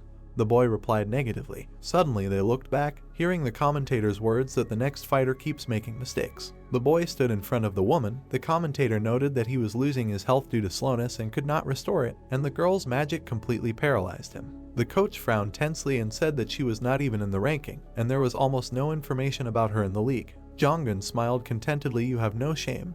The man added that, however, in the previous match she dealt with 5 people on her own and got to this stage. The tension fighter gritted his teeth and thought that he did not understand why he was recovering so slowly, because the attack did not even touch him. Suddenly, a giant plant appeared right in front of his face. The young man put his hand in front of him and attacked it. Yonho began to get irritated and say that he was tired of everyone. The young man also asked what was going on. The woman smirked slightly, looking at him. While Byung-gun was fighting off the plants, the hero thought that Yonho had left them because he could not stand up, but the next player, who is known for his highest APM, will not be lucky either, but today it is half as low as usual. The commentators looked at each other and the brunette said that he thought that they had just seen a hallucination and mind control, And that, as it turned out, in DM, mages were very different from other players. The interlocutor agreed with him and said that unlike characters like archers, bandits, and warriors, wizards have a clear classification. He imagined many magic books of different classes and levels, and then said that it was because they use items, skill books, which are also called magic books, and that these are items that are classified according to the strength of the characteristics. It is very convenient because a person can acquire several skills with just one book and use them at the same time. A vivid image of a shining book appeared in his imagination, and he noted that the amount and type of magic contained in the book is completely random, so it is much more important to get a skilled mage. Pieces of dirt and scraps of plants flew through the air on the battlefield. Joseph pressed his shield against the floor, maintaining his balance. Suddenly, a lightning bolt of incredible power struck him. The young man gritted his teeth and said that even if it was a hallucination or mind control, he shouldn't give her a chance to use it, since he was able to overcome this skill, so he would show her what it was like to be at the bottom. The girl created a bright magic charge in front of her. Her attack hit the shield with great force, but did not penetrate it. The woman smiled and said that she expected this from the best player in the country, since normal attacks are mere trifles for him, so he really irritates her like a thick-skinned pig. A hopeful smile appeared on the coach's face, and he said that this is a skill that controls the mind, and this is a normal trick, a combination of other passive characteristics that were used at the right time, so this is just a small trick with which to neutralize an opponent who is superior in strength. The woman smiled and stepped aside from the opponent's attack and said that the defense was so strong that she couldn't break through it at all, then asked the guy his name. The boy frowned in annoyance and said his name, saying that he didn't understand how he could not know the name of the player who was ranked first in the entire country. Suddenly, his body was also restrained by her ability. The boy immediately fell to his knees in front of the opponent. The commentators were surprised that he suddenly froze,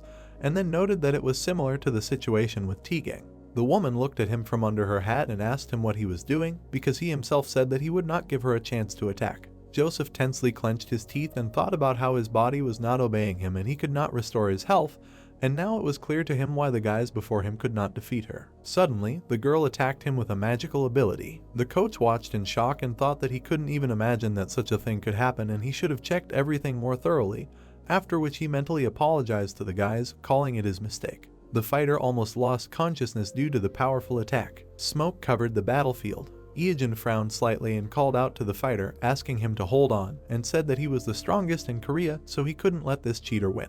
Joseph opened up, hearing the call to exchange. He gritted his teeth and gathered all his strength together. The fighter slammed his shields on the ground, scattering stones to the sides. The girl smirked and wondered how he was able to defend himself, after which she guessed that he simply exchanged. Suddenly, an exchange interface appeared behind the player. The woman asked him if the nickname of Memory would make him pay. The young man began to leave the portal, saying that she could think absolutely anything she wanted, and then asked the elder to cover him. The player completely opened up in the exchange interface, and the commentators announced the long-awaited appearance. The man raised the microphone in his hand and said with admiration that the first round killer, the master of stunning charisma, the Eye of the Typhoon, who had not lost a single battle since the founding of the league, was entering the arena. The audience fell silent in excited anticipation. Ieogen finally entered the battlefield under the shout of the commentator, who called his nickname. The girl sternly looked at him from under her hat. The young man straightened his shoulders, standing in front of her. Jongun smiled widely and said that she became his fan after seeing him play in the royal battle, and then asked if Madoing was his nickname. The hero with surprising calmness answered negatively and thought that the girl was a cancer in the Korean gaming community. Standing firmly in front of her, he corrected her and said that his name was Madingwine. The woman immediately smirked when she heard this and thought that she would definitely give him a beating. The girl was lost in memories of how she was sitting in a cafe where she was asked questions about her place in the ranking. The girl answered that she was not in the ranking. There are certain circumstances, but she thinks that she will be in the top 3 at least if she registers. She sipped some of her drink. The interviewer asked what she does for a living, to which she replied that she is currently a professional gamer and used to be a programmer. The interviewer asked if this means that she worked at them, and she immediately confirmed it. The interviewer asked her about why she quit. The girl said that it was because she likes her life as a pro gamer more than as a developer or general manager, at least for now. The man turned to her and said that as far as he knew, she was a magic user, then asked about her level. The woman said that she was a 4th class master, and she thought that was less than 1% in terms of level, because it was easy to become a 4th class user, but it was much more difficult to become a master. She looked away in irritation when he asked if she could then reveal a couple of skills from the grimoire to them. Then he said that he was crazy, because he could only dream of such a thing. But they could only know that if she made the right decision, there would be a huge number of opponents that she could defeat one-on-one, so the league participants should prepare well for the royal battle, although she might just be destroyed. Suddenly, she smirked slyly when he asked her if she was ready to fight with terrifyingly strong opponents. She asked who the interviewer was talking about, to which the man asked her if she was afraid of Manhwa. Jonggun said that it was not sticking because he should be afraid of her. She crossed her legs and adjusted her cap. When he asked if this meant she could win a duel with him, the girl said that if she played him one-on-one, she would never lose. No one could lose with so many aces up their sleeve.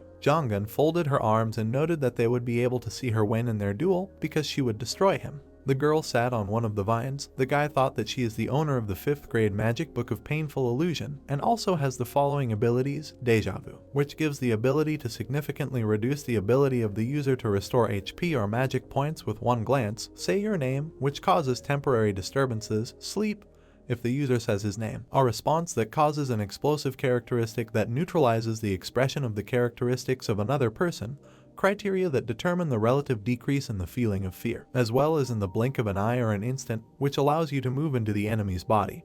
And for this you just need to close your eyes and open them after a couple of seconds. The young man also noted that she is known as a trickster. The shining particles flew through the air, and he added that this is what they call players who abuse instructions, hacks and bugs. There is a reason why she, who was once a game developer and a competent master of the game world, was fired from the company, and this reason is automatic hunting, stealing money, nuclear weapons, and so on. He schematically imagined her as a virus and noted that she benefited from the launch of a malicious program that became fatal to the game. The hero also imagined a girl in a hood, thinking about how about 10 years later, she gained such a bad reputation that she was put on the wanted list. Because of her, even the exchange rate shook, so the damage was very significant. Remembering the grief of his past life, he thought that in one day he lost all his money, and her name was in almost every headline. The hero frowned angrily, holding back tears, and thought that even if he didn't give a damn about all of this, he couldn't forgive the person who ruined his favorite game. His gaze boiled with rage towards her.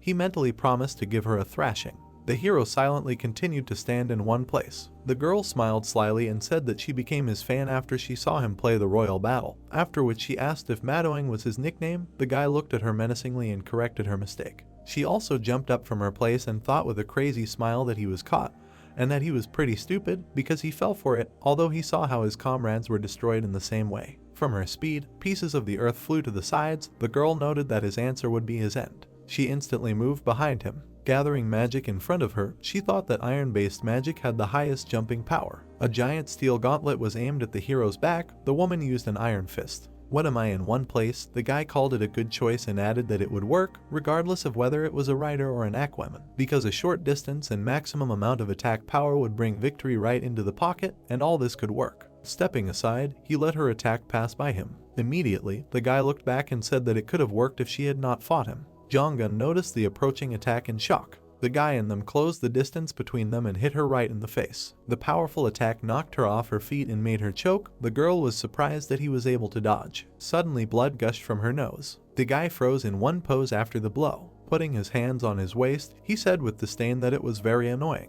Remembering the moment she attacked, he thought that one look at the shadow under his feet was enough to understand what to do, so he avoided the complicated attack of the jellyfish with his eyes closed. The woman stood up and cursed loudly, then asked how he was able to dodge and why magic did not work on him. The young man did not say a word. A magic circle formed around the girl's pupil. She used the skill deja vu. Her magic hit his armor. The guy said that even if she looked at him like that, it would not work, and then thought that mental magic did not work on him at all. Ijin imagined giant tentacles and thought that the characteristic from the kraken, fossil animals, had a huge resistance to psychological magic. Jonggun put her hand in front of her, gathered energy in it, and said that the guy was quite a bore. Suddenly, the same toothy plants grew around him. The hero poured energy into his boots and kicked the ground. The heat from his kick immediately incinerated the plants. The woman smirked and said that it was useless because these plants did not burn, and now she would make his blood boil and evaporate. The guy looked up at her and replied that if the roots could not burn, it would be enough to pull them out. A moment later, the air around him swirled into a vortex and a flash appeared under his feet.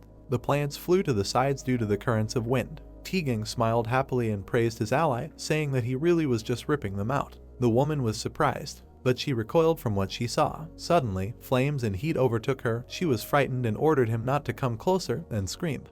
Jonggun's blood splashed everywhere. The hero threw her into the air with a punch. The hero gritted his teeth in irritation and said that this was great, then asked her how she came to the league with such skills since her level was too low. The commentator watched in shock, saying that the victory remained with the guy and his crushing power since he destroyed the magic of the girl, who had no hope of even trying to attack him, so he saves his team from the danger of being expelled. The spectators burst into delighted cries from what they saw. The hot air rushed through the beloved. The girl's hat was slowly falling to the ground when the young man trampled it with his boot. He was standing right above a deep trench. One of his allies picked up the coffee, told his comrade that he was lucky, and then asked him why he was carrying this coffee around. The guy looked back at his friend and said that this coffee wasn't his. He looked down at the glass and said in confusion that something had happened a little earlier, before the fighter had entered the arena. Immediately, a moment surfaced in his memories. As the guy handed him a cup of coffee, the young man asked if the fighter wanted a new one. The hero looked him in the eye, answered negatively, and said that he would take this one.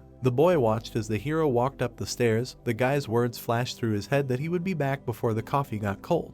He and his comrade watched in shock what was happening in the arena, discussing what had happened. Suddenly, the arena heard the spectators' voices that it was all kill and that they did not understand how this could be possible. The guy put his hand in front of him and called the next opponent, explaining that the spectators were bored when they were wasting time, so they should go straight into his arms. The next opponent immediately entered the fight, attacked him with an axe, and said that to avenge the general, the hero thought that this fighter had a nickname Black Cows, and that he was the main attack force of Mad Dogs, and his characteristics are the following skills: Company and Buffalo Race. Iajin counterattacked the guy with his hand. Suddenly he grabbed the opponent by the horns on the helmet. With a sharp movement of his hand, the hero lowered the opponent and slammed him to the ground. Holding the guy on the ground, the young man began to strike him quickly on the back, as a result of which he dropped out. The next fighter with long claws entered the fight. He, like a mole, immediately dug underground. The guy thought it was him, that this was an archer who uses unusual tactics because his characteristic is pit casting and a class C+ item. Underground mole gloves, obtained during tunnel digging, which are used with arrows when shooting into the ground from an iron bow with the characteristics of through-in in space. Suddenly, the young man dodged several arrows that flew out from under the ground, thinking that the arrows move underground, unexpectedly flying to the surface right under the enemy's feet. The enemy continued to dig a tunnel, saying that he wants to kill and that he predicts all the movements of the young man with the help of his mustache to read vibrations. And although the guy avoided the first shot thanks to his luck, he will not guess where the arrow will fly out from this time. The guy silently lifted his leg. Suddenly, he hit the ground with incredible force. After a while, the surface under his feet began to crack and collapse. The guy noticed that this opponent was also out. The onlooking opponents exclaimed that they wanted to avenge their general and Hyan. A rather fat fighter, the younger brother of one of the previous opponents, entered the battlefield. The young man asked him if he was friends with Baemgi. The opponent began to increase in size using one of the fighting styles. Swinging his right hand, he also used regeneration. A moment later, the man took the form of a ball and began to roll towards the opponent. The hero looked at him menacingly and said that the opponent probably thought that he would not be able to lift him or hit him back, so that's great. Swinging his right hand, the guy also asked him not to run away. Suddenly, a barrage of incredibly strong blows fell on the man. While continuing to punch, the boy loudly asked how it felt to be trapped in the air, because the man can't stop because punches are flying at him, and he can't even get up. The boy did not stop his attack for a second, saying that he hasn't had a punching bag for a long time, so it's a great stress reliever. A piece of clothing slowly descended through the air. It landed silently next to the hero's feet. The boy thought that this opponent was also eliminated. A petite girl entered the battlefield. The commentator said that this was the last player they did not expect to see, a sorceress who specializes in self-cloning, so it is very dangerous if the opponent is Manhwa, because he usually uses powerful attacks designed to hit a large area, so K1 has a chance to make an all-kill in this league, but Mad Dogs can also be unpredictable, so you need to focus on the game. The girl looked at the boy awkwardly and thought that it was really Manhwa, and that it was the first time she saw him in uniform. The hero noted that releasing her was a good choice. The girl looked at him with admiration and asked him to take care of her. After a while, exact copies of herself appeared behind her. Teaging was surprised at what he saw and exclaimed that she had created 10 copies. The coach watched in shock, saying that even 2 or 3 copies were a difficult task, so he did not understand how she managed to do this. The girl stretched out her staff in front of her, that I was in front of a crowd of my copies, and offered to start the fight. Suddenly, a powerful clap of lightning burst through the space caused by their attack. The girls held their staffs in front of them, supporting this attack. The light from the lightning slightly illuminated their faces. The young man rushed through the space at high speed.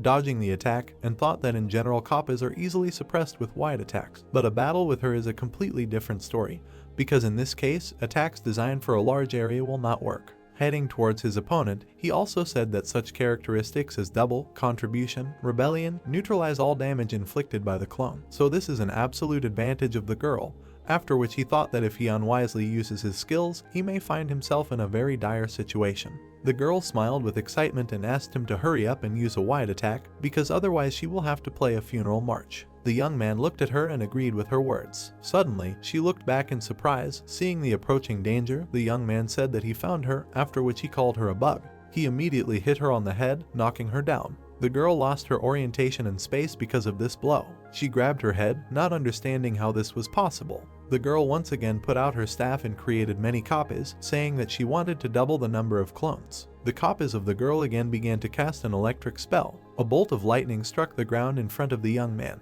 Suddenly, he jumped up with explosive force. Finding himself near her, the guy grabbed the girl by the head and said that he had caught her again. The girl frighteningly wondered why she was not succeeding. The hero said that clones do not blink, and in addition, they have a low body temperature.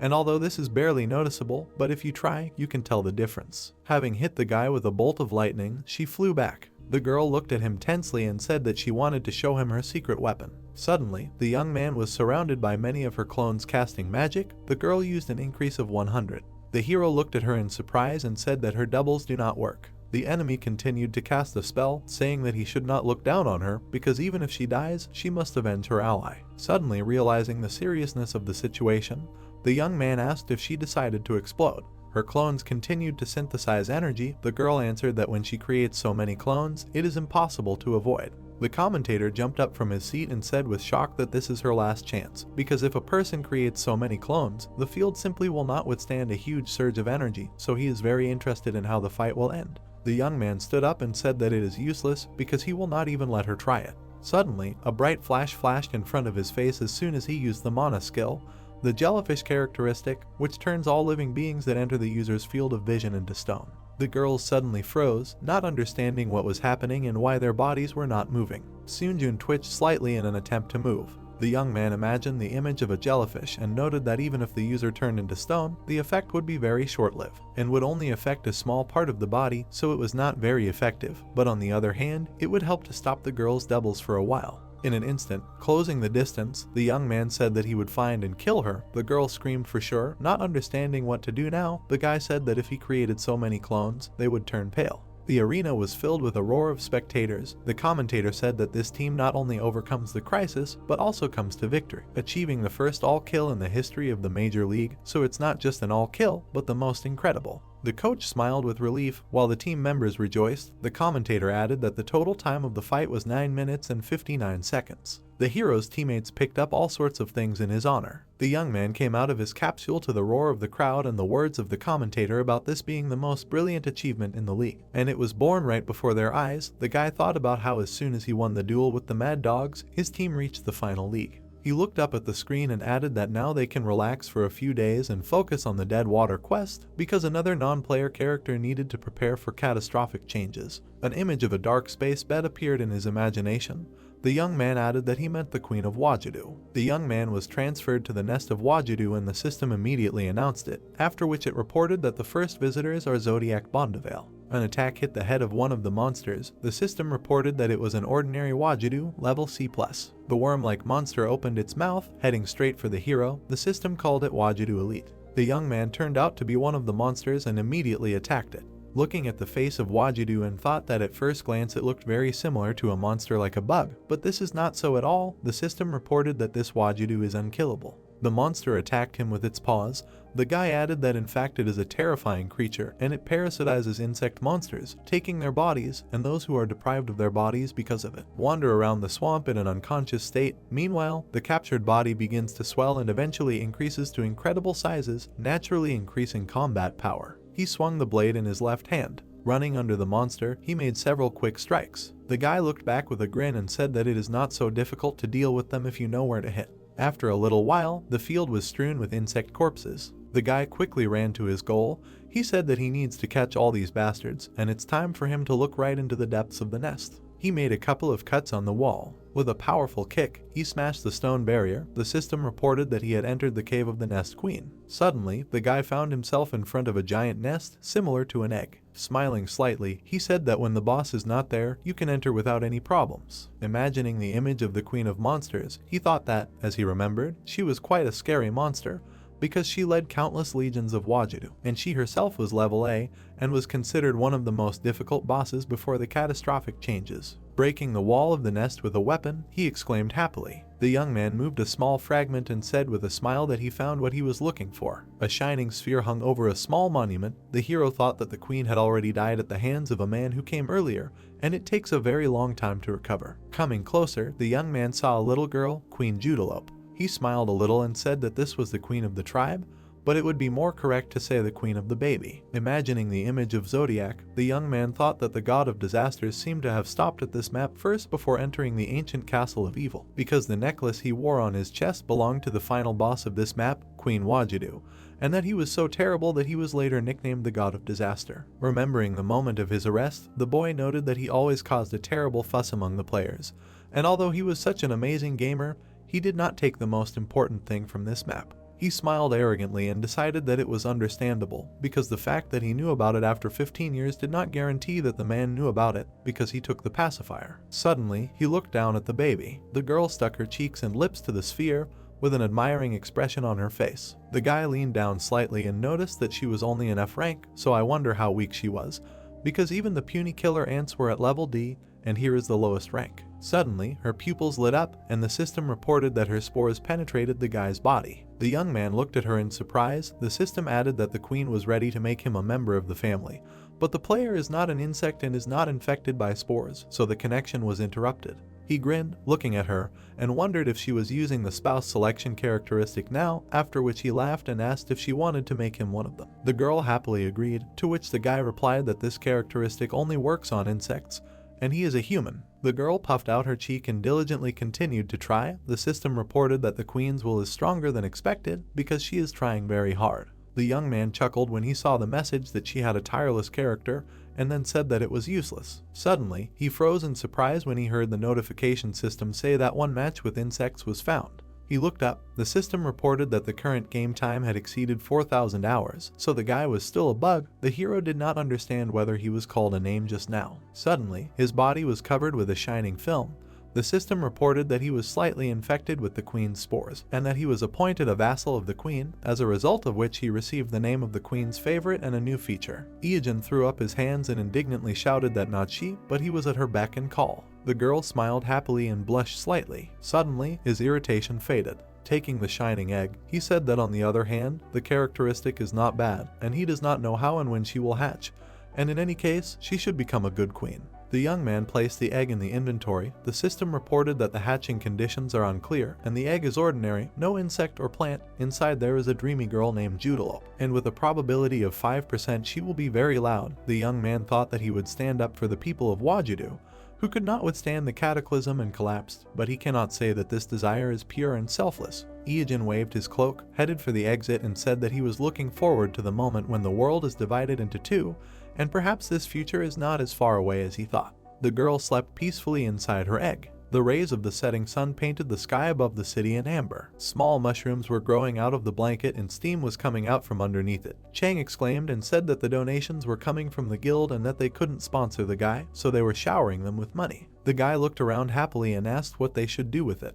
A girl's muffled voice was heard from under the blanket. The guy didn't understand and asked her again what she had said. The girl said that no cop should go to some nonsense. The young man was indignant and said that they needed to pay salaries and cover the costs of office equipment. The sister replied that these were their personal problems, because the donations would be used exclusively for sponsorship purposes. The guy exhaled heavily and said that she was risking her life by being a fan, and he wasn't one when he was chasing idols. Suddenly, a can of drink flew into the back of his head. The girl crawled out from under the blanket in irritation. The boy thought that she had recently been to the esports stadium and had lost her voice. Immersed in her memories, the girl remembered how, when she was in the arena, she screamed that she loved Mattingwang and that he was glowing. Suddenly, those around her looked back at her in shock, seeing that blood was spurting from her mouth. The girl thought that she had screamed so loudly that nodules had appeared on her vocal cords. She sank back onto the pillow and whined sadly. Tears appeared in her eyes, and she thought that the guy had risen to a place where she could not reach. She did not think that they could meet, because he was too far away. The image of the idol she saw in the arena appeared in her imagination again,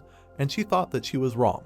Remembering their first meeting, she thought that even when they met, she was not sincere. Remembering how she had flirted with him to fulfill her request, she thought that she had pretended to be an unhappy girl who needed help. A plaintive hum was heard from under the blanket. The girl thought about the fact that she did not know how else she could meet him in person, perhaps at some official event, but there was no event that would invite both a professional and fans at the same time and also allow them to communicate. Chang looked down, exhaled, and said that perhaps it would be possible to do this at some fan meeting or something like that. Suddenly, the girl fell silent in surprise. She jumped up from her seat, frightening her brother, and in a hoarse voice she agreed with him, after which she said that if this is a fan meeting, then this is an official event. The young man looked at Nive in surprise and asked if she was really going to go there. The girl answered affirmatively with an inspired look. The brother asked how she even imagined it. The girl grinned slyly. Without looking at him, she raised her hand and said that if there was no fan meeting, then they would organize one themselves. The young man thought irritably that his tongue was his enemy. Night fell over the city. The hero picked up the phone and saw a message about the girl, in which she asked how his health was after the competition, and admired the latter, saying that the other fans were also completely delighted. The hero raised his head, standing on the street, and thought about the girl's message, in which she said that she would organize a meeting of fans and players, at which they would discuss issues of delivering gifts and donations on behalf of the demon school, and the fans would be able to discuss the match they watched, and if he had time, he could come to them. The hero frowned slightly and thought that this was a fan meeting, and on the one hand, he was grateful to the demon school for supporting him at the match, but on the other hand, these were the same people who had been chasing him on the northern continent. Walking down the corridor, he also thought that since they were so interested in him, they might as well meet once. He turned the corner and added that this was his first time in this place, and that the demon school was in close contact with the demon king and the dead water, so it would be polite and strategic to watch them. Suddenly, the admiring crowd looked back at him. The girls exclaimed loudly when they saw the demon king, and someone started asking to take a photo with him. The girls broke into wide smiles. Some of them came from Jeju Island, some from China, and some from the other end of the world, from Uruguay. The young man was shocked to see them and wondered why there were so many fangirls around. Suddenly, a deflated Dahu came out to him and asked the girls not to get overexcited and to keep their manners, then asked the guy if he was surprised, because it was hard for them to stay calm when the demon king was in front of them, and then asked him to go ahead. The young man looked at her from under his cap and asked her to take care of him. The girl smiled happily and closed her eyes, then said that their hero, the demon king, had arrived. She turned around, waved her hand and shouted, offering to start the fan meeting and rock it out. Her brother, with virtuoso skill, began to work at the DJ console. The young man threw one disc, working the console with his other hand. The girl offered to first fill the glasses, and then have fun with the DJ and have a good time. She took the microphone in her hand, pointed to the side and added that at the end everyone would receive souvenirs with the autograph of Mr. Demon King. There was a pile of boxes lying to the side. The girl noted that these would be things that the Demon King used, because this is what all the fans adore. Hirov remembered how one day he came across a huge stack of boxes behind his door, and thought that it could be a mouse, a neck pillow, a back massager, or something else that he touched only a couple of times, because this is the product that various platforms sent him. The girls lit up with happiness and asked if there was something that he touched with his lips, a strand of his hair after a haircut, or the socks that he is currently wearing. Hiro looked back at the host in surprise, who asked the girls not to cause inconvenience to the Demon King, because if they start, it will be difficult to stop. The young man wondered if they want to tear him to pieces. One of the fans happily spread her arms when she was handed a box. The girls continued to have fun. One of them went on stage and sang. A little time passed and the host's voice was heard throughout the room. The girl said that when they chased the guy across the northern continent, it was something. The girls continued to drink, discussing the fact that they still failed. One of the fans noted that she thought her heart was getting worse. Suddenly, one of the guys stopped from his seat and said that that pervert, dead water, really pissed him off. The girl sitting next to him agreed with him and said that they should kill that pervert. They imagined a crowd of men in orange shirts. The girl added that she was shaking, that he behaved with the king of demons as an equal, because this naked idiot does not dare to behave like that. After which she asked the others if they saw how he stormed the fortress wall, because at that time she thought that they were some 13 idiots in cloaks. The hero looked away in embarrassment. The girl shrugged her shoulders and said that this guy likes to take off his clothes, and this is very disgusting. Suddenly, the fans looked back at the guy and asked what he thought of this pervert. The hero silently thought about their words. He closed his eyes with a smile and said that this pervert should be taught a lesson, after which he mentally apologized to himself. Suddenly, a scream was heard, announcing the talent show. She leaned over slightly, announcing the head of the demon school and the #1 fan of the Demon King. She raised her hand above her head and said her name with a wide smile, after which she said that she would sing in her game image. Suddenly, the young man choked when he saw her. Frozen in place, he watched her and thought that he was shocked by her game image in real life. The girl cheerfully sang the song while people discussed how beautiful she was and that she applied to DEM.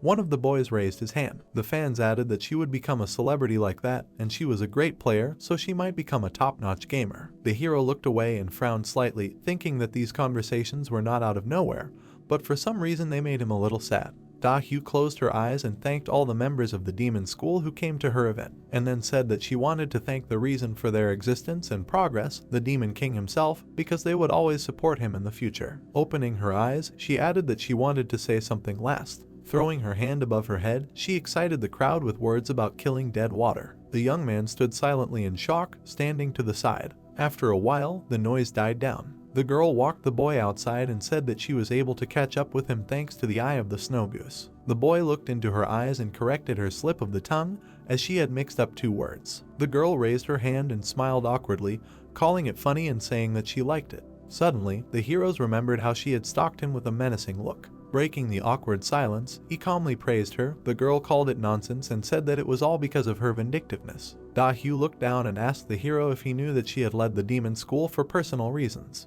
Ijin looked back at her and began to talk about how they were originally her guild. Looking into his eyes, the girl agreed with this, after which she said that now they were all pure fans of the Demon King.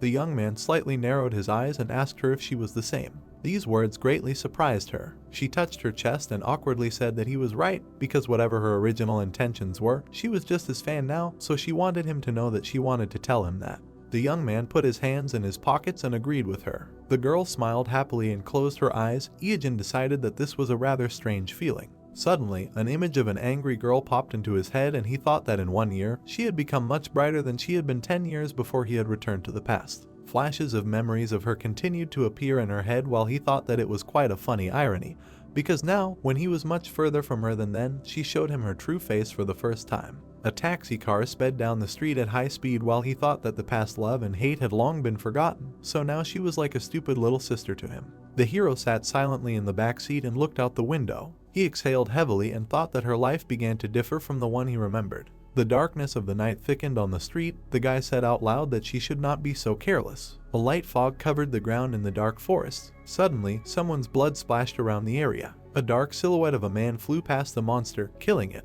The players watched in surprise, understanding what was happening. They stood in front of the stranger, asking him what he was doing and whether he wanted to grab them, because a person with such high skills should not do this. The stranger's weapon was covered in a dark aura. Suddenly, one of the players pointed at the stranger and said that he had seen him somewhere before because this was dead water. Without letting him finish, the stranger chopped off his head. People were shocked. They say that this is a player killer. The man frowned angrily, preparing to kill the rest. After a little while, gold coins were scattered on the ground. The man stepped on a bag of loot. The hero thought that a couple of hours later a strange video appeared on the internet in which the monster burst onto the battlefield, intervened in the hunt, killed all the monsters, and then attacked the players. The monster put his hand to the side, preparing for the next hunt. The young man noticed that after all this the monster ran away to look for new prey. It disappeared into the dense forest. The hero also noticed that this monster was wearing a cloak on his naked body. Somewhere along a quiet road in North America, dust was rushing. A blue car stopped on the side of the road.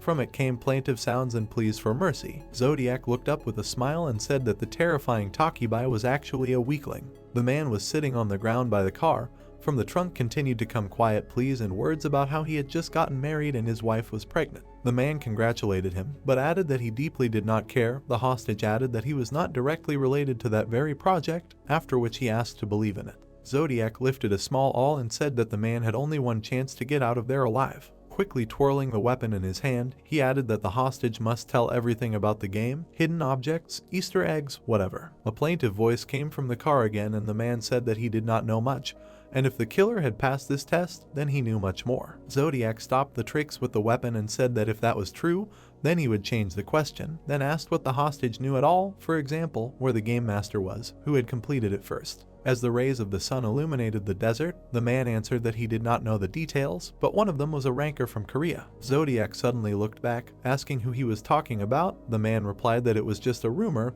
and he did not know anything else. The killer opened the trunk and with a smile said that he would believe him, then said goodbye. He grabbed the gun while the hostage begged for his life. After a while, the man got into the car, took out his phone and said that he had too few leads. Going to the search engine, he also added that he didn't care because time was not limited. Suddenly, something caught his attention. The man came across an article about rotten water. Frowning, he asked his question about who he was. Suddenly, his finger reached for one of the videos. The same video appeared on the screen. People behind the camera were asking the monster what he was doing, whether he wanted to grab them, but a person with such a high level should not do this. The stranger quickly turned around. The man asked him to stop because he had seen him somewhere before. Suddenly, the dark face of the man approached the camera. The monster disappeared off screen, leaving behind only splashes of blood and screams of people. The camera suddenly switched to the remaining people, who called him a player killer, but suddenly the monster dealt a chopping blow to one of the survivors. The camera captured his merciless attacks on the players. The surviving fighters watched in shock, saying that it looked more like a monster than a player. The stranger smiled with his toothy mouth, listening to the pleas for salvation.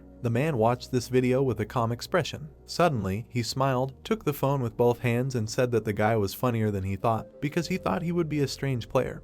But he was a fucking psycho. Taking the wheel, the man got ready for the trip and said that this was another reason to go to Korea, after which he asked the young man to wait for him. Dark clouds hung over the flooded area in the southwest jungle. The broken wood was floating on the water. One of the players said that they shouldn't step on those logs, because that's where the group stopped, and the chubby guy said that there seemed to be no other way, and he didn't know what they were going to do and whether they should just grab the target. The captain replied that this was nonsense, because they had strong defense, and their team had already spent their strength. He hit one of the allies on the shoulder and asked him to go first, to which he replied that if he stepped on it, he would be dragged under the water. The level of this guy was 4 levels lower than the captain, but he yelled at him and said that there was nothing to lose anyway, and later they would take him on a bus. The boy agreed and asked to heal him if he suddenly survived. Suddenly, a silhouette of a man in a cloak appeared in the distance. Scarlet fabric fluttered in the wind. This monster came out to the group of players again. People were surprised that he was filming himself. The guys stood still, saying that they had seen him somewhere before, when suddenly the plump guy was surprised and said that he was probably going to cross the swamp. The low-level guy stretched out his hand in front of him and tried to stop the stranger. Because there was a crocodile in front of him, the captain asked him to be quiet. Smiling slyly, he explained that if this fool steps on the crocodile, it will go underwater and they will go further through the swamp. The newbie considered him scum. Suddenly the monster stepped on a log. The guys watched what was happening with excitement. A giant crocodile burst out of the water and opened its mouth. The stranger smiled, anticipating a fight. He spun in the air, heading straight for the monster's mouth. However, in a quick moment the crocodile was cut into 2 parts. The guys were shocked by what they saw. The monster closed the distance between them in the blink of an eye. The newbie watched in horror as the monster killed his allies. Suddenly, the unacquainted struck the captain, interrupting his indignation. The newbie lost his balance and fell into horror. The creature immediately headed towards him with a sly grin. Suddenly, the monster saw something to the side. A powerful explosion occurred in front of the boy from an attack from the side. The monster stopped in front of new opponents. Da-Hyu clenched her teeth in irritation and said that she was sorry because she should have torn off his arms earlier. An army of the demon school appeared in front of the monster. The girl looked at him in irritation and said that she guessed that it was not rotten water because he was a vile, cowardly, cunning loser and a rather nasty bore. Having examined the body of the enemy, she added that, anyway, that guy was not as crazy as this monster. The creature bowed its head. Its body was badly disfigured. Smiling crookedly, the monster growled loudly. Iijin straightened his shoulders and said that they should stand up for the one they were scolding, after which he thought that the monster had seen him up close anyway. Remembering how he created the clones, the guy thought that he had created 12 doubles to break through the northern wall of the newbie village, and that clone had definitely survived then, but he didn't know where he had been all this time. Remembering the image of that madman, the guy noted that, apparently, he was engaged in killing weak monsters in the southern jungle, and it seems that he had killed quite a few of them. Preparing for battle, the guy added that he had neglected him for too long, and that now there would be a rather strange composition because the Demon King would fight his alter ego. With explosive force, he dug his feet into the ground and said that here and now he would catch the fake. Imagining the emblem of the game, the guy thought that artificial intelligence was a system that independently studies information and updates itself through patches. Then he looked at his opponent and added that this opponent was no exception, because the feral double after multiple murders evolved into an even stronger monster,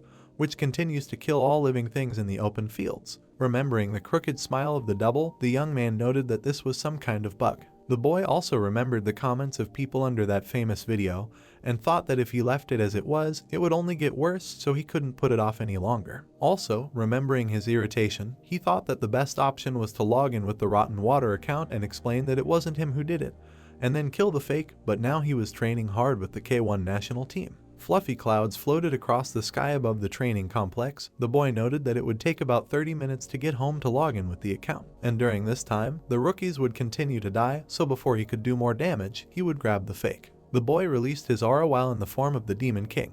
Then he remembered their previous battle and thought that there was another reason for such actions, because the current score in the battles between the Demon King and Rotten Water was 1-1, so he should win another battle. Instead of explaining that it was a fake, he could just kill it from another account. Looking at his opponent, the boy continued to think that after that, he could log in as Rotten Water, who would not be able to show up after the penalty due to death, and this would eliminate all misunderstandings, so this was a pretty good plan. The young man smirked, crossed his arms, and decided that the reputation of the Demon King who dealt with the monster that terrorized the noobs would greatly improve. Preparing for the battle, the young man said that he would catch the fake here and now. Suddenly, he looked back, hearing a request to stop. The guys stepped forward and said that they would fight him first. Stopping, the young man agreed with them and thought that there was no reason to refuse help. Looking at the angry allies, the guy thought that there were 500 members of the demon school next to him, who were chasing his second self across the northern continent, so they could have some fun tearing this fake apart. The guys prepared to attack, illuminating the space with their magic. The monster immediately grabbed the ground with its claws. With a wave of his hand, he pulled out a giant layer of earth and closed himself off from danger. The guys watched in shock as they realized how he raised the earth and whether he was really that strong.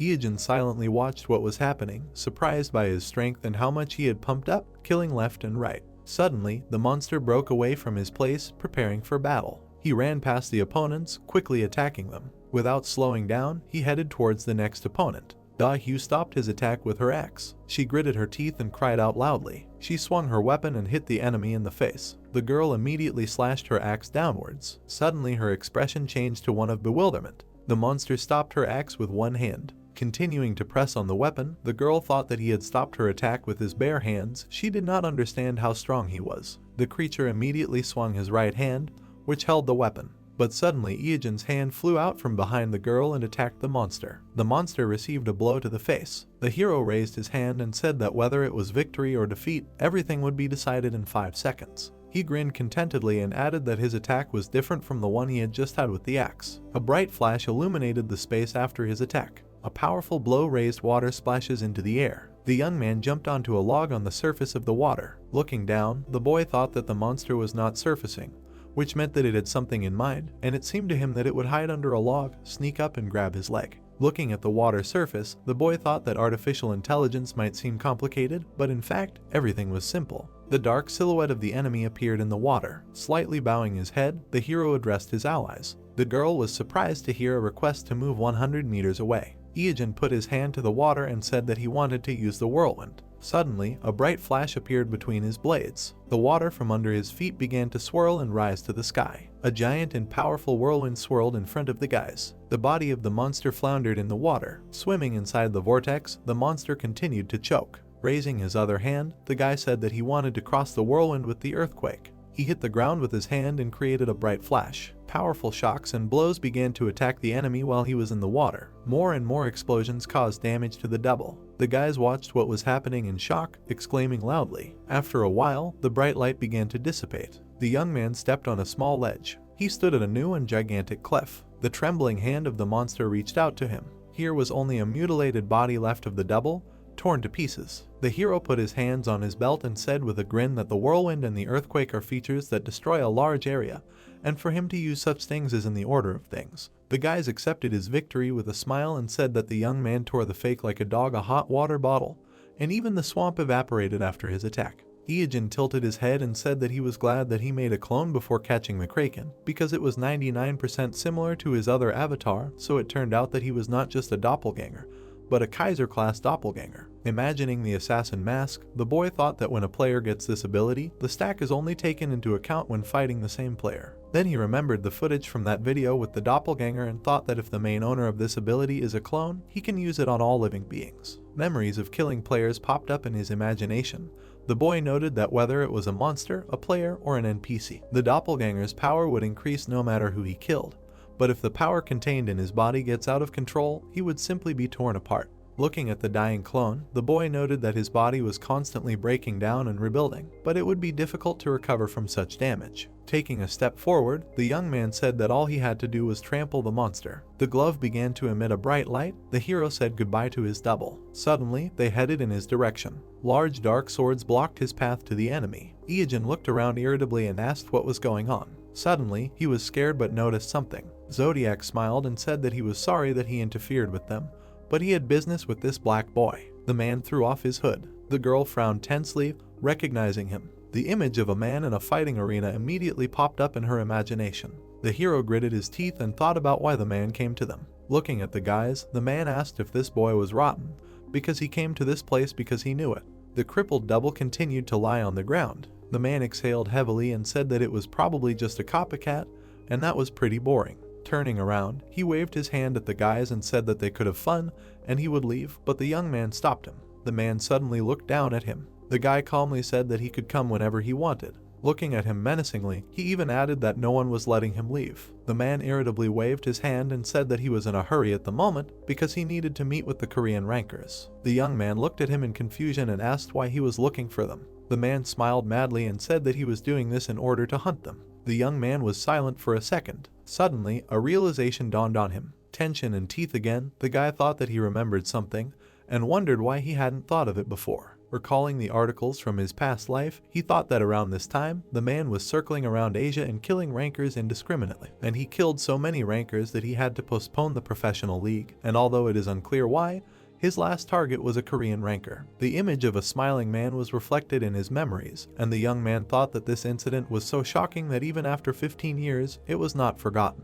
Iyajin clenched his fist and menacingly said that since his goal was to kill Korean rankers, he could not just let him go. Dark energy began to swirl around the man and he asked to end this conversation because he had already endured for so long. Putting his hand out to the side, the man created magic swords and said that he did not have time to hang out with him, so he could just stop interfering. The hero silently and menacingly looked at him. Zodiac calmly exhaled, preparing to attack. The guy immediately pushed off the ground with explosive force. The man waved his hand, sending the projectiles at him. A moment later, he received a blow of incredible force right in the face. Only after some time, the blades hit the ground. The man looked back at his opponent in surprise. Raising his hand above his head, the guy said that the key to victory is to attack 5 seconds earlier. Iyajin hit him in the body. Without wasting time, he also attacked the man in the head with his right hand. Zodiac looked back at him, having received another blow. Suddenly, the guy noticed something. He jumped to the side, dodging the counterattack. The man extended his hand to the side and dark energy began to emanate from it.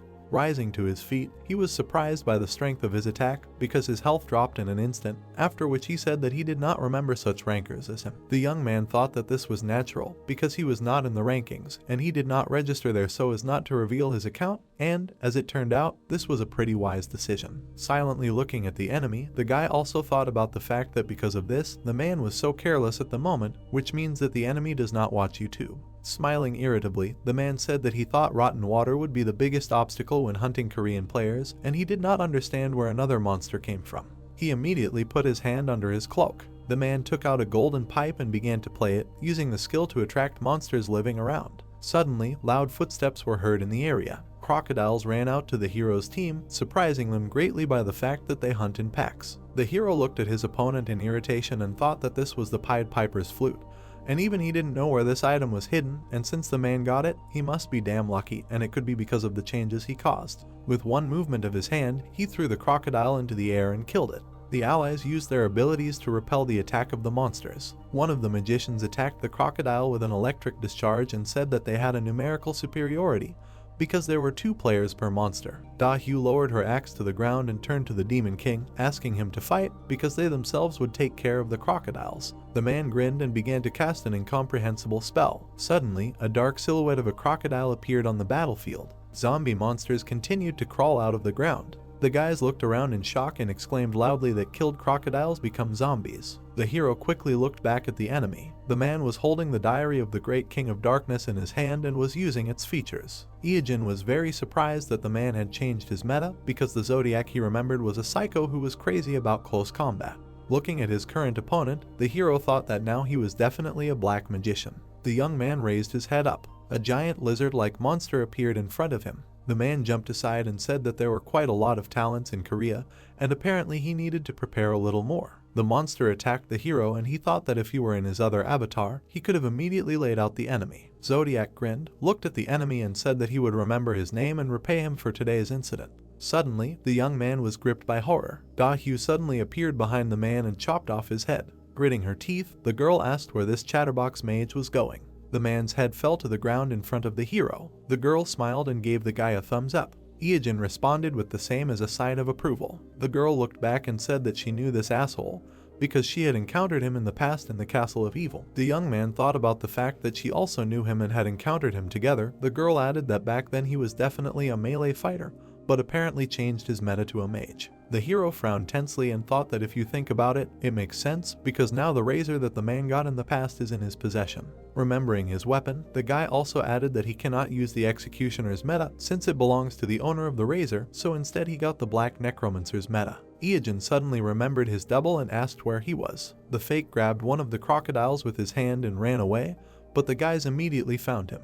His hand had grown together with the monster's body. The young man raised his head, watching him, and thought that the double was able to copy even the bloody predator's features, after which he said that they needed to catch him. The double looked back at him with a grin. A moment later, the crocodile dived into the water. A powerful waterfall tumbled down the slope from which the crocodile flew out. The guys watched his flight, saying that it was unlikely that he survived since he fell from such a height. The young man scratched his head and thought that this was too impudent to faint, but since he decided to jump into the waterfall, it means there is a way to survive. It means one day he will return even stronger and can ruin everything at the decisive moment. The hero frowned in annoyance and thought that he should think like that and prepare for it in advance. Suddenly, the image of Zodiac's face flashed in his head and his words about how he would repay for today's incident. The hero sweated from the tension and thought that for a second he was overwhelmed by the enemy's power. Because Zodiac was the killer who had caused the entire DEM world to be on the verge of destruction, and the fact that he had become his target was out of the realm of fantasy. Touching his chin, the hero began to think about how the man would definitely start hunting down Korean rankers soon. If his memory served him right, the bloodbath would happen before the major league close. If he had been killed today, it would have been possible to prevent that disaster because that day was so-so, but in any case, the Demon King's reputation had improved and Rotten Water had been cleared of unfair charges. Sitting at the computer, the young man stepped back in surprise when he saw that compensation from the victims had been transferred to his account. After a while, the arena was filled with the buzz of the crowd again. That day the last match of the Major League had finally arrived, in which the national team K1 and the ruler of heaven and earth were to meet. The screen immediately showed the emblems of the two teams. In the corridor, a question was heard, will everything be alright for sure, and an answer with an appeal not to be afraid, he had done so many times. The narrow-eyed brunette YouTuber Yongdeok said that, in addition, 40 players were packing their things instead of watching the winner's match. What would happen there? A friend glanced at him uncertainly, asking why all those eliminated were still in Seoul. Yongdeok answered that maybe they wanted to go to the awards ceremony as girlfriends, or maybe they were too young and hot to go home after being eliminated and not let anyone down. He imagined a smirking guy with glasses and said that they were all shoved into the same locker room, so he got this great chance thanks to the stupid organizers. Introducing the guy with the golden gun, he said that he heard that stars Junho, who is ranked 3rd in the nation, is usually very fearsome, plus he and Joseph hate each other. He imagined the guys fighting, saying that there was even a recording of Junho fighting with a player from the other team in the locker room after the first round. His fingers were clenched into a fist. Yongdeok was hiding around the corner, looking at the silhouette, and said that he personally saw Mattingwing enter there. He imagined the guys angrily gritting their teeth, saying that inside, there must be a strength boiling hotter than water in a pot, their hatred at its peak. He imagined a guy in red armor and said that Mattingwing appears. He flexed his fingers and said greedily, the real face of the strongest or the legendary invincible, the fight after RK, great content. He grabbed the door handle. Opening it, Yongdeok said that the final match of the league was about to begin.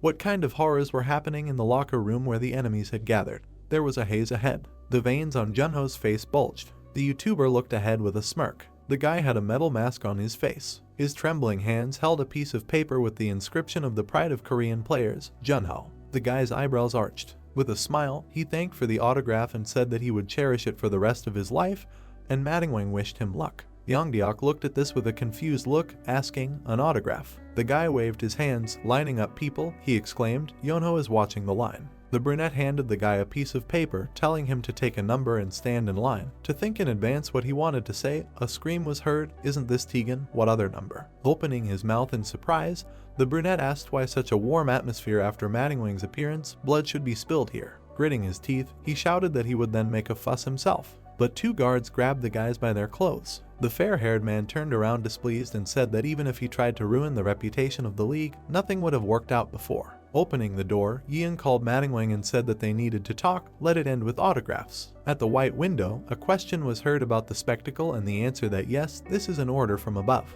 Ying stood by the wall, saying that the organizers, advertisers, sponsors talked about it. He thinks only wallpaper, but many spectators come to watch the spectacle, so why not want a more exciting battle? The masked guy asked again with a displeased expression, crossing his arms. The blonde replied that the time they were against the Mad Dog, he defeated 5 rankers in a row. It looks like they are expecting something just as bright this time. Looking forward, Iajin thought that he had pulled off the effect back then because he knew this man. Old men always cause trouble. They only look at the result and are always dissatisfied. Because of such ignorance and persistence, many people were disappointed in the Korean League. He imagined a guy with glasses, thinking that Take Junho, when he was in his prime, Korea did not pay enough attention to pro players, and in the end, to the chagrin of his Korean fans, he left for China a few years later. He thought that the level of the Chinese league was higher, there was something to see and learn.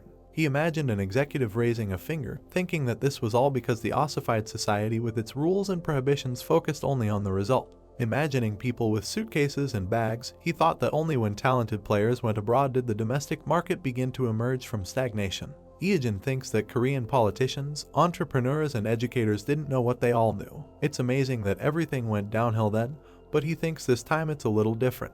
The guy in the hood and mask thought that the Korean Pro League needed a symbol, an indestructible symbol. He imagined a player in red armor and a mask. There was a lamp on the nightstand. He heard the answer, okay, he'll play the role of a monkey once. He crossed his arms and promised that he'll show them who Madingwing is. The guy in the hood tilted his head, thinking that he understood the attempt of manager Yeung to persuade him, because he needed to worry about the mood of the investment.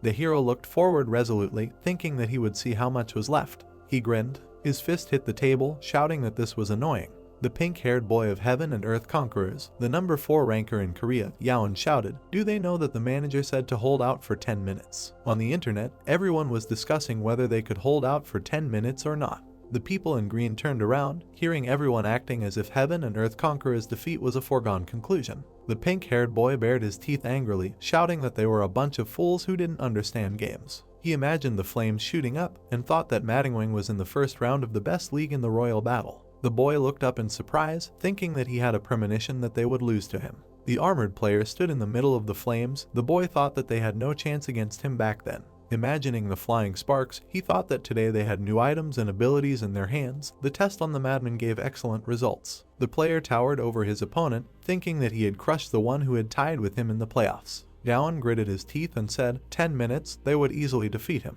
He curled his fingers and introduced his guild members, promising him defeat. Iajin, wearing a mask, looked ahead, saying 10 minutes, no, he would finish even in 8. The reporter with the microphone asked in surprise, in 8 minutes. Looking at him, the guy answered that yes, he killed all Mad Dog in 10 minutes, this time 8 minutes would be enough. Iajin cutely made a peace sign and said that today he was the first, so he would go to the capsule. The audience looked at the screen in shock. There were flashes above the screen and a scream was heard. People raised their hands, shouting that he said 8 minutes. Doesn't a normal interview end with the phrase, and I will do my best? What a request! This is impossible. Madingwing is bluffing well. A dissatisfied cry was heard in the haze. Yaon looked forward with a predatory expression, cursing. Ian crossed his arms, saying that he asked him to show a spectacle, but Madingwing is in his repertoire. The guy in the mask looked forward. The host with the microphone shouted about his fighting spirit, the top league, the national K1 against Heaven and Earth Conquerors. A silhouette stood next to the game capsule. Words were heard that the final match that would determine the winner would begin right now. Many spectators were looking at the blue screens. A bright flash appeared.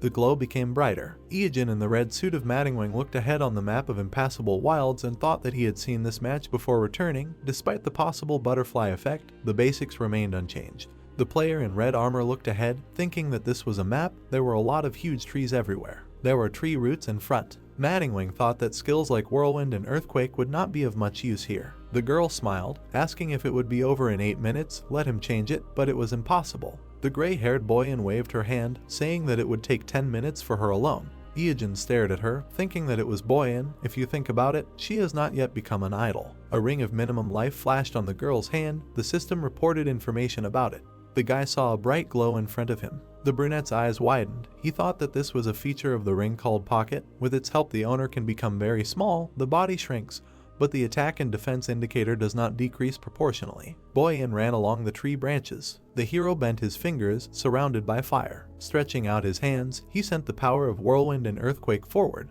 Golden lightning spread around. Leaves flew apart in the bright flames. Sitting on the branch, Boyan laughed, saying that he couldn't catch her like that. The red masked player said that due to the high evasion speed, she didn't receive any damage from the earthquake. It seems that she is hiding somewhere and holding onto the tree root, but the game is over. Smoke rose from the vines. The hero thought that the hot and humid air currents in this wild swirl, which leads to high turbulence. The hot air moved forward. The hero thought that he did not use the vortex to turn the earth upside down. The girl looked back in fear, exclaiming that the attack ended, so why is the vortex only getting stronger? The wind moved. Ijin thought that he stimulated the air currents with a vortex to cause an even bigger vortex. Among the branches, there was a swirl of fire. Boyan looked down in shock and screamed. The vortex of fire caught her. A silhouette was visible in the air. Looking at the bright spark, Ijin said that he was flying well. It took 10 seconds to fly out of the atmosphere, not 10 minutes. After a few minutes, the organizers decided that Boyan was not able to hold out. This time was not taken into account. In front of the hero stood a fat guy in a cloak, ranker number 41 in Korea. Tishik, the host, announced that he was entering the game. The man in the purple suit said that he was certainly a good player, but compared to his teammates, he lacked adaptability. His colleague replied that little was known about him, so he thought he had an ace up his sleeve. Tishik held the Book of Murder in his hand in reverse. The system reported its characteristics. Grass flew into the air. A huge skeleton of a monster appeared in front of the player. Ijin thought, undead, is he using Necropolis magic? The host opened his mouth, asking in surprise where the monster corpses came from. The second one said that it seemed like they were monsters that the organizers hunted to secure the field. Because the monsters in the game are part of the natural system, they cannot be controlled. The player in the red mask thought that the Necropolis, the feature of rebirth in a certain range. Tishik said with a smile that this is not all, there is another feature. The skeleton of the monster opened its mouth. He thought, the world of reverse speed. The huge undead towered over the hero. Ijin in red armor looked ahead, thinking that the world of reverse speed is a feature that changes the speed from fast to slow in a certain range. He imagined the jungle, thinking that because of the tree roots, the damage from the whirlwind and earthquake is halved. There was a white haze in the air. He thought that because of the humidity, the damage from fire is reduced. But Tishik can show off his strengths on the map. The man with the black glasses looked forward. The manager of Heaven and Earth Conquerors Chulhayan knows how to use his head. His fist collided with the monster's skull. A fiery flash was released. Tishik's eyes widened in shock. He asked, all the undead in one blow. The manager looked confused. Wing stood in a confident pose, thinking that this was not a bad attempt, but he had a perfect feature against the undead, the guardian of the graveyard of the great undead. He imagined the skeleton and monsters, thinking that from the cursed iceberg, he received a feature for killing a bunch of skeletons and great undead. Ijin raised his hand up. A bright beam pierced the monster's skull. The hero thought that the feature doubled the damage to the undead. Even with the reference to the rough terrain, there is still a cool attack power of 36-0 Gauntlet. A bright beam flashed in front of the hero after activating the undead feature. Bones of monsters were flying around. The guy thought that this was child's play compared to Zodiac, because his base attack power was 72-0. He rushed to attack the scared Tishik. A bright explosion appeared, and then red smoke. The guy in red armor looked forward. From under the red mask, his order for the next one was heard. The image of the player was on the big screens. The host's words were heard that this was incredible, an unprecedented situation. Less than 3 minutes had passed since the start of the game, and 2 players of Heaven and Earth Conquerors had already dropped out. Was Wing's promise to finish in 8 minutes real? The guy with glasses chuckled and said that it was nonsense. Newhong, the 30th ranked player in Korea, folded his arms and said that Yaon didn't even have to go out, he could handle it himself. The brunette looked ahead in surprise, saying that he was seeing this item for the first time in person, and few people had used it because of its ambiguous options. The guy with glasses stood in front, ordering him to appear. He was holding a bag in his hand, from which something was pouring out. This was a maniac's lottery from Grandpa's bundle. Summoning one random monster, there was a high probability that its rank would be the same as the item. A whirlwind was swirling in front of Ijin. He looked ahead. A black silhouette appeared in the haze. The guy's eyes widened in surprise. There was a huge black snake in front of him. He asked, "Why is he here?" The man was holding a tablet with a broadcast in his hand, saying that it was interesting. Zodiac looked at the monitor with a smile and said that he appeared because of the summoning. He is called Wild, so he can attack even the owner. On the laptop there was a system window. The man said that the installation was complete. The man with the scar looked forward. He was standing in front of a large game capsule. There was a scar on his cheek. He asked if it was worth waiting for the perfect moment to appear and let them have fun playing with dolls. Iogen frowned. The question sounded, "Why is he here?" A huge snake hung over the guy. This snake rushed forward. Its name was Jormungandr. Muhang smiled slyly. The hero in armor raised his head, realizing that the enemy was trying to hide from the snake with his synchronization. A bright aura appeared around the snake. Iogen dodged its tail strike. The commentator took the microphone in his hand, saying that if you think about it, they had never seen the Demon King fight monsters, and would this be the first time they saw him fight a monster? The monster opened its mouth wide. Hero had to avoid the flames. Watching and smiling, Muhang expected to be mauled to death by it. Iogen folded his arms, wondering that his opponent seriously thought he could be defeated by something like this. The snake's eyes were shining brightly. Hero avoided the blow again, thinking that the whirlwind and earthquake would be just right now, but it would take time to restart them. And with the sandworm cloak, he could hide as long as he wanted, but if he disappeared from the field, the audience would get bored. He moved forward, saying that there was nothing to worry about because time was on his side. With only the dirt remaining, he knew that Muhang's synchronization had a fatal flaw. The man in glasses held his breath with difficulty, not understanding what was happening. Seeing the hero fight the snake, he expected it to die as quickly as possible so that he could kill the others. He remembered how Muhang clenched his teeth and said that he could handle it himself, although it was a bluff. He needed to hold his breath to activate the skill. Trying to hold his breath, the man began to tremble. Then he opened his mouth wide to take a breath, saying that he was suffocating. The hero turned his head in his direction. Immediately, a powerful explosion was heard. The snake appeared behind him. Muhang looked back in confusion. At that moment, the snake grabbed him. Yaon looked up in confusion. The commentator silently watched what was happening. Cholha uncovered his face with his hands, hearing that Muhang's synchronization ended, and the summoned monster attacked him. And the Demon King's strategy based on the weakness and features of wild monsters was very original. The Muhang player was eliminated. Some sounds were heard. A player in shiny green armor appeared. The wind swirled around him. He said that he was not going to hide and waste time. This golem is called Iron Man 28. Hyuna appeared from it, who suggested trying and told the opponent to get ready. The Demon King standing in front of her told her to attack. A fist was aimed at him, but he managed to avoid the blow, after which he himself struck a kick. But something caught his attention. The leg just rested on the golem's armor. Hyuna looked out of the armor again, saying that he was made of steel and therefore did not burn, and thanks to the feature of a war veteran, he was not so easy to break. Spikes appeared on the golem's leg. Iogen dodged the flying spikes. Sitting in the control chair, the girl said that Iron Man 28's entire body is a weapon. And indeed, spikes and saws appeared all over the armor, and she also said that the opponent would not come close. Iogen silently kicked the ground. After that, he made several more such blows. A fiery trail remained behind him, after which he kicked again, causing a large amount of fire. Hyuna smiled. They say that it can be as much as you like. But surprise appeared on her face when she wanted to say that his glory will not do anything. The golem stood surrounded by flames. The leg touched the ground again. Lava literally flowed under the hero's feet, and the peculiarity of the skin from the legs of Kanchimaru is a fiery step. The girl smiled smugly again, saying that her golem is resistant to fire. He bowed his head. The guy agreed with this, but asked, "What about her?" Iron Man 28 was engulfed in flames. The girl in the control chair said she was going to have heat stroke. She opened her mouth wide because she was too hot. Then she took off the top cover. Iogen immediately pounced on her. They say she was caught. Then he delivered a powerful blow. The shockwave made Hyuna's hair stand up. The fire from inside was destroying the golem.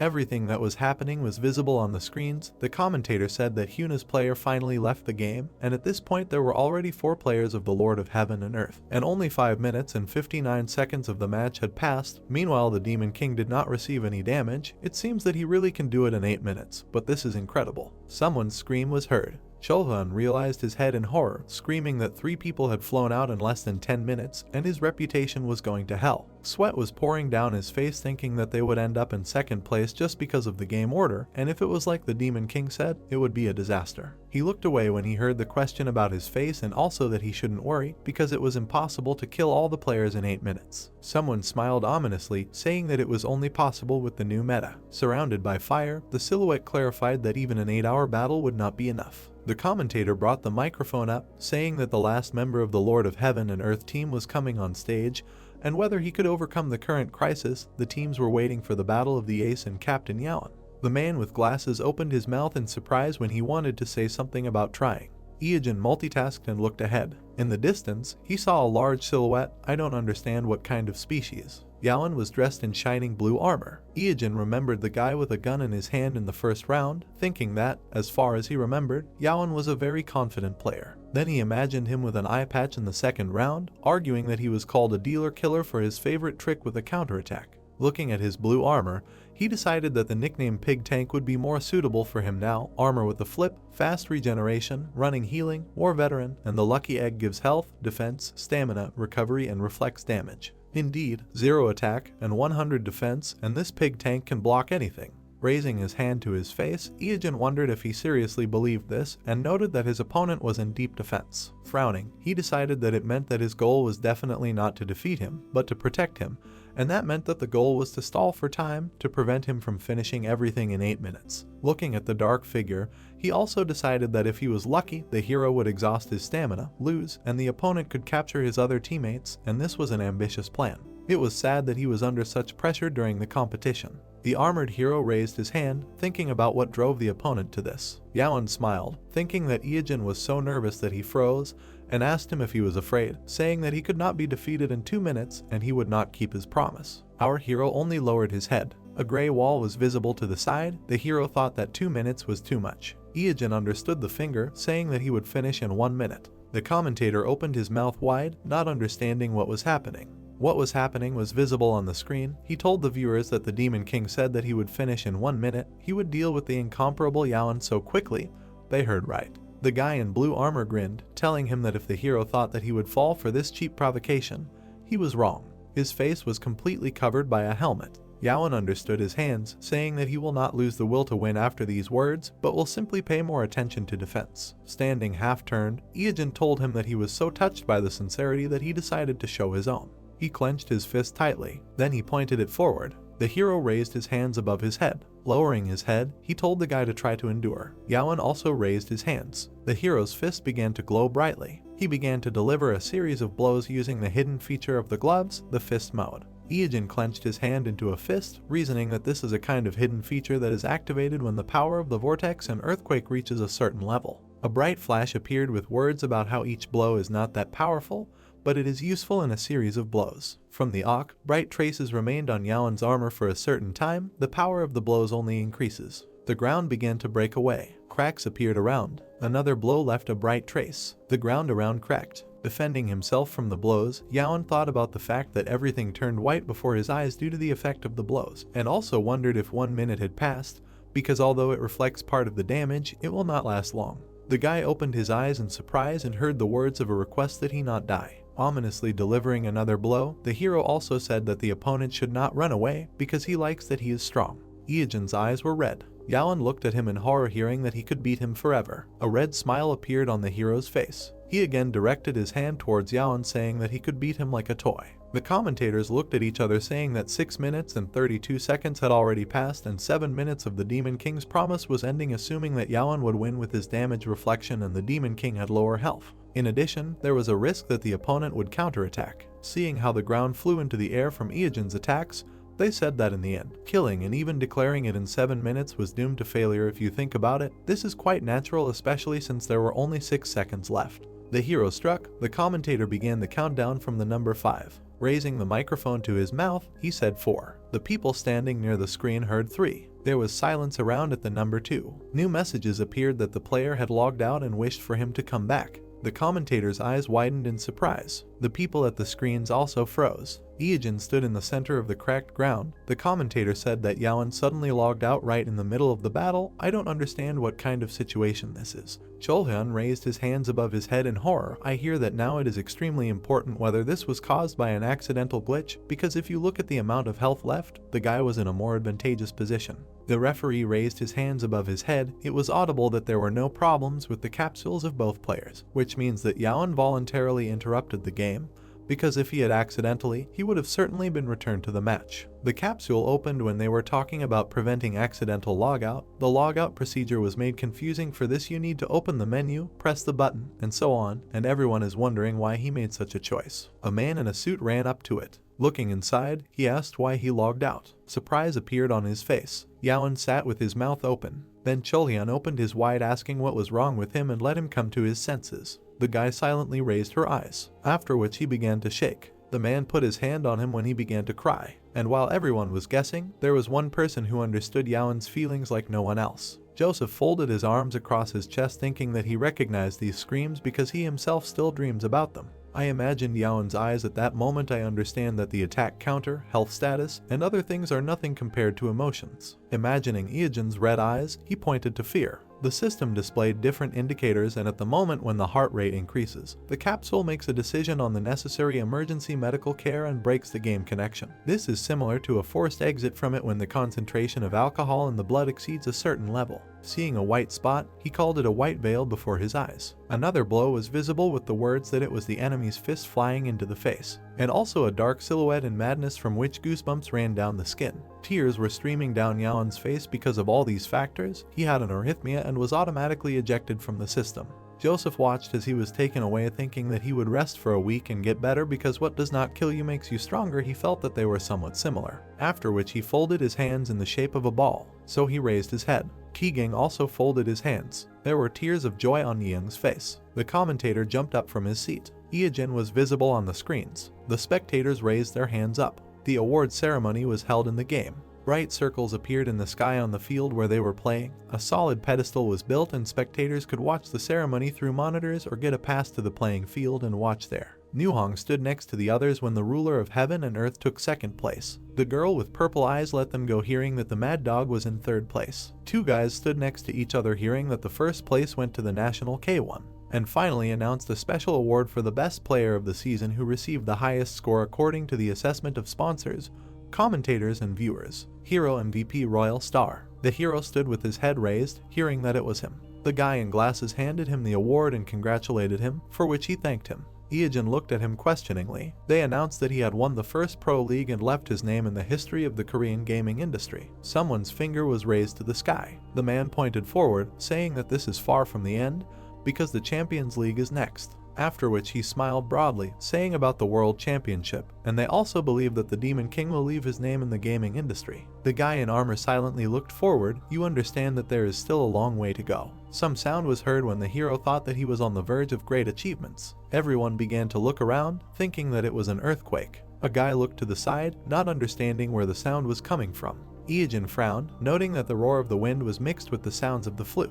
A cloud of dust rose. The red monster raised his hand above his head. The guy opened his mouth in shock, shouting that there was an overhear. The heads of other monsters appeared. Someone wondered what was going on and whether the cleanup team responsible for this place did not know about the monsters around. The monster rushed forward when people came to watch the ceremony, but what happened? One of the monsters attacked a man. Another crushed a guy. Zodiac appeared next to one of them, saying that he knew that RK was not very useful. A smile appeared on his face, saying that he could not hold it back. Raising his hand to his mouth, he asked who of those present saw him, because he was from the closed beta testing. One of the guys looked at him in surprise, asking that the beta test was open. The girl next to him was surprised that a simple person could get into it and whether it happened at all. Someone stepped forward, asking about who dared to come to a place full of pro players. Tiik gritted his teeth, saying that Zodiac as a mage has weak defense. Archer and the others rushed to grab him. Zodiac took out his blade, saying that he likes close combat. Someone's swing left a bright mark. The blades pierced the head of some guy, after which he struck another. One of the players opened his mouth in surprise, saying that he thought Zodiac was just a mage and did not understand how this was possible.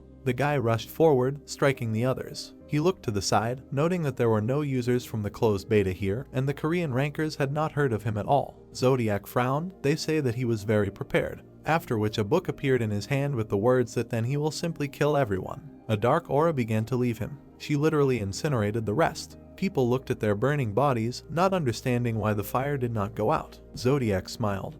They say that he borrowed this fire from hell. It consumes a lot of mana, but it has a great effect and does not go out right away. The barrier in front of him blocked the attack. A gray screen was visible. With a bright fire, someone landed on the ground. The earth scattered around. Look down. The villain said that the hero finally appeared because he was looking for him to pay for the flooded zone. Eugene stood surrounded by fire. Letting go of his head, he demanded to send the monsters away. People were burning in the fire. He had already killed several people. Blood was visible in the monster's mouth. They continued to stay, and the exit is blocked. And what is the cleanup team doing? Look ahead, the hero said that everything will not end with a fine, and asked how he connected. Zodiac held his hand out to the side, wondering if he should call his reluctance to miss today's match an obsession. Eugene lowered his head, thinking that he was exactly as he remembered. Thinking back to their previous fight, Eugene reasoned that even though he had interfered, Zodiac was acting the same as in his past life, albeit a little too obsessed. A glow appeared in his hand, noting that his opponent clearly had a plan, but it was not destined to come to fruition.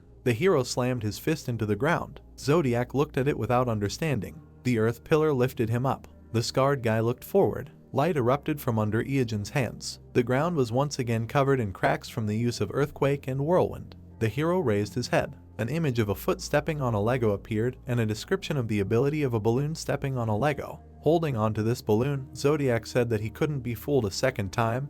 If he rose into the sky, he wouldn't receive any damage. The hero raised his head, thinking that things were bad. Because if you combine earthquake and whirlwind and launch it into the atmosphere, you can damage even someone in the air, but he can't shoot randomly and cover a large area since other users will be hit, and the current Demon King meta is not. Zodiac raised his eyebrows and said that today was interesting. But it seems that in order to break the spirit of the Korean rankers, you first need to kill him. The horned monster extended its hand to the hero. The guy tilted his head. Something threw the monster back. The hero looked forward in surprise. Zodiac was also surprised. Someone's eyes were shining brightly. Smiling, Joseph said that the Demon King was now the symbol of the Korean Pro League, and they would not allow someone like Zodiac to attack him. Tegang stepped forward, telling Eugene to rely on them. The guy in blue armor covered his head with his hands. One of the monsters pounced on him. Several monsters struck him. A glow appeared among the cracked ground. The swings of the blade of Muhong and the others left bright traces. The golem looked forward. He began to strike one of the monsters, after which he withstood the attacks. Someone opened his mouth in surprise. They say that the rankers went to the vanguard and blocked the monsters.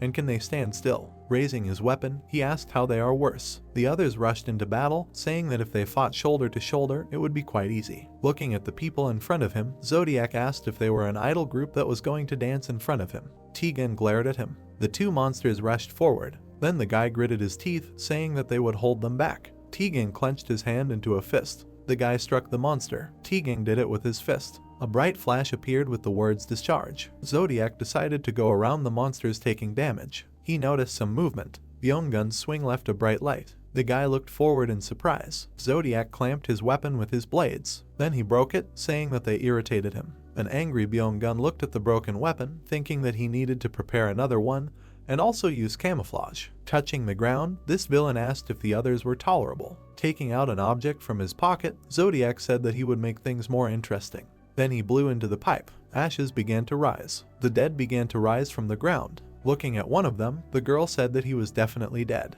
He rushed at her. The other players opened their mouths in surprise, noting that the dead were becoming undead. Seeing the approaching walking skeletons, someone shouted that they were coming back to life again, although people just came to the awards ceremony. One of the skeletons fell apart from the blow. Someone noted that there was no end to them. The man in armor clenched his teeth, saying that his health was running out. The girl put the blade in front of her, wondering why all the dead monsters had become undead and whether these were illusions. Who were the monsters that attacked one of the guys? Others clung to the golem's armor. The screen showed what was happening. Someone said that a new wave of monsters had started with the support of the undead, and they were being pushed back. A monster with wings put its claws forward.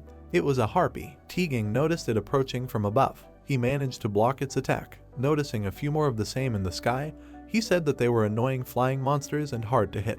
One of the people was approached by the claws of the monster when he said that 4 days of offline for dying was too much for a penalty. Seeing the dead, someone asked what was wrong with these rankers. Looking at all this, Zodiac asked if Korean players were really capable of this, and said that they were just noobs compared to North America. Ijin approached him from behind when he was asking where their so-called symbol was and asked if it was him he was calling for. The hero hit Zodiac on the back of the head. The guy frowned and watched in silence. The viewers on the screens were also surprised. Zodiac looked behind him in surprise. Raising his weapon above his head, Ijin said that the pros should go one-on-one with the villain. He remembered how he changed the hero, thought that while the others were stalling for time, he hid and did it, and also, using the sandworm mud feature, he deftly crossed the battlefield, quietly crept up and hit Zodiac on the back of the head. Confused, turning around, the villain did not understand when he got there. Our hero stepped on his cloak. The guy with the scar fell to the ground. Then he raised his leg, and he rolled on. This was visible on the big screen. One of the viewers who raised his head clarified whether he really hit him on the back of the head. Da-Hyu opened her mouth in surprise, wondering why Ijin was there. The hero looked at his opponent with a frown. Zodiac looked up, saying that he didn't know why the hero had come here. He had a book in his hand, and he offered him to try Hellfire first. The hero's eye lit up brightly from using a mana burner, and he said that he didn't want to. Confused, Zodiac clenched his teeth. Our hero thought that he was a 7th class mage opponent, and therefore, of course, his magic resistance was higher. The villain's hand began to tremble. The petrification skill would delay him for a very short time. Ijin smiled, saying that in a battle of masters, even such a delay was fatal. Then he struck a powerful blow. A bright swing cut the skeleton. Muhong and Gino stood next to each other, saying that there was no end to enemies, because dead players came back to life no matter how much you hit them. The guy in glasses looked away, turning to his comrade. He turned to him, asking what he wanted, and heard that Muhong would buy time, and he should run, to which he objected, offering to leave them to him, and he should log out. Both frowned. Muhong said that his comrade occupies a higher place, and it is necessary to protect the face of the league, but he again objected, answering that the one who has a higher level should protect those who are of a lower rank. Then Muhong reminded him that even Tigang defeated him with 2 blows, and Gino suggested that he show what he is capable of. At that moment, a huge monster extended its hand to them. Unexpected bright flashes amazed him. Frowning, Gino asked, "What did you see?" Several figures in dark cloaks rushed towards them. This is a cleanup group. One of them hit the monster, saying that 40% were eliminated and there are no problems. The other 2 were fighting the monster, reporting that 50% had been eliminated and a gap in the monster wave had been discovered, and they were starting to evacuate the normal visitors. Someone reported that Ijin was behind Zone D, fighting the invader, asking if he needed help. One of the people in the dark cloak said no, saying that there was no need to interfere with the RK and that they should focus on clearing and evacuating.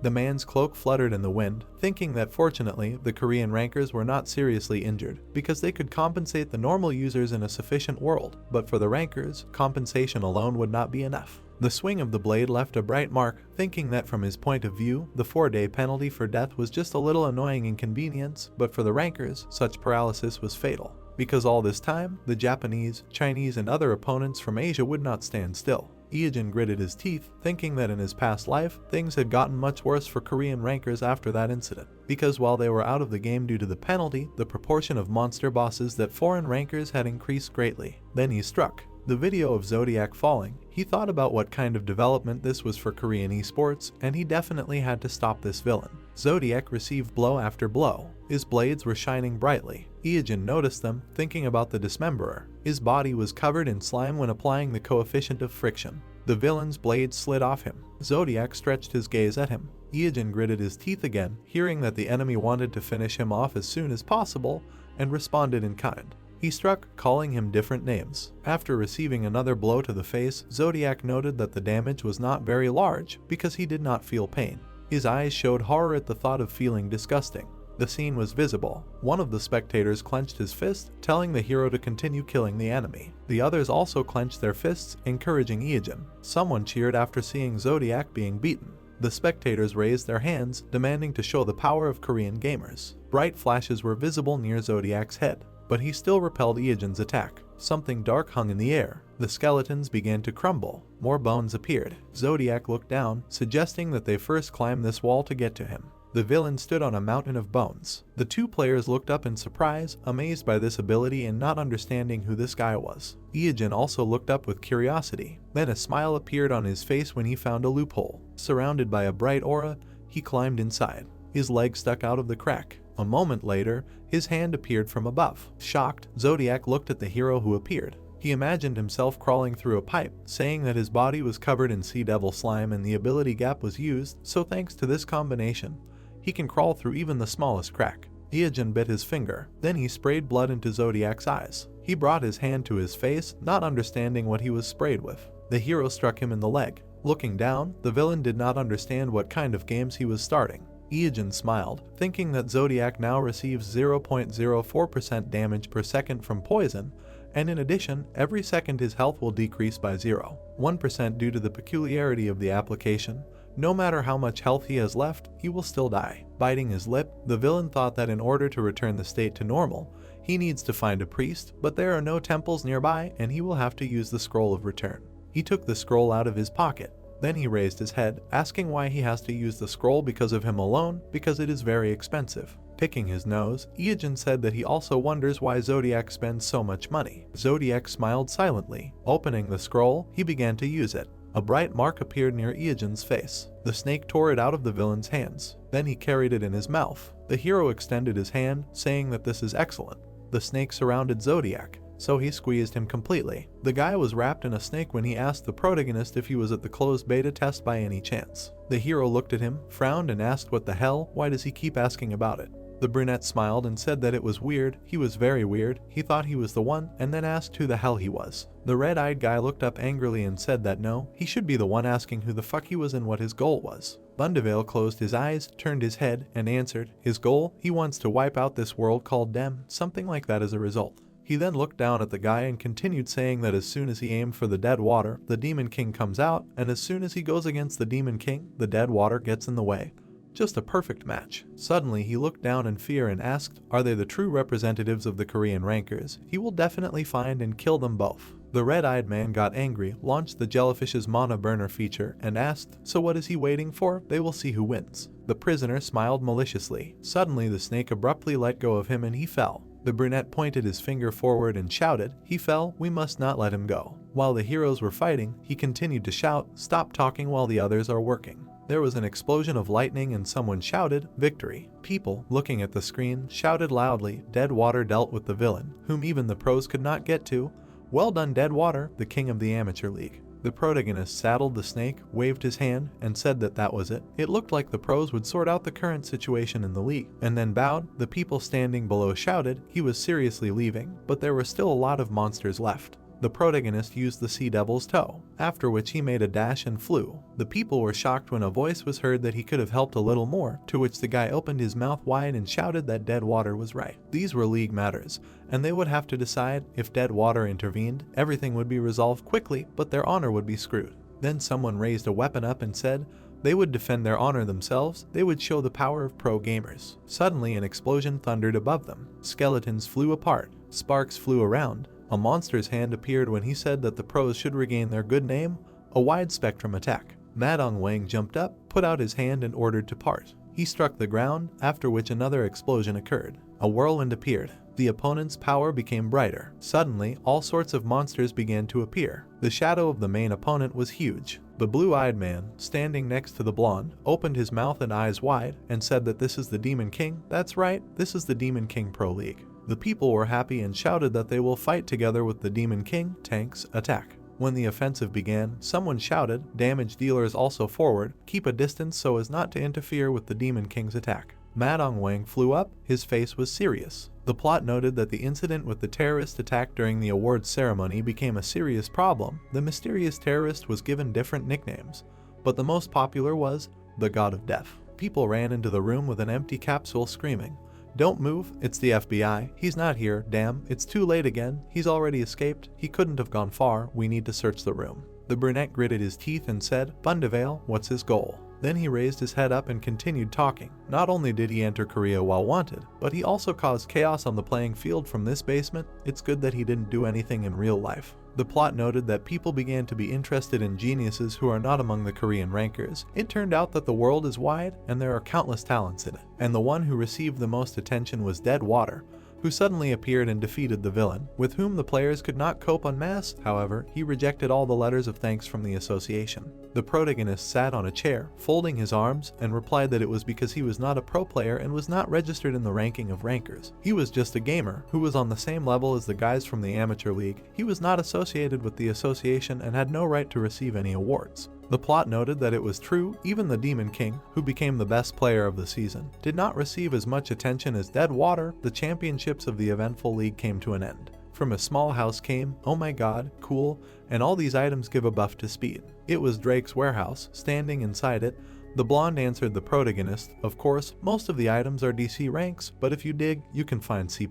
The guy continued talking, looking at the items that on all the maps where he was, he picked up items with speed parameters, and sometimes people gave them to him themselves, thinking that he was a beggar. The brunette looked at his partner and asked if he would really give it to him, to which he replied that there was no one else to give it to. The protagonist said that if he sold it, he would get a profit, to which the young man replied that for him it was just dust. Yellow Eyes put his hands on his hips and said that at first he followed him to repay him for saving him, but after the raid on the Kraken on the northern continent, he realized something. Then he smiled sweetly and added that he just liked playing with him, but he didn't just like hanging out in a party with him, he inspired him, and he was glad that he could give at least something in return. The brunette looked away, smiling back, and thought that it was said correctly. He is also very inspired by Drake, both in his past life and now. The guy jumped up happily and asked Iajin what he was going to do today. They had a high level and excellent equipment. Now it was time for more significant raids, to which he answered fearfully, oh yeah. Imagining the battle, the blonde continued talking on a more powerful monster in a larger dungeon, and more hardcore. He was waiting for an adventure worse than a raid on the Kraken. The guy, looking at him, opened his mouth wide and said that he was going to complete a daily quest. His partner looked at him fearfully. Then he looked away and added that he had never done anything like this in Dem. The protagonist encouraged him and said that this was also his first time. It was like preparation for the desired adventure. Suddenly the yellow-eyed man looked at his friend and asked, then, why did he need all these items? To which he replied, it was necessary. The red-eyed man turned away and thought that he believed him and was helping. After which he whispered in the blonde's ear that he would tell, since it was him. In short, later in the second part of the game. The main character, while telling the story, thought that he had a plan, and in the first part he had only carried out a small part. Looking at the wild monsters, the villain raised his hand and asked if there were those who knew him. He was from the closed beta test. The witch sat on a tree, looked down, and asked what was going on. She noticed the villain and asked if it was him. Then she thought that it reminded her of old times. Someone said that currently all posts related to the game are littered with comments. All hot updates were about the protagonist. They wrote a lot of interesting facts about him. In popular search queries, Deadwater was currently in first place. The public reaction to Deadwater was incredible. Suddenly a person who did not even participate in the league season and did not is a pro gamer took the first line of search queries. Besides, under, a voice came from the light of the lamps that if in the area of the flooded forest they received damage from the rotten water, he will compensate them for everything. The protagonist intertwined his fingers and added that rotten water and he are completely different creatures, but he thinks he responsible for the emergence of people who copied his look and meta to have fun killing indiscriminately. The plot noted that the image of the absolute, the master was given the image of a great man plus a bodhisattva, thanks to which the course Deadwater shares began to grow rapidly. The name of Deadwater went beyond simple brand and became a meme. The guys were talking to each other when one of he asked them where the Deadwater would go next, probably to a place which they can't even imagine. Then they chuckled and someone said that, I wonder what world he is aiming for now. He is really looking forward to it. The man is widely. He opened his mouth and shouted loudly to the slaves, why are they sitting around? Let them drag faster. Coffee, they should thank him for his work. While the guys were carrying bags, he added that he had a queue of people wanting to come here. The action took place on Wrigley Coffee Plantation, the largest coffee plantation in the southern part of Central Continent. The man drank some liquid. Drake wiped his lips and said that because of the strong sun, if you don't drink the potion, HP quickly depletes, it seems. He will spend more on potions than he will receive as a reward for the quest. Old man held a rope in his hands, put his finger forward, and shouted to the blockheads how much they'll still be chattering. All they do all day is loaf around. The guys are viciously looked at him. Someone was talking about picking coffee beans. Coffee beans are sorted, washed with water and dried in the sun. Their task is to transfer dried coffee beans to the kitchen, roast them on high heat and pack them in individual bags. The strong aroma of coffee beans causes headaches. The man swung his whip at the players and shouted, 1-2, work. He went to them. Addresses. Sedoy laughed sarcastically and added, if the plantation prospers, then the workers are doing well, but naturally, if things go uphill, the salary will go up. He won't raise them. The blonde was holding a gun in his hand when the protagonist turned to him and said that if he kills the NPC, his karma will decrease. He just needs to finish the daily quest quickly. Looking at the bright sun, the guy asked, Iogen, why are they doing this quest? Because time is money. What is the brunette for? Replied that the hidden daily quest is a step of the main quest.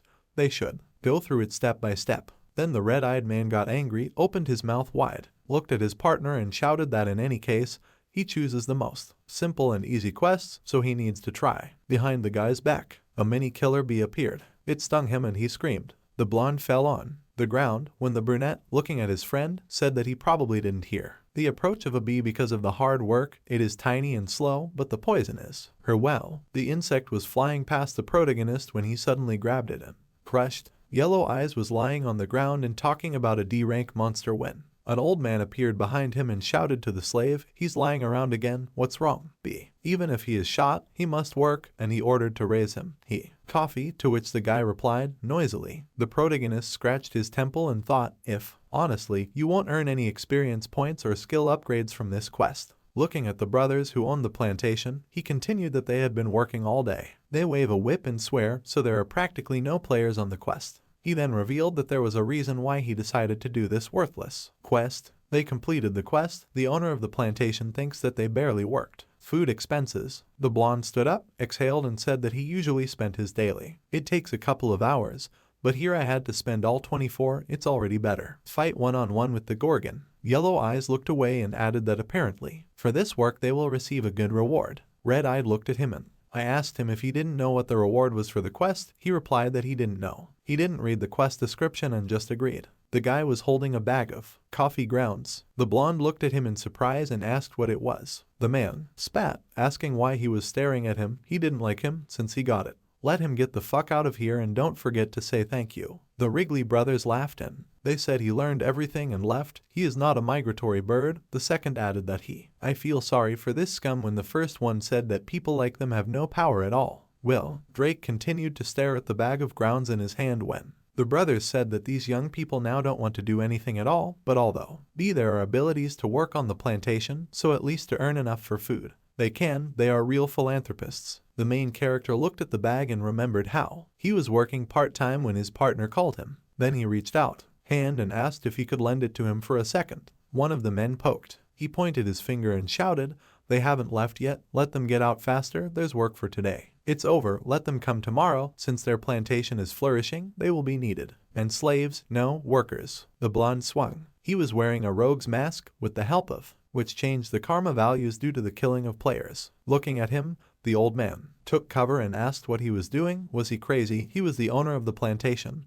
How dare he? Some slave hit the master, but he doesn't even have the strength. Suddenly the guy hit him. Kick in the face. Watching the battle, the protagonist shouted to take it easy. Rogue mask absorbs karma. He can beat him until he feels better. The brothers were lying on the ground. The blonde looked ahead and said to look carefully at what was wrong with them. Coffee plantations. Watching the plantation burn, the boy laughed and said it was grandiose. The protagonist watched the brothers cry, wide-eyed, with their mouths open. Then he raised the mug to his lips and said it was a great view to drink coffee. It was said that if you destroy the landscape of a normal map, it will automatically restore itself in 24 hours, and only this map will never restore itself. So after that, the Wrigley brothers will go bankrupt and change their name from Wrigley Plantation to Tandoori, which means a place where coffee beans are burned. The heroes were sitting on a cliff and looking into the distance when one of them asked why they actually did the daily quest. They didn't just waste 24 hours, he didn't earn any experience points, he didn't get any items, and the skills he learned here are like ant poop.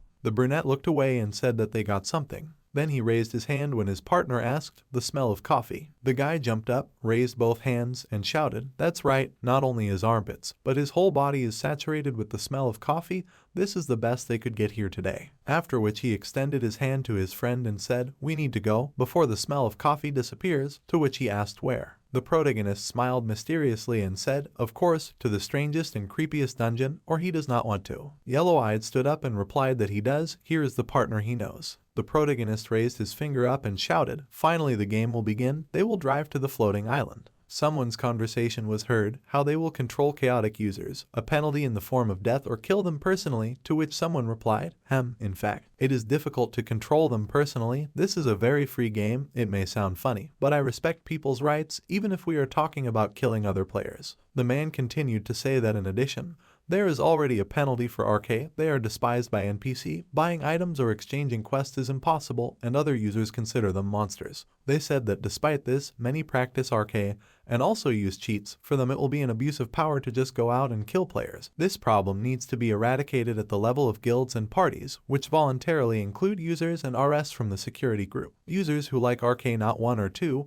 this should also be taken into account, and if they decide to hit ordinary players, who will take responsibility? Nevertheless, it will be unreasonable to personally deal with such players, because this is against the rules of the game, freedom and everything, for everyone. Someone laughed and asked, yes, that's why he did nothing during the Pro League attack. The girl opened her mouth and asked if they wanted to listen to her. Someone answered, okay. The brunette began to tell that according to the search results, it was revealed that the character of the Zodiac is in the very south of the southern continent. Her eyes lit up and she added that on the way to the Tower of Assassins. Then she looked at the screens and said that they all knew very well what this meant. The leader of the second development team crossed her arms and said that it was time to admit that freedom was important, but control was equally important. She continued to say that it was too strong to call it revenge, but they had to punish the Zodiac. From now on, their GM Takabai team would be more actively involved in the game. An announcement was made that they had entered a hidden dungeon, a rotten underground canal, the name of the pioneer, Dead Water. The man was holding a D-rank fragment of the crying Galadia. The protagonist looked forward and said that they hadn't seen each other for a long time. He kept his promise. He then looked at the man, thanked him, and thought that thanks to him, he would be able to complete the statue with a new wife. The statue's eyes lit up. The protagonist was dumbfounded and opened his eyes wide. A notification came that he had received Pygmalion's blessing. Within 24 hours he would be able to use the effect of the sculptor's eye. The guy's eyes turned different colors as he looked at his hands and said, great, it took a long time, but now he got this buff. Walking forward, the blonde said that the floor felt like jelly. If he didn't keep moving, he would get stuck in this quagmire, then asked what was that hard thing. A bone, to which the brunette replied to be careful, this is not an island, but a floating block made of all sorts of things. The yellow-eyed man smiled and asked if they would clear this place today. What was the danger level? The red-eyed man looked ahead, smiled and said that their target was the owner of the island, the great 8-legged king, and the rank was S. Drake was shocked. He asked again when they reached the floating island. The guy noted that the island was full of bones and flesh. A hidden dungeon can only be found on a stormy night in thick fog. He had already come here when he received the jellyfish quest, a reference to chapter 10. Then the man touched the black earth and said that it was rotten flesh and the base was bones, after which the blonde turned his head and asked if this dungeon wasn't just bones and flesh, to which his partner answered him, that's right, this island consists of what its owner ate, and he eats a lot. The heroes looked up when the brunette said, go up. Looking around, one of them said how many there were. There were a lot of dead B-rank spiders around. The guy held a weapon in his hand and said that there were more of them than he thought. Entering the dungeon would not be easy, the protagonist said in response, no. It's easy. Then the red-eyed man fixed his gaze forward and added that it was not a problem. The protagonist began to quickly squat, counting out loud. The spiders began to move, after which they began to retreat. The blonde looked at them when the brunette continued to squat and said in surprise that the dead spiders were leaving. Why? Yellow Eyes realized it was because of the smell of coffee. Then he looked at his partner and said, so that's why he went to the coffee plantation on a daily basis. The protagonist made a dash and shouted, now they are breaking through. The spiders were standing in front of them. Suddenly Drake sprayed coffee grounds. It hit the spider and it started coughing. The insect began to retreat. The guys ran when the blonde said that for the first time he realized that spiders do not like the smell of coffee. It turns out that spiders feel the smell, to which the brunette replied that most insects cannot stand the smell of coffee. Cinnamon is also effective. Coffee grounds flew everywhere. The hero floated in the air. Then they entered the dungeon of the floating island of the Great King. The names of the pioneers, Dead Water and Drake. The blonde looked up and said that there were monster corpses stuck in the wall. The white slime was a web, to which the protagonist replied that there were no coffee grounds left. He would have to be careful. Suddenly, the hero's leg fell into the ground. Yellow Eyes didn't understand what it was. The protagonist held his partner back when he thanked him and asked what it was, a trap. Red Eyes frowned and replied, right, he would have to be careful, there are traps all around. Cave spiders began to crawl out. The protagonist looked at them and said that the ground where the cave spider lives is riddled with tunnels. If you make a wrong step, you will fall into a bottomless pit. There were a lot of B+ rank insects. Yellow Eyes opened his mouth and asked, "So there is no way to move on? Maybe try to stretch the wire with an arrow, but it will take too long, and there will be no weapon for combat." The hero touched the ground with his hand. Then he closed his eyes. He used the sculptor's eye, and his eyes became different. Something glowed under the guy's foot. The hero jumped over the glowing square on the ground. The protagonist smiled and said that thanks to the buff he received from Pygmalion, his eye can distinguish where the safe ground is and where it is not, and this is not something that can be seen at first glance. He continued to say that the safe zone contains information about the number of spider tunnels nearby, thanks to which they can find a safe route. Drake looked at his partner and said, "Really? Rules?" Suddenly, the protagonist smiled and said yes, after which they began to jump on the squares on the ground, when he added that this is Minesweeper. Then he noted that Minesweeper is a popular game that is installed by default on the computer. This content has existed since the era of primitive video games, based on a game called Cube, developed by Jerry McLaughlin. He continued to tell that the number on the playing field means the number of mines in a 3x3 area with the center in the cell in the middle, around the cell up to 8 mines. If you step on even one, the game is over. The brunette turned around, opened his mouth and shouted Drake to stay behind, they will break through. The hero continued to go through the mini-game. The cave spider ran after him when the blonde turned around and started shooting at him. The hero noted that Pygmalion's buff is not ideal. Sometimes it is unknown in which of the two paths the trap is placed. The probability of survival or death is 50-50. The red-eyed one grinned and said that there were no problems. The activation of the feature of the Great Dark King is a choice. The force pointed to the correct desired cell. The spider appeared above the guy's head when he shouted, "From above." The yellow-eyed one stepped on Iogen's head and shouted that he would use his back. Standing on his partner, he began to shoot at the opponents. The main character had a thought in his head about why he felt like Drake was taking all the coolest scenes. The web flew out. The iron spiders spat out webs. Iogen smiled and said that the webs they released were like the steel side. Even the slightest scratch would be flesh. You could get trapped even if they just graze. Fortunately, because of the smell of coffee, they could only attack from a long distance. It wasn't that hard to dodge as long as you could smell it and see the direction. Drake dodged the webs and said that it was a relief. The boys continued to dodge. The webs filled everything. The protagonist gritted his teeth and looked at it. The spiders were descending. The protagonist reached out and called out to Drake. He grabbed his wrist and shouted at him to stay close to him. Then he pulled Drake towards him and hugged him. He opened his mouth and shouted that they should stay close until their pores touched. A blue glow appeared around the boys. The web continued to spread. The boys broke through it. Iogen smiled and said that the effect of the Sea Devil merge could also spread to the subject you contact. It would work best if they were as close as possible, so he should accept it. The boys swam their fingers into the castle, and the protagonist said that they would now break through this iron spider web. The web began to glow red. Then it glowed blue. The boys broke through it. They saw a gap in the rock and realized that the exit was approaching. The boys stretched their hands forward and gritted their teeth. They entered the deepest point of the royal road of the floating island. The first visitors were Deadwater and Drake Ket. Drake's eyes widened in fear. He looked around and thought that something was approaching, something big. The guy looked around and thought it was dark and very dangerous because his eyes hadn't gotten used to the darkness yet. He couldn't make a sound and he couldn't tell if Iogen was nearby. He turned around and saw a blonde with red eyes. Then he looked closely and thought that before he understood. The girl came closer and he wondered when it had gotten so close to him from the very beginning. Drake held his gun out in front of him and realized with horror that he couldn't pull the trigger. It wasn't like he was paralyzed. The creature came closer to his face. They looked into each other's eyes. The guy opened his eyes wide and thought she was beautiful and he couldn't move. The girl's face started to crack and Drake thought he should pull himself together, but then he smelled something nice. The creature opened its mouth and a disgusting jaw appeared. It stretched out its hands to the guy, but he stepped back and pulled out a knife. Then he threw a bomb at the monster's face. She exploded. The guy smiled and said that she smelled like rotten meat. Thanks to this he fully woke up. The spider godmother appeared in front of him. A red vortex appeared around the guy. The monster approached him. Drake gritted his teeth and did not understand when it happened. Iogen approached them and threw coffee grounds in the monster's face. Then he opened his mouth and shouted that there was still slime on his body, so he should hold his breath and pull himself out. Drake looked at the vortex around him. Then he frowned and jumped up, breaking the vortex. The monster looked at him. The guys stood next to him and Iogen said that he only found it thanks to its bells. Drake replied that it seemed to have acted as bait. The physical defense of this thing is not that high. The monster prepared to attack. The protagonist said to beware of her death dust. It was an ability that would trap an object and deal physical damage to it at close range. It was annoying as hell. Drake chuckled and said that in this case it meant they should kill her in one hit, but that would be problematic considering how small the space was. The protagonist chuckled and said that dodging the spider godmother's barbed wire key whip attack was easier than it looked, as long as Drake did everything exactly like him. Drake looked at him and said that that was the hard part. The three of them were ready to fight. The protagonist ran and shouted that the spider godmother's barbed wire key whip attack was fast, but it followed a specific pattern. It would shoot webs at its target 3 times with an interval of half a second and repeat the attack, moving clockwise.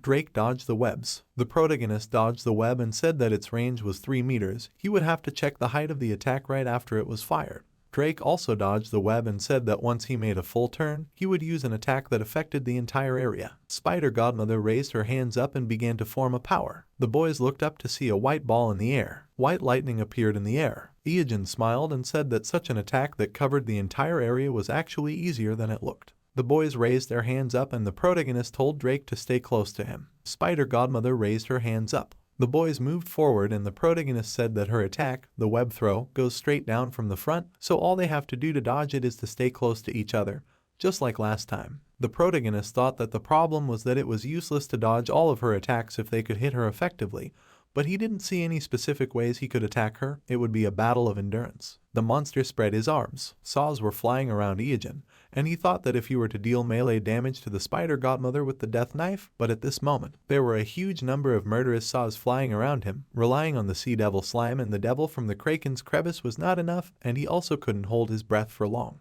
He raised his head up and thought that normally he would rush in there relying on the power of the 3 sacred treasures, but he would be buried alive if he did that in a narrow dungeon like this. Drake looked to the side and thought of a specific way to attack. He put his hands on his waist and said that he didn't know if it would work, but he could use it since he brought it with him. Small stones rained down. Drake jumped up to the monster. He started doing somersaults and thought that he needed to be a little closer. Then he stuck out his tongue and thought that somewhere around here would be okay. He swung his arm and shouted forward. Small crumbs fell over the monster. Spider Godmother didn't understand what was raining down on her. The protagonist looked surprised and said that coffee sediment would not have much effect on Spider Godmother. She looked at what was happening in fear. A swarm of bees flew straight at her. Iojin opened his mouth and asked in surprise how the bloodthirsty bees ended up in this pocket. Drake straightened up and said that he found a hive of bloodthirsty bees while working on a coffee farm. At first he thought of destroying it, but the hive was an accessible item, so he collected it out of habit. He fell face down on the floor and asked if they could deal damage with paralyzing poison. Wouldn't it work on a rank monster? Bee stuck out her stinger and stabbed it into the monster's body. A shock of pain ran through Bee Godmother's body. Then she closed her eyes. Many flashes appeared. Her body began to split apart at the chest area. Then her chest burst open and a stream of yellow liquid gushed out. Drake smirked and said that it seemed like their poison didn't work on high-rank monsters. The protagonist smiled and said no. Then he looked straight ahead and thought that he had come up with a solution. He opened his eyes and thought that he remembered watching Spider Godmother's raid guide using bloodthirsty bees before he regressed.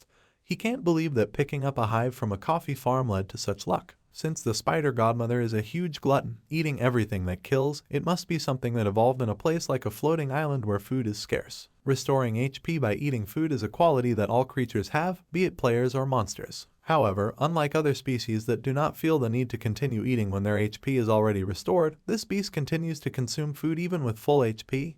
Orange flames erupted from the monster's body. It engulfed the entire body, and the bridge's body turned black. Drake opened his eyes in amazement and said that she was molting. The Spider Godmother became a multi-legged empress. She raised her head up. Then she opened her mouth and screamed. Many spiders appeared. They were everywhere. Drake turned around and said that it backfired and made things worse. Then he apologized to Iojin. He turned around because he did not hear an answer, but there was no one behind him. The multi-legged empress opened her eyes. Then she spread her arms out to the sides and rose into the air. The protagonist removed the spider and shouted for her to shut her mouth because his eardrums were about to burst. Drake looked at him in surprise. The monster continued to scream. She rose into the air above the protagonist. He looked at his salad bowl and ordered an attack. He looked at him and asked if it was rude to attack her while she was transforming, to which he replied that he was talking nonsense and that there was no better chance to attack. Insects usually molt when their lives are at stake. Their wings, armor, jaws, and pincers become soft and weak for a while even after their metamorphosis is complete, which is why there are countless cases of them being attacked by predators while molting. The same principle applies in the game. The protagonist moved forward saying that her annoying death saw was also inactive while she was molting. They got a great chance thanks to Drake feeding her a bunch of bloodthirsty bees. The monster continued to transform. The protagonist opened his mouth and shouted that he obviously shouldn't attack magical girls or maces in time from a transformation or combination. He would show him what real burst damage is. Drake began to open his bow. Then he began to aim. 3 arrows flew straight at the target. They hit the monster's body. Then he fired more arrows. They all flew straight at the target too. The multi-legged empress turned away from the arrows. Then her eyes glowed blue. The protagonist rushed past. Then he stopped and said that the point damage of the blade had already begun to take effect. He rushed towards the monster shouting that there was nothing better for burst damage than the meta Manhwa. Then he rose into the air and shouted. Many blows fell on the multi-legged empress. The protagonist swung. The monster opened its mouth and shouted. The protagonist leaned over and said that this is not all, the cave may collapse, but now is not the time to worry about it.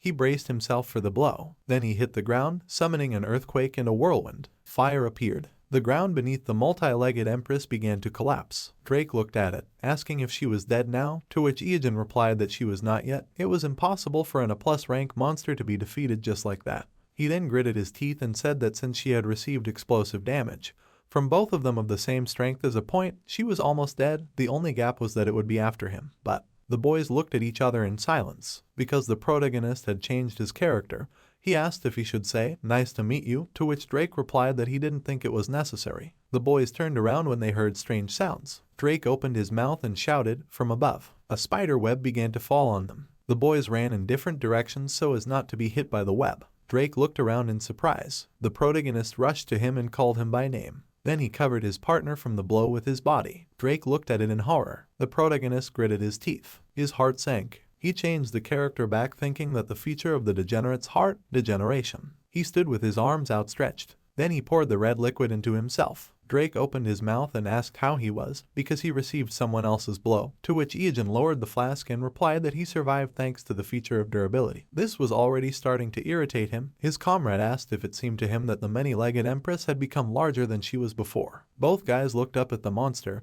and the protagonist said that perhaps she activated some special mod from the attacks she received while transforming. Thank God her HP was still almost depleted. She looked at them intently. Iijin grinned evilly, looking at her. Then he started running, suggesting to rely on pinpoint damage and stall for time. This cave will fall apart anyway from the attacks of the Manhwa regime. Running is the best plan. He started running, saying, "Run, run." While running, he turned around and said that he forgot something. New shoes appeared on him. He rose high above the monster. The peculiarity of Ganchimaru's feet was flaming steps. Fire appeared under the monster's feet. She hissed in pain. Iijin clenched his fists and said that insectoid monsters are especially weak to fire. His renewed delicate flesh will burn quite wonderfully. Fog covered the area. There was an explosion in one of the mountains. Both boys jumped out of the resulting hole, and the protagonist said that it was great that they got out. The multi-legged empress arched. Drake turned around and asked the protagonist if he thought the empress was acting strange. Iijin also looked there and hummed thoughtfully, then said that the time had come. He caught that Drake's shot, the explosive strike of the Madagwang, and the accelerated pinpoint strike from the death blade. On top of that, the oil erupting from his rotting flesh only fanned the flames of the flaming footsteps. He then opened his mouth and said that, however, luck was not on their side. Then he asked Drake if he remembered what he said about the ranks of monsters before they entered this place. The monster opened its toothy mouth. In front stood the green-haired, multi-eyed, 8-legged King Kilekium, fallen mode, rank S+. The system reported that this was the highest form of spider monsters, one who had added everything up. His strength was comparable to the power of the gods, as he had nothing to lose now. Looking up in surprise, Drake asked if it wasn't a complete scam to raise his rank by 2 levels at once. Iijin replied that this was the peculiarity of an incomplete metamorphosis. But in turn, it was not complete. This state had a time limit. Blue rays were spreading from the monster. Imagining the game's intro, the hero thought that Deus Machina was a virtual game that allowed its artificial intelligence to update itself through trial and error correction. The hero imagined a file system diagram and thought that there was a main artificial intelligence that acted as the central nervous system of the world, and 17 other subcontractors that supported it to shape and maintain the world. And representing these 17 auxiliary artificial intelligences are the 17 seconds plus rank monsters that exist in the world. These beings are absolute and perfect. While imagining the image of the monster, the hero thought that, however, the 8-legged King Kilekium, the fallen mode in front of them, was not one of those 17. Gritting his teeth, the brunette said that although he had gained power through incomplete metamorphosis, this power only lasted for 100 seconds. It could be regarded as a berserker mode. Even if it was an S+ rank monster, they could kill it if they lasted for 100 seconds. Blue claws came out from the monster's body. An explosion rose up. An explosion also came from the other side. Bright flashes appeared among the blue claws. Looking forward, Drake asked if they would crumble to pieces along with this island before these 100 seconds passed. His comrade shouted at him to hold on. He had to no matter what. Iijin frowned and thought that it couldn't be. Half of the floating island was blown away with just one attack. The monster was emitting tentacle beams.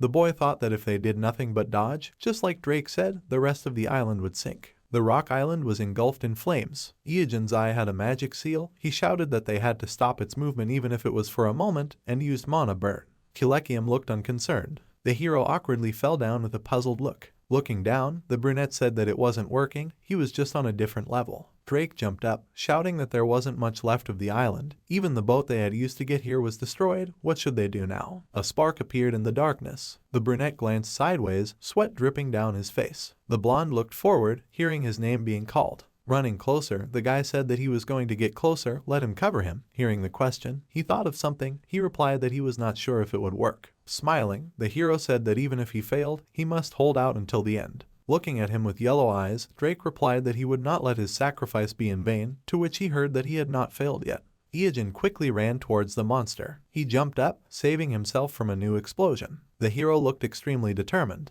A bright spark appeared near the blue limb of the monster. Kilekium looked at the hero in surprise. Drake shot from a crossbow. The monster was surrounded by bright flashes of attacks. He turned away, standing half sideways. The hero was blown away by a bright glow of the attack. Opening his mouth, the brunette screamed. He approached, swinging his leg. His hand reached under the cloak. The guy took out the core with the locked girl. The Wajidu queen raised her hands, using her selection feature, the spores spreading through the bodies. Kilekium's eyes widened in shock. Iijin stared ahead tensely, thinking that he knew. His pupils were small. He thought that no matter how young she was, Judelope was still the Wajidu queen. He imagined an insect with blue wings and thought that historically, Wajidu and spiders had a hostile relationship with each other. As both species sought to take the position of king of insects, since she was also an insect, she would not be able to tolerate this. Of course, it wouldn't be enough to stop Kilekium, just for a second at most, but it would be enough. Red armor appeared on his hand. The hero entered combat mode. His fingers clenched into a fist.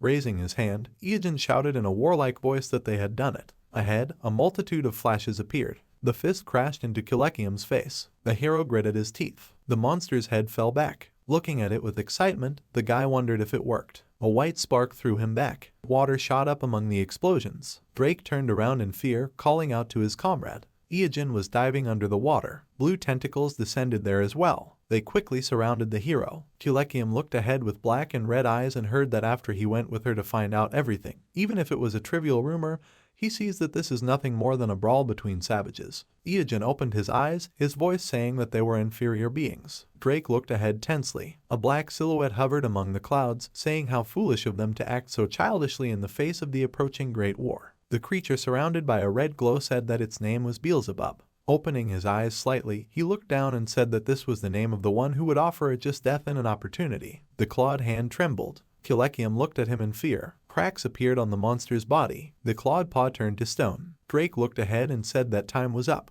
Iijin looked in the same direction. Kilekium's body crumbled into rubble. The system reported that they were the first players in the world to successfully complete the raid on the eight-legged king. The stones were covered in a red haze. The system announced the distribution of rewards and asked if they wanted to leave their name. The raid rank is calculated, the first nickname, the records of the first names of conquerors in the Akashic Chronicles. Iijin stood in a gray haze. Beelzebub was hovering in front of him. His characteristics were unknown. It is one of the 7 constellations that rule all the demons in the world, the great demon king who rules over illness and destruction. Glancing at him, the guy thought that it was impossible. After he felt relieved that he was not killed by Kilekium, he never even imagined that something like this could happen. Why is he here? One of the 17 strongest that rule this world looked at him. Why? Beelzebub's hair was like a green flame. He said that he originally came here to see the eight-legged king. The brunette's gaze became surprised. The demon floating in the air replied that it needed a powerful monarch ally who would take their side in the coming war against the demons.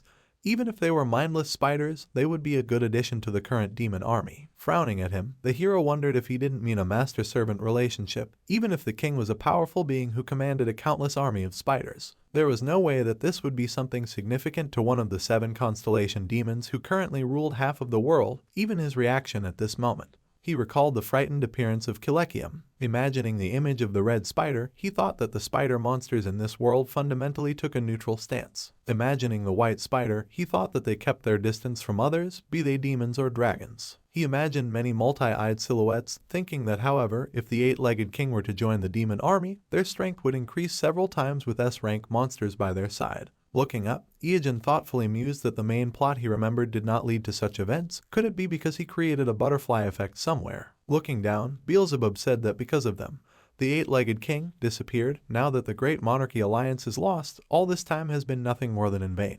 Eyes glowing with yellow fire, he said that this is all their fault. Iogen froze in shock. His knees shook. He thought that it was the feeling of countless maggots eating away at his flesh. He feels like his entire body is being torn apart. He knows that this is just a game. The brunette smirked, thinking that in reality it was completely different. The presence of a real S+ ranker was stunning. He stood behind his comrade, thinking, as expected of Drake, he stood directly face to face with such a monster. He feels a little calmer looking at his reliable back. At this time, the blonde was petrified with fear. Touching the transferred, the demon said that it was quite sad to use his wings in vain, as befits a constellation demon, but he will make an exception this time. Smirking, the brunette thought, is he going to let them live? Looking at them, the demon said that in exchange he must take them under his rule, let them join his army in exchange for the eight-legged king. A system notification appeared that the main quest prelude to the Dragon Demon War was activated, the patron of which lands in devastation, personality to watch over them. Iogen looked forward in amazement. The system asked if they want to join his army. Opening his mouth, the brunette cursed inwardly that he had never heard of such a choice. Judging by his mood, he would definitely die if he clicked refuse, even if it was to join the demon army. The boy gritted his teeth, thinking that if he did this, his choice to remain a human in the training tower would be meaningless. A swift movement. A magic seal appeared in front of the boy's face. He remembered Solomon's eye, thinking that as long as he could choose the best option with it. There was a dash in the system window. The boy thought that he could not see anything. Staring forward in shock, he wondered if Solomon's eye was blinded by his rage or if both of these choices were bad. Veins bulged on the demon's face.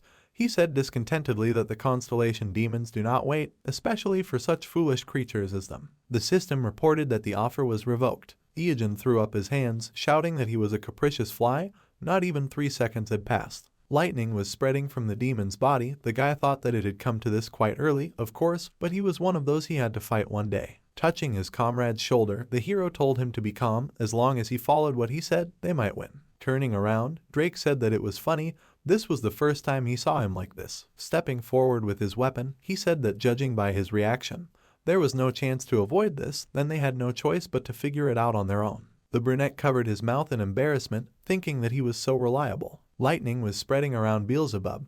The guy thought that their opponent was the lord of this world. He was a constellation demon, and also the patron of all diseases and destruction. Here they were forced to fight against this mythical monster. The guy remembered the shining ring. He imagined the heart, thinking that as long as he had the 3 sacred treasures. He remembered the red cloak and thought that there was also the greatest weapon. He would not lose so easily. There was a white haze ahead. The hero thought that although the chances were extremely small, it was an opportunity for him to face Beelzebub. Iogen grinned wickedly. Opening his mouth, he shouted that of course he would die 100%, but he would die after killing him. The demon frowned. A monster was approaching from below, opening its mouth. A huge black beast looked at the hovering demon. The fanged black monster looked up. The demon's words could be heard. It was definitely grown from a larva that used to only feed on rat corpses. The system reported that this was Morgmer, one of the 7 monarchs that ruled all the dragons in this world, the great red dragon that ruled the deserts and craters. White whirlwinds spread around Beelzebub. His eyes glowed as he cursed at the lizard. A quick movement. The demon transformed into a huge insect.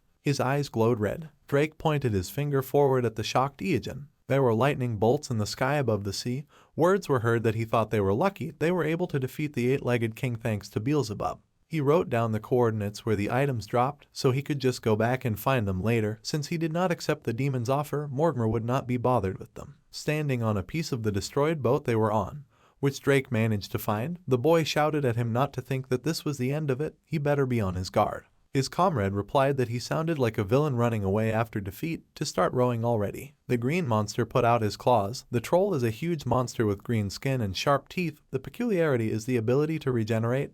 It brings harm to people with evil mischief. The guy with tears spread his arms, screaming that he is actually a gentle child, and asked not to beat him. The hero thought that since the 1980s, people who harassed other players were also called trolls, people who constantly intentionally make mistakes or hinder their allies to annoy them. The hero imagined a person with a troll face, thinking that those who enjoy the attention by doing such things and those who harm other people simply because they play badly.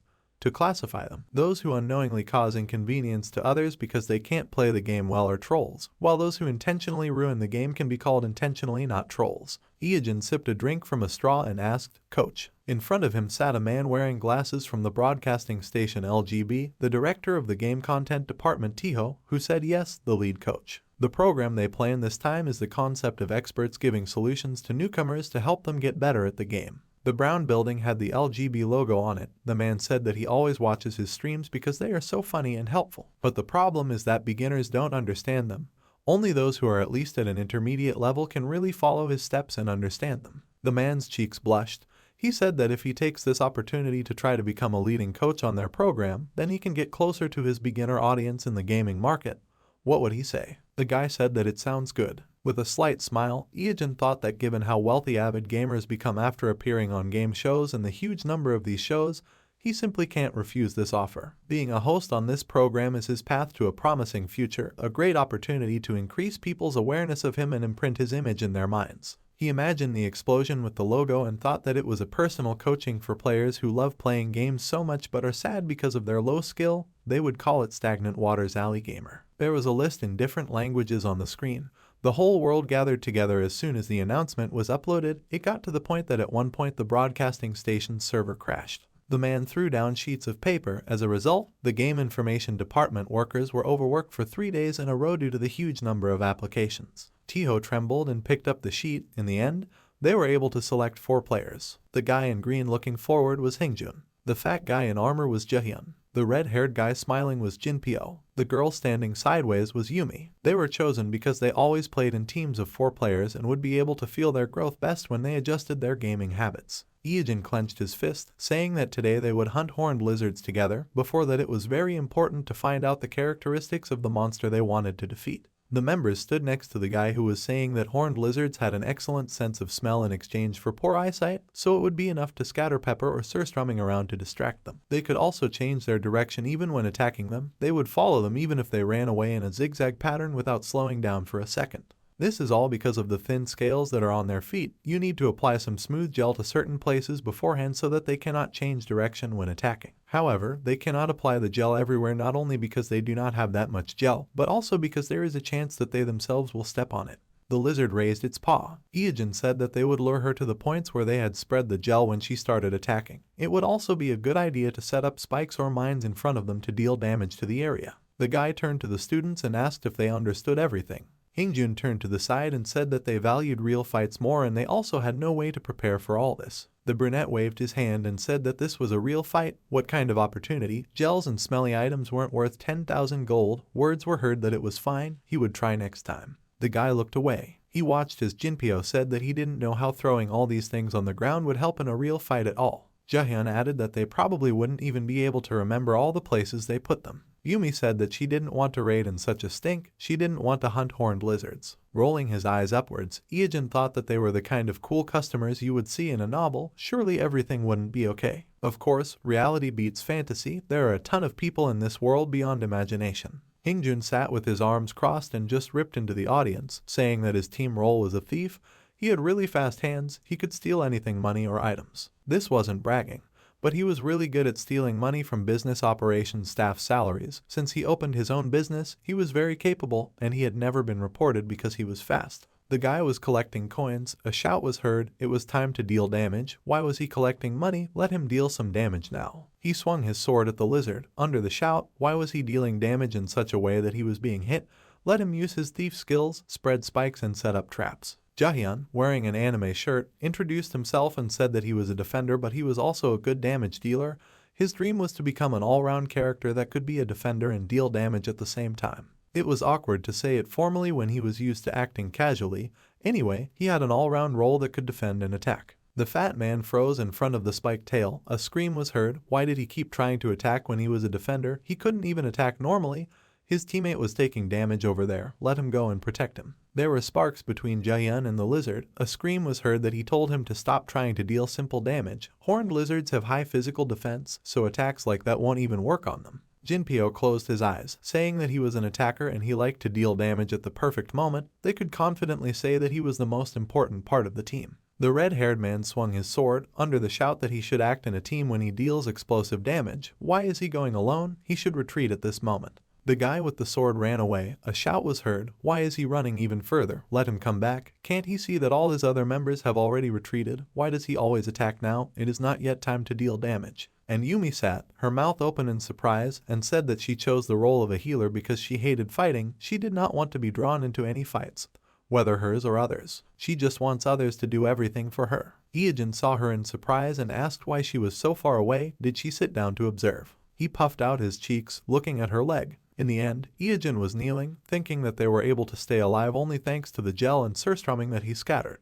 Waving his hand, Hingjun heard the question, what the hell? Nothing had changed even after the training, and answered that he thought he did pretty well this time. The whole problem was that they chose the horned lizard as their target. Jinpyo told them to support him when he transferred. Why weren't they doing anything when he was trying to pull them all out? Yumi asked in displeasure why weren't they all protecting her. She was almost attacked. They could see the HP she lost and why they were moving like that, making it hard for her to heal them. The guy was kneeling, discouraged. Time to decide. Putting his hand on his hip, the blonde turned to the hero and heard that from what he saw, he was busy collecting money. When it was time to deal damage, he knew that the penalty he received when his team members died was more than the money he missed. The blonde asked again, should he just leave it as is? The brunette replied that it was a game where it was hard to collect 100% of the rewards. Things like items and money would get crushed by monsters or get caught in rough terrain. Either way, he needed to learn to retreat at a certain point.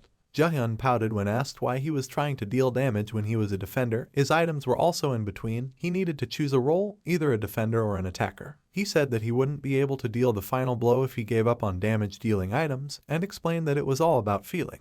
Jinpyo waved his hand, beaming, and heard the question about why his HP was constantly draining. Because he was attacking on his own, not when it was time to deal burst damage. He replied that he wasn't attacking on his own, it was just that the others weren't matching his timing. Iijin said that it was the same thing. Why does he do everything alone and not in a team? To which the student retorted, why doesn't he ask his team members why they don't follow him? The girl puffed out her cheeks, hearing her underestimate the role of a healer. Looking at Yumi, the brunette said that being a healer is much harder than she thinks. They must have enough defense to not die at the hands of their opponents. Healers can't be taken care of during a fight. The girl replied that this is why she left behind, and because it is scary. The guy replied that she does so without healing a single player. The girl's eye sat innocently. She asked, can't they just drink a potion to heal themselves? Youngwoo drank water, standing in the monitoring room of the broadcasting station. Holding the bottle, she said that after they had told them their situation sincerely before, now that they had been chosen, they were acting completely different.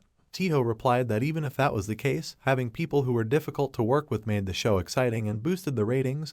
It was only the first episode, so they would resort to a noise marketing strategy. Iijin touched his nose in displeasure, thinking that this was really tiring. An S+ rank raid was easier than this. He looked at the team members. They were looking at him sideways. Raising a finger, the guy asked, were the director and producer watching them? The said one stared at the screen, hearing the question, could they please start the recording of their conversation that was just recorded? The guy in the trench coat stood in front of the members, hearing the words, why the hell do they think he came here to listen to such obvious advice? He didn't give them any specific advice. He mostly talked and suffered. Wouldn't it be better to just do everything the same way they always did before? They should just ignore him and do it as usual. The girl's face was extremely discouraged. Veins bulged on Iijin's face.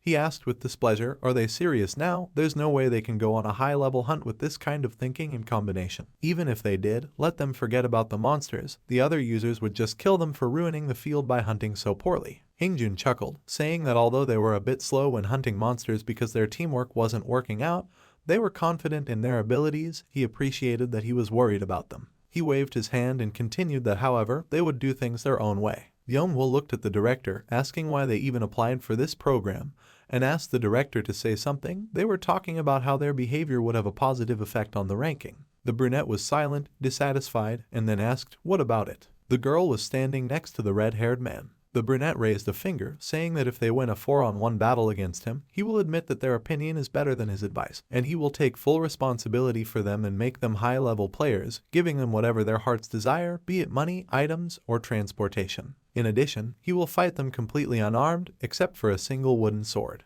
Iyajin looked at them with determination, saying that in exchange, if he wins, they will accept any strategy he has. He has one final piece of advice that he wants to give to each of them no matter what. The boys looked at him. Hingjun turned to his comrades, saying that they wouldn't win in a 4-on-1 battle no matter how you look at it. Stagnant Water is only in the amateur league. He has never competed in the professional league before. The red-haired man said that only an idiot would lose against someone unarmed. Jinpyo smiled, saying that he would give them a final piece of advice. Even if they lose, it's a catch regardless of whether they win or not. The members turned to the guy, saying that they agree. Iyajin blushed, smiling. Tiho clenched his fist happily, saying that as expected of Mr. Stagnant Water, he knows how to make the program entertaining. He was worried about what to do with them. But it's good that they turned the situation around themselves. His reputation won't be damaged even if he loses. After all, it's 4-on-1. The girl pouted, thinking that although it was simply impossible for Stagnant Water to lose to people like them, the problem was that there was no benefit to him no matter whether he won or not. Why would someone like him, who couldn't stand to lose, think of something like this? Iyajin smiled sweetly, thinking that a fair show or anything else didn't affect his decision at all. There was only one single reason why he proposed something like this. The participants stood in front of the hero. They accepted his proposal. The conditions were 4-on-1, and he would be the only one without items, only a beginner's weapon. Surrounded by a glow, the boy heard them discussing, wouldn't they win in a 4-on-1 battle no matter how you look at it? Stagnant Water was only in the amateur league, and he had never competed in the professional league before. He would give them the final advice even if they lost. The red-haired man said slyly that it was a catch, no matter whether they lost or not. Iyajin smiled sweetly, thinking that it was true. The reason why he proposed such a favorable duel for them, no matter whether they won or not, was to suck the shit out of them. His gaze became wild, thinking that he wanted to beat it out of them without a trace. This was the first time he wanted to teach a lesson to the newbies so much. The hero stood with his wooden sword over his shoulder and said that it was a long time ago. Newbie clothes, a wooden sword, how nostalgic. Jahyun spread his arms, saying that even if he was at a high level, it was a different story when he didn't have items. This was a game built on items, so there was no chance that he would defeat them without them. Hingjun said that they would win 4-on-1, even without items, so what was he thinking? Iyajin smiled determinedly. He stood not far from the players, and then suddenly jumped back. His sword fell on Yumi's head. The Sheriffin girl looked forward. The guy raised his sword, saying that first, this is why healers must wear items with high defense. The guys, shocked, opened their mouths. The blonde asked why he was so fast. Gritting his teeth, he rushed to attack. Iyajin looked at him calmly, thinking, as expected of a thief, he is the fastest among his team members. But this is nothing more than a rookie thief's attack. His movement is too easy to read. The guy threw several gold coins. Hingjun asked tensely, money. He greedily reached for the coins. Swift movement. A bright spark of attack threw the guy back. He gritted his teeth from the stunning phenomenon that paralyzes if he is hit in the vital organs, even if the damage is low. The brunette smirked, saying that the second, this is the reason why he does not have to react to every coin on the ground. Jinpyo clutched the sword, shouting that he would finish him off with his greatest technique. From the bright beam of the final sonic boom, the leg hit below the knee. Finally, the sword pierced the blonde. The red-haired man looked ahead in confusion, asking why he was here. Saliva flowed from Hingjun's mouth. The red-haired man was pierced by multiple lightning bolts because Hingjun's armor has an attack-reflecting ability. Iyajin smirked, saying that the third one, that's why he needs to discuss the timing of damage with his allies. He turned to Jahyun. He gritted his teeth, attacking him. But the brunette stopped the sword with a movement of his hand. Put it. He stared ahead, shouting that it was impossible. How did he grab his sword without any items? The boy smashed the blade in his fist, saying that the fourth reason why he should decide on the role of an attacker or defender, the strength of his attacks is laughable. Puffing out his cheeks, Iyajin thought that due to the passive privileges of his titles, he is significantly strong even without any items. Not only that, since he has the ability of a veteran, he can easily grab Jahyun's sword without receiving any damage. With a movement of the sword, the boy threw the fat man back. The blonde gritted his teeth, struck by the sword, and then screamed when the red-haired man put it away. He stared ahead in confusion, hearing that it was all because he was hitting them with a wooden sword. They were all fine. The movement of the sword left a bright mark. A spark glinted at the tip of the sword. Iyajin hit the girl on the head with the edge of his palm. There was a bump on Jahyun's head. The boy stepped on it with his foot, standing with his eyes glowing. The hero said that although they shouldn't hit humans, they can hit trolls. There's a limit to how inhumane their games can be. They all have a lot of HP left, right? With a predatory smile, he suggested that they start for real now. The students looked at him with their mouths open. The clouds were painted in the colors of the sunset, and screams could be heard. The system announced that he had left and suggested that they come back again. The 4 members stood in the studio. Jaehyun awkwardly joined his fingers, saying that he didn't think he would be this strong even without items. Yumi cried, saying that she was so scared. No one had hit her before, not even her dad. She seemed to have an injury now. Crossing his arms, Eejin asked if they had forgotten about the final advice he promised to give them when they lost. Jinpyo smiled, saying that they would stick to whatever he told them. The fat man added that his attack power was incredible. He really wanted some advice. Eejin smiled, and then, crossing his arms in displeasure, he shouted for them to just quit the game. This was his truly final advice to all of them. The members opened their mouths in dismay, asking why. Looking at them with displeasure, the brunette said that it would be best for them to quit the game so as not to hurt other players. The red-haired man exclaimed that they wanted to change and would try their best. However, the brunette said that he had no desire to teach them anymore. They thought that such an opportunity would come every day. What could he teach people who didn't even want to listen to what he taught? They said that they would follow no matter what his advice was, so let the next members come. A shout was heard from the brown studio building that they would really try hard, let them give them another chance, so they could just go out. Younghwa happily exclaimed that she felt very refreshed. Teo asked what they should do with the content. He thought it had deviated a bit from the original goal. He imagined the hero surrounded by flashes, thinking that later the first episode of the program was broadcast without interference. The result was incredible. The TV ratings were 3.21%. There were many comments on the screen. Unlike the original intention of the program, which was to have an expert conduct one-on-one coaching for rookies, it seemed to have become famous as a troll extermination program. Younghwa smiled, asking why they didn't just continue with this concept, bringing in trolls and punishing them. Eejin closed his eyes in displeasure, saying no. He knew as a player who reads the comments of haters. Sitting across the table, he said he cared about her mental health. The girl exclaimed that they would increase his fee for the speech and heard that he would think about it.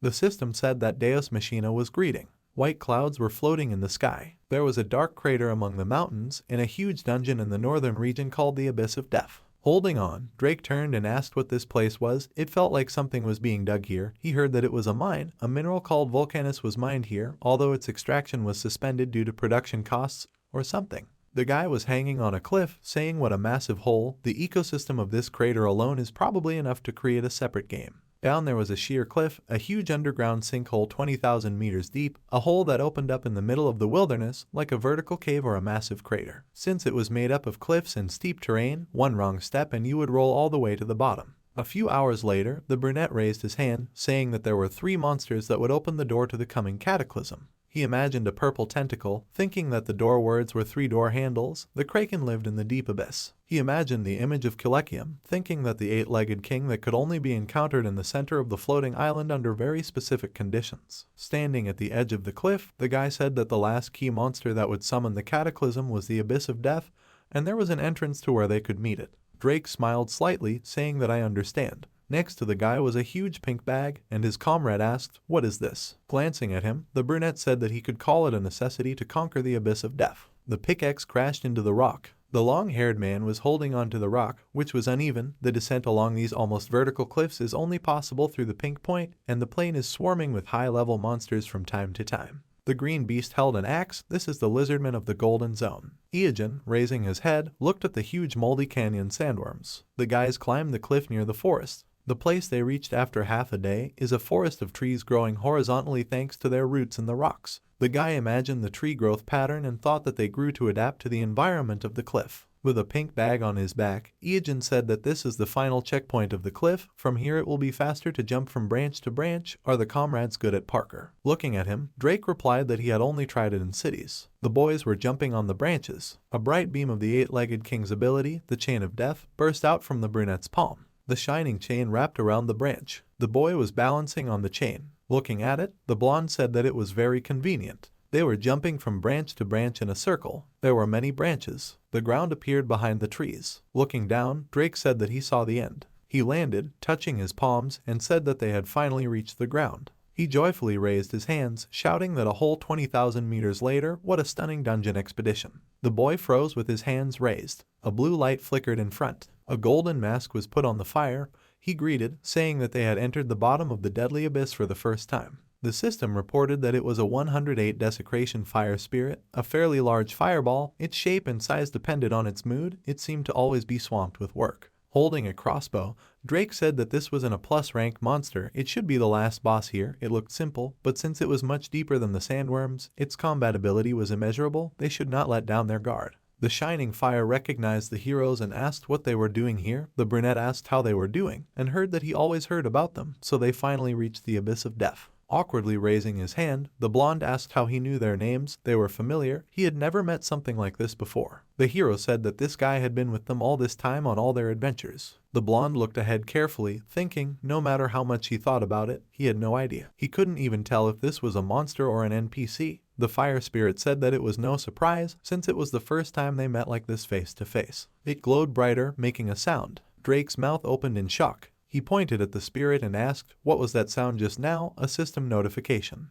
Ijin explained that it was the spirit that monitored the Akashic Chronicles, a character who wielded the power of time and space. Since their first titles were often recorded in the Chronicles, it was impossible for him not to know about them. Looking at the light in the mask, the boy thought that the Akashic Chronicles contained all the records of this world. This fire spirit that monitored them was something between a monster and an NPC. It was completely harmless as long as the player did not attack first, and the hero had become familiar with this fire spirit through his countless first achievements. His affinity with him had obviously reached its maximum. The privilege that came from this was this. The fire spirit closed his eyes and said sweetly, asking if he could help him. Something really annoying happened. Floating next to the guys, he reported with a system notification that they had discovered a hidden quest, a low-ranking Akashic Chronicle Overseer and a rude client. You need to face the rude client, which makes the Akashic Chronicle Overseer completely helpless. Someone who has at least 108 titles of the first achievement can do it.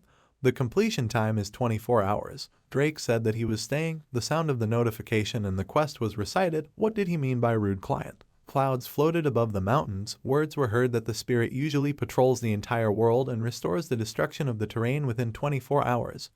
But the problem arose when he was busy restoring the abyss of death. The guy standing next to him asked again, and he explained that, for example, somewhere a bomb exploded and left a huge hole in the ground. In that case, when will this hole disappear? Looking at him, the blonde-haired one answered, 24 hours after the map changed, and the spirit confirmed. He introduced himself to the green monsters and said that they were the ones who were assigned this mission. Introducing the sandworms, the spirit explained that in order to restore the map, they first had to deform the terrain and then return everything to normal, but while he was doing this, other life forms entered the territory. Crossing his arms, Ijin replied that if they were left to their fate, they might get hurt during the restoration process. The fire spirit's eyes glowed. He explained that he was given a little power to manipulate time and space from the one above. With this, he was supposed to restore the abyss of death, but he drove away the other life forms. But there was a problem with one of them, since it did not move. He imagined a skeleton with sharp bones like armor, and thought that if the fire spirit really put his efforts into it, he could destroy every single life form inside this area. Although he does not attack first, he can be a terrifying opponent if they make him their enemy. However, there is a creature on this map that even the fire spirit cannot drive away. Fluttering between the guys, the spirit said that she is a really disgusting client. She does not wake up no matter how much he tries to wake her up. She just lies around doing nothing. He cannot restore the land because of this child at the bottom of the local death in its center. He imagined a deep abyss and said that there lies a rude client and sleeps. In the center lay a girl with wings. Her eyes were closed. A week before the raid into the abyss of death, a sound was heard in the pink glow. Yoon Sol posed, advertising Tropicola. Ijin froze with the remote control in front of the TV, hearing about the sparkling freshness and the call to drink it together. A multi-story building towered in the city. The girl raised her hand and called out to the hero. He repeated the movement from the commercial and said the slogan. Yoon Sol screamed in shock and asked him to stop. Words were heard in the bright room that she had achieved success in beauty streams and was now filming commercials.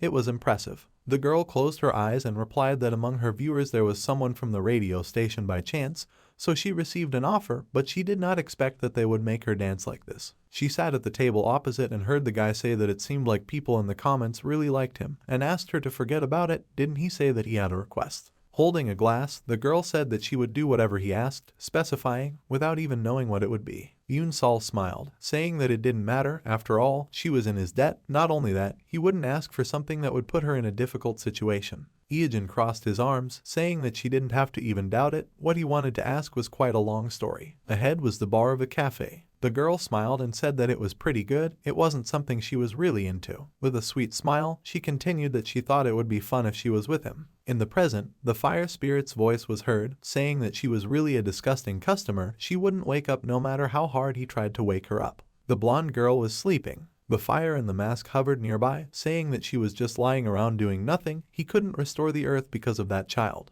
Looking at the blonde, Drake said that the quest will be completed when they wake up this little girl and take her away from here. There were wings on the girl's back. This is a race of angels. A long time ago they were one of those who ruled the world along with giants and spirits, but they say they died out because of the demon. With great effort, the guy tried to lift the girl's leg and exclaimed that she was not moving. This girl is not an NPC. Is this some kind of gravity technique that can be seen in the Murai? Looking at him, Iijin said that it was impossible for a quest from an A+ rank monster to be so simple. The comrade replied that he should have reported this earlier and heard that they needed a proposal to wake her up. The spirit of fire beamed, saying that this is true, they need the sacrifice of one female player, and not only that, the life of a first-level rookie who has absolutely no experience in this world. Sparks flew. Drake asked in surprise, first level, is this even possible? Does this mean that they did not even go through the training? Even finding someone who has a day off, does not have an account, will be very difficult. Iijin crossed his arms, arbitrarily saying that he knew that this would happen, and took someone in advance. He smirked, saying that a creature who has never played this game, moreover, it is someone he trusts, has she always been by his side. Turning around, the blonde asked, is it true, but even if she can refuse the training, how does he plan to bring her here? He imagined a green drop hitting a newbie, and said that she will die the second she gets hit by any monster, it will be very hard for them to protect her all the way here. He imagined a red glow in the mountains, and said that snowstorms and crevices are the harsh climate of the northern continent. A pink bag landed on the ground. Drake looked at him in surprise. Letting go of the bag, Iijin said that he told him this before they left. This is a necessary item for conquering the abyss. The system reported that this is a bag of a man of all professions. Despite its name, it can only carry one thing, no matter what it is. Covering his mouth with his hand, the brunette said that it was him. She registered and thanked. Waving his hand, the hero solemnly introduced the rare newcomer who will be their savior. A glow appeared from the open bag. A surprised Yoon Sol appeared, and the hero introduced her as a first-level warrior. She said that this is immersion, it feels very realistic and mesmerizing. Imagining a plump bag, the hero thought that the bag of a man of all professions can carry anything in a single copy, although it can carry people. They do not receive any experience points and rewards since they are considered baggage, so no one would have thought of transporting players in this way. At first glance, it was a useless item, but if you look closely, it was an item that only existed for this quest. Adjusting her hair, Yoon Sol exclaimed, how beautiful, what a charming sight. Drake looked at her, mesmerized. Turning to the girl, Iijin said that he would introduce them. This was Drake, his partner in this raid. The heroine recognized him. With a sweet smile, she introduced herself as Iijin's friend and said that she was quite inexperienced in this game, but would be under their supervision. The blonde man awkwardly waved his hand, saying that he should be the one who was being supervised. Iijin watched them, thinking that it seemed like they were a little wary since they would be seeing each other more often now. He hoped that they would quickly become friends. Turning around, the brunette said that the more you look around, the more beautiful the view becomes. Why had she never played this game before? She was glad that she accepted his offer. Thanks to this, she was able to see something like this. The hero replied that this was a place that most rankers did not enter. She was actually the only level 1 player to ever be here. Yoon Sol looked away shyly and timidly asked why the guy was not wearing clothes. The guy stared at her with a smile, and then, with a wide-eyed look, he replied that it was simple if she looked at the female characters. The girl clarified and said that she had never played a game before. Imagining a muscular body in a swimsuit, the brunette clarified she had seen commercials. They wear less and less clothes the higher their level. He did the same. Iijin put his hand on his hip and heard the question. There was nothing he could do about it, and confirmed, saying that he wasn't going to walk around like that because he was a pervert or something. The girl extended her palm forward, hearing that now, just like he had already explained, he should slowly bring his hand closer. A glow was spreading from the heroine's palm. She said in admiration that it was shining. The head of the lying blonde was glowing. Yoon Sol said that she felt something warm rising. The system reported that a suitable player had been found. The brunette opened her mouth in surprise. Seeing a bright glow, a notification about an attempt to dock with an artificial intelligence appeared. The wind ruffled the hero's cloak. A bright beam rose up from the ravine. The system reported that the angel and the Yoon Sol player were uniting. A shining halo appeared. The blonde yawned. The system reported that Nettie, who had lost her memories, opened her eyes. The girl looked at her palms in surprise and asked, "What is this?" Raising her hands, she exclaimed that she became smaller. It's fascinating. Standing behind, Drake asked, the NPC and the player merged, the main quest is really quite specific. The system reported that the hidden quest was completed.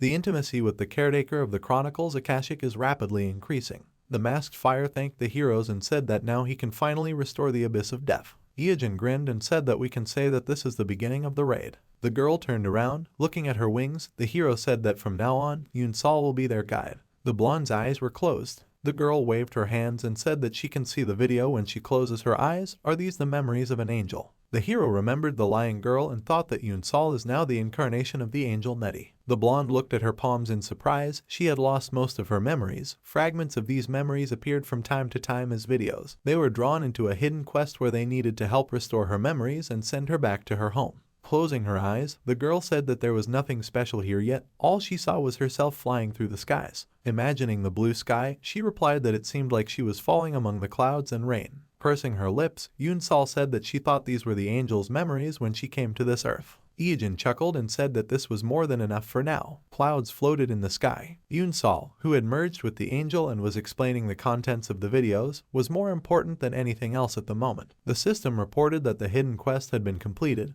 The intimacy with the Akashic Chronicle Overseer had increased rapidly. He thanked her and said that he could finally restore the Abyss of Death. Looking at the floating fire, the brunette replied that he had addressed. The boy turned to the side. A cough was heard in the haze. The girl with the short hair timidly asked, "Is he stagnant water?" She happily exclaimed that she had finally met him.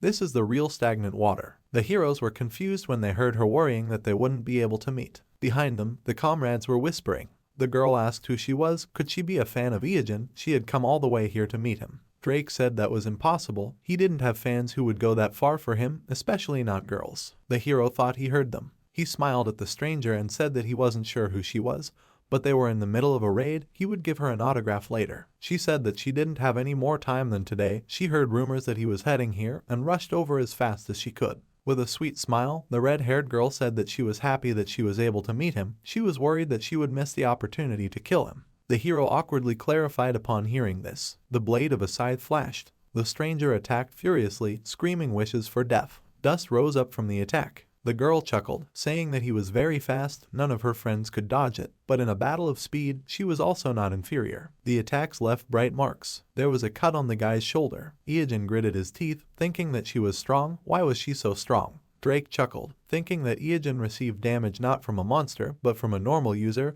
This is the first time he sees this. The girl resolutely squeezed the handle of the scythe. The guy thought that she was as strong as T-Gang. No, even stronger than him. Was there anyone so strong among the unranked? Pointing her finger, Yunsal asked, "Does this happen often?" The guy replied that he has many enemies. The girl swung the scythe. Biting his lip, the brunette thought that he was already used to the fact that female players hated stagnant water, but she hated him so much that she came to fight him personally.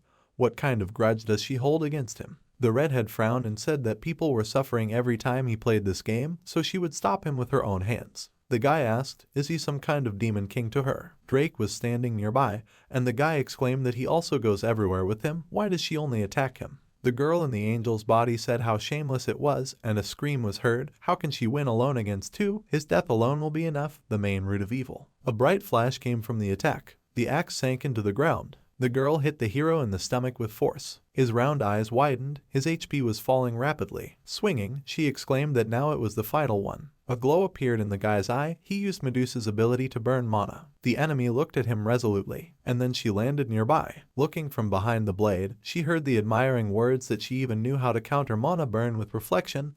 It seemed she had done her own research. In the smoke, there was a silhouette of Ijin, who said that he accepted her sincerity towards him. He smiled, saying that he would fight her only for her, using 30% of his power. The blue light attracted attention, saying that he wanted to quickly restore the area. It would kill all life forms in the area, so it was a little unpleasant.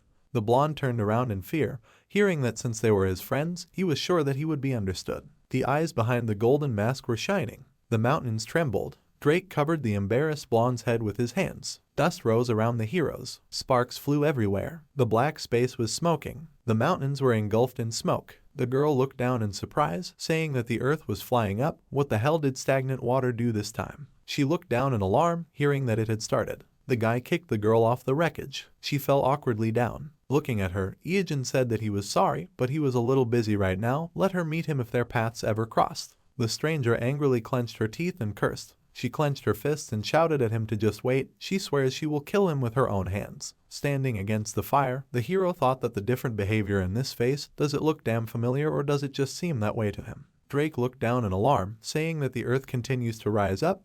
They have long been beyond the abyss of death, so why does it not stop? The blonde objected. In the dark sky, she said that it would probably rise until they reached the sky. Looking down in fear, she said that what they were standing on was not the ground. The heroes were on a piece of a huge rock. She continued that it was a meteor. Looking ahead sullenly, the blonde said that he understood that she had made a hole in the ground 20,000 meters deep. He remembered the face of the sleeping girl and continued that it was a massive meteor that fell from the sky. Nettie must have fallen here, carried by the meteor. The clouds turned red. A huge skeletal monster appeared there, and words of farewell to stagnant water were heard. They will see each other again. The huge monster shone brightly. Pieces of rocks were flying everywhere. The funnel among the mountains was covered in smoke. Afterwards, the mountains appeared. Sitting on her knees, Yoon Sol exclaimed that it was incredible. The land that was destroyed began to recover. Clouds floated below. She exclaimed that she could no longer see the continent because of the clouds. Drake stood next to her and said that using a meteor as an escalator, that was a big deal. The girl exclaimed that she was just on a plane for a tour. The system reported that they had entered a flight path, recording the names of the first visitors to the Akashic Chronicle. Looking ahead, the blonde asked, "The flight path does not mean that this meteor has a certain destination." The girl had wings on her back. She said that she saw a flying island in the sky. The blonde's eyes were closed. She continued that it was getting further and further. It looked like an island or a castle. She extended her hand, saying that it was there, quickly, so she could not be sure, but this meteor may have been part of this island.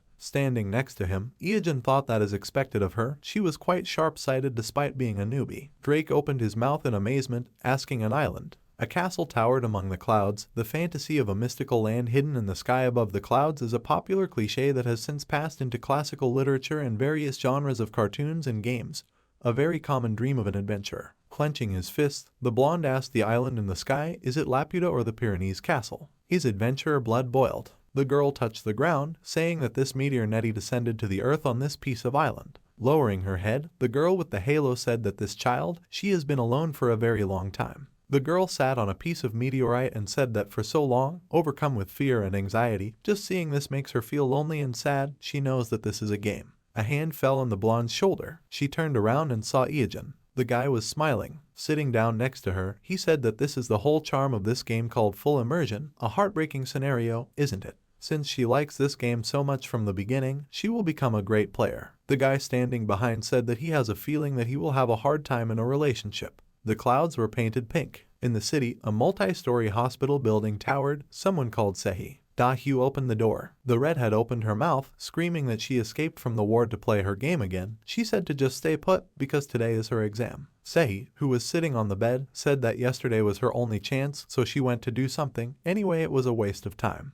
The girl came closer, saying that then she should have at least told her beforehand. The younger one turned away, saying that she would never have allowed her if she had asked. The long-haired one sat down on the bed. Looking away pitifully, she asked, "Didn't she tell her? This is a very important operation. She needs to have this operation so she can go to school again." The girl turned away to the window. Without turning around, she said that she doesn't want to. The sister jumped up, cursing that she was going to anger her sister further. The younger one screamed that she didn't want to. She said that after the last operation it wouldn't hurt, but it hurt a lot, and so she said that it was the last one. Da-hyu, who was standing next to her, said that it was definitely the last one, but the younger one screamed that it was a lie. The long-haired one's face was dissatisfied. A scream was heard in the clinic building, that she thinks she will continue to treat her concessively just because she is in the hospital. Didn't she see how she beat her older brother senseless? Sehi turned around angrily and said that she couldn't see anyway. Da-hyu stood by the bed. Words were heard that there was only one. Turning to the window, the girl said that if she guaranteed her one wish, she would agree to the operation. The elder beamed and asked what it was. If it was something that brother or she could do. She heard that the girl wanted to meet Mr. Mattingling. The elder froze with an awkward smile. A blush appeared on the girl's cheeks. Sitting on the bed, she said that she was the president of the Ma cult. She even organized fan meetings before. Da-hyu clasped her hands, exclaiming that it was not as easy to do as she thought. Mr. Mattingling was very busy. There was a rapid movement among the clouds. A furious harpy spread its wings. Drake fired a crossbow, saying that the harpies just happened to set up their camp on their flight path. Luck was definitely not on their side. Iijin, who was standing next to them, said that their stats would increase dramatically when fighting on air maps due to their flying ability. In other words, they were much more annoying than the harpies they had encountered before, and the comrade noticed that they were in quite a difficult situation. Yoon-Sol looked at the monster in fear. A shining chain flew forward. It wrapped around the harpy's neck. Above was the silhouette of a guy in a cloak. The monster was cut in half. The brunette chuckled and said that no, they were not going to become their prey, let them come back. Sehi looked down, saying that she couldn't attend that fan meeting because of her surgery. If only she could meet Mr. Maddingwang, she thought she would have the courage to undergo the surgery. The sister opened her mouth. The girl sitting on the bed turned around and asked her. Pink clouds floated in the sky. A silhouette appeared among them and words were heard that she had caught a glimpse of him over there. Yoon-Sol pointed her finger and asked if that big green dot was him. The brunette looked ahead with a grin. There was a floating island with towers, the kingdom of divine aid Quo Vadis, the last refuge of angels who had been weakened by demons. The flying island Quo Vadis, the kingdom of divine aid, was hovering in the clouds. After finding the flying island, saving the game became available, and now you can freely enter and exit the game and set this place as a travel point. Yoon-Sol in the body of an angel pointed her finger at herself and said that she had streams planned. Starting tomorrow, they would most likely drag on for a few days. Iijin said with a slight smile that he also had things to do. Drake replied that they should not worry about him. He still wanted to explore the island alone. The hero looked down, hearing the sound just as he was saying that they wouldn't cross paths later, and thought, is this a call directly from Maddingwang? Da-Hugh. A greeting was heard. The brunette quickly covered his mouth with his hand, thinking that he almost forgot to prepare, and selected the voice changer, the mode for the phone. A question was heard, what is it? The hero standing on the meteor heard that she apologized for the sudden call. If he was busy, she could, but the guy replied that she could continue. The girl said that she needed to discuss something with him about the fan meeting. Glancing at the fingers folded into the phone symbol, Iijin asked if there were any problems, and heard that this conversation was not really for the phone, maybe he would be free in the evening. Looking away, the hero said that only if it was very late in the evening. Among the pink clouds, the voice of a thanking girl was heard, who asked to call when he was free. She would immediately start getting ready. The brunette frowned, thinking that she was in a bad mood. Oh well, he would deal with it later. Putting his hand on his hip, Drake chuckled and asked, was it a girl? Were they dating? Was he going on a date tonight? Was he jealous? The comrade replied that it was nothing like that. In the evening, the lights were on in the windows. Da-Hugh was standing next to the car. Looking ahead, she gasped. There was a guy in a mask standing in front, and she said hello. The car was parked near the trees. Sitting in the car, Iijin in a mask asked, was there something she wanted to discuss, some kind of problem? Without looking at him, the redhead said that to tell the truth. She nervously clasped her fingers and apologized for asking such a thing when he was so busy. Turning around, she resolutely asked if he could help her relative and said that her loved one was very sick. A question was heard in the blue car. Was she talking about Chang? And the answer was no. His real name was Chang-hee. He was the second child in the family, and there was also a sister. She was the youngest. The hero thought that he heard about this for the first time, although he only learned about the relationship between Da-Hugh and Chang in this life. Smiling awkwardly, the girl said that she had never discussed family matters with anyone before, so she was a little nervous. The hero thought that he already understood this, but still, he knew very little about her. The guy in the mask asked the girl what she wanted from him. He did not turn around and thought that maybe the answer was cold, but if he knew her well enough, she would feel more comfortable with this answer. The red-haired girl looked down and answered that she needed a serious operation. It was very important to carry it out. But since the doctors said that the chances of success were not very high, she was very afraid, and he needed to somehow convince her to agree. She made a condition that she would only undergo the operation if she fulfilled her greatest wish. Iijin looked at her and asked again. The girl blushed and said that she wanted to meet him in person. The guy in the mask asked again. Da-Hugh closed her eyes in embarrassment.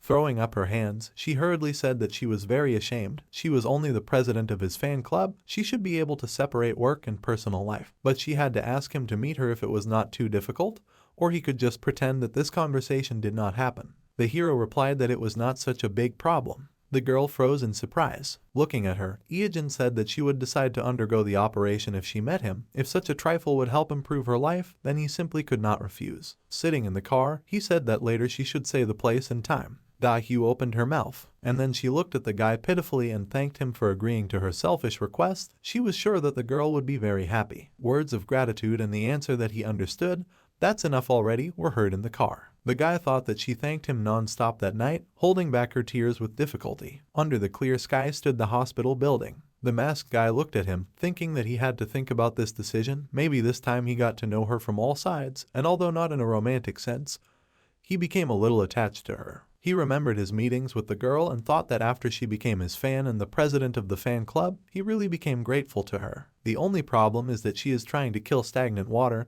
He will always avoid her and treat her with distrust. He remembered the pictures from the past and thought that maybe those events no longer connect them, but they are still loan sharks. Da-hyu raised her hand while Eugene thought that even now, like before, they were torturing other poor souls. When he thought about it, he began to doubt the purity of her intentions. In the lobby of the clinic, there were electronic monitors and strollers. Pointing her finger, Da-hyu said that she would now bring her sister. She should just return from the intensive care unit.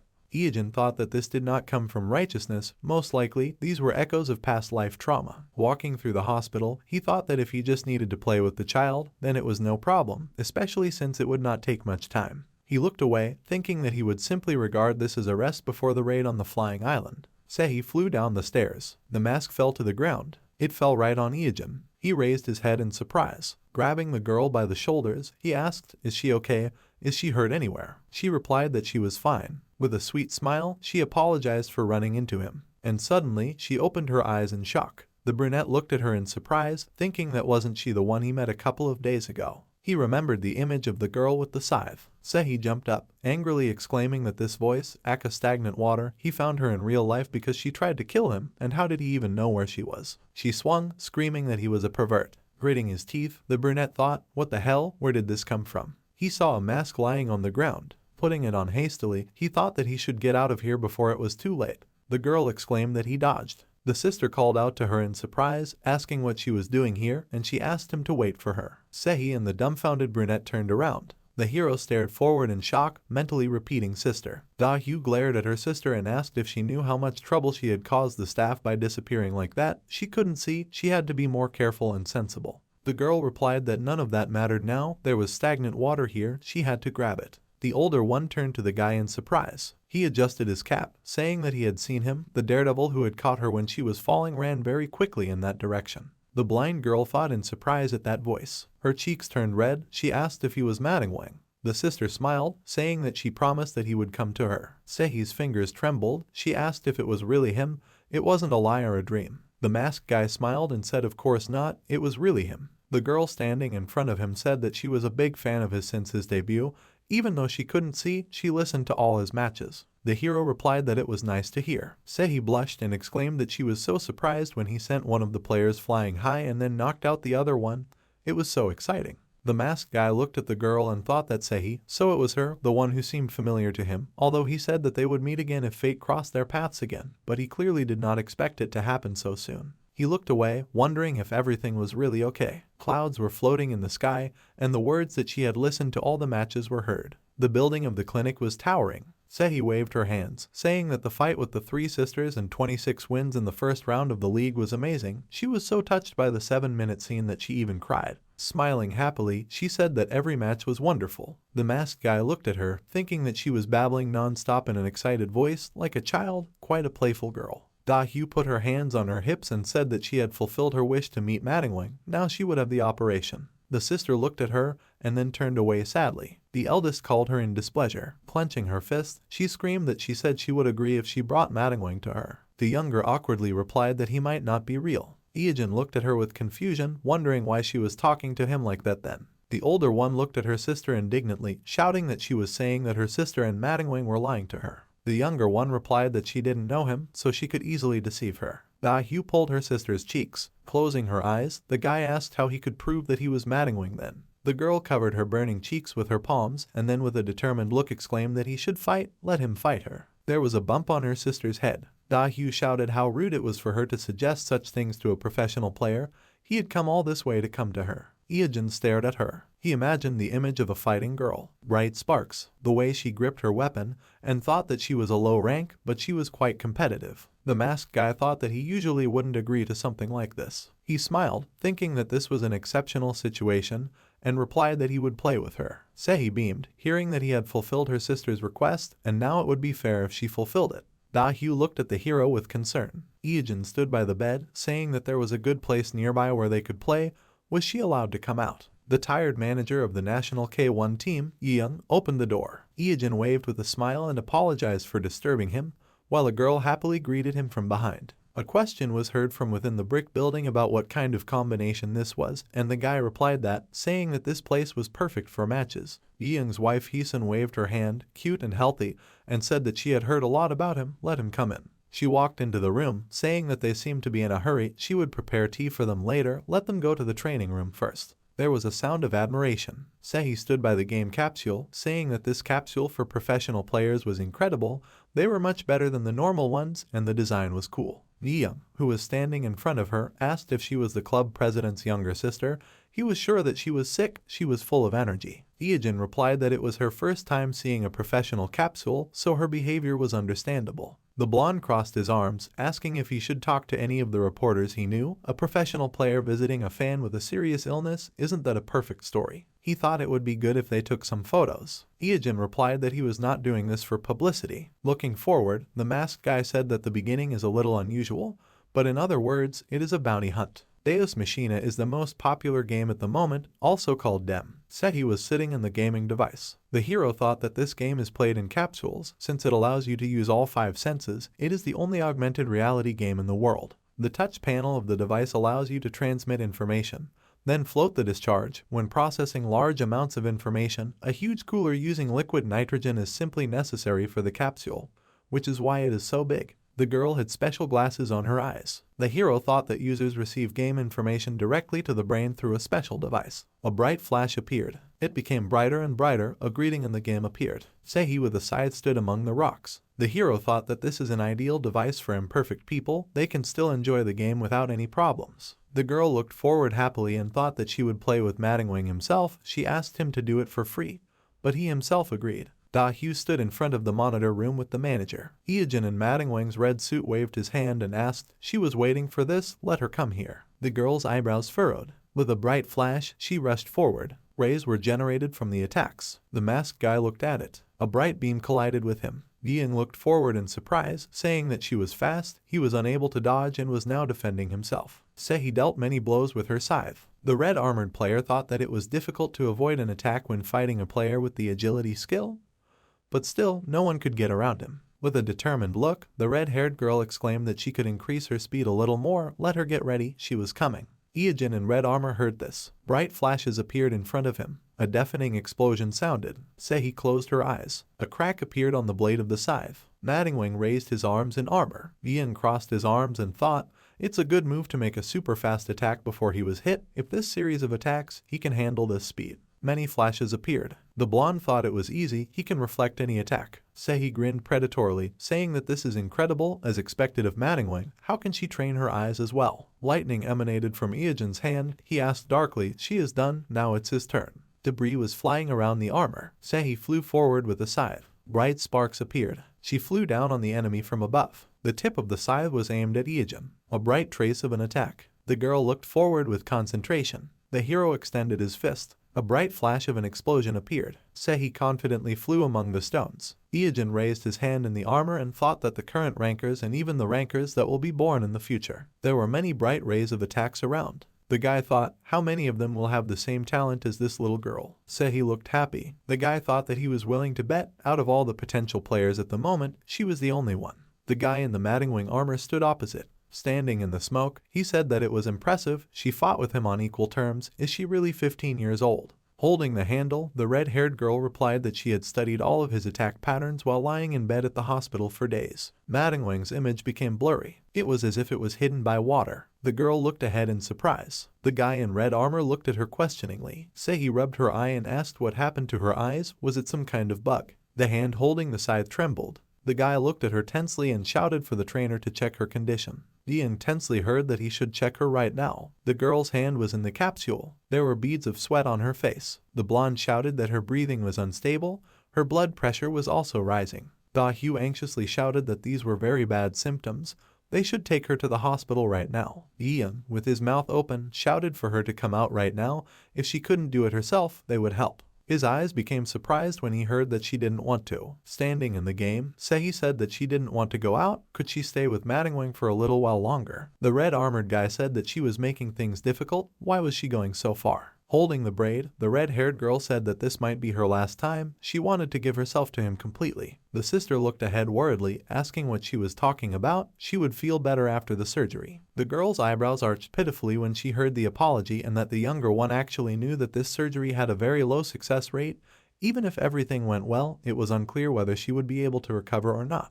Holding the weapon, the girl continued that she knew about everything. Even if she didn't tell her, she would remain hers. That her brother goes through every day at this job. He does things he doesn't want to do, getting cursed in the face all day long just for her. And she no longer thinks of this game as something she loved before. Now it's a way for her to make money. Lately, she doesn't look like she's enjoying what she's doing. It's all because of her. He clenched his fist. Da-hyu screamed that her sister shouldn't worry about such things when she and her brother said they were having a hard time. The girl looked ahead and interrupted, saying that she wanted to quit now. Instead of causing trouble for her family for a trivial operation, she wanted to die doing what she loved. Her sister called out to her in shock, and the boy's words could be heard, saying that this won't do. The hero came closer to the girl. Standing in red armor, Iijin said that she won't die. She was trying to make him into a murderer. He wouldn't let her do it. Sehi's gaze was a little confused. Da-hyu also opened her mouth. White waves rose around. Sehi asked how and why he would go so far for her. The eye in the red mask was glowing. The guy said that it was because she was supposed to shine next to him in the Pro League.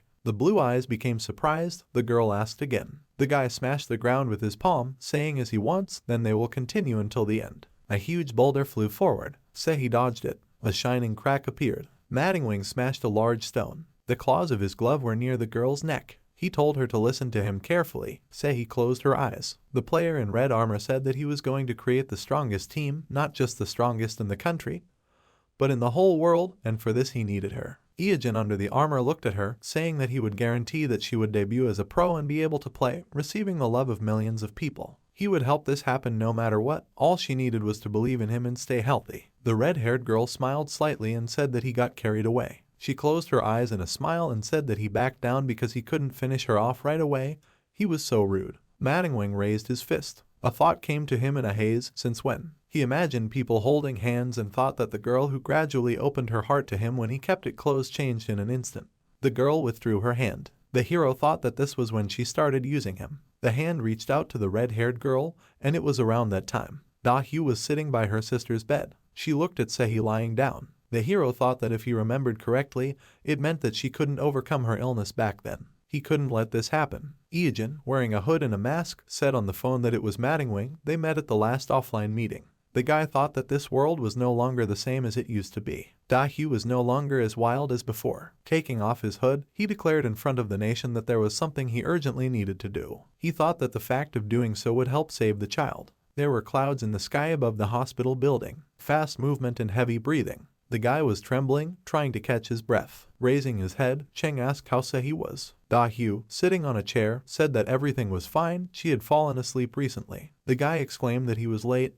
Why did this bad man take the boss's car? The girl closed her eyes and apologized, saying that she should have shaken money out of him. The brother standing next to him shouted in displeasure. What the hell? Why was she even thinking about such things? Why did she come with someone who was older than even her father? Did she think that getting a car and a house would make them happier? Looking down, Da-hyu reminded him that she asked him not to talk about her father. There was a cry that they were all the same, both this one and the father. Words were heard in the hospital hallway.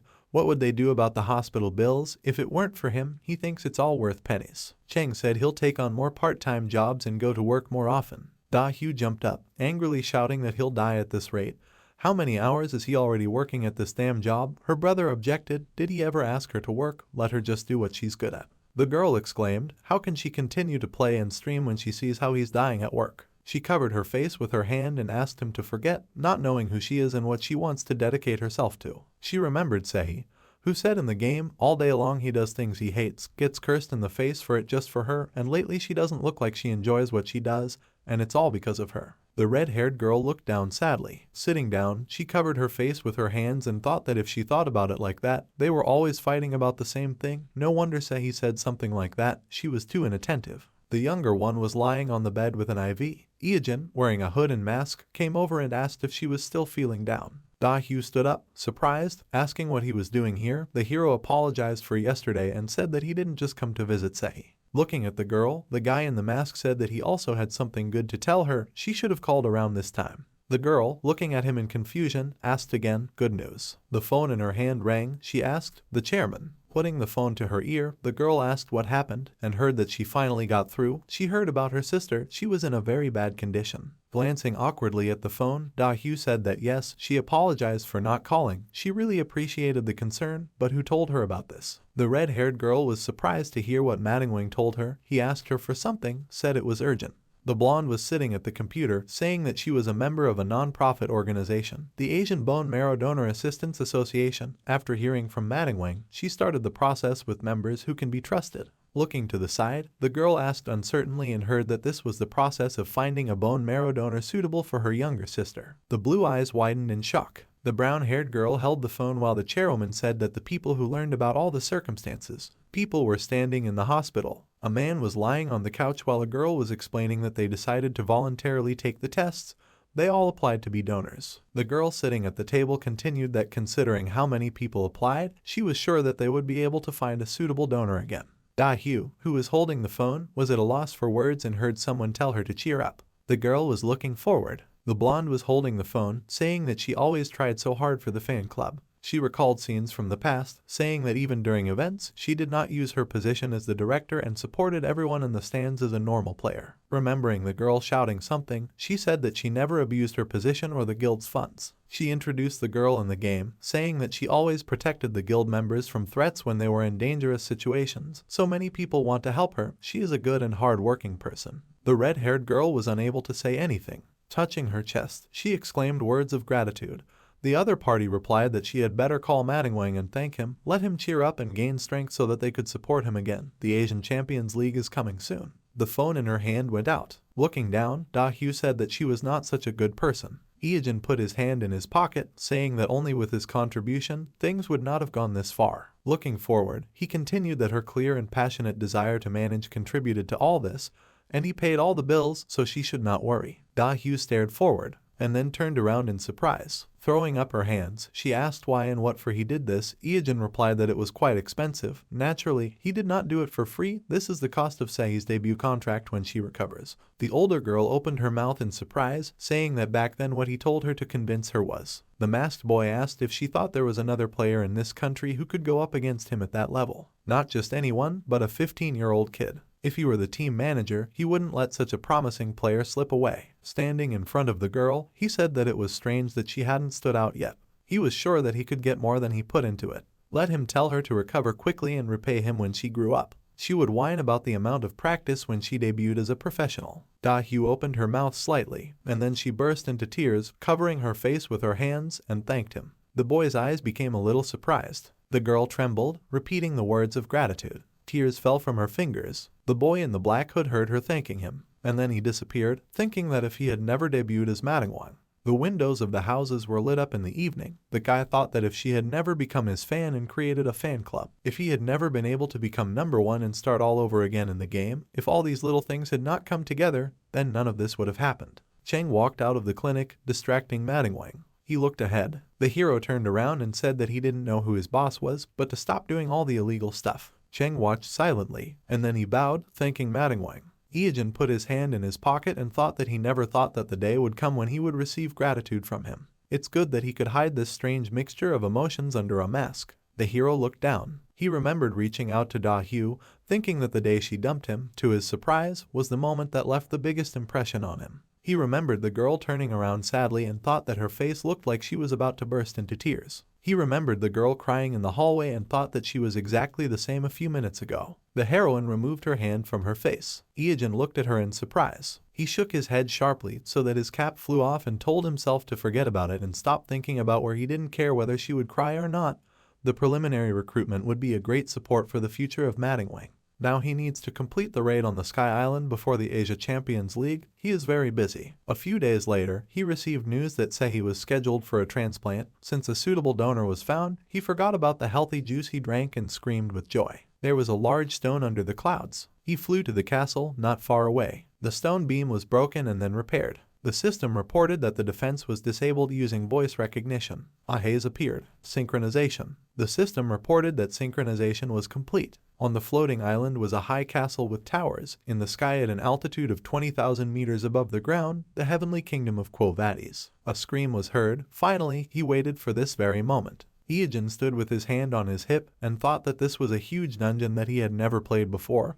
This place had many traps, strong monsters, and difficult tasks. He said that they were starting. The guy turned around at the bright beam behind him. Sol, in the body of an angel, spread her arms, shouting that he had arrived before her. The sun was reflected in the windows of a high tower. The girl said that this game was so cool. She wanted to play it again so much. Since the last time she entered it, it reminded her of the landscape she saw then. Standing not far from the castle, the hero said that this is only the first step to enter this island. They must go through this complex labyrinth to complete the main quest. Inside they should break through as quickly as possible to save time. The blonde looked around, and Iijin said that the labyrinth looked quite wide from the outside. In front of him were ivy-covered walls. He said that on the right side on the stone wall, and on the left side, rotting trees. A staircase rose up, similar to tiny microbes crawling on human hands. So interesting, she likes it. The guy pointed his finger, and Sol said that they were moving so calmly in the wrong direction. Does he know where to go? Smiling, the hero said that it seemed like that, and thought that he analyzed several points based on the collective intelligence knowledge of deceased users,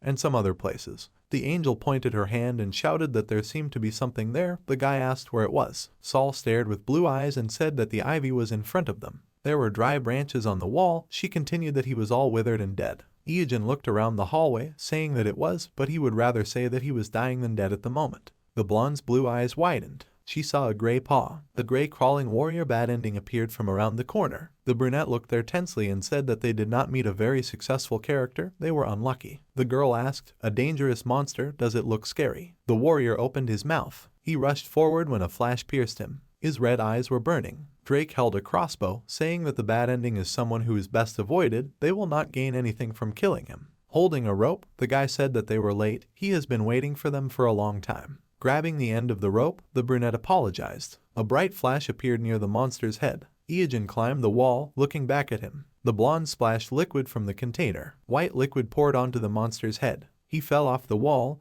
and the brunette asked what oil it was. The comrade replied that yes, he wouldn't be able to climb up, it would be slippery. Looking away, Drake continued that he would fry himself. The brunette looked at him and replied that it was great. He stamped his foot, striking a spark. A bright flame engulfed the monster. Sol watched in bewilderment as the guys rushed forward laughing, shouting that playing with fire was a lot of fun. Opening her mouth, the girl glanced sideways at the hero and asked what Drake said. Bad ending. What is it? Iijin replied that usually creatures living in fields and dungeons are called monsters.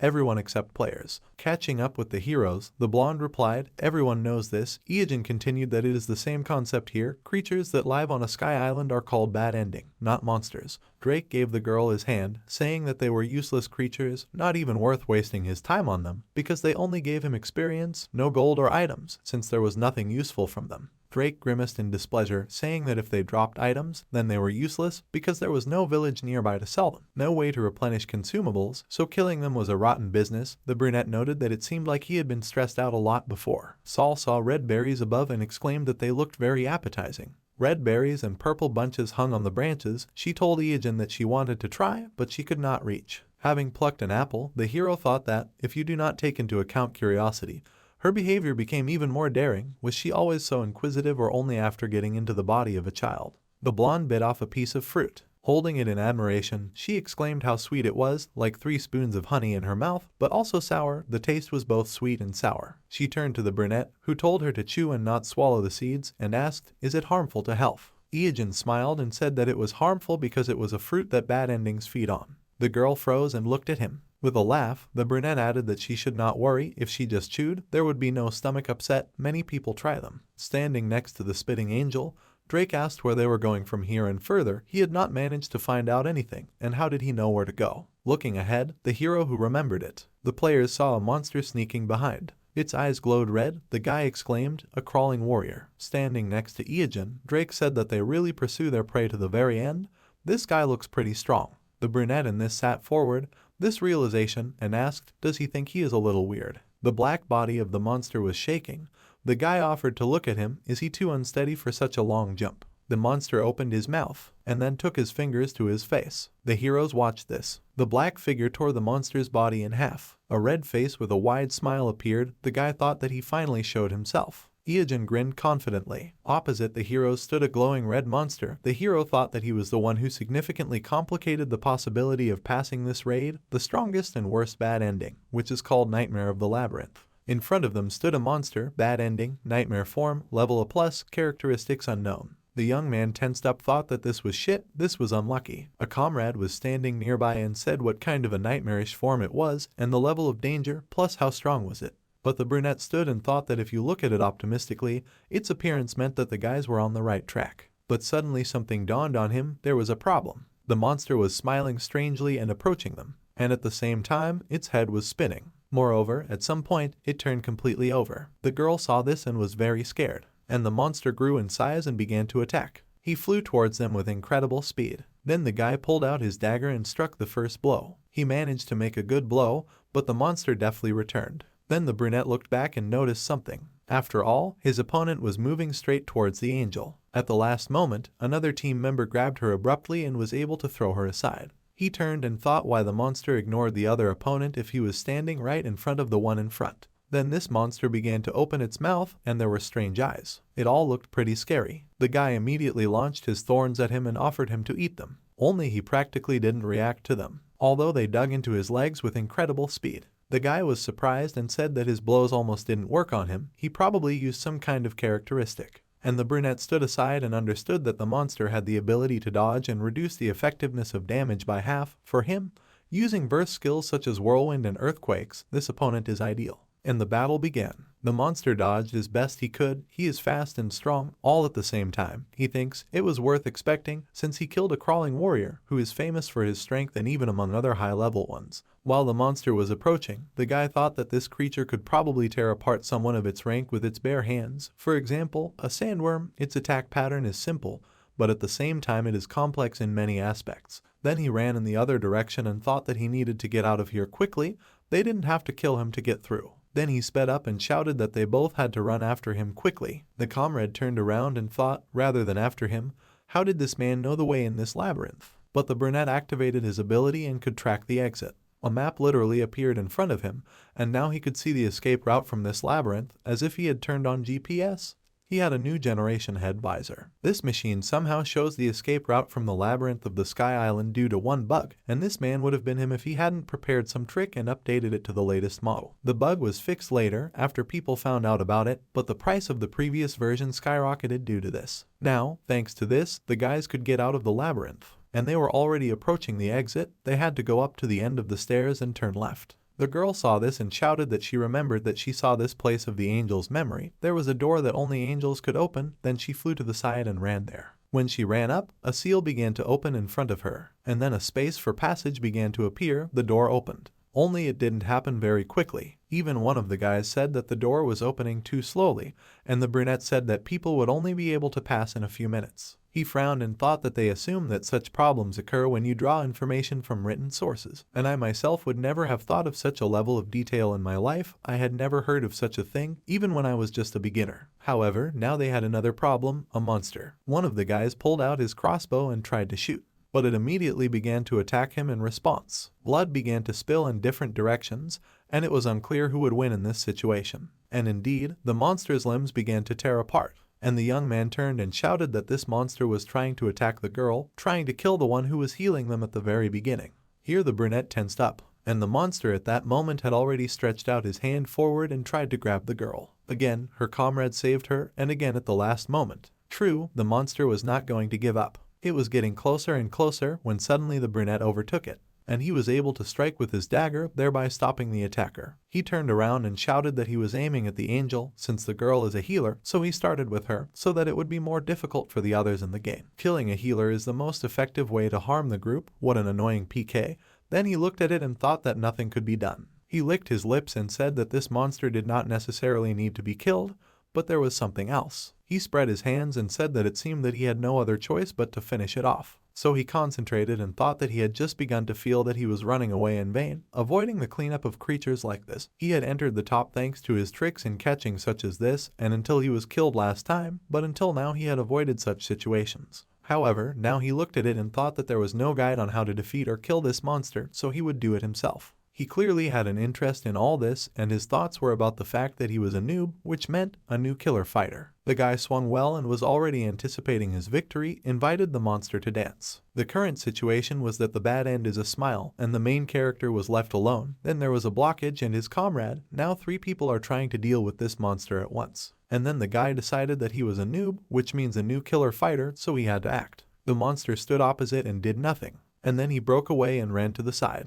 He decided to move right along the wall, and immediately approached the girl. His goal was already obvious to everyone. But then someone's foot flew into his head, and it was the foot of the main character, who pressed him against the wall and called him a bad guy. Then he smiled and added, "Is he really surprised? Because he is confident in his speed, the first time he sees someone so obsessed with speed and also completely his head." But the monster did not answer. Then he jumped up and then tried to throw him back, but the guy asked, did he really get his attention? And of course, now he did not need the girl, because a more dangerous target appeared. The monster signal behind this guy, everything around was destroyed, but it was useless. And his comrade watched this and thought that soon, not the only problem, of course he is incredible, but the attack power of the smile is unreal, and there are no gaps in his defense that could be used. Indeed, the monster continued to attack, but he himself has not yet received a single blow. How suddenly something happened. There was no one in front of him, these gaps were a whole bunch, and the young man himself sharply thrust his dagger into the opponent's leg and said that these are gaps that he creates with his unreal strength and the Kraken characteristic. Here the opponent did not understand at all what was happening and looked at him with surprised eyes. And the young man swung and said that he did not know what kind of monster it was, but while that monster from the demo, he will not be able to dodge the hobby characteristic. True, the monster immediately jumped up above his head and flew to the side, and tried to hide in the corridor, and the brunette ran after him and shouted that the hit and run characteristic is not very suitable here at all, we need to stop right now. But he did not listen to him at all and continued to run away. Of course, the main character ran after him as fast as he could, but when he turned, he realized that there was a dead end and no one there. It turned out that it was a collapse and it was unclear where the monster was crawling. When the young man looked down, he asked if there was really something there. It was some kind of portal, a bad end, an enlarged monster, and the characteristic was unknown. At that moment, his comrade had already caught up with the guy and shouted that he needed to be careful. If he brought the opponent to the peak, then it was 100% a trap. The brunette turned around and did not have time to do anything, as suddenly the floor began to collapse under his feet.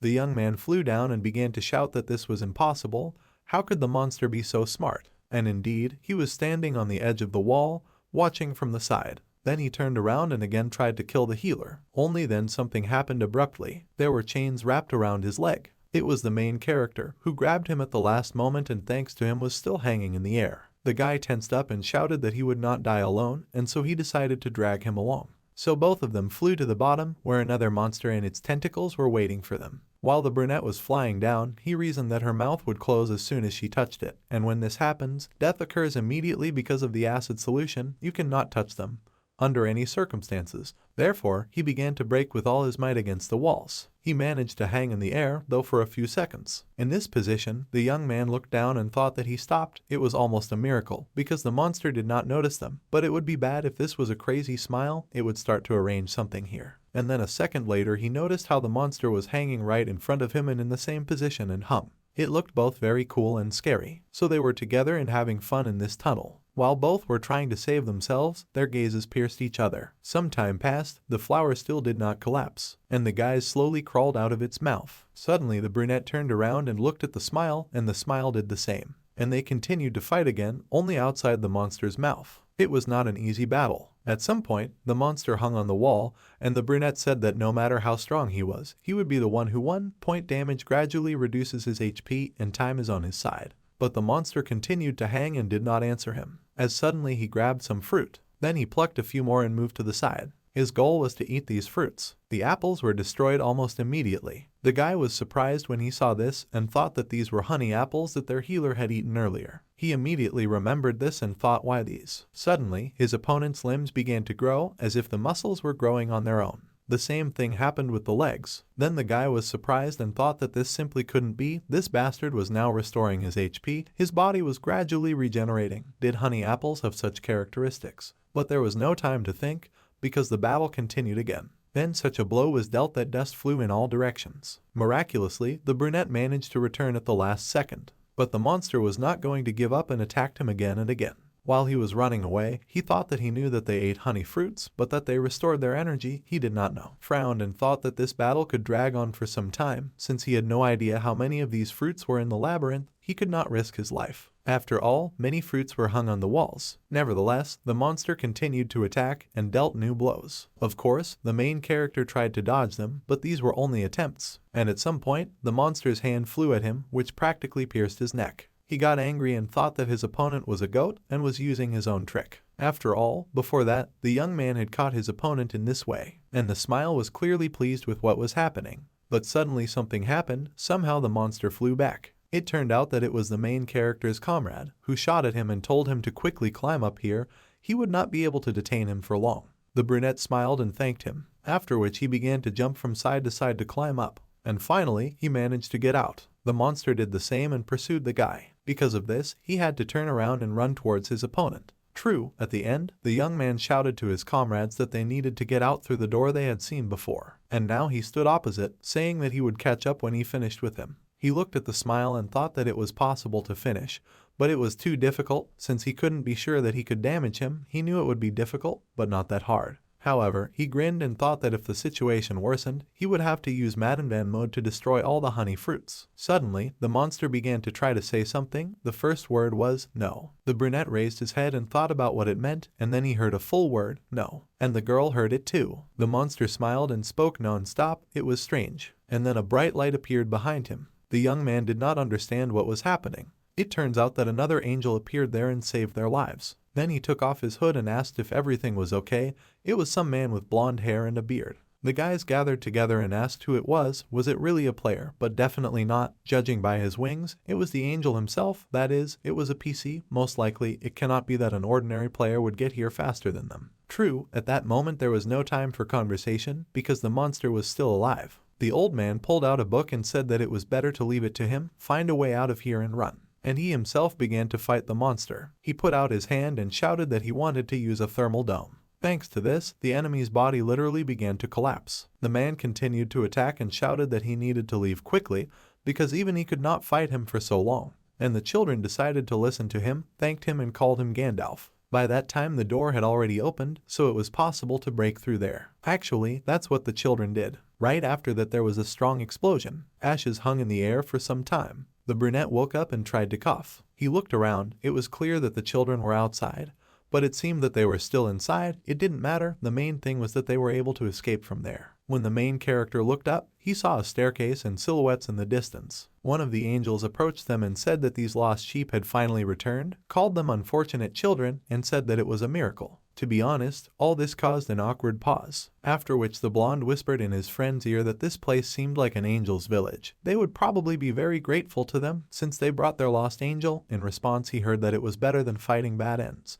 And the girl was still standing there and didn't say anything. Then she went forward, although she was told to wait a second, answered that everything was fine. She thought they shouldn't worry about these people. And then the angel hugged her. Whoever it was, he couldn't hold back his tears and said that she shouldn't worry about anything. They would definitely protect her, make sure that this didn't happen again. And the girl stood there and thought that she felt so warm and comfortable, or was it because she saw what was in the memory of this child angel? And then she burst into tears. The guys were standing nearby and discussing that they didn't know what was happening, but it seemed that something was emotional for them. And the brunette was only thinking that he shouldn't follow the PC's lead, because this place was very strange, and they immediately asked who they were. They were surrounded by other angels and they were clearly hostile. There were also those who discussed that these people were very ugly.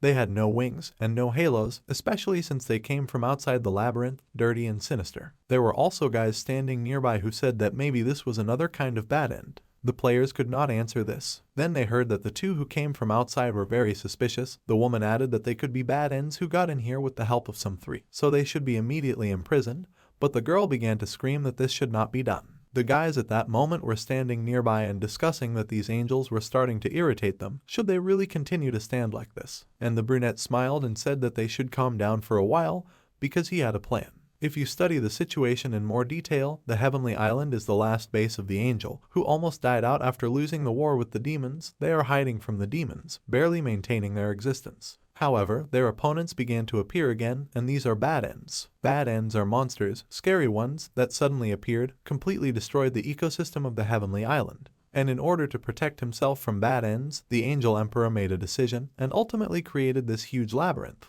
It had no end or edge, and something like a separate life was created there. The blonde turned around and said that it was incredible if the Emperor created this labyrinth. And the other angel answered him that he was a great ruler, was an aristocrat who protected the last lights in the demon world. And from the dungeon, the young man asked about why he was, what was wrong with him now, what happened. The fact is that the Emperor suddenly changed one day and became mad, imprisoned all the newborn children in an underground prison, saying that he had found an oracle, and said that these people were destroying this world if they followed him.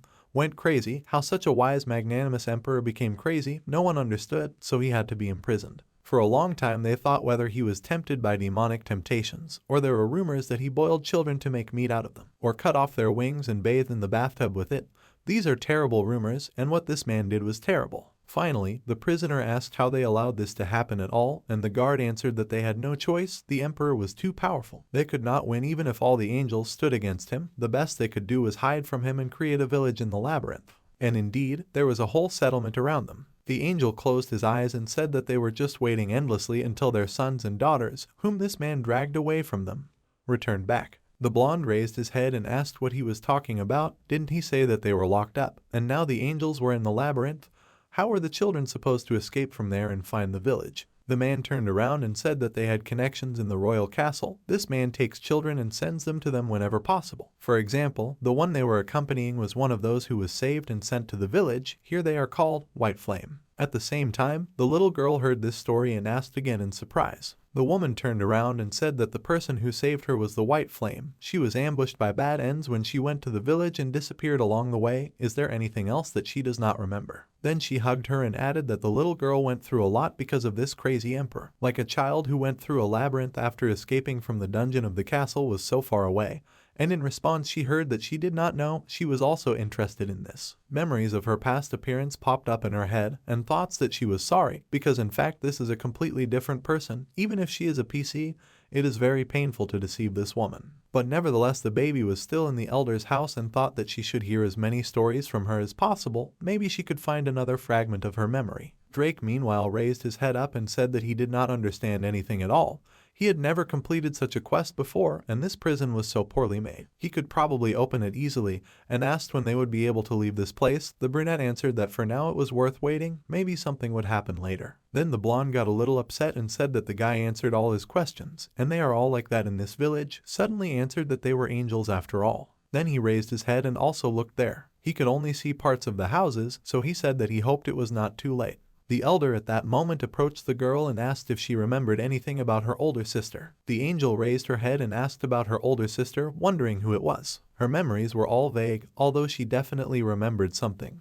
But the memory was not reproduced, as if buffering was happening, and she did not know. Perhaps she should ask her about it. Therefore, she was a little embarrassed and said that she would like to know what her older sister was like. The woman smiled and answered that her older twin sister was born a few minutes before her, was always her opposite, was smart and not afraid of anything, always commanded all the children in the area, and now when she thinks about her, she understands that she probably pretended to be energetic to help her because the baby was such a quiet one. She also remembered how she cried constantly, and said that once her sister hit her on the head several times because she could not forget a scary story. She thinks the girl tried to remove these bad memories with shock, although they were both scolded, and because of this the little angel cried even more. Then she moved her closer to her and took her hand. The woman raised her head and added that since the baby had returned to them, they could hope that her sister was also somewhere safe, so there was no need to worry too much about it.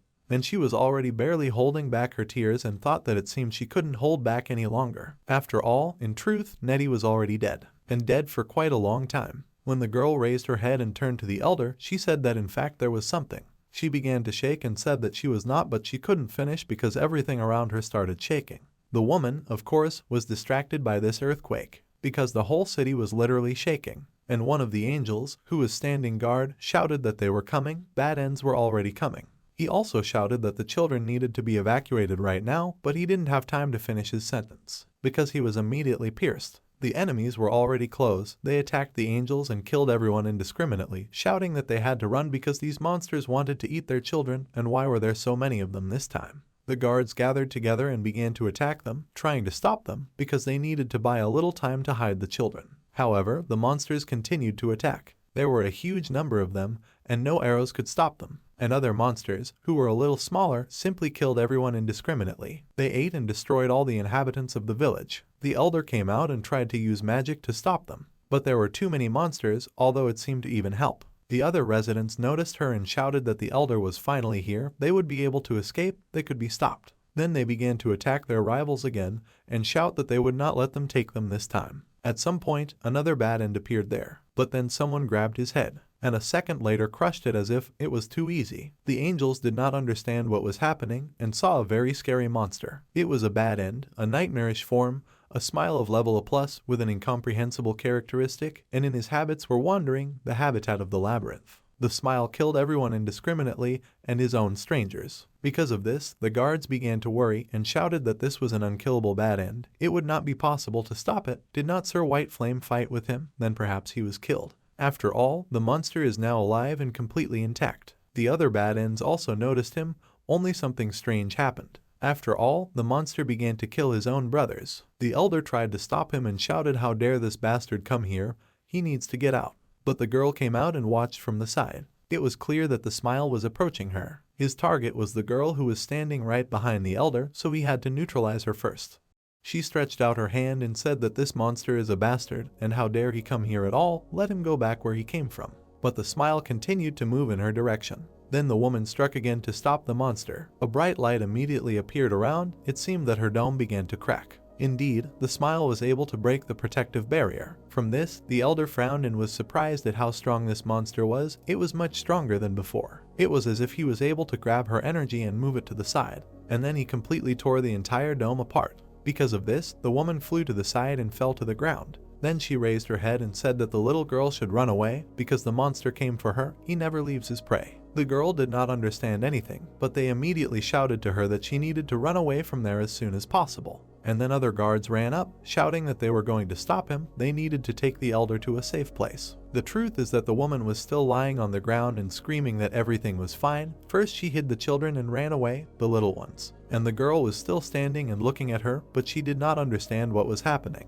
At that moment, some strange memories began to appear in her head like labyrinths, and she was moving through his rooms and did not understand where she would end up. Then, against the background of her palm, someone's silhouette appeared. It was a monster that was tearing everything around, and the monster was a smile. These memories appeared in her head so quickly, like a flash. Therefore, the girl turned around and immediately began to run away from there. But the truth is that while she was running, she thought that this flashback was too strange. This is what they call a smile, exactly it. She looked at him and thought that it was all somehow interconnected.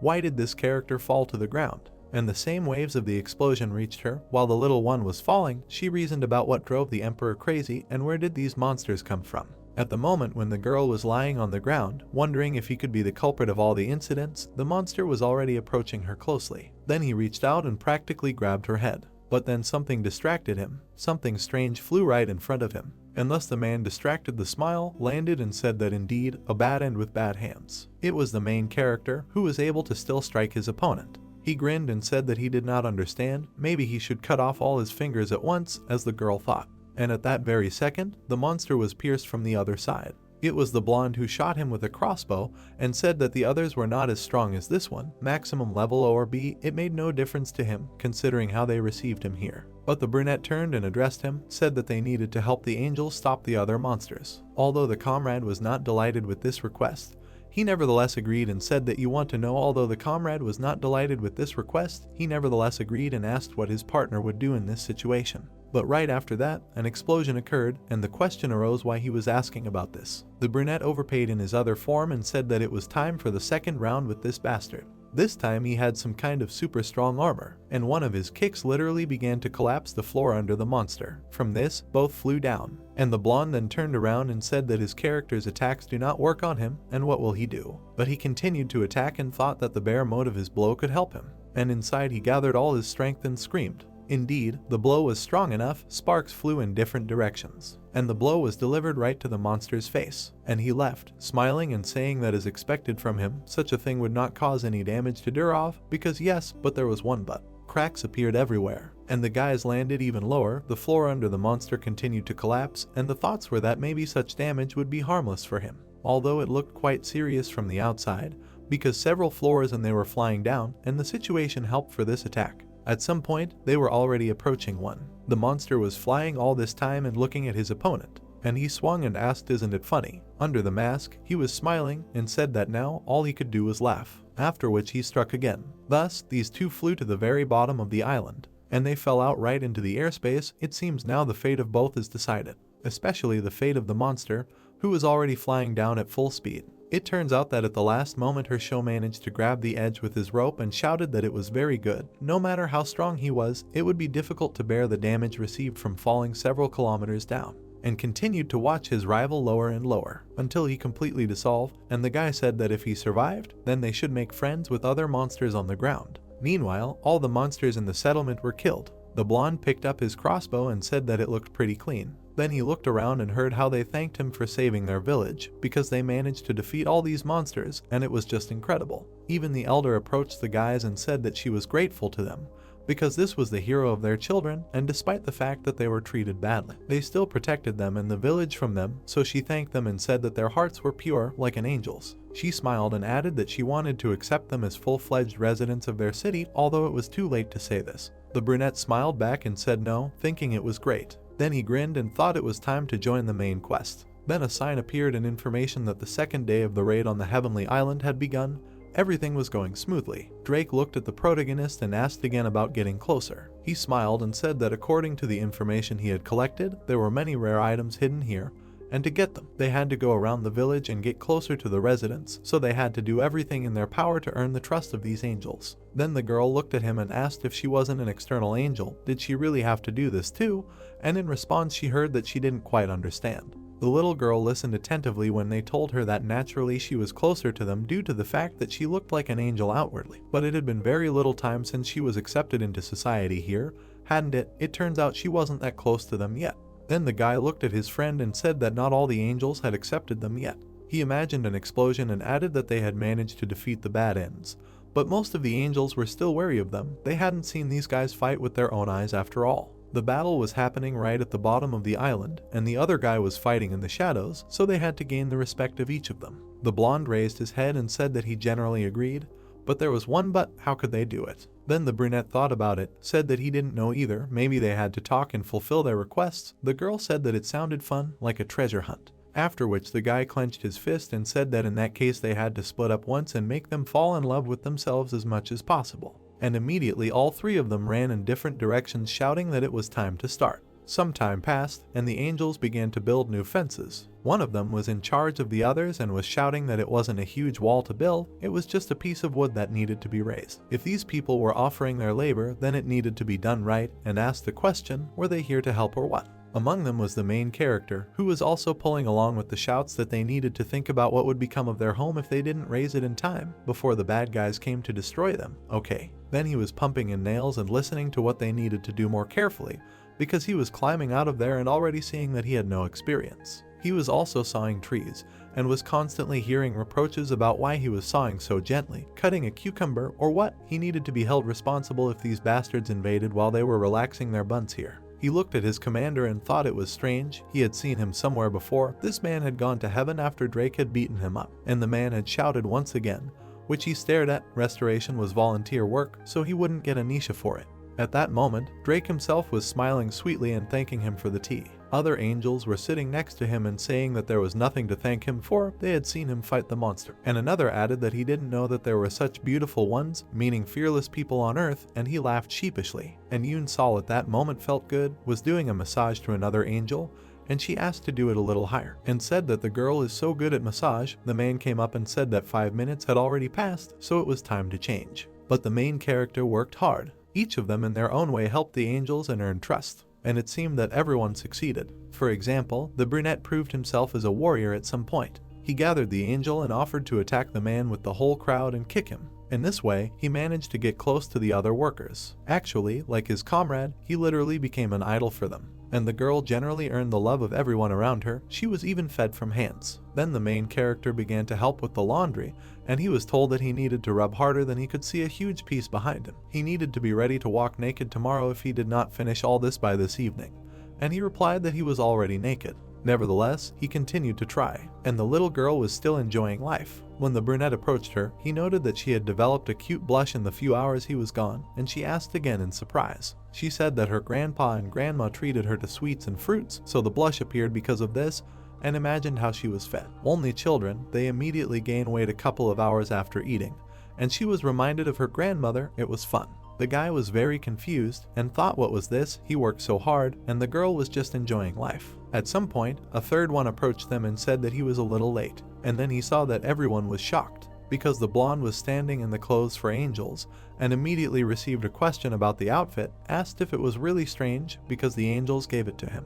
The girl came up and said that they didn't look strange at all, because it suited him. He looked like a real angel, and he asked if it was true. It seemed like they really liked him. Then the comrade looked at the brunette and said that everything was going exactly as he said. He imagined all these angels and said that he just chatted with them and helped with some things, but they gave him so much, were so kind to him, he didn't think they could be so good-natured, and asked if his friends had a good time. The brunette was a little confused, remembered all the hell he went through, and said that of course, he also talked, and did it before that.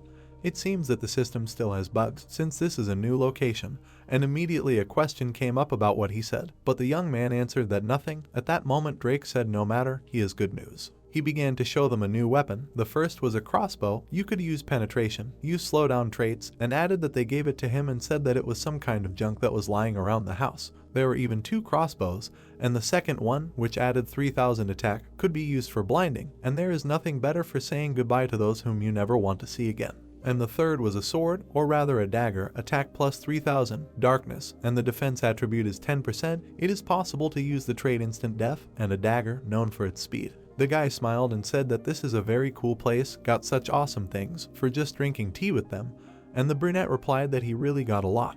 Then a friend extended his hand and said that he got something else that he might like, and showed something on his palm. At first, the main character looked at it and was very surprised. Then he realized that these are unlimited costumes of the crazy one, a ring that can be used for many masks, and the master of disguise passed away and mastered only this ring, so its value is simply incredible. You were surprised and thought that he might definitely need it. Also in general, it is planned to hand over another character, in addition to Deadwater and Maddenben, so it fits perfectly into his plans. Also thought while this ring is on him, it can easily change his personality and what he is wearing, thus it can solve the problem with bugs in this system. With this he will have a mystical character, a pervert Deadwater, and someone third. It looked promising, and then it was possible to completely separa all 3 characters. At this moment, the girl approached the blonde and said that she did not receive anything, but she was taught to heal and the sacred barrier. In response he received a question, now can fully work as a healer, and the answer was exactly that. The guy watched this from the side and thought that she was able to learn a lot here. Can she expect explosive growth from him after completing this quest?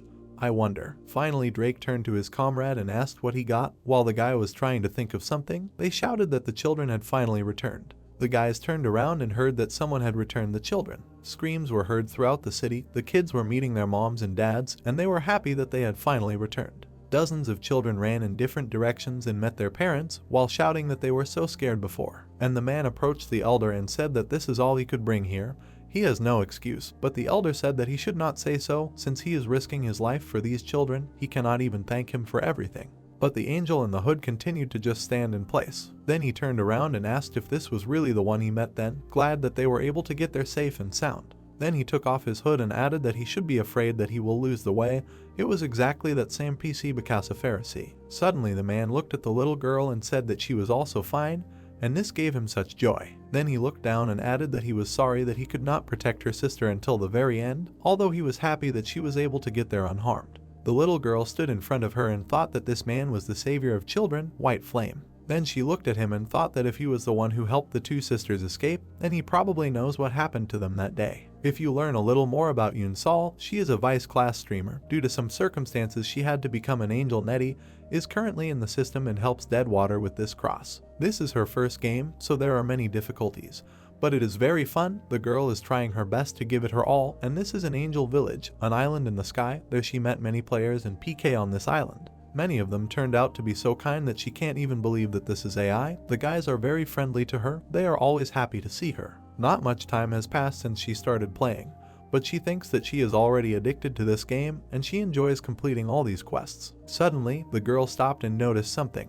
Her friend Drake was standing opposite and said that she came quite early today. This man, with her on the team, and he is incredibly handsome and also kind. I heard that he has been on the Deadwater team for quite a long time. He seemed to say that before that he was in the army, and now he fights together with the brunette. So, Deadwater is also quite trained in itself. They say that the guys together laid out several strong bosses, and they managed to do it without any particular difficulties. Looking at them, the little girl begins to understand what the man's expression means, big children, and it's fun, and even envies them a little, because for them it's really a game. Then the blonde came up to him and asked where the brunette was. He said that he was talking to the elder. Apparently, some urgent matter had arisen. Then he looked at her and smiled. He also turned away and said that, by the way, it turns out that she understands English very well. Doesn't she already speak like a native speaker? And in response he heard that she studied a lot, once thought about studying abroad, although in fact this game already has a built-in automatic translation. The girl also looked at him and added that now she thinks, to be honest, that guy himself is pretty good at Korean. The young man remembered how he began to get interested in Korea after he met the brunette, so he began to learn Korean while playing with him, and discovered that there are many cool music groups in this country. Korean films are very exciting, and he also wanted to go to a Korean capsule cafe. Then he smiled and added that he had now officially become a Koriboo. The little girl was a little embarrassed and said that then he should come to Korea. She and the brunette would give him a tour, and she also added that she had once volunteered for a tourist project, so she knew all the coolest places in Seoul. The guy turned around and said that it was very sweet of her, but in truth, and they abruptly interrupted him and shouted that they apologized for being late. The main character appeared there and asked if everyone had already gathered, that it was on time. Then he smiled and said that they were going to have an event in the conference room. This is Deadwater, and he is a very famous player. There is probably no point in introducing him. His appearance is certainly ambiguous, but his skills overshadow everything else. Some people in the comments constantly ask when this person will wear something. The girl turned and asked if he was interested in America, and in response she heard that he liked Angus, a Scottish breed of domestic beach. The girl smiled and thought that these are the guys she is on the team with now. She wonders what kind of quest awaits them today. According to Deadwater, the end of this test is already approaching. But in one of the houses, they began to shout that the emperor is becoming more and more insane. He ordered to capture all the earthly children and imprison them in underground prisons. He claims that the eldest sons are especially dangerous. There was a crowd of angels standing there and discussing why this is happening. And why send innocent children there? Opposite stood and answered that it was a prediction. The emperor said that he received it himself. The elder looked at him in surprise and asked what kind of predictions. And he came closer and said that this species will die out because of children. A 3-year-old will bring chaos to their home, since the curtain will go on the old era. A new era will begin with birth, and considering that these words belong to the emperor, he no longer thinks that this should be completely trusted, but there is one but. Other people stood nearby and discussed how a child can destroy their country. It is clear that the emperor is talking nonsense because he has gone crazy. But the woman came closer and said that there was no such thing, that his prophecy remained unfulfilled because he has an oracle. The emperor is an intelligent man, and even if compared with past emperors, he did not receive enough praise for the abundance of his predictions. Well, the man told her that it was already in the past. He had gone crazy and was no different from Vlad the Impaler. Right now their children were locked in a cold, cramped prison because of some crazy rumors. Dividing the children into groups and kidnapping them little by little was no longer possible, because the emperor had already noticed them. He also looked at her and added that now it was time to make an important decision. The man frowned and said that he had to be expelled from the throne. Everyone else supported him and shouted that it had already become clear that he had fallen because of the evil temptations of the devil, and each of them was ready to commit a crime for the sake of their children. The boys stood outside and listened as the angels were about to return straight to the castle and tear apart its parts and begin a counterattack, and the little girl thought that everything had become quite serious. Then she looked there and thought that the man who helped them get out of the labyrinth is that same old man. He is an outstanding hero who saves children from the mad emperor. This child, in whose body she is now, was also saved thanks to him. However, something confused her. She did not understand why she felt that she was a little afraid of him. It was at that moment that the blonde man came up to her and asked if she was really afraid of him. And the girl was surprised and heard that she was doing the right thing, that she was afraid of him, because he could not protect her and her sister in the end. The old man leaned over and said that the little girl can be afraid and hate him as much as her heart desires. She has the right to do so. No, even all children have the right, but they quarreled with him and said no. The girl came closer and said that she was still a little afraid of him, but this man saved the children imprisoned in this prison,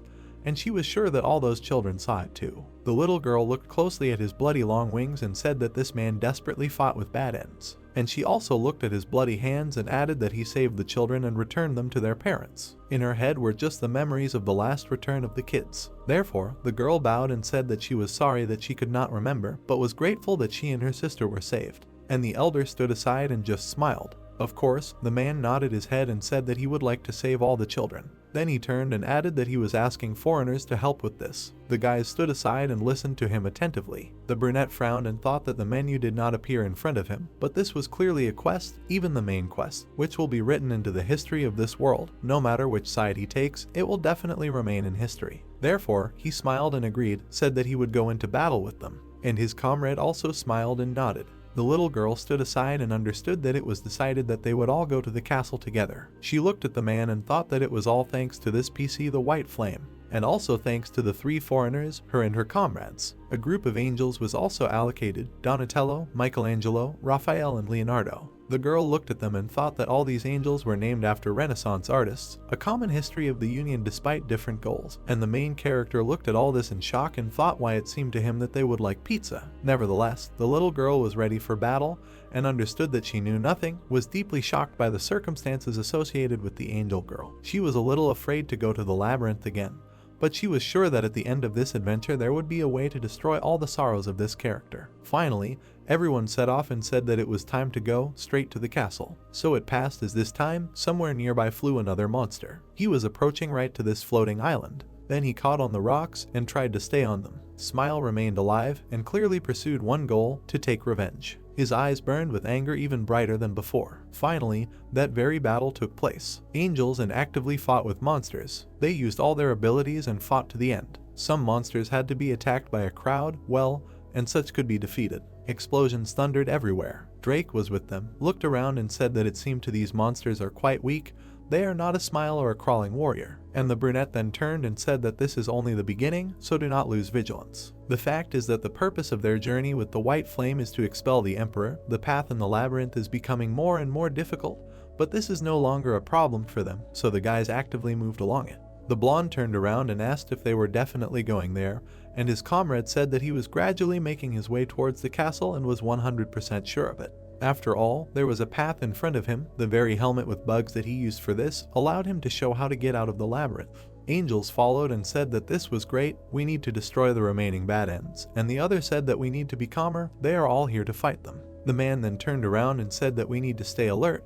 The deeper they go into the labyrinth, the more difficult it is. From time to time, high-level bad ends will appear out of nowhere. It's just that this place was built specifically to keep the bad ends inside and not let the demons get here. If they get lost and are left alone, most likely they will not be able to find a way out of here, so we need to follow him. Suddenly, the brunette saw something. Some strange silhouette appeared in the distance, so he stopped and told everyone else to do the same. The guy started climbing the stairs and said that this is a bad end. The monster looked rather strange, like a big ball. The blonde raised his head and said that it was a child. He saw them when he was walking through the labyrinth. One of the angels approached the old man and added that it seemed that he had not noticed them yet, since he was busy eating, and was it really impossible to attack now? But the man replied that they should wait. If they did not attack him first, then he would not touch them. This was an unusual bad end, so they could just calmly pass by, and they should follow him. Only the brunette at that moment turned to his friend. He turned and said that she probably should not look at him when they passed by. He would hold her hand, so she should keep her eyes closed, but the question was why. He said that he would explain later, but for now she just needed to trust him. The little girl closed her eyes and agreed, and everyone began to climb the stairs. As the boys passed by, they said that this bad end had strong animal instincts. Since it could not suck its mother's milk, it was very sensitive to sounds that reminded it of this process, so you had to be careful and not swallow their saliva. Its length was incredible, and as they walked, everyone was discussing how disgusting it looked. It was unclear where its end was and what it was eating. Suddenly, some kind of smell appeared. The little girl caught it and wondered what it was, a little sweet. Then she sniffed it again and realized that she was sure that she had smelled it somewhere before. Then she remembered that these were those same apples, and she opened her eyes when she realized that it was a honey fruit. But suddenly something appeared before her eyes. The girl turned around and noticed him there, the monster. The cub was eating apples and wasn't going to stop. This monster looked quite ominous. Now the little girl couldn't close her eyes and thought that it was very strange. Even though it was food for bad ends, why did they look so appetizing? Her mouth literally started to drool because she really wanted it. And that's exactly what the monster cub felt. The girl immediately closed her mouth and started apologizing. And the brunette turned around and realized that things were bad. After all, now they were being attacked by a huge monster. The angel tried to protect the girl, shouted that now they would have to kill him, and added that this cub didn't look that strong, so they could unite and take him out in a couple of seconds. This time their opponents had a bad-end child, a plus level, and a habitat within the labyrinth. The main character tensed up at that moment and shouted that if they killed him, they would only make the situation worse, so they should leave him alone. But no one listened to him and started attacking the child. The girl just stood aside and watched all of this. In her eyes, it all looked pretty scary, and in her head, there were memories of holding someone's hand, as if these were memories from her deep childhood. And she stood there and thought about what kind of institution this was. She didn't understand why, but something seemed completely wrong as it should be. Then the little girl jumped up and asked them to stop, shouted that they shouldn't kill him. She had a feeling that they were doing something they shouldn't do, although the old man continued to attack the monster at that moment, and after some time, he practically destroyed it. The other angels were doing the same. They were hitting him from all sides, and the end of the fight was already near. But the blonde then turned around and asked the little girl what happened, what was wrong, was everything okay, and in response he heard that nothing was clear. At that moment, when the monster's head flew off to the side, she said that it was so scary and she felt guilty. Tears literally started flowing from her eyes, and she was so sad. At that moment, the main character ran up to the old man and shouted to look at it, because he warned that he couldn't be killed, and he replied that after he showed aggression, they couldn't leave him. If he left him like that, then most likely he would follow them to the end of the labyrinth. And the young man added that they needed to find another way, and not kill them. He was literally furious and shouted that he thought that this person should know about it more than others. The smell of his decomposition would bring even more others. And indeed, the smell immediately began to spread everywhere. Somewhere in the distance, other monsters suddenly heard it. A breath of wind brought more and more of this aroma, and the monsters began to react to it. That's when the guys realized that things were bad. After all, a huge crowd of bad ends was approaching them. The blonde raised his head and said that this was very bad, and these monsters were on a different level than those they had fought so far. Each of them was on the boss level. The brunette also understood that they had to act quickly, and shouted that these guys were the reason why everyone else was gathering in the area around the labyrinth. They didn't know why they had come so quickly to the death of a child, but they had to be stopped. Then he looked to the side and thought that they were wrong. They had to forget about the child's death. Stronger players had come, stronger than he had imagined. They hadn't given him enough information, and the man next to him said that if they moved forward a little, there would be a fork in the road leading to the palace. Then he looked back and added that they had to split up there to get away from them. He himself said that he would take on the sacred barrier, so they had to cover the cold. He would count on them. The main character listened to all this and nodded to him. The other guys shouted that they would attack from the front. Finally, the teams were assembled and everyone had to get ready. But the forks were still far away. The guys were still in the labyrinth and they had a serious fight ahead of them. The monsters kept coming and coming. Then they surrounded the group from different sides. The guys used all their weapons and killed as best they could. And so the battle with the monsters began. Then the brunette ran forward and shouted that everything was going well so far. They were able to move further along the labyrinth, and shouted that they needed to split into two groups here. Finally, there was a fork in the road ahead. Behind them was a man who shouted that they needed to move north. There was only one way out of the labyrinth, and meet there. The main character listened to him again and nodded again. And then he turned to the girl. He grabbed her and shouted that they could move faster if she held on to him, and they needed to hold on tightly. The little girl agreed. The old man watched all this from the side and asked this stranger to take care of this child. The young man was going to protect her like the apple of his eye. Monsters were waiting for them around the corner, and these monsters were becoming more and more. Finally, the guy stopped and said that it seemed like they had cleared out everyone who had followed them, and his friend replied that he hoped the others would be okay. Then the guy turned and looked at the girl. It was obvious that she was very upset, and he decided to ask what was wrong. Was she really feeling bad? But the little girl didn't answer. She was somewhere in her thoughts. She remembered how that old man was shouting that they needed to run faster. Did he really want her to be caught? That they needed to move even faster. His silhouette was in front of her eyes, and that was the very memory of how they tried to escape. But she also remembered how she was holding someone's hand. More precisely, someone was holding her hand and it was unclear who it was. The girl was smiling at her, maybe it was her sister. And then the memories faded. And again she remembered that ominous monster. The little girl couldn't take it anymore and screamed. The brunette asked if everything was okay. And she raised her head and said that she decided to look into her memory for a while, saw how she went out of the dungeon and ran through the labyrinth. The man helped her. In response, he asked if anything seemed strange to her. The girl thought about it and said that there was someone else who held her hand, and it was not the man. She could not see who it was.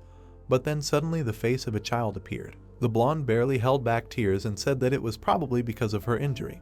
Her head hurt a little. Only the main character was standing nearby and did not understand anything. Then she looked at the girl who had a headache, thought that some people probably do not quite understand that sometimes their head starts to hurt from the game. When they are deeply immersed in this world, a little pain is even good to feel complete immersion. Then he thought that this is a feeling of reality. But then they were distracted by a sound from the side. The blonde turned first. He looked into the distance and said that someone was coming. Is this really a bad ending? And it was too dark to see anyone. But someone's knee immediately appeared. It was an old man who was covered in blood and said that the guys were able to get there. He walked there and said that thank God everything went well. The brunette saw him and was very surprised, and he immediately fell to his knees. He was bleeding. The guys ran up to him and shouted if everything was okay. Why alone? Where are the other angels? But he explained that the bad end had appeared. Then he closed his eyes and said that in the end it wasn't as easy for them as it was for them, because they weren't as strong. He apologized to them. He thought he couldn't move anymore. Then he turned to the little girl. The man couldn't open his eyes, but he began to beg her not to forgive him. Then he lowered his head and said that he wanted to see it with his own eyes, the future of their clan, happiness. The blonde didn't understand what he was talking about. She decided to cure him at any cost and immediately started doing it. The brunette ran up and asked what this girl was doing. Then she continued to work and shouted that she wanted to save him, so she heals. She learned this from the elders when she tried to increase her popularity. The guy immediately shouted that it does not work. Because her abilities only work on real players, it is impossible to save the PC, but she shouted that although the man risked his life for the children, she was a little afraid of him. He looked at him and said that she could not let him die like this now. And the guy then watched this and thought that, unlike the previous crosses, there is no information about this. There are so many situations here that he could not foresee. He looked at the baby and thought that, for example, the death of a system player and now she wants to save him. Perhaps this is a careful hope of a newbie immersed in the game, but if this is possible, then the question arises. And more specifically, the question is this: what if his resurrection leads to unexpected consequences? The guy stood and thought for some time. Then he grabbed his head and realized something. Then he handed the girl a scroll and said to try this. It was an ancient lost scroll of level of plus. It is a spell created to save someone from death. Some alchemists also call it an elixir. The little girl raised her head and asked what it was, and in response she heard that it was what he had received for his hard work last time. A scroll, a resurrection spell, and the only item that could revive any player, no matter who he was. It was a very expensive thing.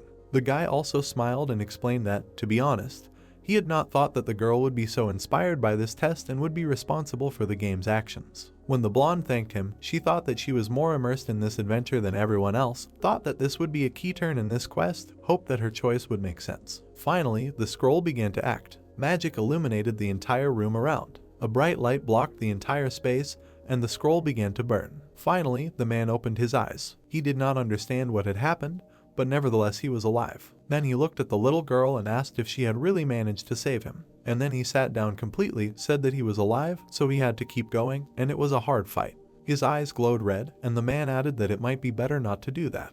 The blonde approached him and asked if he was serious. That's what he wanted to say after saving him. Then the old man extended his hand and said that the guy was right, and immediately looked at the girl. He nodded to her and thanked her, said that a second chance would not be in vain. He also looked into the distance and said that today he was going to resurrect their clan of angels. Meanwhile, the monsters were restoring their strength and eating apples. Among them was a familiar monster, Smile. He was also restoring his strength to fight his opponents again. And then he headed straight for the castle. Finally, the guys entered the ceremonial hall of the Cannibal Emperor. The record of the names of the first visitors is in the chronicle. Meanwhile, the guys entered the ceremonial hall of the Cannibal Emperor, and the record of the names of the first visitors was kept in the chronicle. They looked around, saw that they had started the main quest, the Feast of the Cannibal Emperor. There was also information that the requirements for activating the quest are to complete all hidden tasks in the Abyss Terminal. You need to complete hidden tasks on the flight path, and complete all hidden tasks in the terrible labyrinth of the Sky Island. The brunette saw this and said that he had not heard the alarm for a long time,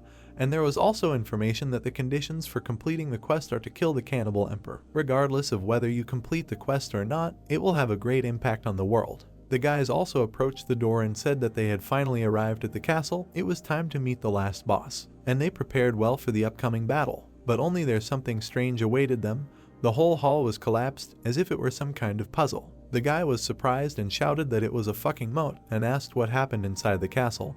The angel told him that it could be the emperor's work. It seems the path will be difficult. He looked ahead and said that on the other side of the moat there is a door, similar to the one they saw when they escaped from the labyrinth. After taking a good look at her, he added that they needed to go through 2 paths from the north and south and do it at the same time to get to the emperor. He frowned again and said that he would go through the southern door and entrust him with the northern door. The brunette looked at him and asked again in surprise, then said that he should not go alone. But suddenly he saw something. A whole flock of bad hiccups appeared right in front of them. The blonde looked at them and asked what was going on, why were they in the castle? And the main character was even more surprised and thought that of course he would never leave the back door, leading straight to the king, without reviewing, but it was still very strange. Shouldn't they only live in the labyrinth? However, there was no time to think, because the monsters immediately began to attack. One of the guys extended his hand and said that it was very timely, they would have to fight. He took out his crossbows and added that it was time to use the items he received before meeting the boss. And then he began to fight everyone in a row. He shot from 2 crossbows at the same time, so he did quite well. Only surprisingly, the monsters managed to dodge. True, his weapon was a secret,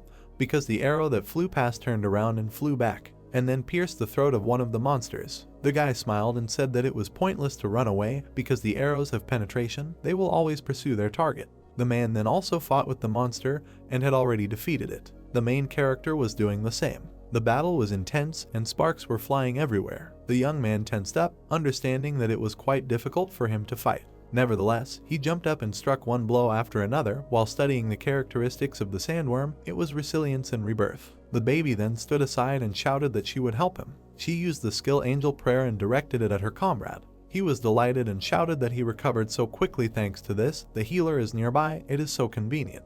And the girl smiled, she was pleased to hear it. The angel at that time had also almost defeated his rival and decided to use the book. Then he turned around and shouted that this was the last obstacle before meeting the emperor. Now that they had taken care of this, there would be no more. But suddenly one of the rivals pierced him. The young man turned and saw this, but he could not do anything. Another monster appeared there. It was that same smile. The guy turned around and shouted that he was standing firmly on his feet, which meant he was still alive. And the wounded angel stood nearby and shouted that it seemed that this monster had been chasing them all this time. And the smile immediately broke off to kill the first rival. But suddenly something happened. The main character crept up on her unnoticed and struck the first blow. Then he swung his dagger and shouted that the angel should go first. He looked at him and added that he would make sure that the monster could not chase him anymore. And the man immediately flew away. Of course, the smile noticed it. The truth is that a brunette stood opposite and said that he should come closer. He doesn't know how he managed to survive, but to finish him off right there. The little girl was standing nearby and didn't suspect anything. In fact, a huge monster had already appeared behind her at that moment. The blonde noticed this and shouted to her that she needed to step aside because the monster had disguised itself as a wall. The blonde turned around and didn't understand anything at first. Meanwhile, the brunette was fighting with a smile. Only the monster broke away to the side and ran, thereby surprising the guy very much. The smile ran straight to the side of the disguised monster, and then she ran up to the girl and at the last moment did something. The blonde managed to shoot, thinking that he would save the little girl, but that didn't happen. The girl closed her eyes in fear and prepared for the worst, and when she opened them, she realized that she was still alive. After all, the smile literally saved her, protected the huge monster. It was strange. And now this smile looked straight into the eyes of the angel. She did not understand what was happening. The brunette ran up and told her to run away from there. In fact, the girl turned around and ran. Then she hid behind the brunette and he looked straight at their enemy. He did not understand why this was happening.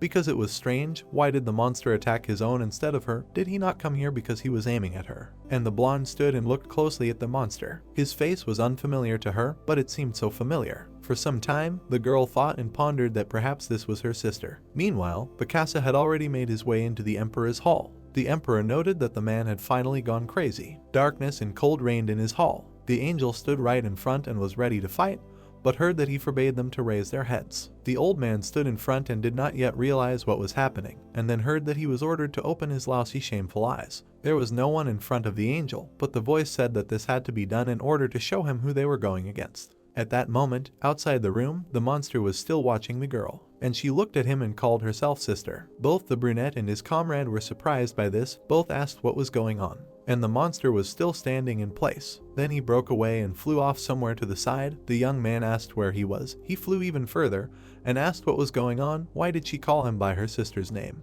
The little girl imagined her beloved sister when she was told that they were talking about her older sister. Then she took a step forward and said that she did not know why she did it. But when she looked at the monster, she added that when she sees him, he reminds her of her sister. Then the guys turned around and shouted that she should hurry. A bad end could be on the way for the angel. They turned around and shouted that they needed to help him. There was a man standing in the emperor's hall, and he said that the old man had gone crazy. Now he feels so bad because of it. He put his foot on the old man's head and said that he did not allow him to lift it. He had to open those pathetic eyes and see who he was disobeying. The emperor stood in front of him and asked if he was really raising his head and not listening to him at all. When the boys ran into the room, everyone saw it, and the angel did not even pay attention to them. But then he raised his head and asked what people were doing here, why here, and immediately let the old man go. He threw him aside and said that he had gone too far. How much longer would it take? It was bad to enter into an alliance with lower beings. And the blow was so strong that the angel flew straight into the wall. And the emperor himself went further and said that by their nature, lower beings deserve to be taken care of, but only fools associate with him. So you should not expect mercy. This was the emperor of an angel, level A+, characteristics, light, regeneration, predator, summoning, height 3 meters. The young man looked at him and thought that the bad ends that live on the heavenly island were not strong enough, so they tried to avoid fighting him. He has a fairly powerful offensive force, and he does not have enough information about him. How can he openly attack him? Because this angel is unusual. He is a monster, a boss who rules on the heavenly island, an enemy with whom he must fight. The blonde then came closer and asked what these people are doing here at all, because it is strange. Did any of them borrow the wisdom of Solomon? The guy looked at him in surprise and thought about Solomon. He imagined the demon, because Solomon is the real name of the Dark Lord. This is the name he used until he was damaged. If you think about it, his attack pattern is probably similar to those of the Dark Lord. So the protagonist came closer and asked if the emperor knows King Solomon. He replied that he is his old friend, was his only human friend. Then he smiled and said that he has not heard about him for a long time since he is here, but he knows his strength and heart, and probably he will never stop and will fight the demon. The brunette heard this and smiled maliciously, and then with a wide smile said that his friend has been serving the devil for a long time. The emperor was a little upset, but said that his lie is so ridiculous, like his level, a lower creature, and asked where he got it. After all, the guy had a ring of a bloody predator, physical attack plus 2000, resistance to darkness plus 50%, a gift from the Dark Lord. At that moment, the guy picked up Solomon's necklace, level unknown, but this is the necklace that the Dark Lord took off before the final battle. And from this, the operator was seriously surprised. His eyes widened so much that they were half his forehead. He asked how the things of an old friend got to this man. Where did you get them from? Damn it, he smiled and thought that he had found his weakness. He was mentally weak. So he started picking around in his ear and said that his friend did not remember anything, forgot his name, did not know where he was, and muttered strange sounds that he also did not know. His face was pale, his eyes were wide open. In short, he looked like a zombie. In response to the fact that this could not be, he said that in the end, he was swallowed by a black hole. And while the guy was enthusiastically telling about all the horrors, his comrades looked at him and said that this man was overdoing it. They even felt sorry for the monster. And he said that they should keep quiet. The emperor is the most ideal balanced monster on the entire Sky Island. The raid will be very difficult if he does not use any tricks to destroy his mind in any way. Then he jumped up and added that in general, his characteristics are significantly weakened. He must continue to weaken his mind. We must attack him right now. He jumped up and swung. Then he looked at the enemy and said that he should be ready. It's a pity that he has no friends. The man continued to cry and shout that his friend Solomon must be alive somewhere. But the young man looked at him with a strange face and replied that this man was probably an idiot. Because his friend is not alive, he was killed, dead, does not understand this. The emperor cried even harder from this news and began to shout that this is blasphemy. And then something strange happened. The brunette knocked him down and started shouting that he had won. Then he smiled sarcastically and asked what the emperor thought about it. He was alone. He had no one, not even friends. It was an honor that he was even looking at him for the last time, and his comrade then came up and said that it was all over. They had to stop. But the man was lying on the ground at that moment and was still alive. He said that he couldn't believe that he had lost. Now the future of the angels would be dark. The little girl ran up to him and shouted that this was the one who had kidnapped and eaten the children. The blonde then looked at the emperor and added that it was surprising that someone who thought about the future of his kind had committed such atrocities. But the emperor raised his head and asked what he was talking about. Why were the guys saying that he had stolen the children and eaten them? The little girl came closer and said that there was no point in pretending. There were rumors that they were taking children from their parents, putting them in prison and eating them one by one.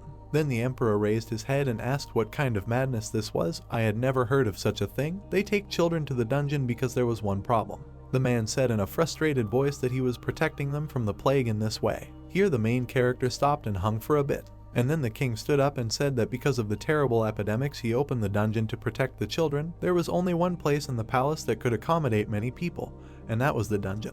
He imagined the rooms of the castle and said that the interior of the dungeon was comfortable and pleasant. It was a place where children could live peacefully. Then he imagined another room and said that, as these people said, children are the future of the clan. Sincerity was visible in his eyes when he said that he did everything he could to protect them. He stood up and added that he wanted to protect their children from the plague spread by bad ends. At that moment the little girl came closer and said that she thought that this angel was not lying.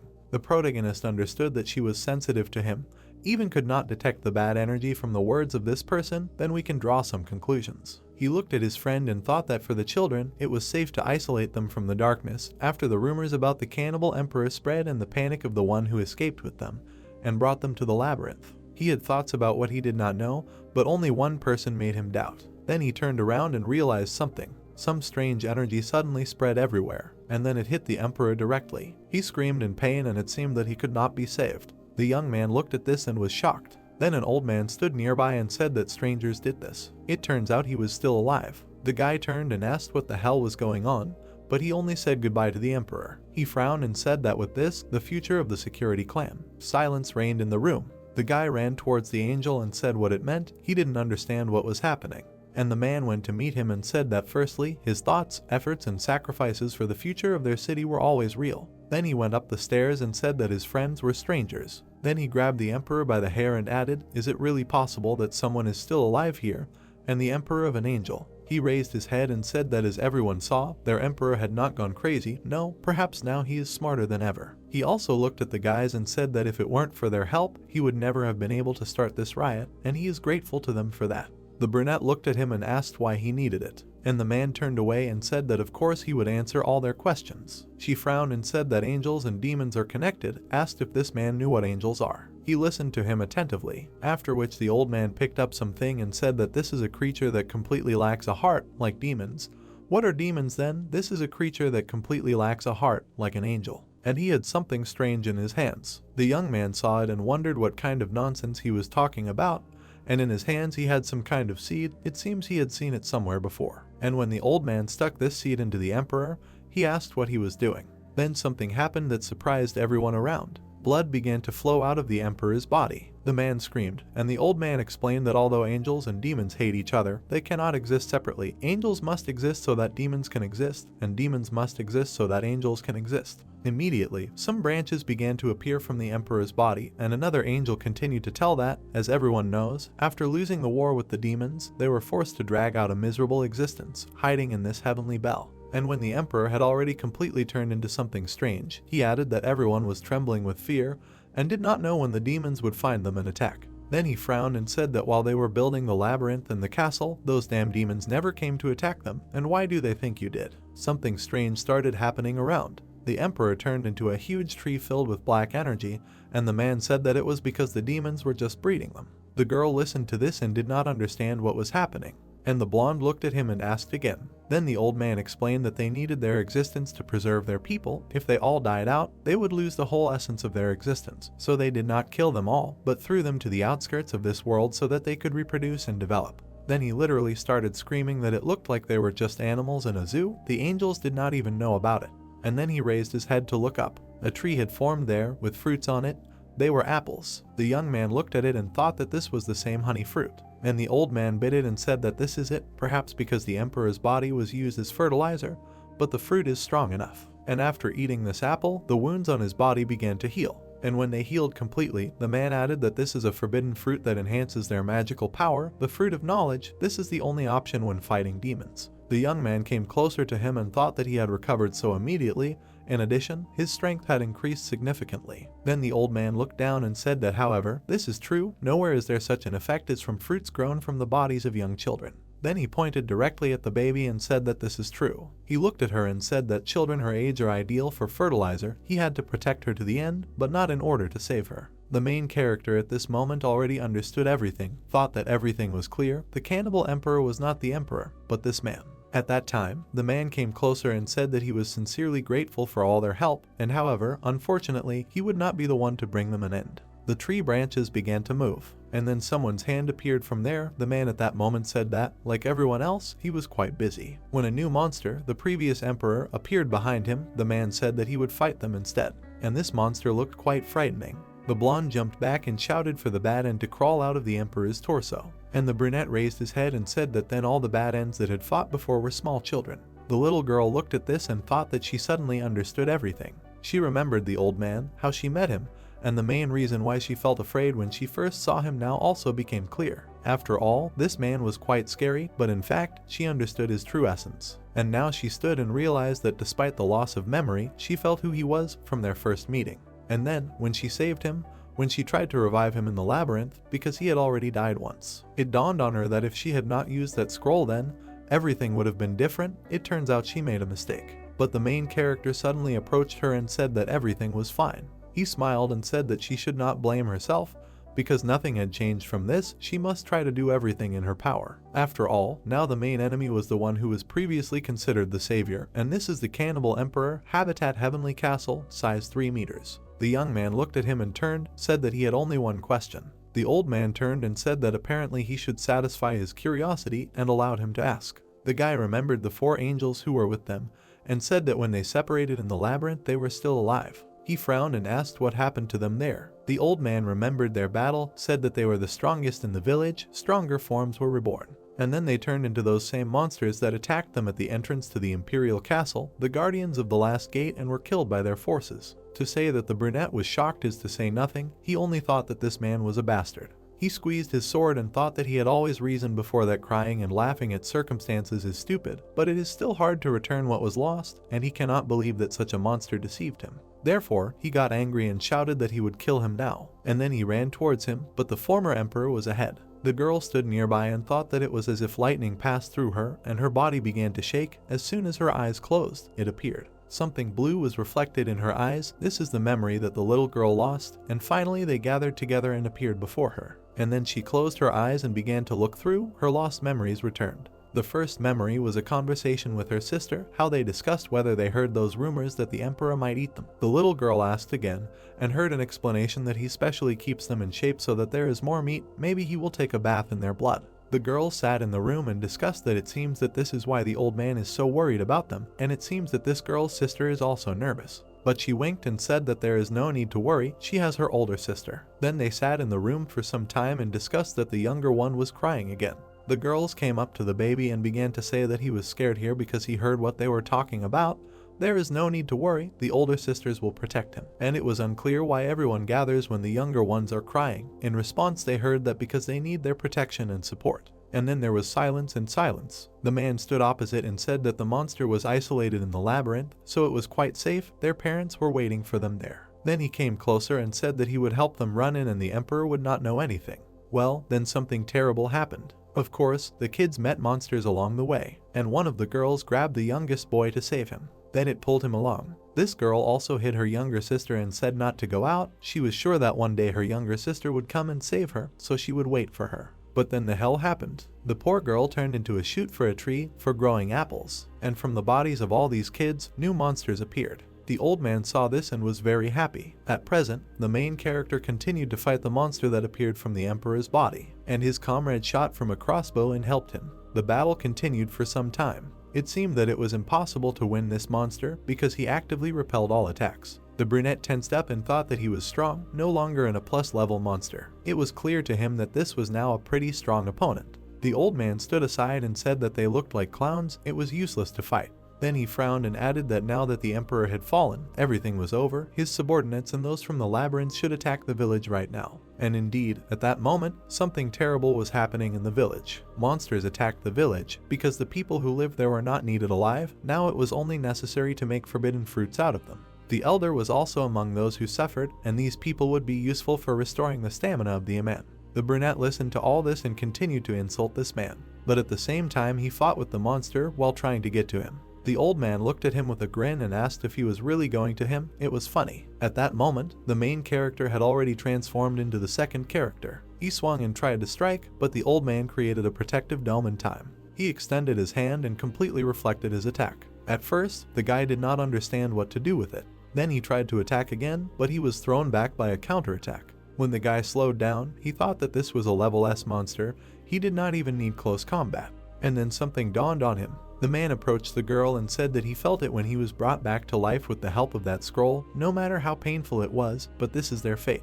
The girl was alive at that moment, was unconscious. The guys tried to save her, but the monster stopped them. And the man stood nearby and said that they had to act, asked if he wanted to support him by the hand. He extended it and said that he was grateful to the girl for bringing him back to life. Now the angel can take revenge on the demon. But suddenly something strange happened. The monster grabbed its owner. The guy saw this and at first did not even understand what was happening.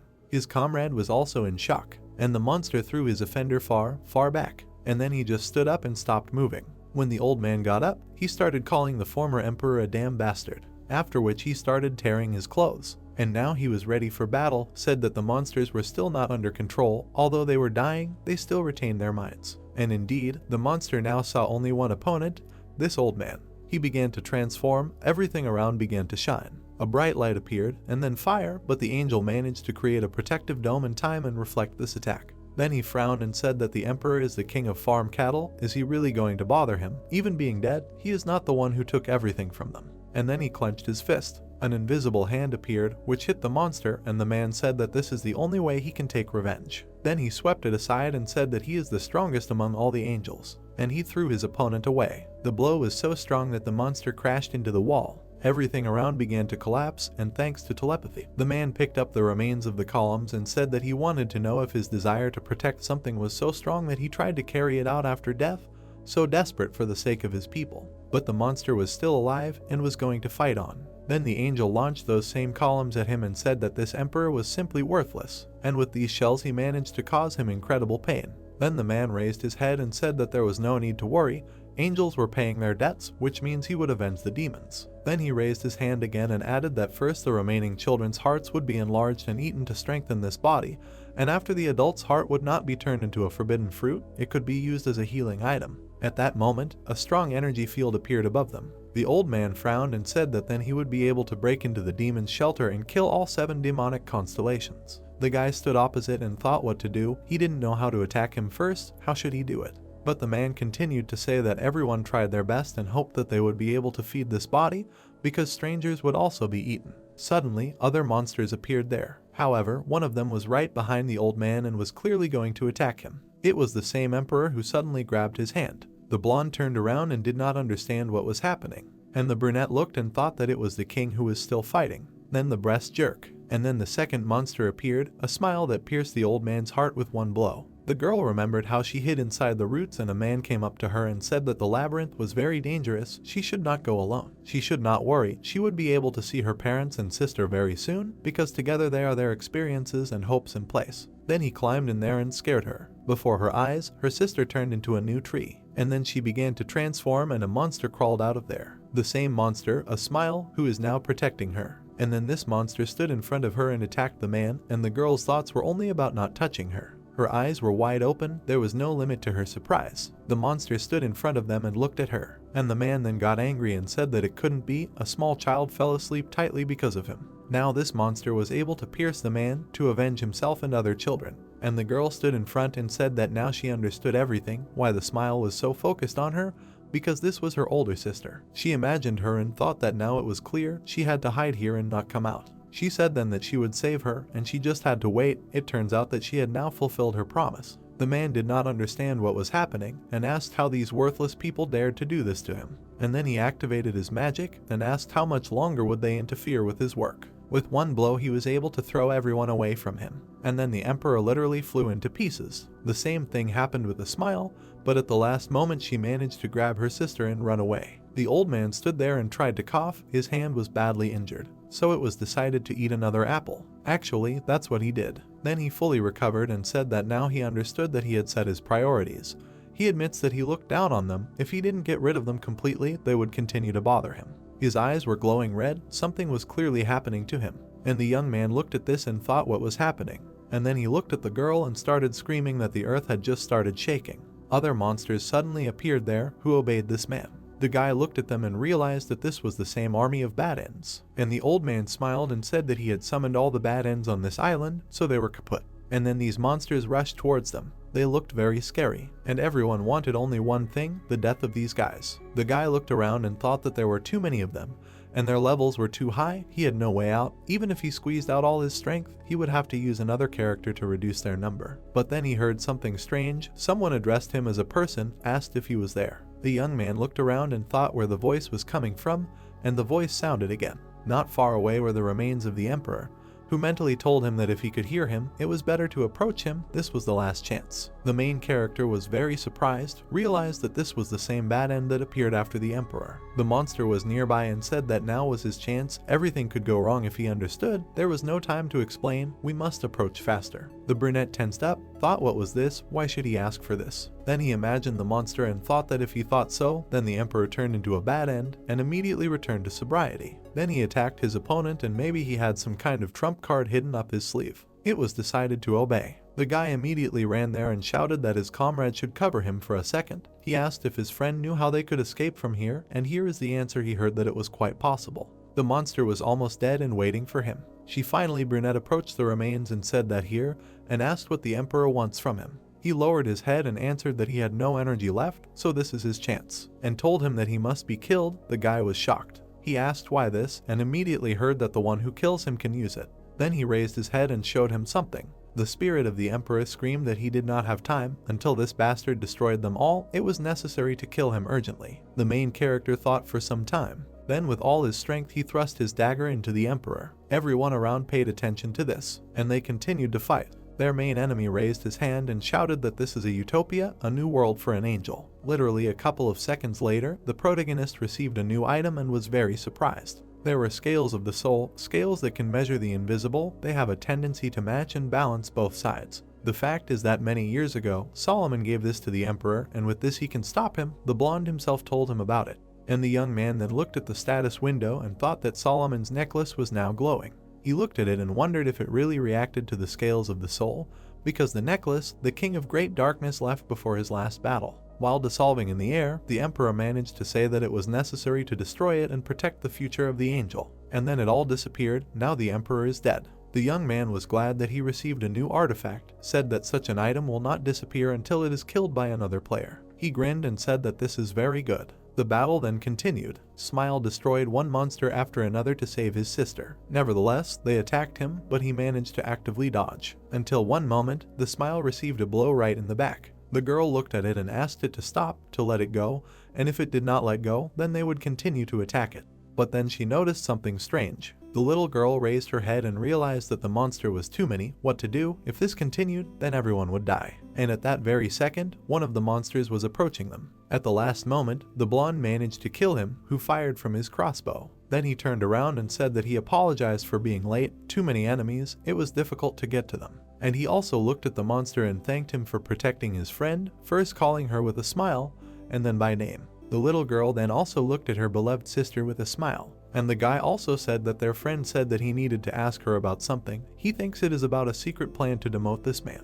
The girl smiled and asked what the secret plan was. Meanwhile, the old man continued to shout about utopia and a new world for the angel. Each bad end has an unreal attack power and deadly items. He plans to lead the bad ends and attack the demons. This man who became stronger from being torn apart by all the bad ends now controlled them. The source of the white flames surrounding his body are the souls of countless angels absorbed by him. Just looking at his strength, one can understand that his plan to attack the demons is not so absurd, and it looks really spectacular. However, the young man looked at him from the side and said how great it would be if everything turned out the way he wanted it to, right? And then he smiled sarcastically. The man turned around and said that he forgot about him for a whole second. Was he still alive, and what did he want to say? The guy took out a scale and said that the elder should know what it was. At first, he did not understand anything and even asked again. And the brunette raised the scales above his head and they began to shine incredibly brightly. The guy screamed that we need to act now and used the English prayer right here. Actually, what did I do, baby? The bright light touched her valley of prayer and the irreversible process began. A notification appeared that the angel's breath had detected a catalyst.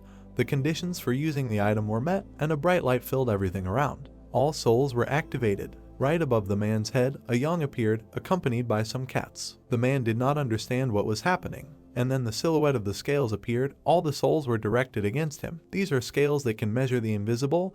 They have tendencies of compliance and balance of both sides. Immediately, an electric current began to spread through the dishes, filling the entire space. The guys stood aside and just watched this. The monsters could no longer move either, and the old man raised his head and still did not understand what was happening. Then he looked at the guy and began to scream, and the main character himself stood nearby, with a naked torso and screamed how he felt the energy. He was filled with magic, which emanated from this magical object. And the young man happily walked forward and said that completely removing all equipment helps him. He truly becomes dead water only when completely naked. The monsters did not understand what was happening at that moment, and the guys closed their eyes in fear. They were clearly ashamed of him. The man turned and asked what he was doing here. Why so invisible? It seems he has completely gone crazy, since I do not even know how to resist him. But the guy smiled and said that checking whether everything is normal with his brain is a little different, but he does not think that this is a person who will worry about others, right? The old man asked again in surprise, and then he began to shake. The scales began to act, and it had a detrimental effect on him. His whole body began to pierce with electricity, and the angel did not understand what was happening. It was as if he was paralyzed. He couldn't move, and he couldn't breathe at the same time, as if something had sealed him. His powers, his flames, he couldn't even use them. Then he straightened up and shouted what he had done to him, but it was too late. The soul scales were working, and the guy smiled and said that they had put him on par with the enemy. Then he stood opposite and added that only when the scale plates were fully balanced again, he would be able to escape their limitations. This was not the best news for the old man. Nevertheless, he grouped himself and asked what the monsters were doing at this moment. They had to save him quickly, but they didn't even move from their place. The old man continued to shout why this was happening. Why was no one listening to him? And the guy then threw up his hands and said that the old man was wasting his time. He couldn't ignore the power of a high-level item. It was just eating away his worthless life now, and all his skills were simply limited here. Then he grinned and added that about the one, thanks to which he controls the bad ends. I don't know where he got it, but it doesn't work now. The old man got even angrier and started insulting him, and then all his objects flew in different directions. His rivals were absolutely equal. The man asked how his rival was like that. Now he was definitely on the same level with him, and when he got rid of the effect of this magic, he would tear him to pieces. True, then something strange happened. The scales seemed to move, and the angel began to scream even louder. He didn't understand why the scales weren't balancing.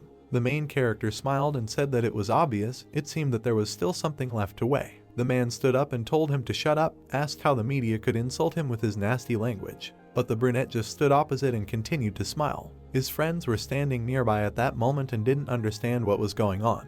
And a smile covered the eyes of his little sister. As usual, you can never know exactly what this crazy man's next move will be. Finally, the brunette folded his arms and said that the reason was obvious. There was one more thing that needed to be balanced. Of course, the opponent tried to shut him up, but then a bright light appeared and he didn't understand what happened. His eyes widened incredibly, and his thoughts were why the scales were unbalanced. The thing is that what balances the level of both sides is called the balance of the soul. It is used when two players are going one-on-one. It is needed to disarm opponents and equalize both players for a more fair fight. The guy came closer and said that both he and the opponent were in their birthday suits. There was a reason why they were not balanced. He frowned and said that it seemed like the man had taken too many innocent lives. He raised his head and asked if he really wanted to say that life has some kind of weight. What kind of nonsense? The brunette leaned over and said that nonsense or not, he was not going to convince him. After a while the scales would do everything themselves. And when a bright light appeared, he added that these scales themselves produce restraint. The light began to fill everything around. Now the man could not move at all,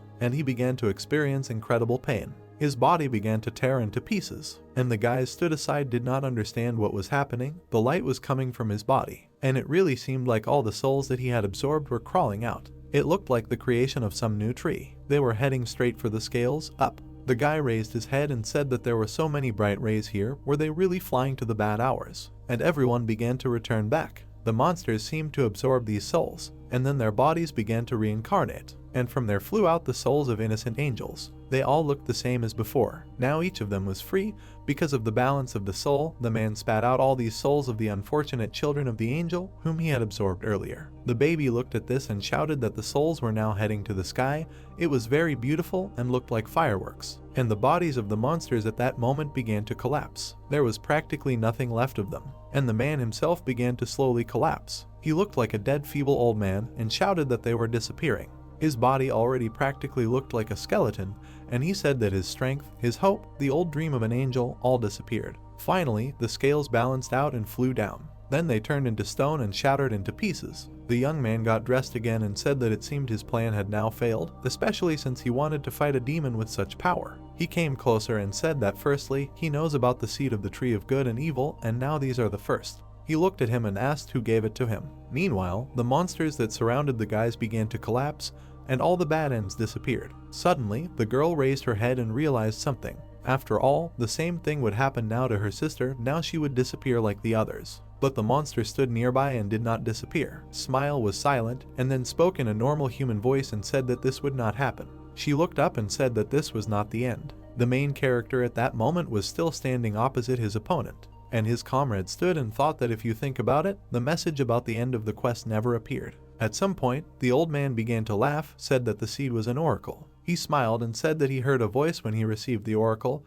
and the only one who can save the angel. He took out something else and said that God is always on his side, as proof, only one. And in his hands at that moment was the second seed, when he said that he still had the strength to complete the mission. The guy swung and shouted that he thought he had no more, and why didn't he just give up? But the old man smiled and said no, he had one more, and immediately plunged it straight into his chest. At first, the brunette didn't understand what was happening, and the guys who were standing nearby didn't realize what was happening either, and the old man began to scream and transform. A moment later, branches began to appear from his body, and a couple of minutes later, a whole tree appeared. The blonde began to scream that this man had decided to use his body. It looked very creepy. The brunette stepped back and tried to resist this strong energy. The tree that had just grown looked even bigger and more terrible than before, and the old man seemed to still be alive. His hands were shaking, and his face was still moving. After which a new monster crawled out of the tree, screaming that, as expected, after all, God was on his side. The man pulled out the first fruit by the roots, and immediately tried to eat it. He looked very exhausted, and at the same time like a living dead man.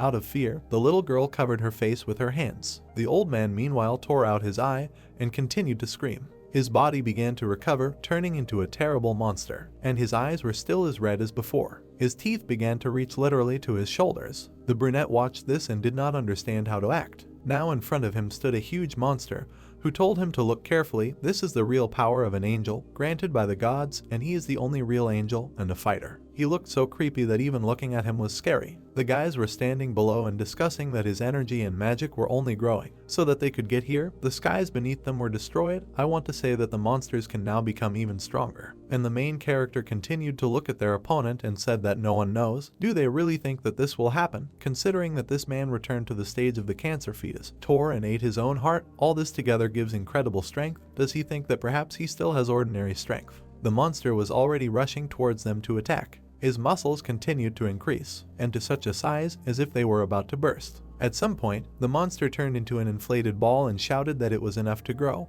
but the growth did not turn. The man himself did not understand what was happening and asked why he did not stop growing. Everything around him trembled from this. He reached incredible sizes, and when even his head was no longer visible, he began to ask for help. At that moment, the smile turned around and grabbed his sister. The monster looked like it was about to explode, and at some point, the process of rupture really began. And then the explosion. Bright light filled everything around. In a moment, its hue changed, its size reached some incredible indicators. Now its shape is a nightmare, its habitat is the Sky Island, the purified palace of the cannibal emperor. Bright light was already spreading throughout the room. The guys ran away as best they could and shouted that it was unclear whether he was raging or not. Just like a huge spider, it seems so, but this is an unusual rage with a limited time. And the little girl looked at him and said that this man now looks like a pumped-up child. Then she carefully studied him again and said that if you look at him like that, then a 3-year-old, bringing destruction to the entire nation, it turns out the second oracle from the emperor did not lie. The boy stopped and said what he thought. When he was a child, something happened between him and the demon. That was what led to such a huge hatred. Looking at his form, it becomes obvious that he sent a strong kid. More importantly, it seemed that now there was nowhere to run because the light was everywhere. It was like an ocean spreading throughout the palace. The boys watched this and discussed that they cannot continue to run.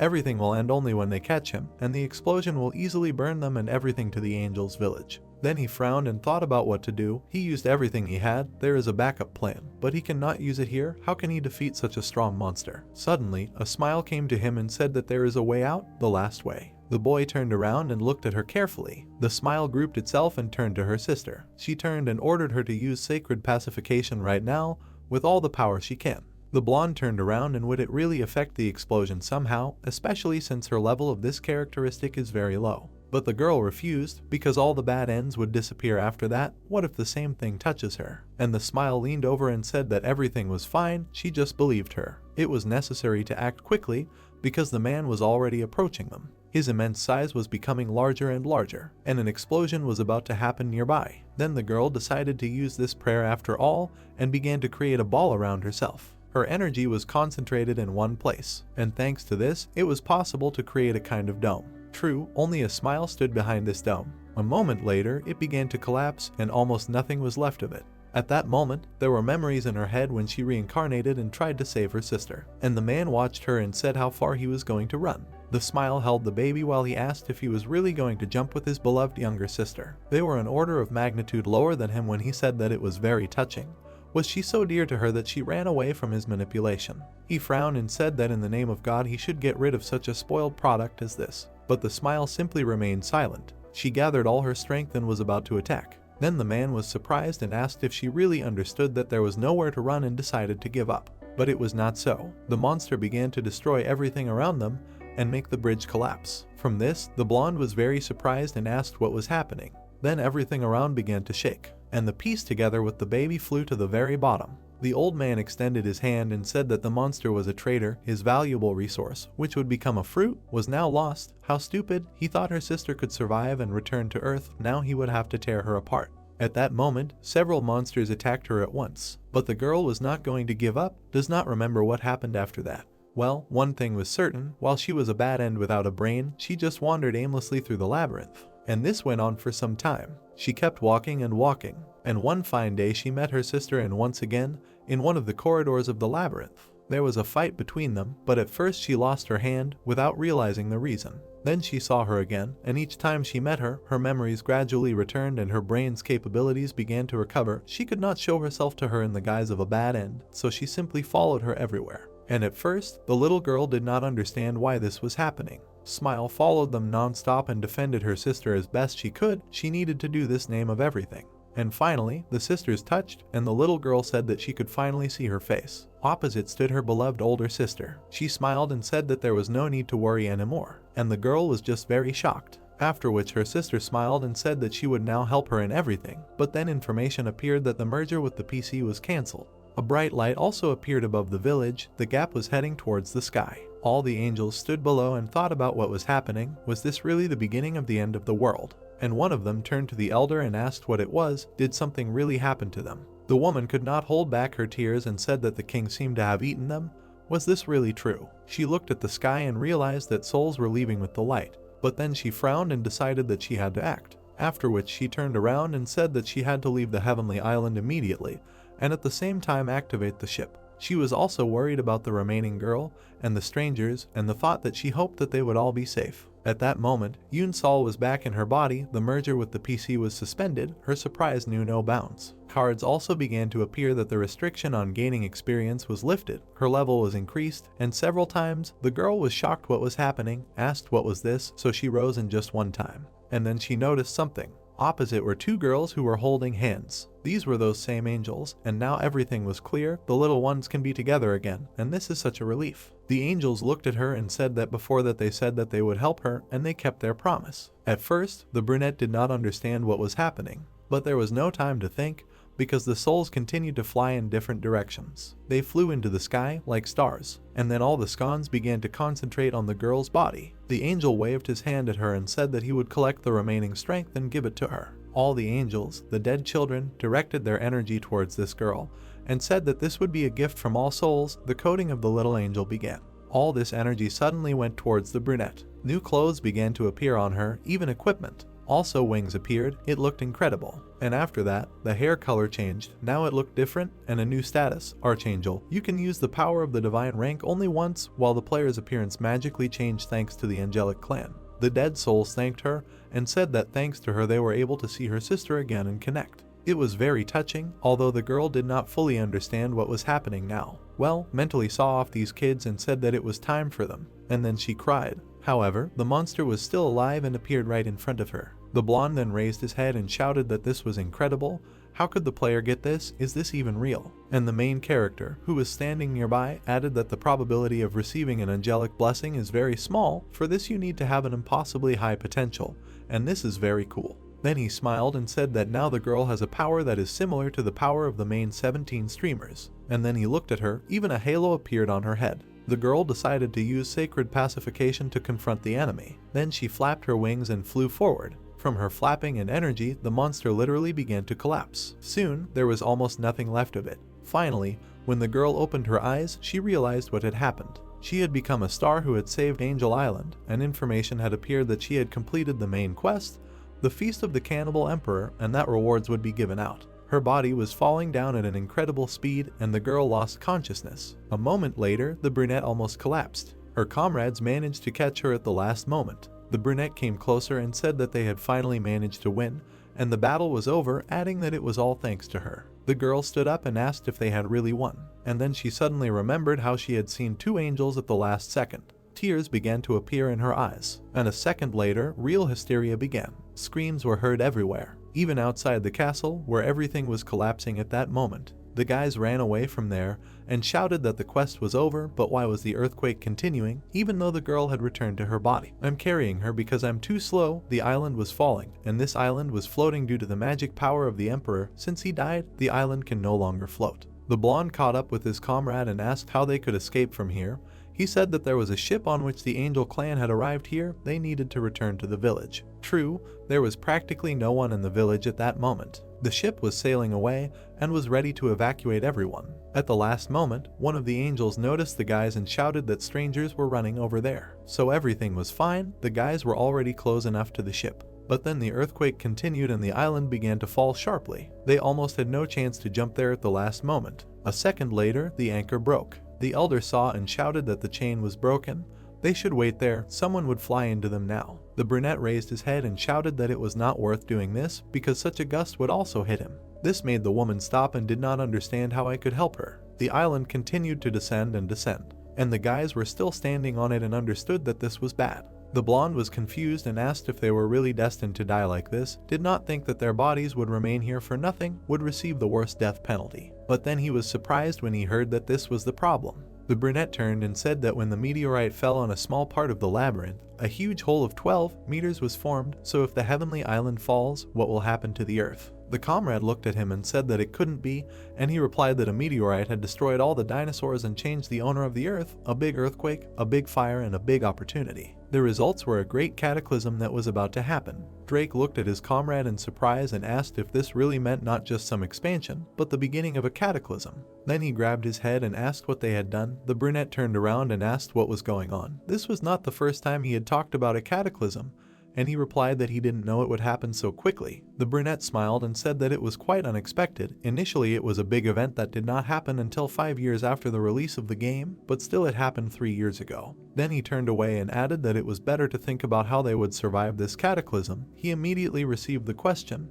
"Can't they just fly away?" But the main character smiled sarcastically and thought that it was he, the one who planned the solution to this problem, who proposed it hundreds, dozens, even 1,000 times, and before the cataclysm there were several options, but they did not fit. Then he looked around and thought that it was all thanks to his calculations. He had an ace up his sleeve. It was the calcium slime of the 8-legged queen, the slime that was spat out before his defeat. The others looked and asked if it was just a ball of slime, what would they do with it, but he suggested just watching.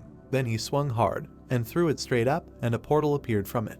The guys were very surprised when they saw it, and they noticed the same thing on the ship. All the angels were shocked, shouting that they could not believe it.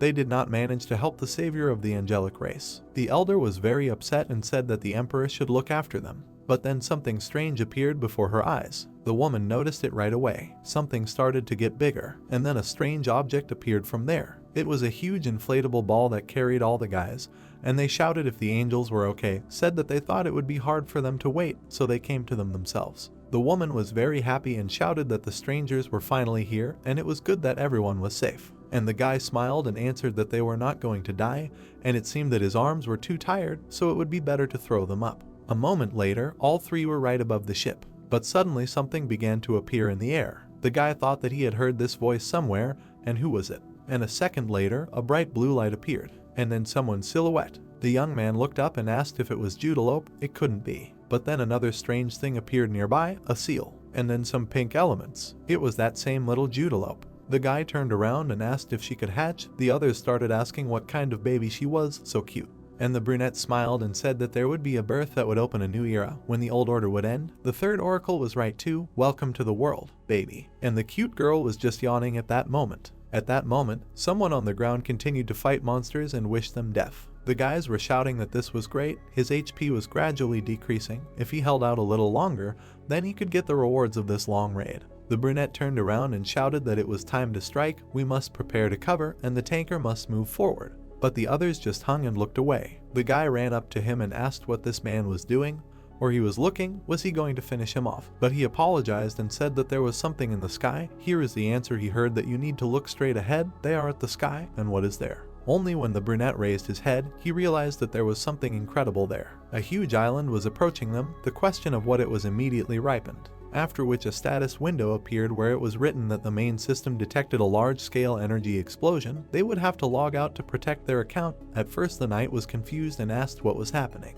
And then he began to log out. All the players began to log out, and soon there was practically no one left on the planet. Well, of course, except for monsters. The island was already approaching the ground, and thus bringing the time of the explosion closer. And a moment later, that same great explosion occurred. The fire spread everywhere, there was literally nothing left on the planet, and a cataclysmic change occurred. Other players were indignant, shouting that 20 hours had already passed. When would the service be fixed? What other Catholic change? Why was it taking so long to complete? The stock price had already fallen by 3%. It seemed the board of directors was going crazy. What the hell would they open? Everyone was sitting at their computers and could not do anything. The guys just waited for a while they shouted that the management understands that the players are angry because of the sudden shutdown, and immediately received the question of what they will do now. The man was confused and said that the dear officials and journalists should calm down a little. They know that the main executive's in this position, but unfortunately his authority is limited only to the Korean branches, mainly in marketing planning. Everyone listened attentively. He didn't really understand the technical side of things, but he could say one thing for sure. He came closer to the microphone and said that this cataclysm was unexpected for all of them. They could tell them that it was the player's doing. They didn't know his face or name, so they couldn't stop it. Everyone started to rage, shouting, was it really a player who did it? Was it really a Korean player? Why didn't they track this user? But the man in glasses smiled and said that their game has the maximum level of freedom, so it is technically impossible to track or eavesdrop on any players. Even if the main office tracks the player, his name will not be revealed. He also opened his eyes and added that all this was on the orders of the gentleman who makes the final decisions. People again started to not give in and shouting, isn't this person the main director? Is this really an instruction from the headquarters? Then the old man exhaled and said that the headquarters was currently solving technical problems related to connecting to the server, and they promised that everything would return to normal soon, adding that he was going to return everything to normal within 72 hours. Then he threw up his hands and said that here is a guide to the cataclysm, and it will be announced by their GM. When they started asking who it was, and maybe someone from the destruction team, a girl came on stage. She put her hand on the table and said that her name was Namsina, the GM briefing manager. Then he bowed his head and said that now everyone should listen to the cataclysm briefing. All this took place in the main office in South Korea. The girl added that the briefing was starting, and immediately they began to interrupt her, shouting if she could say what her position in the company was, and how can one be sure of her competence? If from JM, say which specific office, and does she feel personal responsibility for everything that is happening? The woman looked up and looked at them carefully. Then she raised her hand and said that she asked everyone to look at the map presented on the screen. There was a cross drawn there, a huge cross-shaped supercontinent formed on the Earth. It is a simple topographic map, divided into the eastern desert zone, the western side of the jungle, the southern tropical zone, and the northern polar zone. Then she looked up and said that the next thing is the current state of the continent. There was a slide, immediately with a jagged cross. Everyone was surprised when they saw it. The woman explained that inside the game there is a huge floating island, a sky island. But an unknown player joined the mainstream quest, completed all the tasks on the island and made the island fall to the ground, and after a 20 meters impact, a huge hole formed in the center of the continent. Then she turned the slide and added that it was obvious that this affected the movement of the Earth's crust. In order to save hundreds of players from death, the main server applied a 100-hour limit before logging into an account. People started asking in surprise who this crazy person was. He had to be stopped. Who is it? One of the high-level players. If he could create a cataclysm, then he wasn't acting alone. Most likely there were several of them, at least one more important player. This went on for some time. People said that they would have known about it if such a thing had happened, but they hadn't heard anything like that.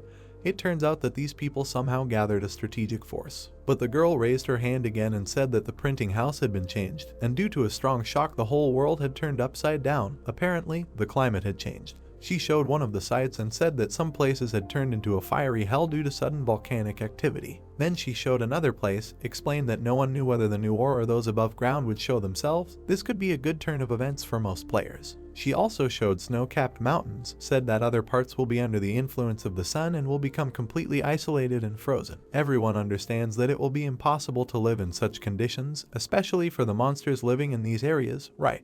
Then she opened the bottle, and then she drank the water. And when you drank, she said that since the printing house and the climate have changed, the monsters will also change. She showed one of them, and said that weak monsters will be destroyed because they cannot survive the cataclysms. The surviving monsters will adapt to the hellish conditions and become much stronger, forced in evolution. And there is something else. She showed a hybrid of monsters and said that they can evolve to such an extent that they will be able to put up a fight against invincible monsters. A new, fierce species will begin to form. Then she moved away a little and said that the level of monsters will also increase. The ratio of ancient monsters and divine monsters will be equalized. She thinks that players will be interested to see which monsters will survive and which will disappear, and the tasks that were created before will be changed and supplemented. Suddenly, someone raised their hand and said that he had a question. The woman looked over and asked what it was. One of the reporters stood up and said that she was a producer from the game's broadcasting department.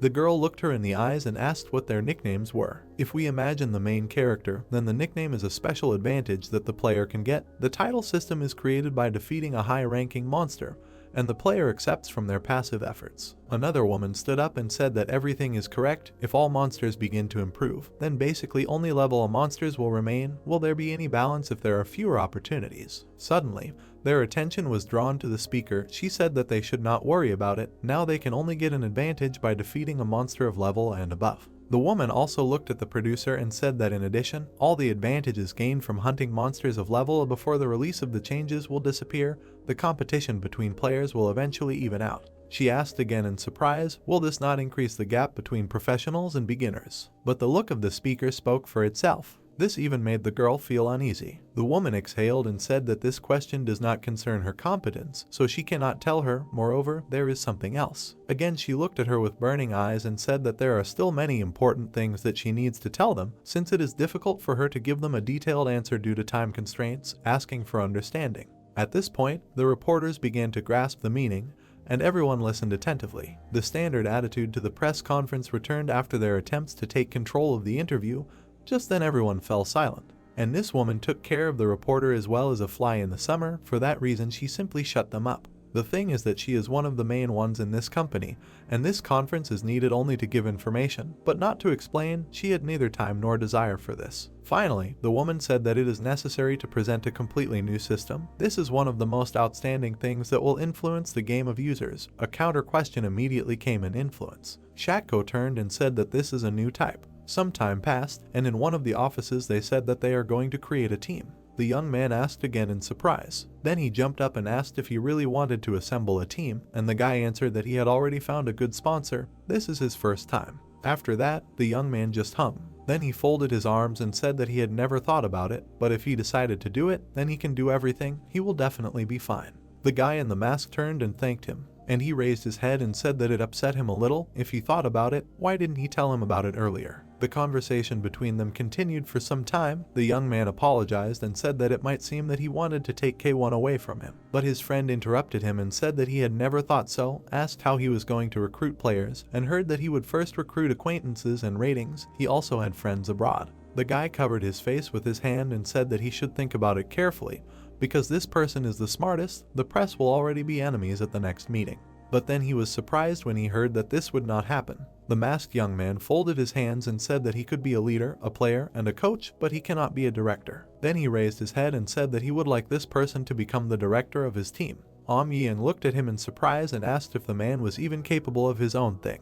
He said yes, quite well. Then his friend lost his temper and shouted why he should join his team, because he is already the director of the national K1 team. I guess he is talking, although he likes that they are close. He can still distinguish between work and personal. His team already exists, and he cannot abandon them now. If he does not die from overwork, he will protect the players until the very end. The guy turned around and said, what if K1 is no more? Here he hesitated and asked why the wonderful team would disappear, and the guy stood up and said that it would disappear, and not only it, but all the teams were waiting for changes. At least half of them would disappear. His friend had no arguments for this. There was complete silence in the room. Then the guy sat down and said that everything he had said earlier turned out to be true, but he found it hard to believe this time. Why would a professional team suddenly disappear? But then it dawned on him. The guy in the mask closed the door for some reason, and then asked why, and the young man turned and looked him in the eyes. Then he took off his mask and said that this was just the beginning to go through these changes. While his friend looked at him in surprise, he said that he needed his support.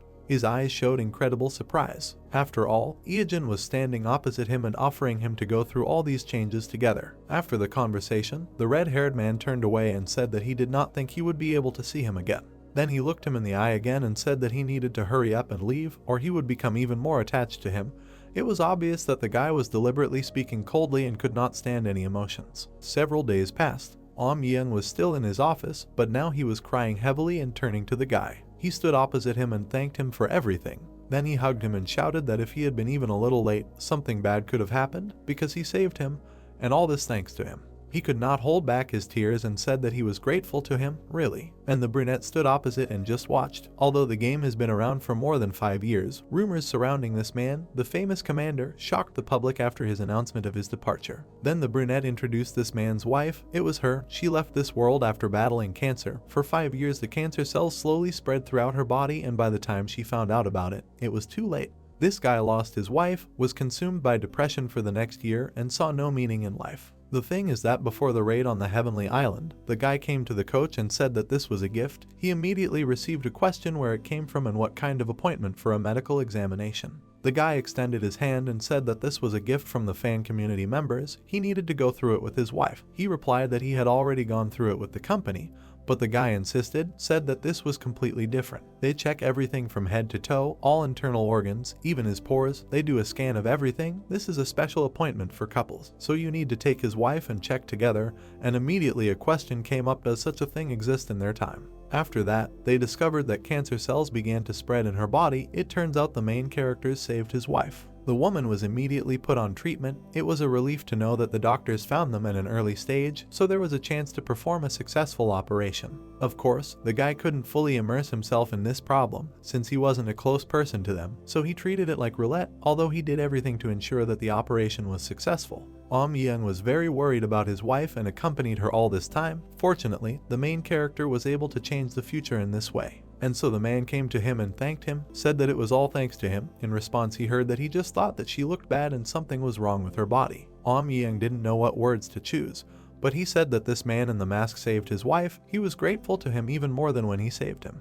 The young man came closer and asked if he agreed to cooperate in this case. And then the guy just smiled, then agreed. The perfect time had come. The guys gathered in the slot machine club and discussed that everything eventually turned out as the man in the mask said. They sat nearby and discussed that the game was still the same. The system had turned into a piece of garbage. And all this happened because of the cataclysm, which greatly irritated Young. New species appeared, such as orcs and nagas, snake men. All these monsters were very strong. Players who participated in each campaign after the cataclysm were exposed to dragon and demonic powers, which completely changed their form. At the moment there is no way to change anything, including the appearance of players. After clearing the training tower, players who accepted offers from the dragon camp could receive additional stat increases and experience points, as well as rewards for hunting monsters in the demon camps. The same benefits were given to players who accepted offers from the demon camp. If a person refused an offer from both sides, he could not receive experience points. In fact, Iijin and Drake became such. A woman at the conference announced that until now,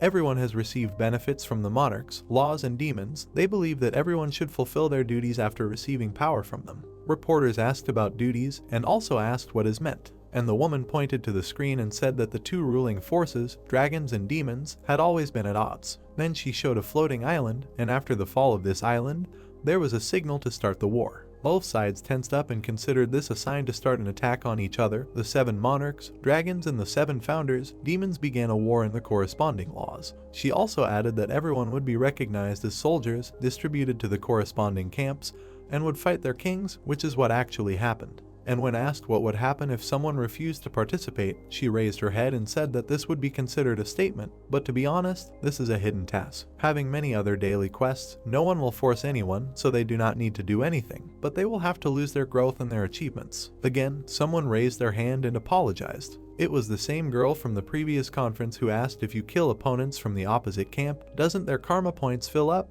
Then it all makes no sense. The woman got a little angry and said that it was a good remark. Each species has its own language. Everyone was very surprised by this. She added that the automatic translation service was disabled. Communication between other species is no longer possible. Now no one understands each other. Then she smiled sarcastically and said that this is the most interesting, that is, the most important part of the cataclysm. Humans, Nagas, and orcs will now be classified as monsters. Questions immediately began to pour in about the tournament.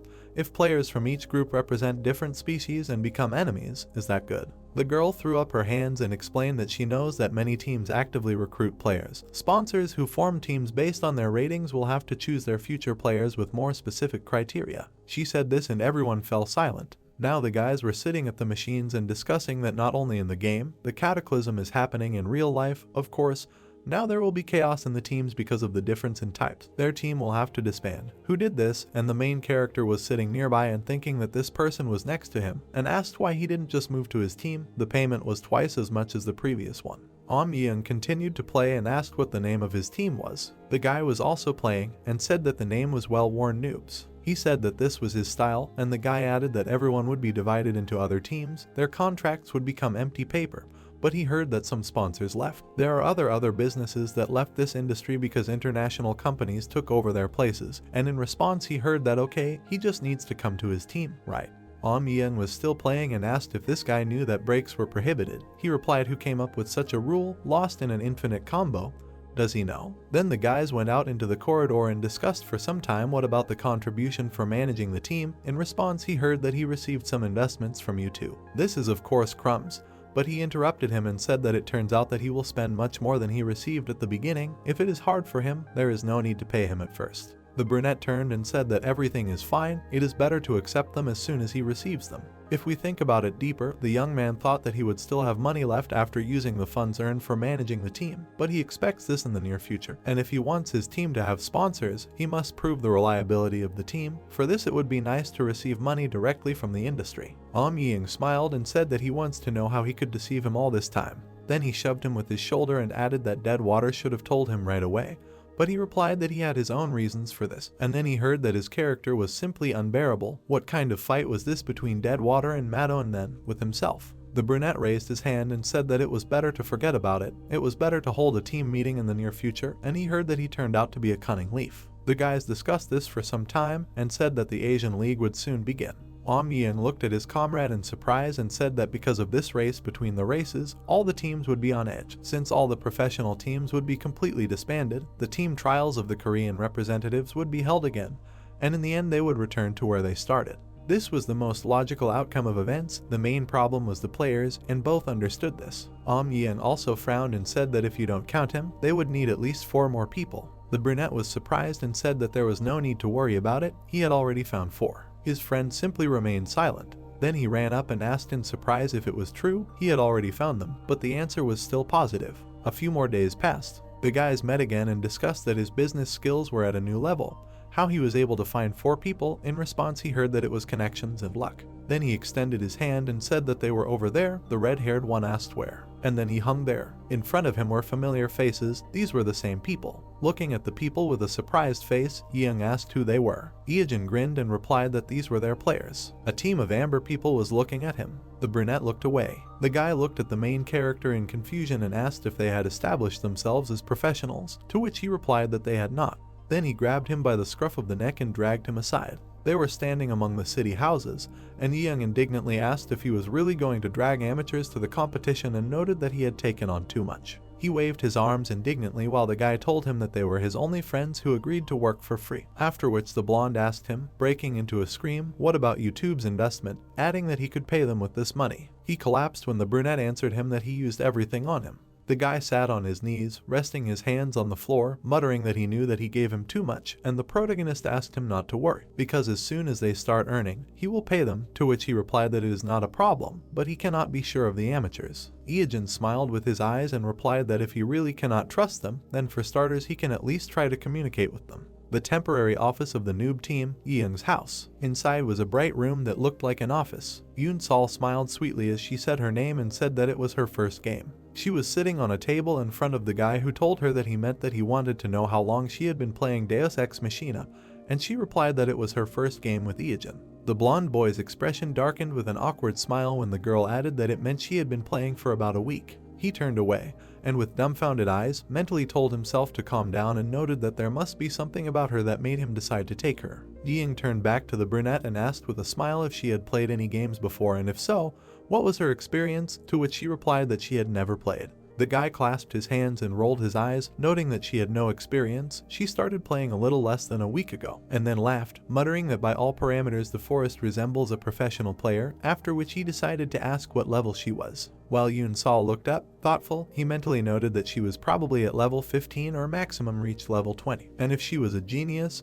then about level 25, and after that the brunette answered him that she was at level 60. The blonde opened his eyes wide. The interlocutor showed him her account on the phone screen when he asked her not to joke with adults and noted that even the #1 player in Korea is at level 50. Taking the phone, Yeon jumped in shock, shouting that even abroad there is no one at level 60 and asking if she really hacked this game. The girl remembered the blonde with a smile, because in the last battle on the Sky Island, when she was freed from Nettie, her level jumped to the sky. A new person appeared in the bright office, and the guy asked his name. Drake sat in front of him, saying his name and level. The blonde perked up in surprise, realizing that this was a famous name among the ratings. Looking at the player in front of him, he mentally noted the fact that he disappeared from the rating, and no one said anything about him, so he thought that he gave a fast-burning star, who received attention and plowed from the rating. The blonde smiled, and Ian continued to think about the fact that it turns out that all this time he was active and achieved everything in the shadows. The clouds in the sky began to turn pink. A few days earlier, life was in full swing on the streets of Los Angeles. A voice was heard from one of the apartments, saying that it would be difficult for him to fulfill the request because he would have difficulty moving and would only be a burden.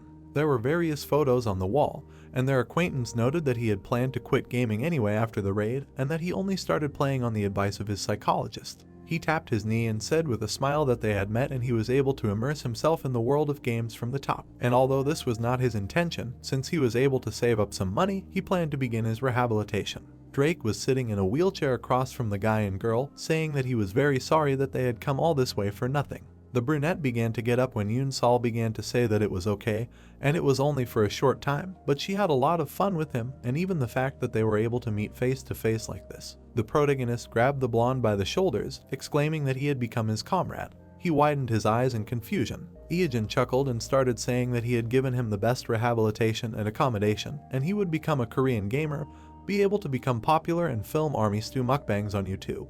He waved his hand, calling him a natural-born explorer, saying that he knew it because they had spent so much time in the game, and then asked if he, being the one who set the cataclysm in motion, wasn't interested in changing the world. The guy continued to smile, adding that there were still so many bosses ahead that they had to defeat, and he was calling for them to make the time. The blonde guy lowered his head. He looked at his friend with a smirk and exclaimed that as expected, he knew him too well. They shook hands. Ian looked at him with admiring eyes. Watching the boy and girl in front of him, he mentally noted that there was a young girl with little experience and a foreigner in a wheelchair in front of him. He clenched his fist in triumph, noting to himself that these two, who seemed like just a heavy load, turned out to have such strength, and he could never imagine such a situation. The blonde smiled nervously and wondered at what level Mowing was then. Then Yusei came out to him and said hello. The brunette was standing behind her as he was helping her because she could not see clearly, and Yeung, waving his hand, asked how she was feeling, to which she replied that everything was fine and thanked him. The protagonist frowned, mentally noting that the girl was a real genius, she was still young, and her potential was limitless. The red-haired man smiled, and he concluded that she was the coach's favorite. Iogen approached his comrade and whispered to him not to tell her that he was dead water, because if her older sister found out, it would be noisy. The last one in the office was Tegang, and he greeted the coach, who said that once that he came back here. The blonde smiled nervously and said that it might sound strange, but he hoped that he knew that they had a limited budget, so there might be problems with payment for some time. The brunette looked away and ran his hand through his hair, saying that he knew and that he did not come here for money. Ian perplexedly perked up. In the direction of the guy's gaze stood the main character. Looking back, he mentally noted that the god of battles Tegang, a genius found by the coach Ian himself, and if yes, he did not follow him, he would have joined him. After a while, a loud warrior of a blonde was heard from the house, saying that a comrade told him that he chose these people, so he thought that there was no chance, but they exceeded all his expectations. He introduced their team, commenting on each member. Ian clenched his hands into fists, saying that he really thinks that they can do it, and that they can even become a major breakthrough in this competition. Near the empty table, he asked the brunette what he would do with the payment, noting that he had money on the side to pay them, and also to recruit new players, and then suggested that he look for sponsors himself because he knew several companies and he had good relations with them. Iogen stood next to him, saying that he would figure it out himself with the help of a raid. The guy looked at his comrade in bewilderment, indignantly asking if he would be able to earn enough money for the team, adding that it was a heavy burden for one person, and he did not think that it would be enough to finance everyone. The brunette flashed his gaze and answered that they were talking about raids in the past, and yes, after which he mentally noted that raids after the cataclysm are now on a different level, and if you find a good raid, you can get incredibly rich, and not even envy people who won the lottery. He smirked and stretched out his hand, thinking that he was ready to show them what the real jackpot was. Abyss Terminal. Showing the view, it was said that after the users collected resources at the beginning of the game, abandoned mines in several places were in ruins, but during the cataclysm, an explosion was heard, and after such a huge shock, many underground resources came to the surface. A gold mine appeared there, which became known as the 11 Afterlife Mine. The golden giant spread its four paws in different directions. It was the A+ level Afterlife Corrupt Spirit Gordix, 49 meters tall. He began to punch the ground. Drake clenched his teeth and asked, "Is this really not an evil spirit?" The guy landed and raised his dagger, saying that it was difficult to deal critical damage to him because the damage area is small, and instead of his golden body, you need to focus on the lower part of the body. The monster darkened and opened its mouth. A golden core appeared in its chest. It hung over it, and the golden particles began to dissipate. The girl covered herself with her hands, asking the other two to stand behind her. A blue light appeared as she used sacred pacifying. The brunette released energy. The enemy's consciousness became clouded. System signs began to appear near the monster, noting the paralysis, suffering, hallucinations, and blindness. The guy grinned and praised her, noting that he had only received 4 out of 6 abnormality statuses, and asked if the blessing of angels was still working. Drake aimed his crossbow. Several shots hit the enemy. The brunette swung his dagger. He glared at the enemy, while it was being said that the 3 of them were the only 3 in the world with a level above 60, so monsters dodging A+ were not a difficult test for them. Moments later, a stream of system notifications began to appear, saying that they had become the first in the world to successfully raid the prisoner of the afterlife, and their names would be recorded in the Akashic records, and that while the monster was resurrecting, the amount of gold mined in the mines would be reduced by 50%, and 2 great kings from the conflict zones were showing interest in dead water. The guy clenched his fist in victory, talking about the crushed treasure of this dungeon. The words on the system screen said that the time of fever had begun. A mountain of gold rained down from the sky. The brunette smiled happily, stirring that this was the true advantage of this dungeon, after which he told the others to pick it all up and that they would forever pay their team with it. The girl ran with a bag, collecting gold. She looked with delighted eyes, saying that she can't do more because she has no room. Drake looked at his filled storage, saying that he has 2. The protagonist waved his hand, saying that since the dungeon would remain like this for a while, they could go to the village and back a few times to memorize the storekeeper from top to bottom. He smirked, saying that however, exchanging all of this for game money would be a difficult task, mentally noting that there were actually 2 reasons why they went on this raid. Looking at the gold, Iogen thought that first, they were here to get money to manage the team, and thanks to the gold they collected, they would not have to worry about paying for a while. And second, to get an item used to defeat S+ rank monsters, because in battles with monsters of this level, this help is necessary. A loud scream rang out in the city. Looking at the houses around, the guy noted that this was one of the few prosperous cities after the cataclysm, a nursery on the outskirts of the city. The woman, clutching her head, screamed loudly, asking why everyone except her couldn't die. Drake went to Tara, the owner of Angel and Yours', asking what happened and what happened to this building. Looking at the destroyed house, the woman said that several days ago, a demon-like monster came and left his pet, but he went crazy, so their building turned into this. On the ground, weakened animals did. She wiped her tears with a handkerchief, asking how he could leave him on her and noting that she should not have agreed. The brunette clenched her hands into a fist when her friend said that such places are very important and added that this villain must be punished. She turned around when Tara pointed her finger to the side and shouted that it was him, the one who left this monstrous monster. The guy picked his nose in confusion. He looked at his friends and mistress. The woman darkened, hearing the howl. Then the sound was heard throughout the city. The animals began to cover their ears with their paws. Some of them beat against the walls. Others foamed at the mouth. Tara fell to her knees, crying that every time she cried, all the other pets went crazy from stress and nervousness. But since he left, she cried non-stop and then began to ask him to stop her, because many of their workers lost their hearing, and the brunette answered her that he left her here as a test, since resistance for animals was created after the cataclysm, but as he thought, it was a mistake. He brought his hand to his mouth and called Judelope. A company of air headed towards them. Clouds floated across the blue sky. A crying girl burst out of the house. She threw her into the arms of the protagonist. He pursed his lips, mentally noting that it was no wonder she was crying. When she woke up, everyone of her race had disappeared, and since she was a queen, it was only natural that she would be depressed, and she hadn't seen him, her favorite vassal. Of course she was confused. Judelope continued to cry. The woman wobbled to her feet when Iogen said they were done. He handed her the bag, saying it was payment for her upkeep, and that he had left a little extra considering how much they had suffered. Tara saw the gold. As everyone started to leave, she waved past them, telling the boy to come again, and he said that nothing changed a person with anger management issues to a person who could handle anger like money. Judelope sat on his head, and he noted that she should have disappeared from this world because of the cataclysm, but because of it, the future changed and the queen remained alive, which means that the Wajidu species will continue to exist. The brunette nervously smiled and said that he was going to bleed to death if she continued to hit him, mentally noting that he would take responsibility and help, and she would become the key to the second cataclysm. He waved his hands when the girl caught up with him and asked if she was his pet, to which he replied that he was her pet.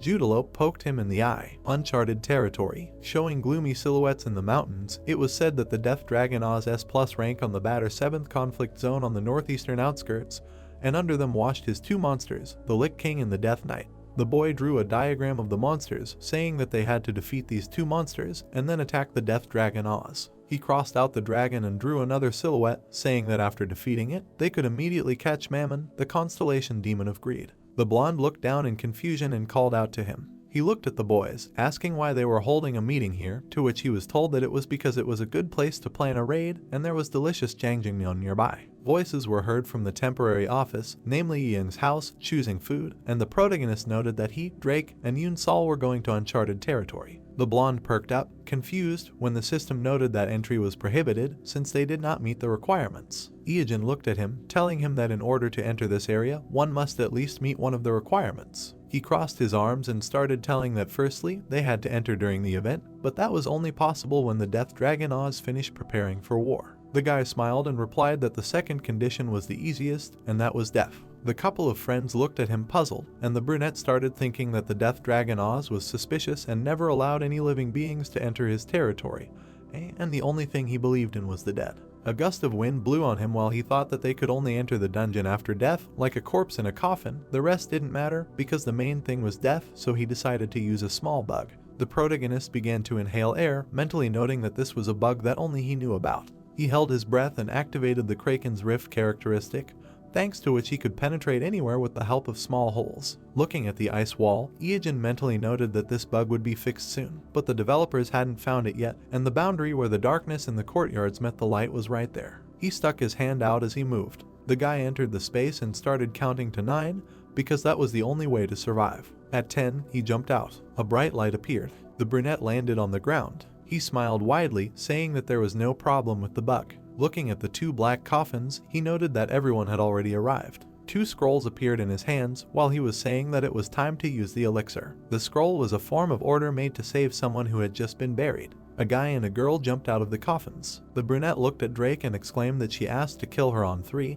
and he pierced her on 2, to which he replied that she was very scared. So he thought it would be better to do it faster, and after that the protagonist said that there was nothing wrong with it. The system noted that they entered the territory of frozen destruction, and the name of the first visitor was recorded in the chronicles. Drake looked to the side and asked if it was true that this was Gansho Maru and heard a positive answer. Looking at the bone monster, the girl said that it looked terrible and how come it became like this, and the blonde asked why there was a Merit's monster of rank A+ here. Iojin frowned, saying that it seemed like they had guests. There was a crack in the skull of the monster. Drake perked up, saying that someone had started the raid before them, and it might be a faction, after which the guy told him that it wasn't, but rather it was the hut of the hidden map he had used, since he hadn't seen anyone when he got here. There was a sound off to the side. The blonde guy tensed up. He frowned, saying that he had almost finished, but now he had arrived in no time. Beasts were heard from the cave ahead. Then a pack of blue C+ rank wolves jumped out. The brunette raised his hand and smiled, saying that these guys were really annoying,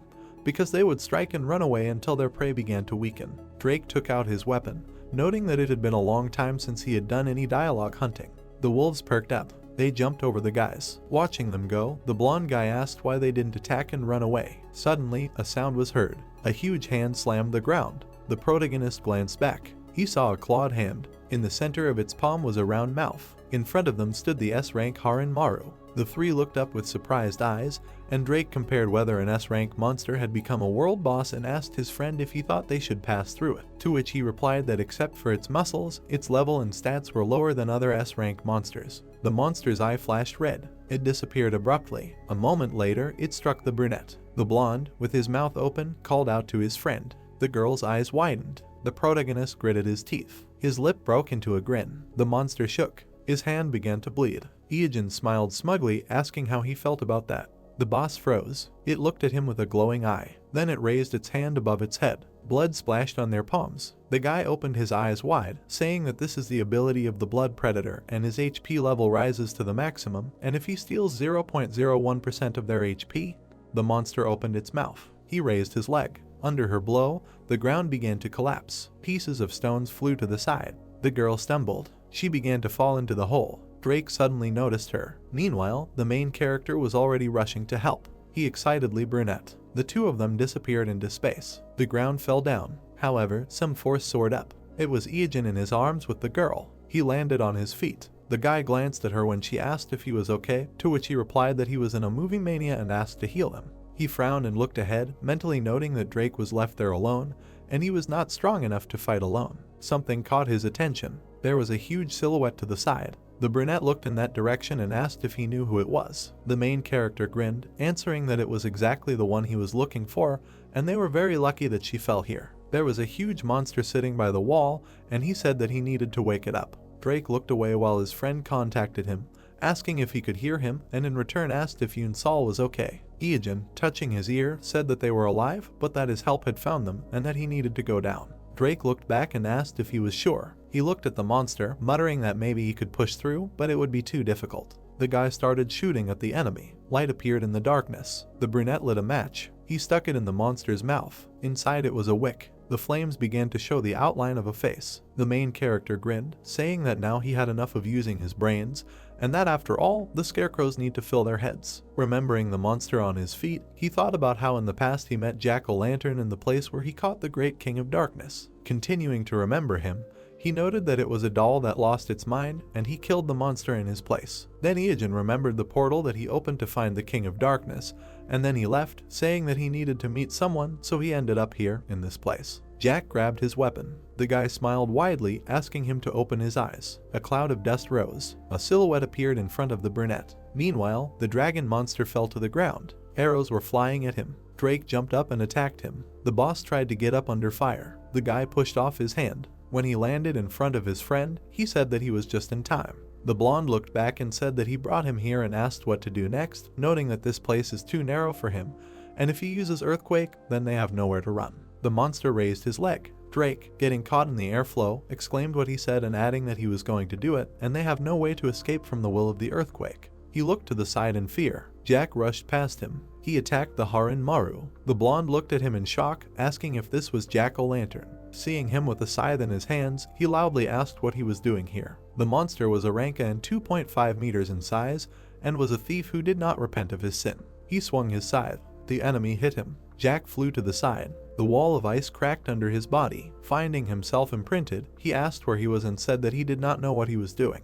The brunette smirked, greeting him and saying that he was frozen in this place. Scarecrow looked at him and asked again. He perked up, saying that he remembered him and that they met him in Solomon's castle, adding that he came here to take revenge and comparing why he was here. Drake looked at his friend, asking if they wanted the monster to come here and fight Jack, adding that he did not think he could help them. Remembering the monster's skeleton, the protagonist began to think that perhaps Jack had similar thoughts, and before meeting the death dragon Oz, he may have defeated one of his powerful allies. He then introduced Haran Maru, thinking that he was in a rank, which meant that the rogue player monster itself must be in a plus rank, and for Haran Maru, the new mid-boss, it was impossible to follow Gansho Maru. The Scarecrow started to rise, asking if he had lost, and how could that be. He became comatose. Looking at the partially broken blade, he muttered that only if his scythe was fine. The boy threw him an item, asking what about it. Jack caught the item. His eyes sparkled. In his hands was the Gorodix core, which is the dual power that powers Gorodix and is stronger than any other mineral in the world.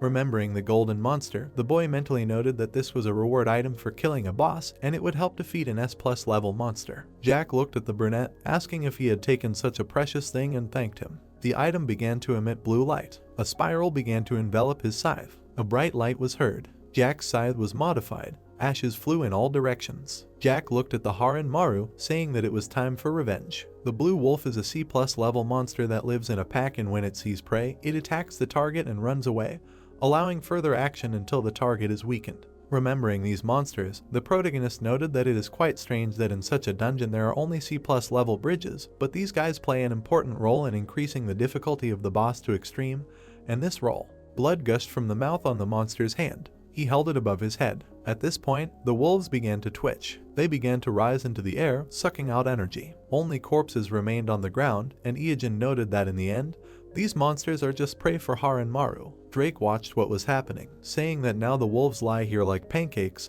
and the guy answered him that if it ran away, there would be no point in them stopping here. Looking at the Haran Maru, he thought about how, in addition to the monster's unique characteristics and skills, even the environment it lives in also becomes a powerful weapon. Something flashed through the air. The monster parried the enemy's strike. He perked up when the Scarecrow said that this was a rematch. Haran Maru looked at the wounds on his arm, listening to the words that this time he would not have a chance. Jack swung his scythe, saying that now that he had a new weapon, he would have time. The monster kicked. The ice began to crack. As they all fell, the brunette said that if they hit at the same time, the damage could be increased by half, and Drake noted that they were finished if he used another earthquake in such a narrow place. Jack rushed forward, saying that there was no need for that. He began to hit the Haran Maru. Looking at the Scarecrow, the protagonist thought about how his body was made of witch straw and was so light that it could float in the air. Suddenly, a shadow loomed over him. The monster slammed him. Iojin frowned, saying that Jack was the best among A+ against Haran Maru, the weakest among S tier, and he thought that he should give him a chance, but the gap between the tiers was impressive.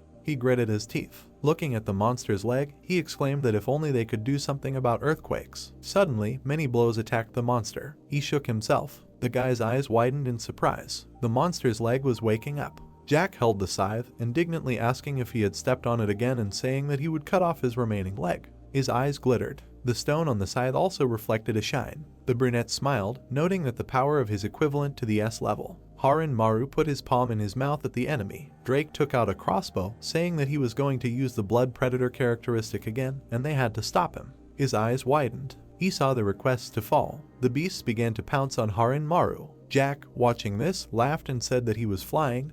They also wanted to take revenge on him. The wolves continued to attack. Suddenly, one of them was pierced. The second was cut in half. Claws stuck out of the flesh. The monster threw the beasts. One of the wolves fell. The monster pointed a hand with a mouth at him. The guy jumped up, noting the opportunity. He stood next to the wolf. Smiling slyly, the brunette exclaimed that this was a chance. He hit Haran Maru on the hand. Blood splashed. The monster's entire hand was covered in blood. The protagonist frowned, calling Yoon Sol. The girl raised her head and said that she would heal him now. Her eyes widened when her comrade asked her to use holy immunity. He looked at the brunette, offering to end this. She put her hands out, creating a sphere. Haran Maru paid attention to her. The girl continued to release energy, and the system noted that the enemy received the statuses of paralysis, fear, hallucinations, and blindness. Iojin smirked. He clenched his fist, saying that it would be double damage. The guy then jumped above the enemy. His fists glowed. He rushed at Haran Maru. Frowning, the protagonist screamed. However, a second later, the monster hit him.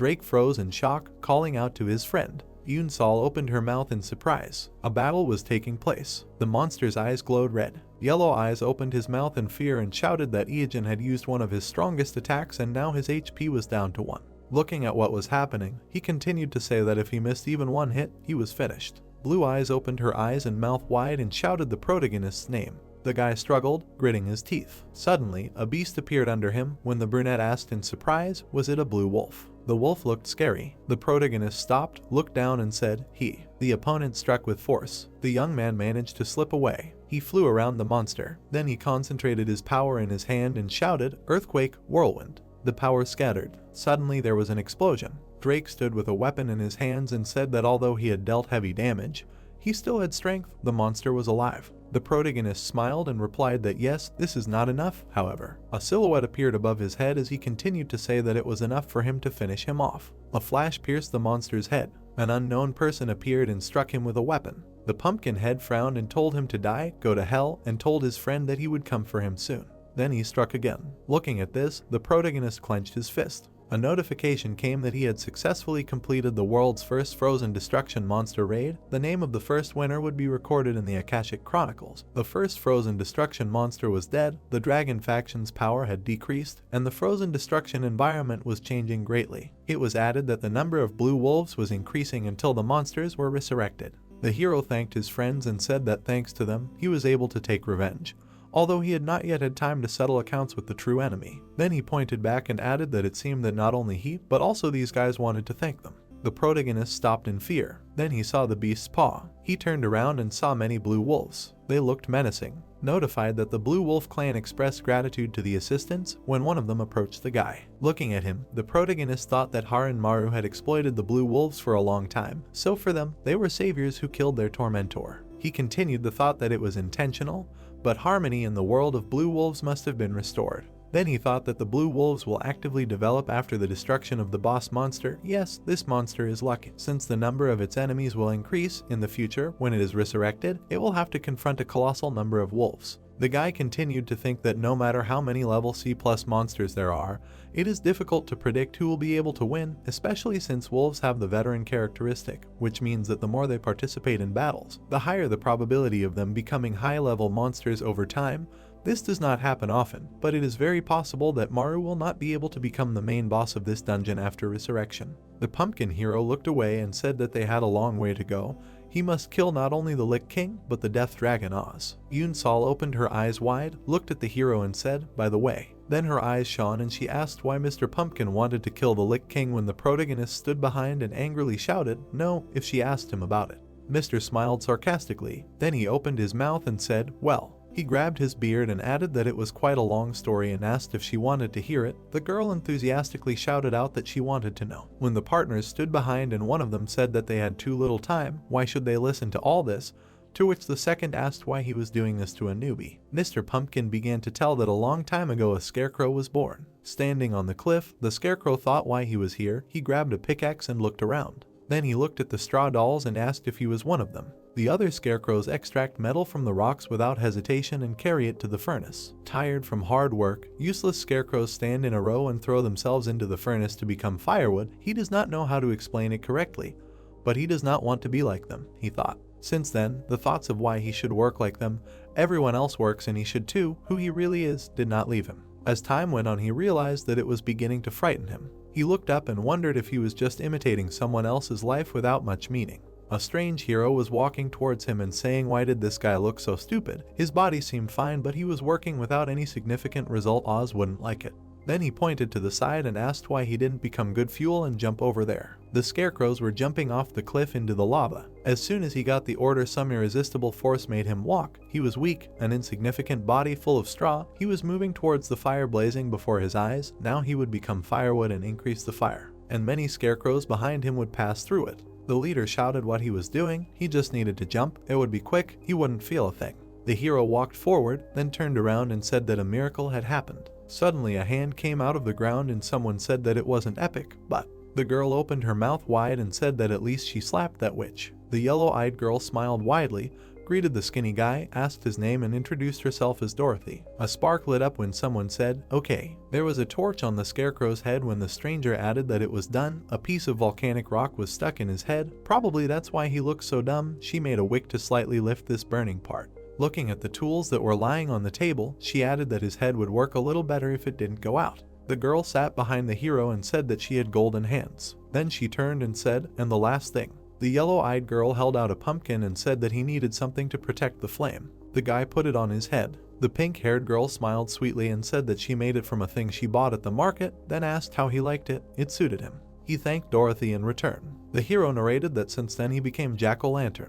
He continued to say that Dorothy was strong and brave. He was so proud of her. It was a great honor and happiness to fight together side by side. The girl always laughed with pleasure when she called his name with her sweet voice. Even when she laughed, he could hear the wind blowing like dry straw swaying. Mr. grew up in a small mountain village. One day Oz said that he wanted to build a mine, so he destroyed his village. He was the only one who survived, and now he must take revenge on him for that. Oz is strong. Besides, he has many strong minions, so if they attack him directly, they will not have a chance to win. The Pumpkin Man said that at first they went to the annexed factions of Oz. It was a forest with dense trees. All human settlements were destroyed and only giants and demons remained there, who became servants of Oz. He continued to narrate that they began to cut down all the trees and send them to the furnace. This was necessary in order to constantly heat the boiler room.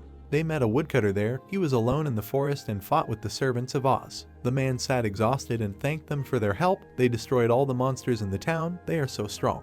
The brunette lowered his head and added that he lost everything because of him. The forest, the town, his loved one. He wanted to take revenge. For this he mechanized his body. But in the end he lost. After which he showed his hand. It looked like a robot's hand. The green-eyed man was saddened and added that now he had nothing when someone shouted that this was not so. The girl extended her hand to him and said that his revenge was not yet over. Suddenly a man appeared who introduced himself as Richard, son of Henry the Lionheart, and asked if he could go with them. He opened his mouth wide and said that he wanted to become brave and strong like them. Someone listed the heroes. The first was him, a scarecrow with a scythe. The second was a woodcutter in knightly armor. The third was a young cowardly lion. At this point, Dorothy's expedition was over. They were looking for the Dragon of Death Oz, who had forced them to come to the other end of the rock. The end of their journey was approaching. Having met the enemy face to face, they attacked him without thinking about their actions and lost. Mr. Pumpkin continued to tell that when he came to consciousness, there was emptiness around him. The flames, Oz and his friends, everything disappeared. He did not know how long he wandered in the middle of the wasteland. He continued to say that when he looked back, he only saw footprints in the sand. Maybe he had wandered alone for too long. At that moment, he wondered to himself where they all were. The girl was crying when the hero said that the last thing he remembered when they were fighting Oz was Dorothy screaming. She was screaming at him to put out the fire. The boy reasoned that maybe she didn't want him to see her die. He shouldn't have listened to her. The blue-eyed girl, with tears on her cheeks, finally asked how he ended up here. The hero turned his head and answered that his memory had been erased since he began wandering in search of his comrades, since the moment his fire was extinguished. He didn't even know how much time had passed. He remembered how King Solomon sealed him when he arrived at the ancient castle of evil. He thought that perhaps he smelled of a dragon. When Solomon regained consciousness, he was already consumed by evil. Then he extended his hand with the weapon, looked at the people and said that the guys, were in front of his eyes. Drake looked down in fear and said that after that they went to the Dark Lord and he went straight to Oz. The protagonist looked at him and added that after that he was frozen here because Maru defeated him. The hero lowered his pumpkin head and replied that he had now returned to the path of revenge that he had long since abandoned. He then opened his mouth and said that it was as Dorothy had taught him back then. Notifications came that they had come to the edge of frozen destruction. The name of the first visitor was recorded in the Akashic Chronicles. Suddenly, a rank frozen vampires appeared. The blonde man stretched out his hand and began to shoot flashes. They flew at the opponents. Mr. Pumpkin stood in the middle of the flying vampires. The protagonist looked at him and thought that as expected of Jack, these monsters were weak, perhaps their boss was not that strong. The Pumpkin Man then said that Oz had recruited many talented monsters for the war against the demons. The Lick King controls the left side of the frozen destruction. The Death Knight controls the right side of the Sword Tower. They need to get rid of these two first. Someone narrated that the other day, the tyrant dragon Mordmor and the demon king Beelzebub tried to recruit the eight-legged queen Silesium. When the hero thinks about how the greedy constellation tried to recruit the ancient spirit Gordixa and brought him to their side, it seems to him that other S+ level monsters will join their forces. Lick and Death Knight are monsters recruited after the Cataclysm. Now they will understand why Maru was an average boss in this dungeon. Someone said that one can only guess how strong they are. Stone fragments flew around. Jack hit the ground with his weapon. He narrated that the Lich King is one of Oz's strongest subordinates. He is a super elite monster that controls the left part of the territory. Jack, without looking at Iajin, asked him if he knew anything about him, to which he replied, no, and he, Mr. Pumpkin, said in response that he did not have any information either, so he decided to ask. The unmelted ice began to break. The King of the Throne awakened. The King of Frozen Destruction began to rise. Jack stopped and said that this can't be. The Iron King rose before him. His eye glowed green when the hero asked if the woodcutter was him. The protagonist was dumbfounded when he saw the Lich King. The monster raised his hand with a weapon up. Then he swung. The red-eyed one stretched his hand back, covering the girl, and said to be careful. His attack carries both physical and magical damage. Even if they dodge it, they will still take magical damage. The king swung his axe. The protagonist flew back when a bright flash happened behind him. Magic spread around. The protagonist ran away from the explosion. At the moment of running, he shouted that now the raid on the Lich King has officially begun.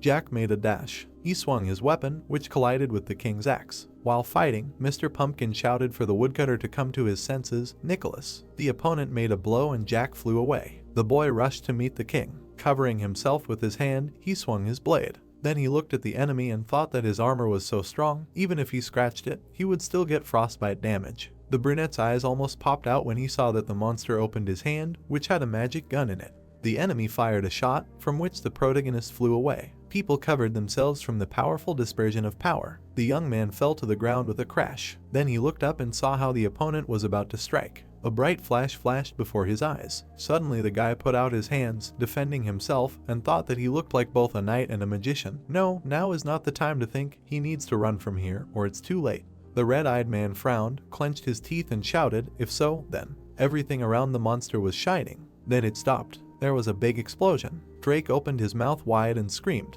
Then he stretched out his arms and started shooting from his weapon. Shots flew towards the enemy. The monster stood motionless. The partner ran up to Iajin and asked how he was, to which he, lying on the ground, replied that everything was amazing and thanked his friend for asking. The king extended his iron hand. Blue-eyed extended her hand and said, no, sacred immunity. Then she extended both hands and launched her power towards the enemy. The first status appeared, maximum paralysis with a probability of 100%.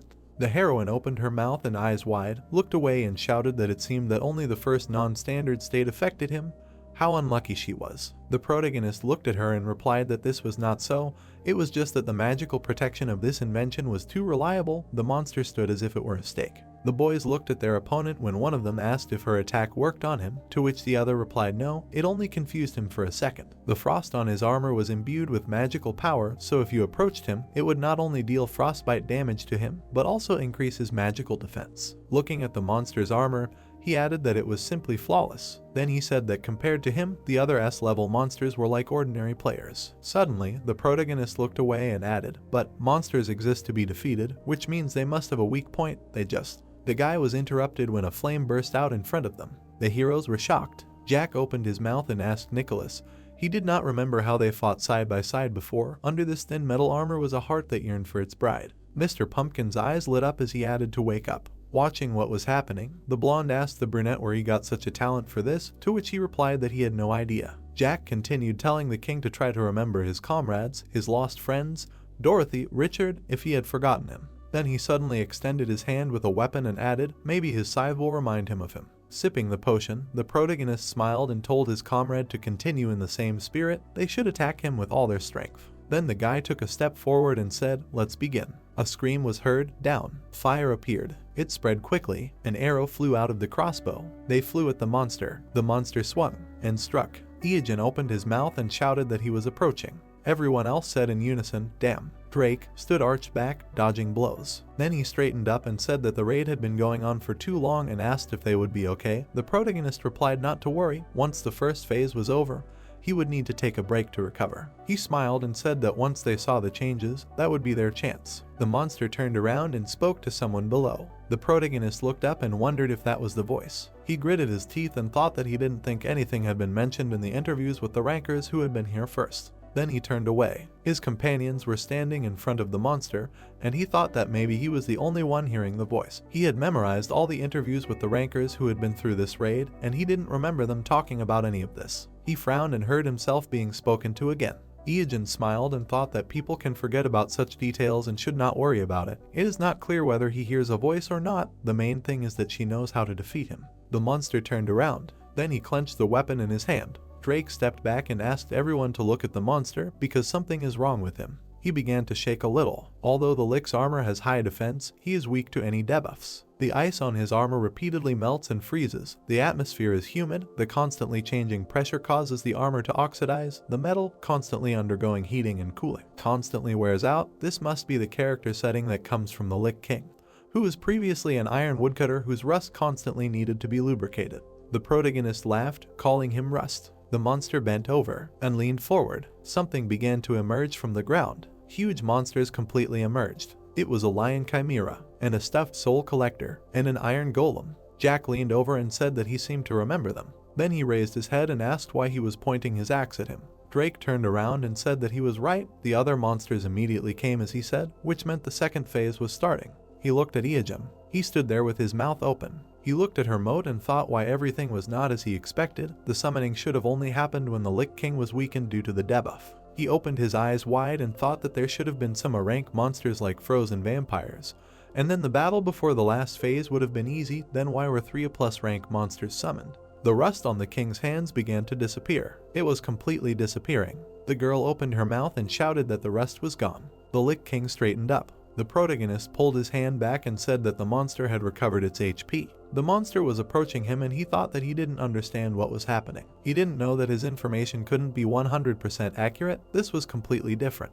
He dodged the blows, thinking that maybe it was because they were the only ones who had reached this stage, or something had changed because Drake was helping them. He started throwing metal objects at the monster. They hit the target. A fog appeared. Drake looked up in fear. The girl opened her mouth and called out to him. The monster tried to hit Drake with its hand, but the girl put up a sacred defense. Something appeared behind her. The monster struck. The girl turned around and stopped it. Jack frowned and asked how dare they point their guns at his allies. Drake frowned and thought that it was too heavy. He was healing with an A+ rank monster. He then looked away and thought that something was wrong with Iajin's plan. He watched as the protagonist approached the Lick King and thought he had never seen him so confused. The protagonist ran and thought that without any understanding of what the Lick was capable of, there was no chance they could defeat him. He had the 3 sacred treasures. He had to think of a way. He looked at the monster and thought that with his death and Yoon Sol's resurrection skills, along with potions and fortitude, they could.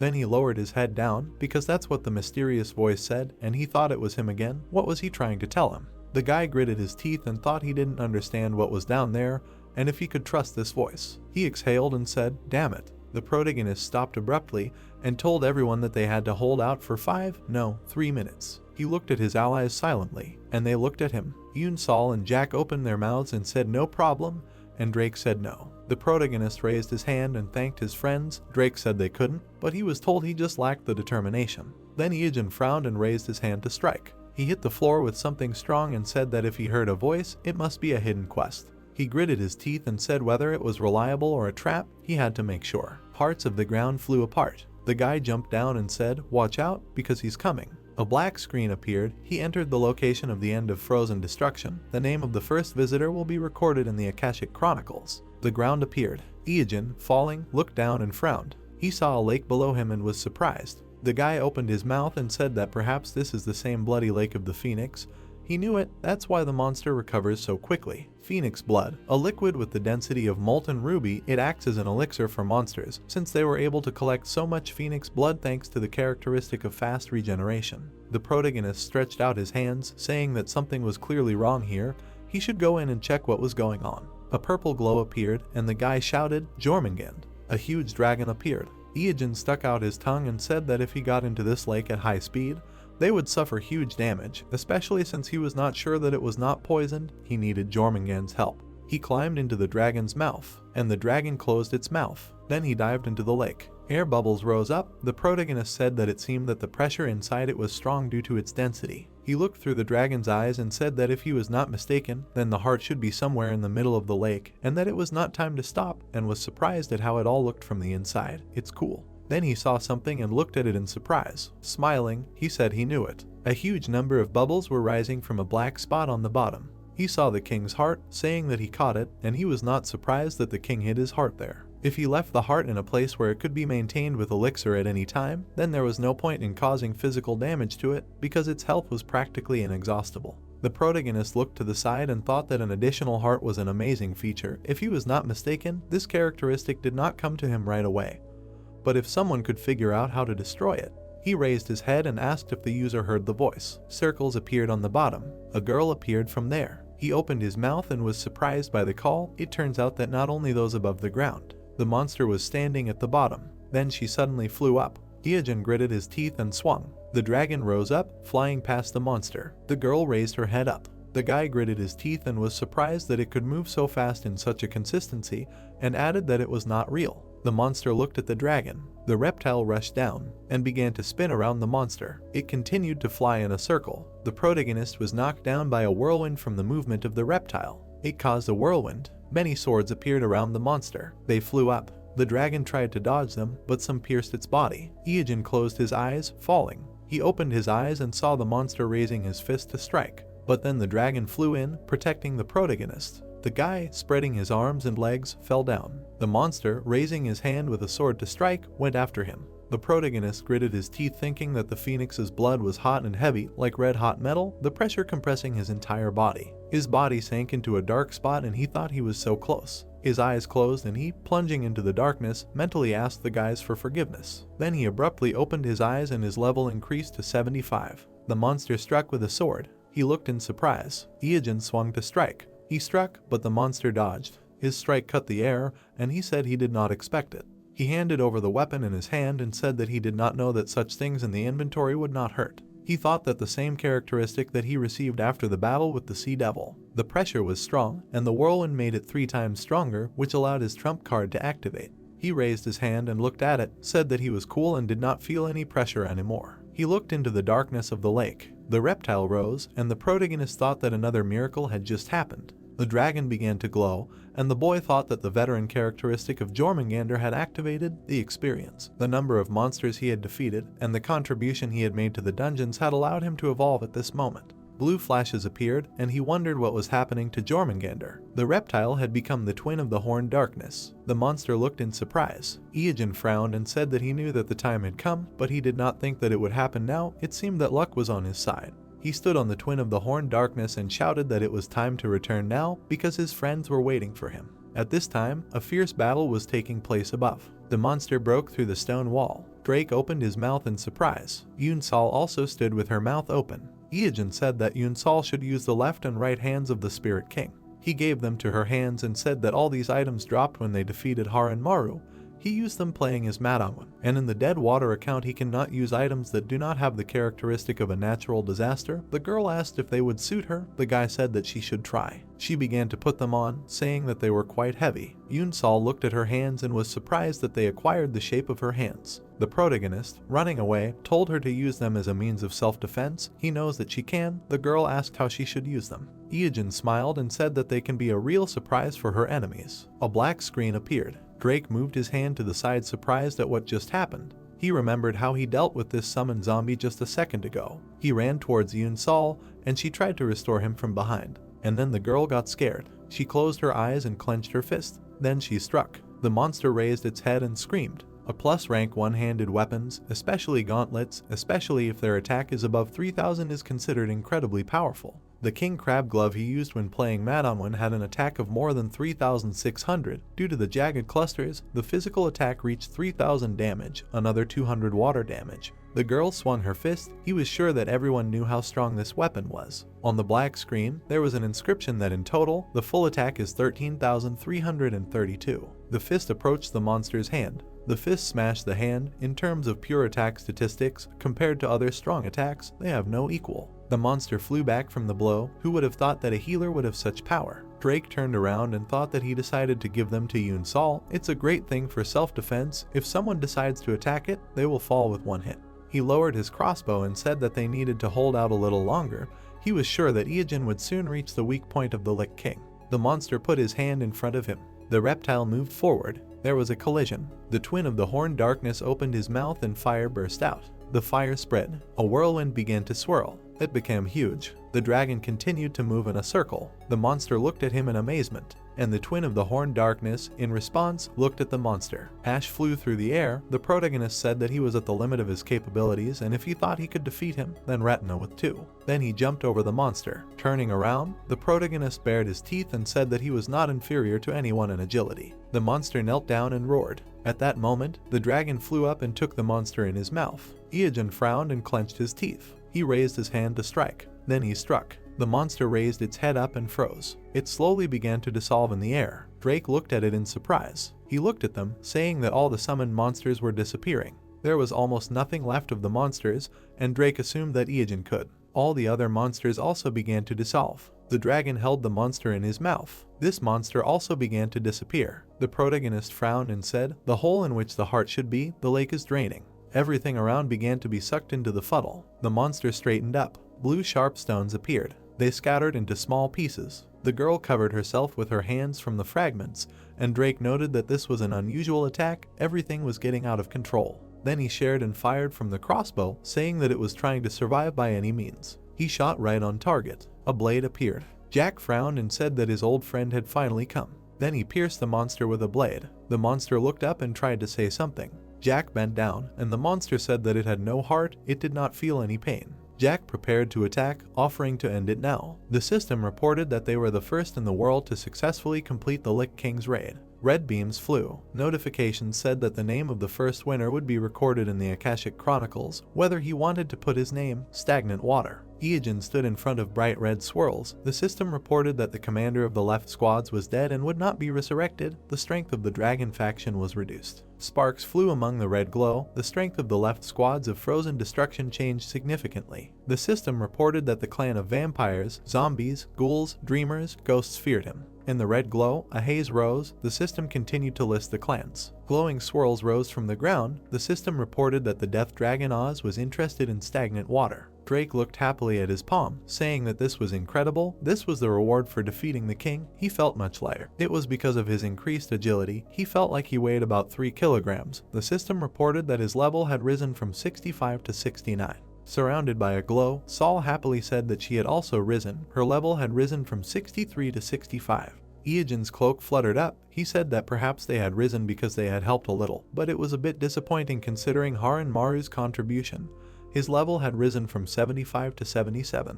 The system listed the guy's numerous titles. The red hand picked up a piece of debris from the ground. Jack examined the debris and said about Nicholas, his old friend. In his other hand, holding a weapon, he told him to rest in peace. He too would not run away anymore. In the jar was a heart. The system reported that it was the heart of the Lich King, quoted the words of the woodcutter Nicholas, that there is nothing more contradictory than the human heart, and reported that the feature of the inexhaustible heart was ready for use. Iajin happily raised the jar up, exclaiming that he finally got what he wanted, the rarest thing in the world. Saul came closer and asked what it was, a model of the heart. The hero replied that it was his heart. The capsule scanned its shape. Looking at the organ in the jar, the girl asked if it was real, and the guy replied that yes, this is exactly what his heart looks like. It is very cute. Drake looked at his comrade and asked where he would use it. It is indeed real. He said with a grin that it can be used in any way. With a happy look, he turned and said that the meaning is that he can apply the same characteristics as the Lich King. The blonde touched his chin, saying that's why it's called a spare heart. Looking away, the brunette thought that it was a very rare item, but this spare heart is really useful when he has a certain title. Holding the kin with his hand, he thought that now is the time for, but he was not given time to finish his thought because everything turned green. Drake opened his mouth in surprise, asking what was this, a sudden shutdown. Looking up, Saul asked the guy in surprise to look up. A voice was heard in the darkness that he was the one standing in front of him. A bright eye with a vertical pupil appeared, asking, "Did he kill the Lich King? What kind of a bunch of attention seekers?" A red hand squeezed the handle. Jack held the weapon, exclaiming that it was Oz. The orange eye looked down, saying that he was in high spirits.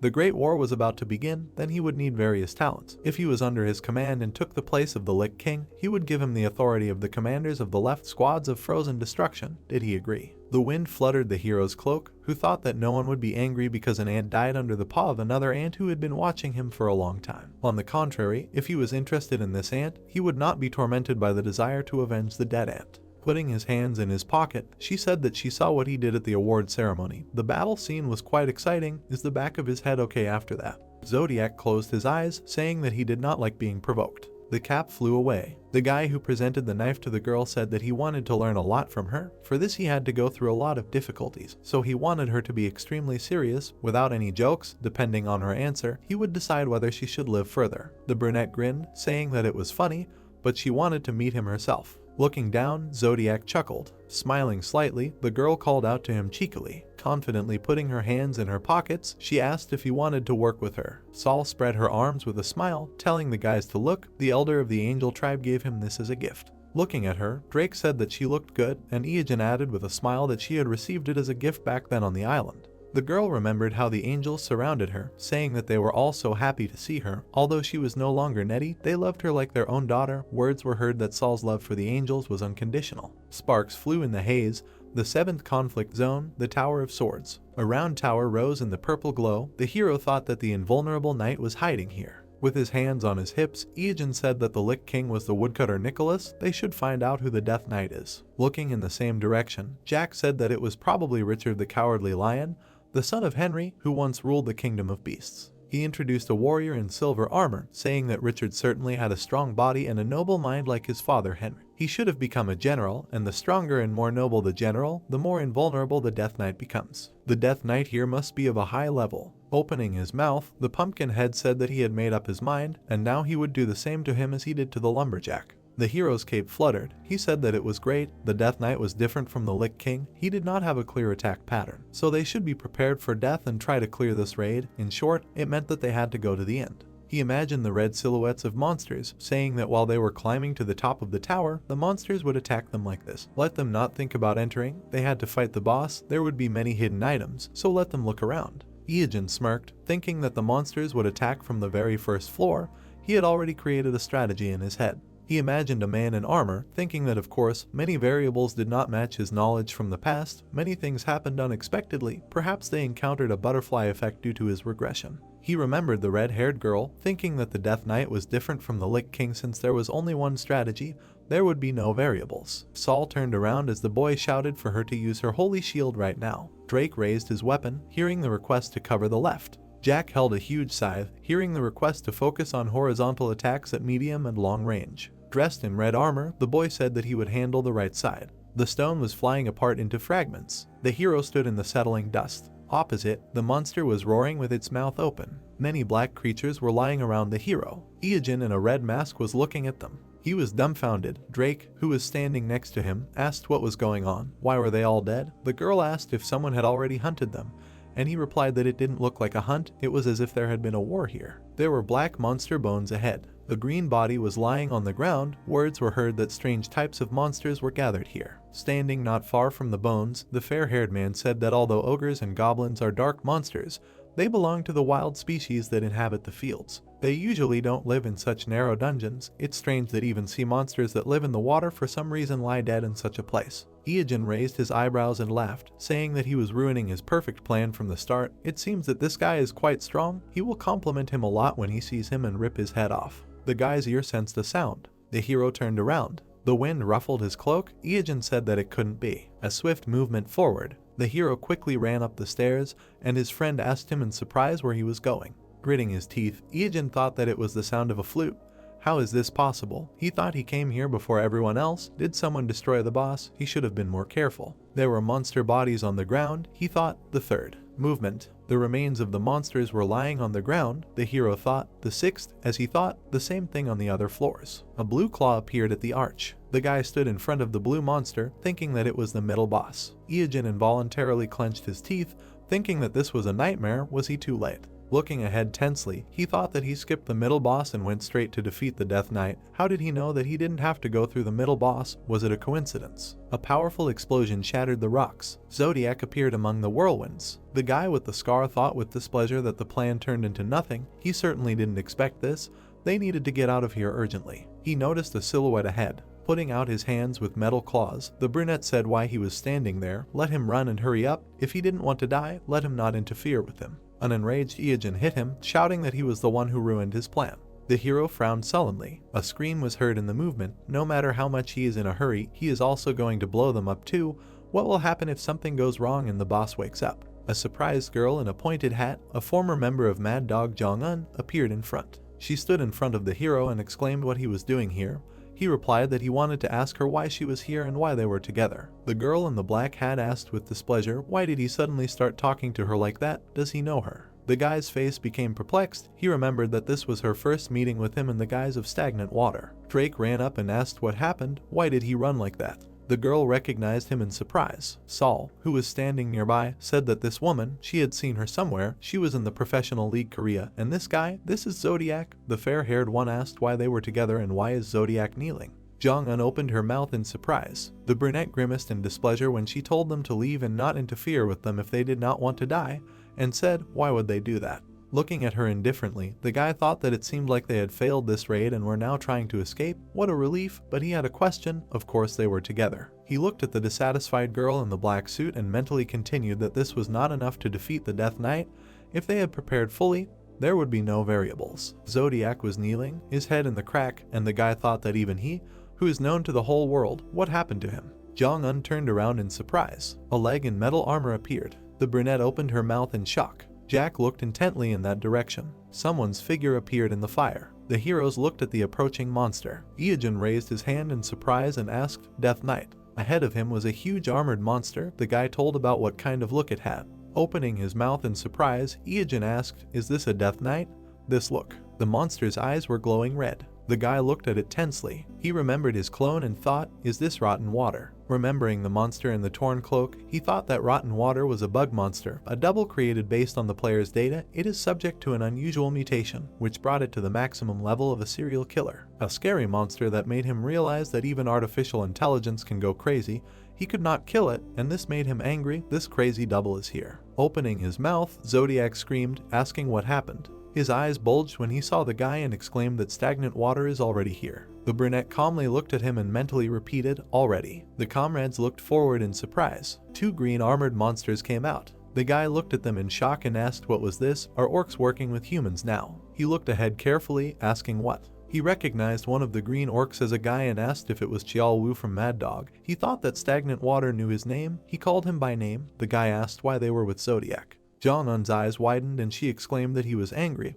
Why was he asking so many questions? Let him not interfere with them and get out of the way. The orcs rushed to attack when she ordered them to take out this person. The brunette looked at the approaching weapon. A bright glow began to spread from it. The orc opened his mouth, wondering what happened to his body. Iojin looked at the axe with a smile, thinking that it was not a scratch. A bright explosion scattered debris. The system reported that the characteristic of the heart was Puritan. The orc's body flew to the side. The hero asked if he was going to use his body to hit him.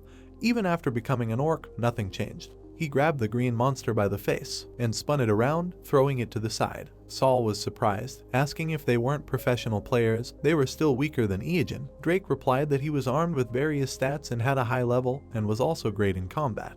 The brunette smiled confidently when he heard that he wasn't sure, but would it really be hard for Korean professional players to defeat him? The guy looked back. There were monster bodies on the floor. He thought he should learn about the different types of monsters and the sounds of the flute.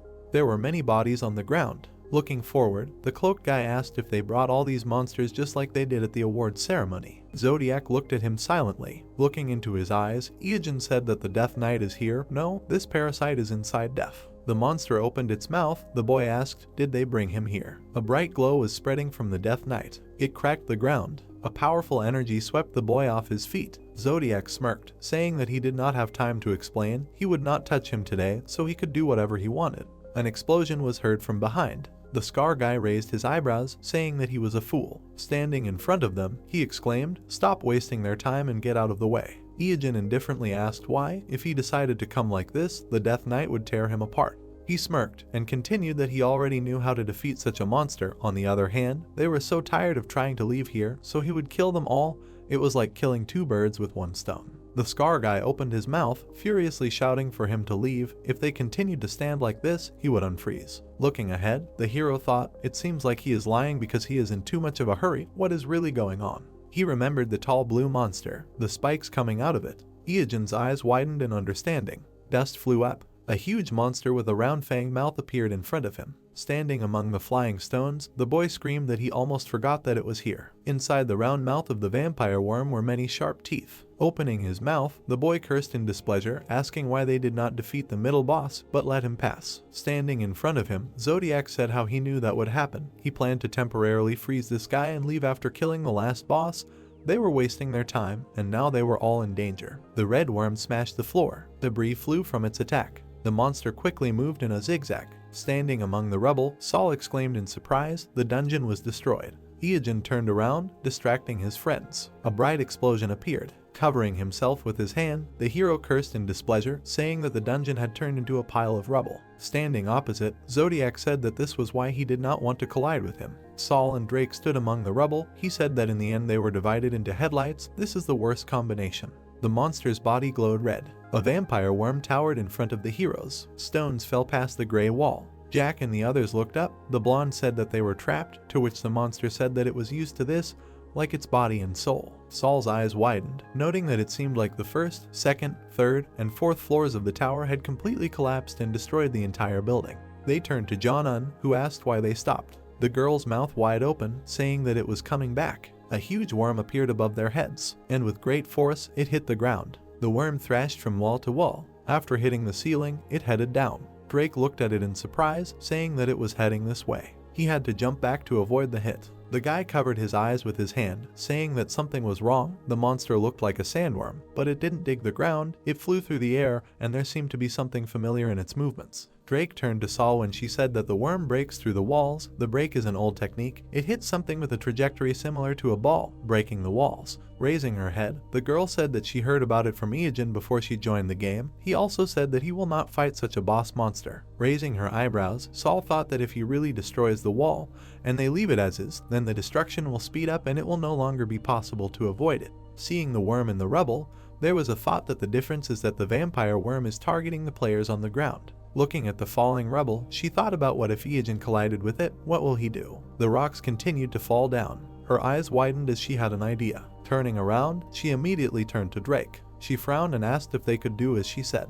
The blonde smiled at her and said yes, to which she clarified that she hadn't said anything yet, but he told her again that he knew she was wise, so they wouldn't do that. The boy turned around when he heard the question of whether there was a way out. John stood with two large monsters, asking if the others wanted to cooperate since they had a physical body that could help. Drake looked at Saul in surprise again when he refused this offer, asking if they were the ones who were going to be killed, but his partner said fine, and he reminded her that this was Ieogen's opponent. Saul smiled, saying that everyone goes through regrets at times like this, but now they need to unite to get through it. John smiled happily in response. The worm headed towards them. Jack was lifting a boulder with the other monsters. Someone said to use this fragment as a cheat to dodge the vampire worm, and asked if they didn't want to break a few stones, and also to listen carefully, because timing is very important. Saul was also lifting a stone and, imagining the trajectory of the worm, said that she had already made some calculations, taking into account the angle of attack. So she just needed to pick the right moment, and if the time and angle were not comparable, then they would be destroyed, like these walls. The girl standing next to her noted that it was incredible to calculate everything in such a short time, to which the girl said that she was a little carried away by mathematics. Then her interlocutor noted that when she was younger, she made a lot of graphs, but too much time had passed since that period, and Saul asked what she was doing.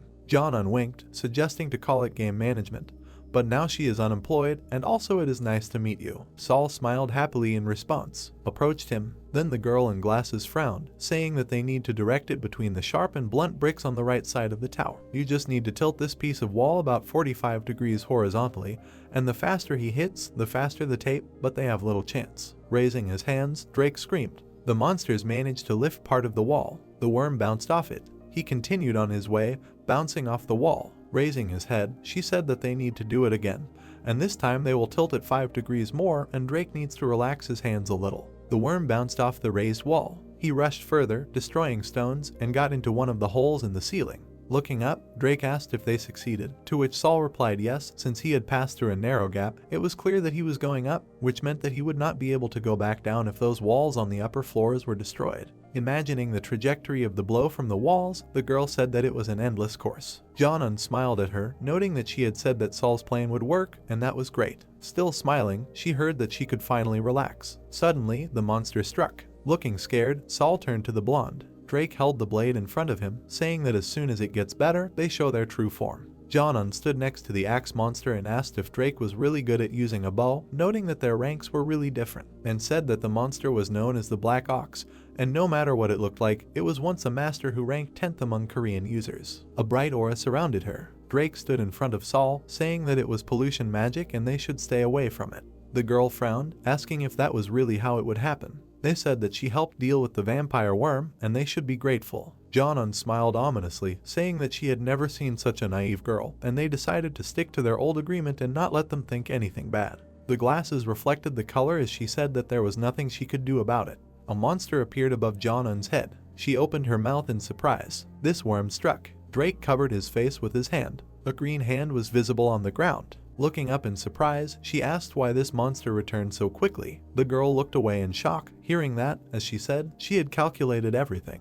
Remembering how the worm descended, she said that it meant everything that was above and that was destroyed, as well as what structure there was, what shape the walls were, where and what was located. Then she imagined the debris, saying that she could predict the trajectory of the vampire worm, so she knew where, when and where it would appear. Then the debris flew down. The girl said that it would be difficult to escape from it now because it had gained maximum speed. Looking shocked, she called her a small brat, saying that she was going to use it against her from the very beginning.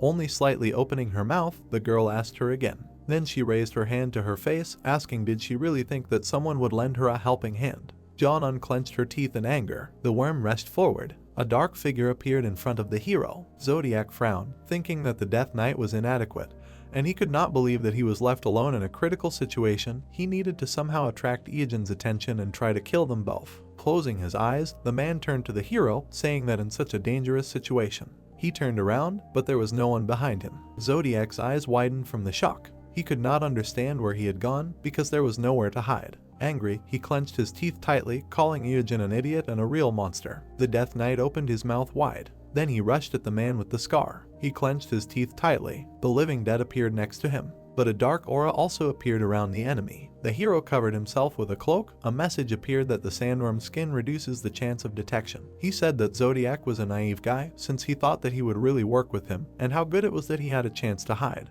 There was a sly smile on his face when he also said that Zodiac's only advantage was a black mage who commanded the unkillable, and it was probably so hard to deal with an unkillable Death Knight and small monsters. He would watch him get tired and then kill this one himself. John dodged the blow. The monster was covered in green liquid. A raid on a vampire worm is a shooter's game, more like a rare form of suicide. This liquid flew from him in different directions. If the player continues to be in a state of failure, the difficulty of the game eventually increases to the point that human reflexes cannot cope with such a load. And this is why the vampire's speed increases with each hit, because to lower the difficulty level, you need to kill yourself, but it is a rather contradictory system. The green liquid fell on one of the monsters. Another began to melt under its influence. Saul looked with her big blue eyes. They say that they cannot let you die, and so she used them. Drake stood next to her, watching what was happening. She said that from the beginning there was no need to fight, no one should die, but in the end it came to this, to which he asked, did she really think of this too? The girl looked at him with a smile, saying that she only made a rough calculation based on the movement of the vampire worm. Drake wondered if she would be angry if he said that she was a smart girl. John stood among the falling debris, saying that Saul was crazy and that she was worse than Ijin. Pointing her finger at her, she shouted that she would tear her to pieces next time. The monster's impact caused rocks to fly. Her hat flew off. The worm continued moving. The monster burst out of the wall of the tower. The girl said that when breaking through the walls, it hits 448 times in one circle, and the difficulty increases with speed after 2 circles, totaling 896 defeats. Both looked up, and she also said that the method of throwing off the vampire worm seemed like a way to escape the tower, to which Drake asked if that was why Ijin did not want to go through all this. Someone's hand broke the rubble. The monster was coming out from under the rubble. They say that it is not dead yet. Drake and Saul looked at it in surprise. The girl opened her mouth in surprise. The monster clenched its teeth, thinking that it will start with the weakest and take care of her. Then it rushed forward. A crossbow appeared in Drake's hand when he thought that she would not be able to dodge because of her agility, because it was too late, and told her to duck. But the guy looked forward in surprise. A dark aura appeared around the girl. The object on her hand began to glow brightly. She moved her leg to the side when the monster cursed at her. Then she put her hand behind her back. She managed to deliver a powerful blow. A bright flash appeared from such a blow. Drake covered his face with his hand, thinking that he almost forgot that she had an item called the S-Class Monster Haran Maru, which was not inferior to the muscle style, and the enemy was mistaken when he decided that the healer was the weak link. Saul's eyes were shining brightly. The system messages showed that she had a horn, the left and right hands of the Demon King. This is a destructive power that will knock out even a high-ranked one with one hit. She opened her eyes in surprise. After that, she looked around, asking where he was, because she was so scared that she intuitively put out her fist, to which her comrade replied that he exploded and evaporated. Barely touching her fist, he turned into mince and burst like a balloon. Saul only smiled in confusion. The girl raised her hands to her head, saying that she didn't want to blow it up like that, asking about how terrible it was on her part, to which Drake told her to calm down, because that's what happens when health is too low, and thought about how, of course, they don't explode like that, and the girl has a good feel for the game and attacks well even in close combat, and Ian raised the monster. Someone's footsteps were heard in the corridor. Drake and Saul were heading forward. The guy was telling Ian that he was here to help and asking if he was okay. Frowning, the guy looked ahead. Fire was visible in the distance. Someone was holding his throat with their hand. Two silhouettes were visible in the middle of the fire. The second one had an ominous smile on his face. Drake opened his eyes wide, asking what was going on here. Ian frowned, thinking that this was very bad, and how did it come to this? Something struck with force. Zodiac was thrown back. Then the man put his hand forward, saying that the enemy was dead. The energy from his hand was directed forward, so it almost reached the enemy, but it was destroyed upon contact with him. Then Zodiac used a pipe. Bones rose from the ground. The enemy looked at the mountain that appeared in front of him. Zodiac looked up, saying that this was a wall of flesh and bones of dead monsters, and it would help buy some time to escape. But the monster quickly destroyed this wall. Then a book appeared in Zodiac's hand, and he used extreme hell. Green fire surrounded the enemy. His silhouette was visible through the flames. Such an attack did not harm him. When the man looked down, thinking that it was probably too difficult to catch the Death Knight with necromancy, and at least Ian was here, the monster pierced him with its claws. Blood came out of the man's mouth. Zodiac's health quickly depleted. After all, death is the end. He raised his head, saying that if he thought about it, maybe he had a teleport somewhere, and he should look for it. Zodiac, who was hanging on the Death Knight's hand, only cursed. This was an obvious defeat. Zodiac cursed him and lowered his head. At this moment, the Death Knight looked at his corpse. Ian attacked from behind. Sparks flew to the sides, then he appeared. The hero's blade touched the enemy's claws. Sparks flew between them again. With a smile on his face, Ian asked him if he really signed up for the gym because his body had become stronger, and said that this time he would take responsibility and end it. He saw the Death Knight's dark head, thinking that if he could find his weak point and stab him with a dagger, then all he had to do was use the Bloody Predator characteristic to win. This is what he was thinking now. Looking back, he realized how blinded he was by the desire to win. The dark aura around the enemy grew larger. The hero thought that it was his mistake, all because his opponent was an evil spirit plus a Death Knight. The aura spread in all directions. Ian looked at it nervously. A lot of energy was released from the enemy. The hero ran, avoiding the attack, saying that he hated it because he could not see anything. He gritted his teeth, noting that he could not use the Blood Predator yet. But he looked ahead in surprise. Another attack lifted rocks from the ground, throwing the hero back. Ian threw his head back. The ground was crumbling under his feet. He thought about the Death Knight's attacks becoming faster, and did he predict the trajectory of his escape in advance? While running, he looked behind him, reasoning that he had fought him twice when he was his double. So it would not be surprising if he really calculated the movement according to the data, and the more you fight the same enemy, the stronger everyone becomes. But, bringing the potions to his mouth, Ian said that a breakthrough is always possible. The knight raised his sharp blades, after which he struck the hero. Gritting his teeth, he asked how he felt. Bright traces spread from the hero's silhouette. The Death Knight looked at it in surprise. Ian stretched out his hand forward, using Bloody Predator. Drops of blood covered the enemy. The hero smiled, asking how he felt and if it felt like he was bleeding, and also he would return him to the state he was used to. An ominous expression appeared on the Death Knight's face. Ian, not understanding, looked at him. Thorns burst out from the ground and hit him. The hero opened his mouth wide. Sweat was running down his face. He was surprised by this trick, thinking that this was impossible, and how did he know what he was going to do in this situation?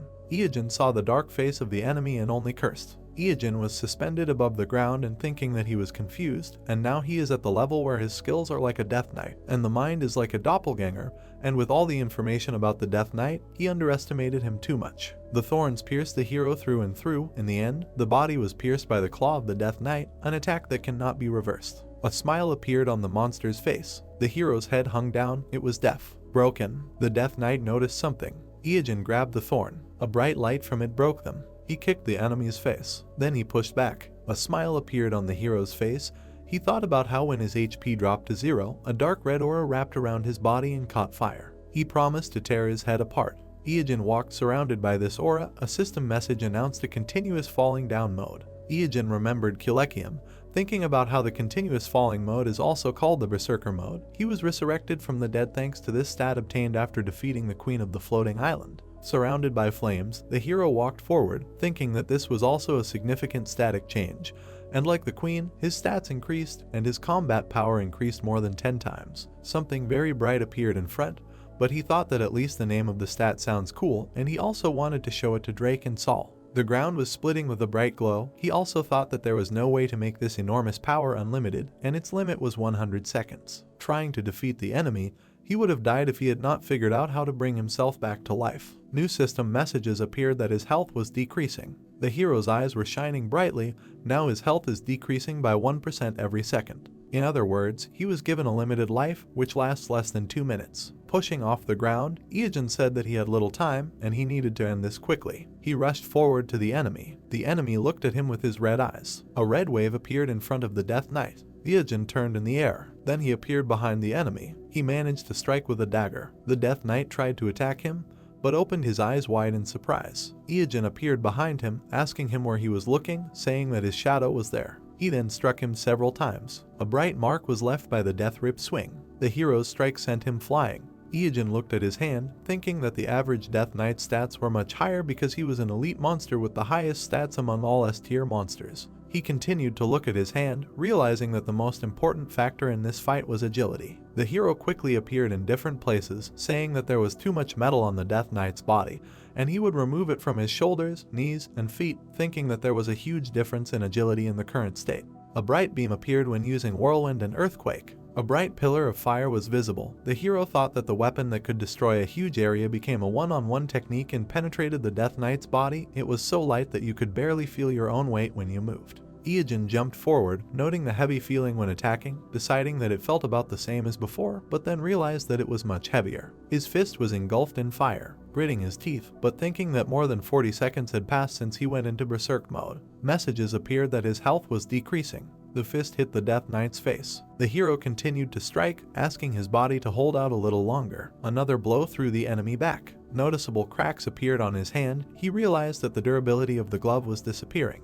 Out of anger, he gritted his teeth again, screaming for the enemy to finally die. The hero was completely surrounded by a red aura. The enemy looked at him with his red eyes, asking Iijin if they were alike. The hero looked at him with the same eyes and heard a question: is he from this world and is he a monster? The Death Knight stood in front of the hero, and he asked him who he was. Iijin lowered his head. Then he looked at the enemy again angrily, not understanding what he was talking about, and called him a zombie, and he struck again. He complimented him as an artificial intelligence, saying that he was able to get so far. A bright glow appeared in Iijin's hands, hearing that this is his threshold. Leaving a bright trace, the hero rushed to attack. Someone's hand was surrounded by a green glow with words about how great work it was, and that's how it should be. Iijin looked behind him. A bright flash threw him back. He landed hard on the ground, not understanding what was happening.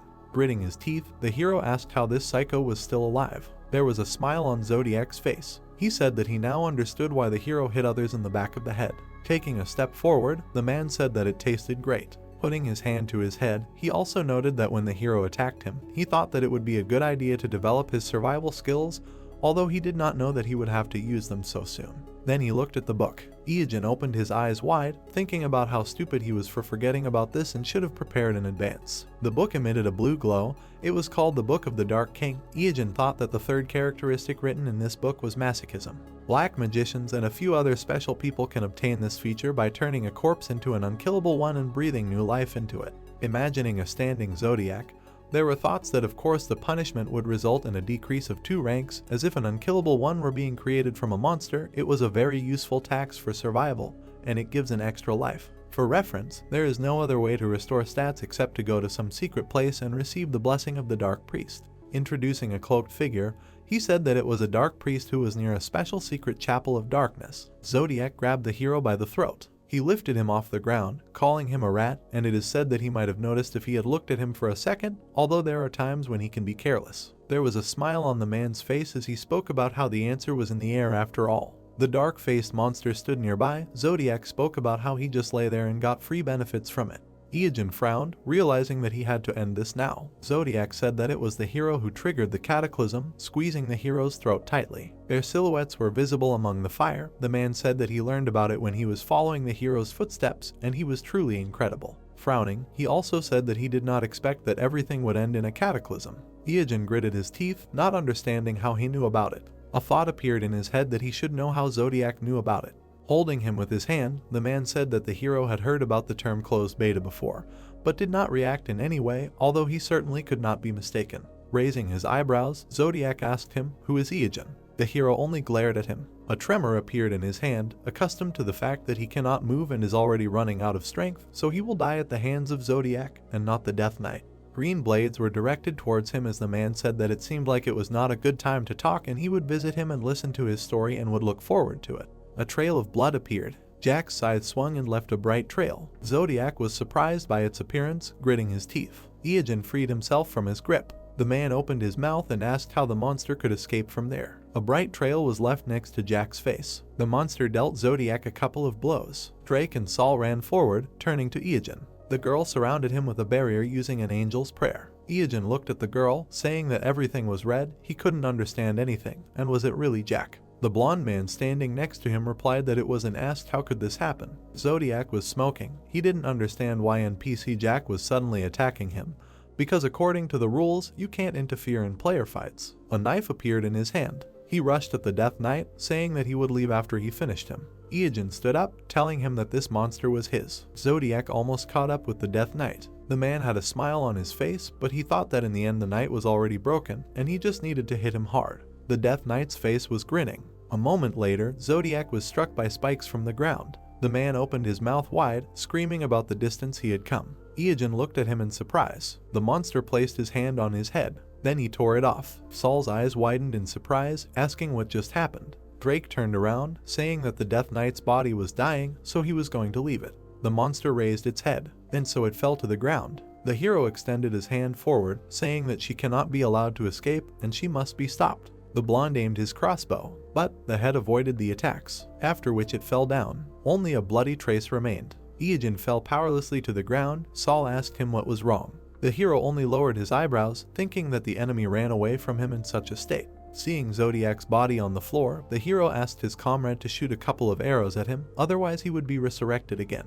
A lifeless body lay nearby. Looking at it, he said that this is where the circle closes, and if he does not do this, he will probably die soon.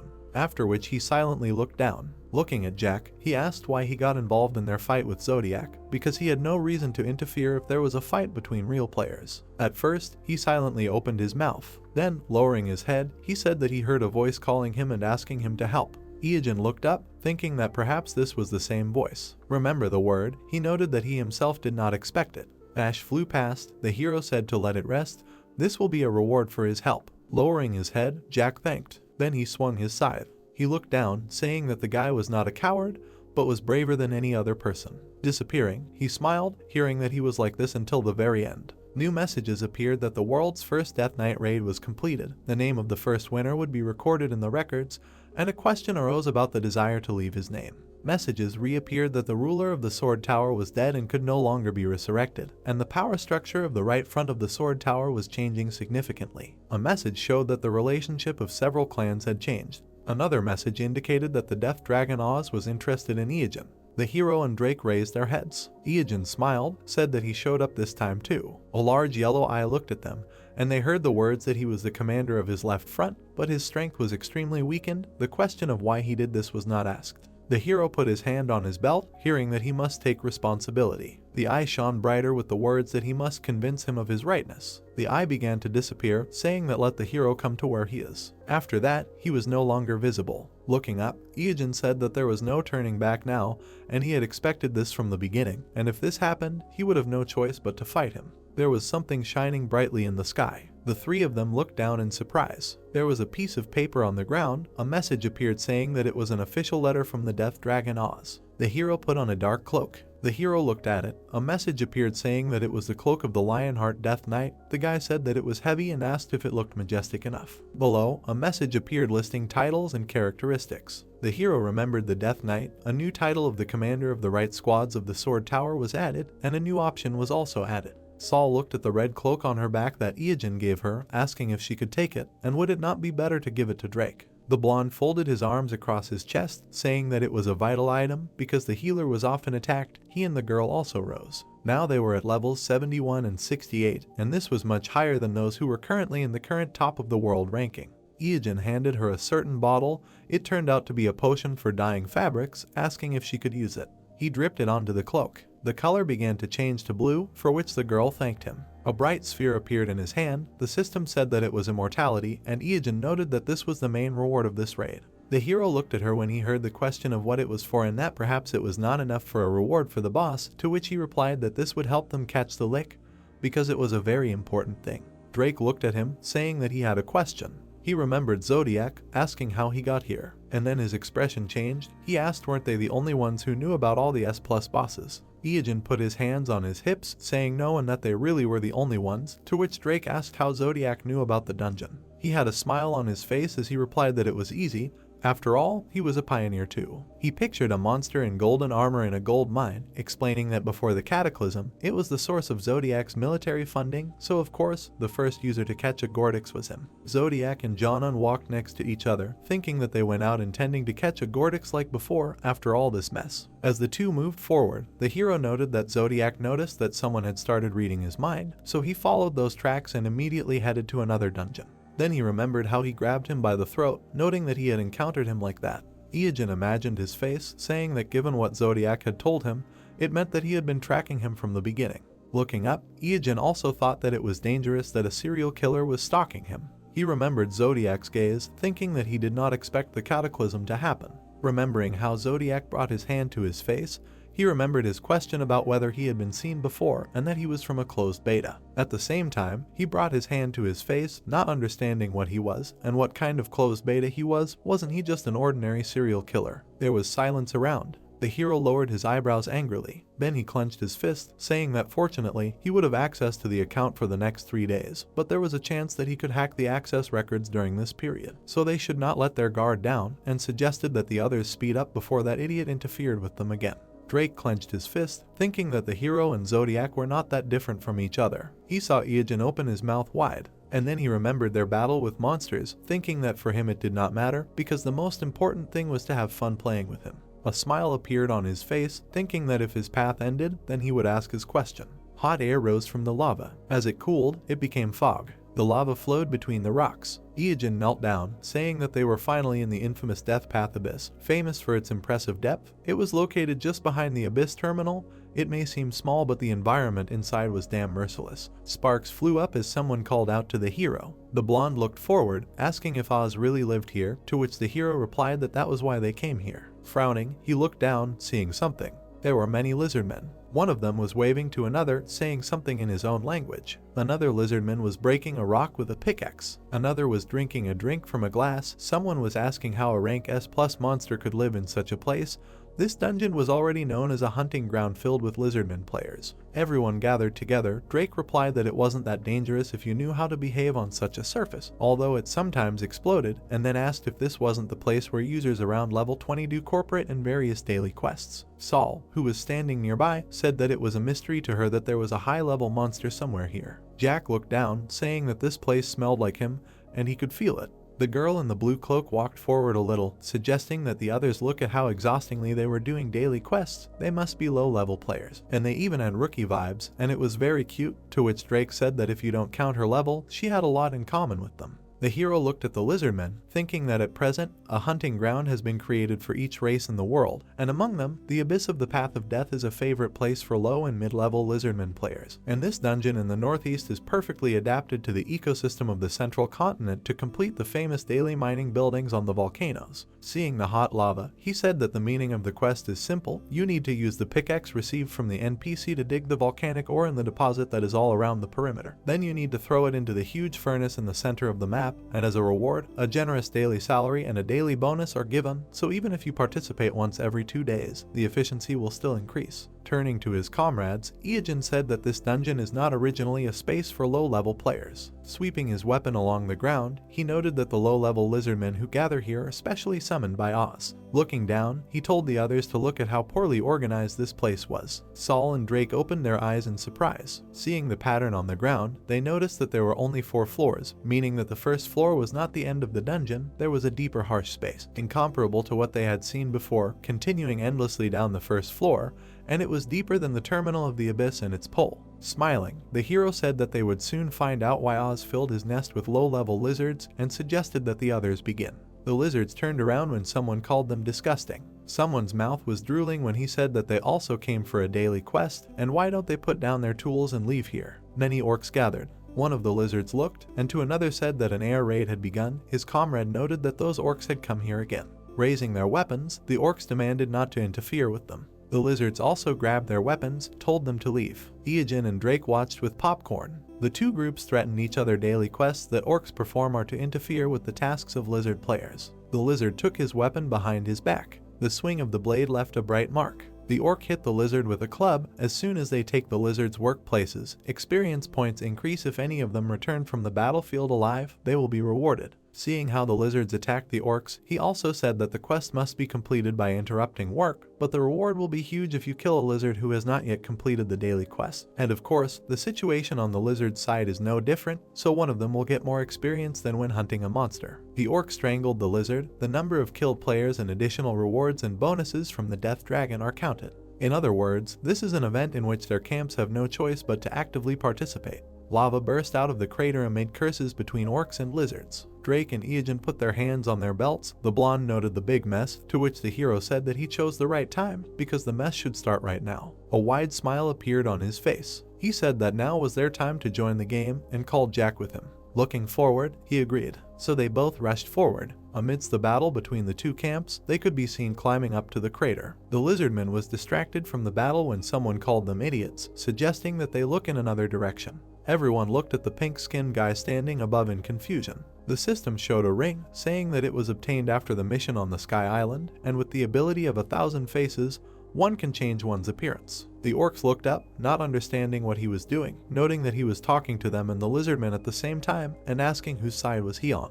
Bringing his hand to his face, the guy asked if everyone was looking here now. A bright light appeared near his face. The glow spread around. No one understood what was happening. A message appeared saying that this was gold mine fever. Looking at his hand, the lizardman was surprised that his body was freezing. The orc also looked at his hand, noting that his body was turning into gold. He was sure that it was not the ability to burn mana. Turning golden, the orc froze. The pink-skinned guy stood on the mountain, hearing about how someone could not move and another could not see. Iijin smiled, saying that this was a new type of mana burning obtained after defeating the Gordics, and it was several times stronger than the jellyfish. The pink-skinned guy looked away in surprise when the orc told him not to move. He looked around, saying that this was some kind of trick, and also said that he was the guild master who led the orcs. He would kill the guy, and the lizard next to him said that he was the master of the largest lizard guild and would also kill him. Then this guy rushed forward. With a quick movement, he threw the two aside. One of the lizards turned to his comrade, saying that the guy was incredibly strong. He was able to defeat both orcs and lizards, and it was also unclear whose side he was on. The guy with the yellow mask on his head just grinned. Jack took a deep breath. The swing of the scythe left a bright mark. This mark remained on the ground. Lava began to spill towards the greenskins. The guy with pink skin standing above said that the tansuk was very tasty. An explosion sounded. The lizard looked at this in horror, saying that the crazy guy just blew up the furnace. A wave of lava covered them. The orc burning in it shouted to the others to run. The contents poured out of the furnace. The magma continued to spread, and the voices died down. Iijin smiled, saying that the operation was a success. He crossed his arms. He had a rogue mask on. The hero said that this opens the passage to the next floor, and you can earn attack power and also do two things at once. The lava continued to flow. Hot sparks rose from it. The system notified that the third furnace of Oz was destroyed. Smoke rose around. Looking down, Drake was surprised. A staircase appeared in front of them. Leading down, the system notified that the secret passage between the abyss of the path of death and the path between life and death was revealed. The girl was surprised that it really existed. The hero said that this is the path along which liquid volcanoes flow, and everything should be melted there. Looking up, he noticed that the dragon of death Oz noticed the destruction of his third furnace, and he is approaching, saying that it seems that his wrath has fallen upon them. Jack held his scythe, saying that he will return the long-awaited hatred. The hero rushed forward, offering to slit his throat before he did it first. They continued to go down. He also said that the first floor was enough for low-level players to enter and exit from there calmly. All they had to do was follow Oz's instructions, and on the second floor the difficulty level changed. Saul opened her eyes in surprise. She stopped while the others went forward. In front of them was a view of spilling lava. This was Oz's death dragon. Bandaged creatures were destroying the rock. One of them fell to his knees. Someone asked if they were scarecrows. Lowering his head, Jack said that they were like him. They were scarecrows working like machines without emotions, thoughts. Here he met Dorothy for the first time, and here he worked like them. Jack opened his mouth in surprise, hearing someone laugh. Iogen looked behind him, hearing an order for them to work harder and not think about anything. Again, the demand to work harder was heard. Red marks were visible with words saying that they were worthless, rejected her. A creature with many limbs appeared. It accused someone. Lava was pouring out of the second furnace of the Dragon of Death Oz. On one of its claws there was a scarecrow impaled. The monster said that it hated and did not accept him. Moving forward, bowing its head, it said that they were all trash. The hero stood next to Jack, hearing that this was the Banshee Queen and this creepy monster level S, to which he asked how he knew this. Pumpkinhead bowed his head, answering that he could not forget her beautiful face because this is his mother. She looked closely at Jack, saying that he returned. She stood up to her full height. The system showed her characteristics, and the Banshee said that he was a piece of trash and he left them because of him. Jack opened his mouth, hearing that he was trash. Banshee's face was hidden behind the mask. She said that she was recycled, restored and abandoned because of him. And he, a little thief, stole a piece of the volcano and ran away, and now it's all because of him. Remembering the Big Bang, it was said that one day a storm broke out in the sky, and a woman named Dorothy fell from the sky. The Banshee Queen fainted when it fell on her, and when she woke up, the furnace was destroyed. Remembering the bloody hand, he also said that, in addition, because of him, the defect disappeared from the scarecrows, the thief who ran away with the precious piece of the volcano in his head. A dark aura surrounded Banshee as she said that even now, when she thinks about that time, it all makes her very angry. Her eyes glowed brightly as she said that she would finally get revenge on the traitor, and it was good that the part of the volcano he stole was still with him. Her eye was visible through the lens. She said that now he would go to where she was, and someone would love her again. Iogen struck her, saying that she was annoying and did not understand what she was talking about. Jack looked at this, confused. The hero continued to fight the Banshee. The ground split from the blow. Pumpkinhead looked ahead carefully when the hero wanted to tell him something important. Smoke came from Iogen when he wanted to tell him about parents. Smiling, looking at Jack, he noted that parents should just be parents and asked him what he thought.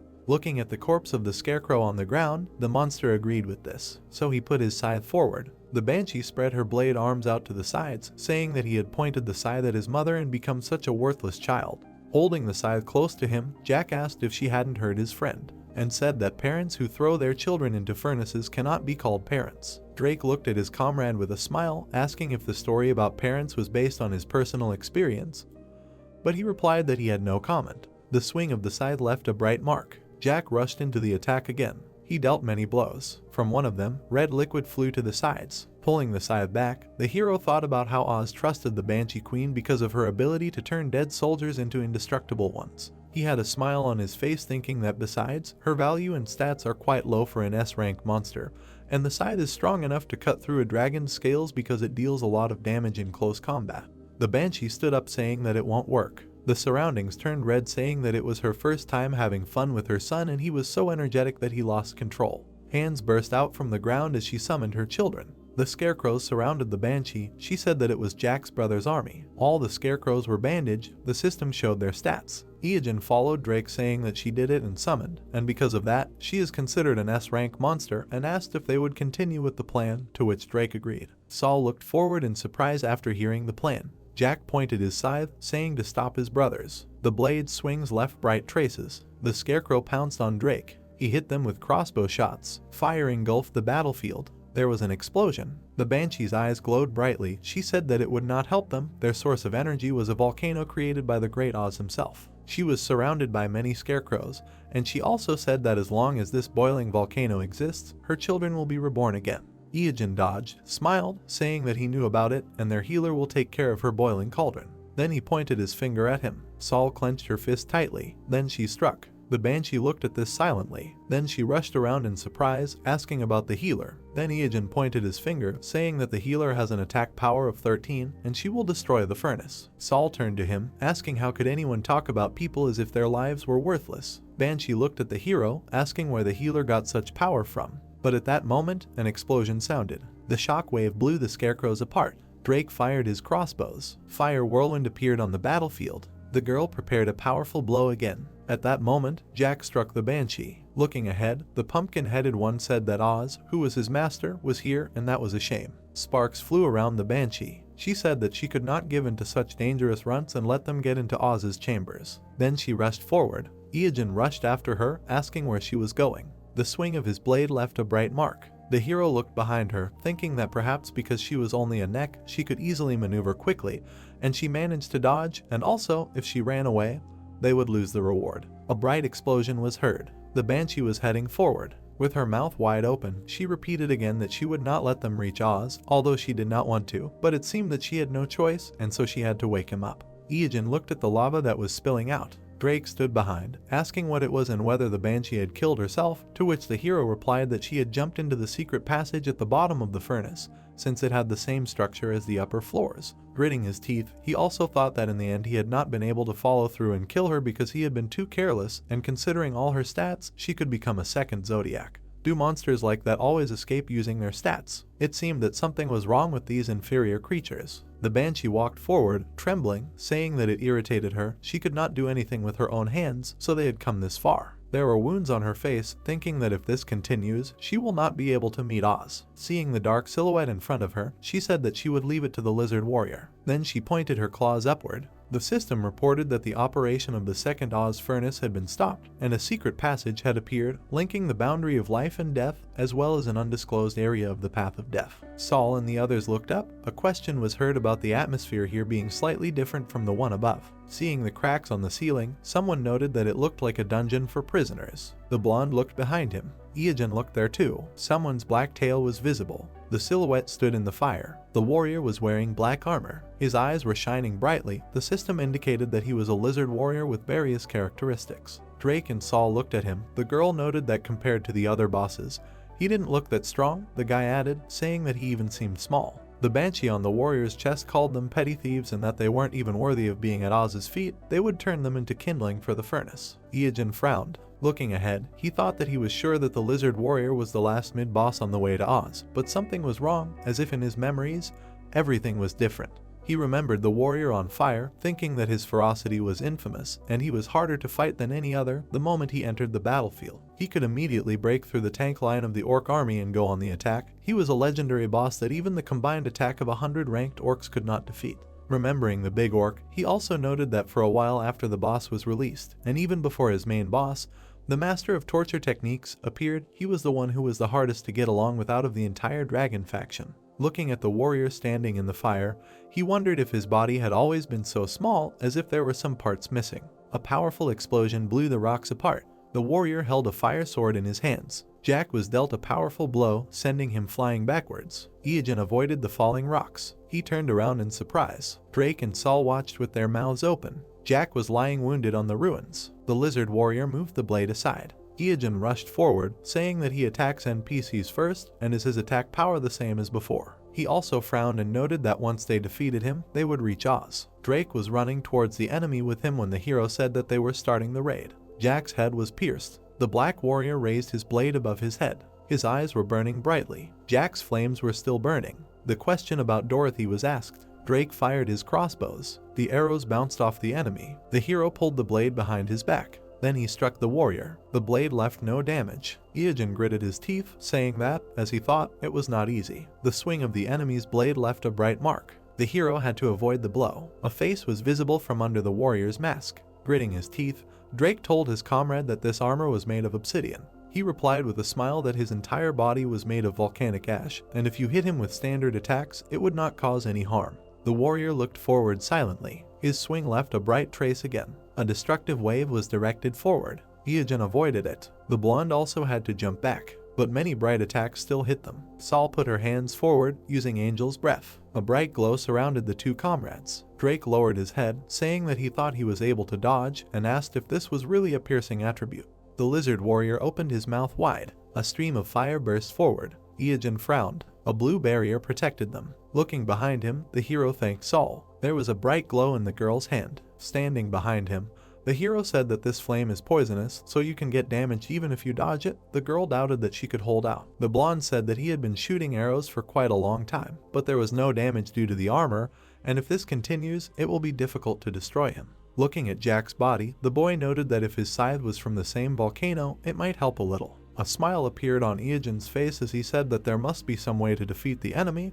Things can't be that bad. So a bright sphere appeared in his hand. The system indicated that it was immortality. Drake frowned, asking that this was not what they received for defeating the Death Knight, and how would it be used? Seeing the enemy in front of him, the hero replied that he would use it to neutralize his volcanic armor, but they needed an auxiliary item to use them together. Then a small pink item appeared in his hand. The system indicated that it was the opposite essence. Ijin said that he received it from the Gordic Abyss, and it may seem like a random item, but in fact, it is able to change the properties of any other item. Smiling, he looked at his comrade, asking him what is the opposite of immortality. Frowning, he thought. Afterwards, he opened his eyes in surprise, saying that this was mortality. The objects in Ijin's hands began to glow brightly, and he said that this was so. Standing behind, the blonde watched what was happening. The system indicated that the elements were merging. Meanwhile, the warrior was surrounded by a red aura. It was getting bigger. Looking at him with a confident smile, the hero noted that he needed to hold out for 1 minute.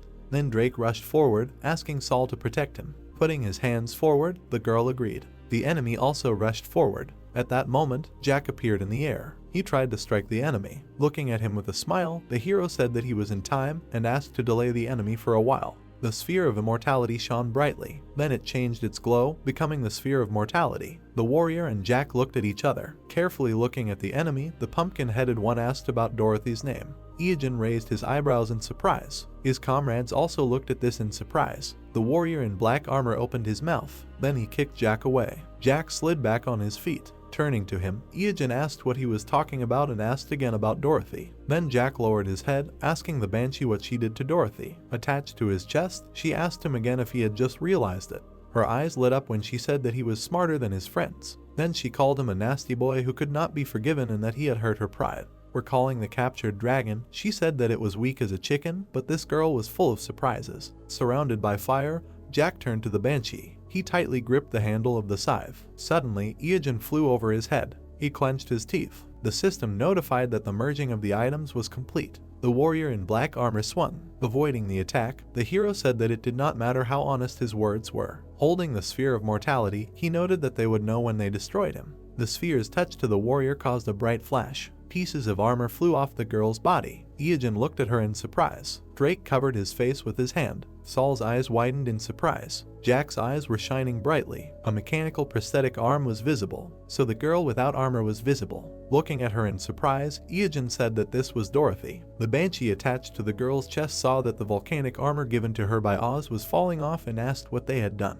The hero remembered the warrior in black armor, thinking that this was his good old friend, or rather an improved version in the form of a lizard warrior. Jack raised his hand, talking about the Banshee Queen and Oz. She, looking at him, said that she had completely forgotten about his existence and that Oz and the Banshee Queen had once adored this toy. Dorothy silently looked forward, hearing how the Banshee was indignant because they had broken the volcanic armor that Lord Oz himself had forged and demanded that they be killed to save the furnace. Many blades appeared from behind. The hero standing in front said that this was the passage to the final stage, after which Oz would be right behind them. But he looked behind him at Jack. He only lowered his head. The hero thought that he could not help him now, but it did not matter. Drake shot from a crossbow. Dorothy reflected the arrows. The swings of her blades left bright traces. Ijin smiled confidently, asking about the fact that the armor was heavy because she suddenly became very agile, and he also noted that he would not lose to anyone in agility. Dorothy rushed to attack. The hero frowned, noting that he did not like her now. Her swings left bright traces, and he thought that initially the state of the NPC was simply programmed in the settings and he was a real player. Taking the blade behind his back, he said that his head was now busy with how to quickly catch Oz. Jack silently watched what was happening.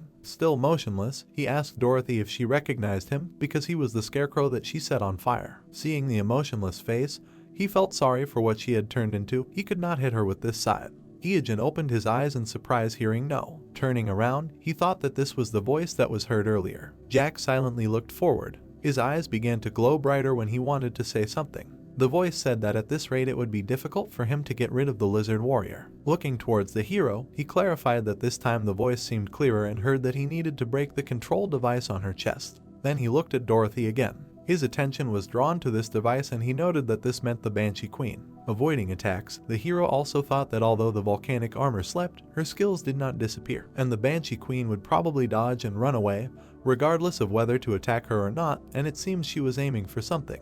Ijin looked away with a smile. The device on Dorothy's chest noted that the hero was avoiding her and making a huge mistake if he thought that the lizard warrior could not do anything without armor. Dorothy struck Ijin. The Banshee watched what was happening. A bright glow appeared in front of Dorothy. The eyes of the device on her chest glowed brightly, saying that it was strange and there was too much damage with such high regeneration. Someone's silhouette was visible in the sky. Jack rushed down. His eyes glowed brightly. He kicked the girl. His hand grabbed the device on her chest. Jack's eyes glowed brightly. He began to tear it off. Dorothy's blades went behind his back. The pumpkin's face was illuminated by a bright light. Jack managed to tear the device off. The light in the Banshee's eyes went out. Clenching his fist, the hero said that now we need to end this. But the voice said that there is no need to do this. Ijin looked forward in surprise. He saw a blue dress. The girl stood between him and Jack. Looking at his comrade, he did not understand why everything around him suddenly stopped. Seeing how Saul froze, the hero wondered what was happening. Not understanding, looking forward, Ijin noted that he had never encountered this even in his past life. Perhaps this was some kind of insert, but why was he the only one who saw this? Jack also froze. Dorothy smiled at him saying that everything was fine and she would find him.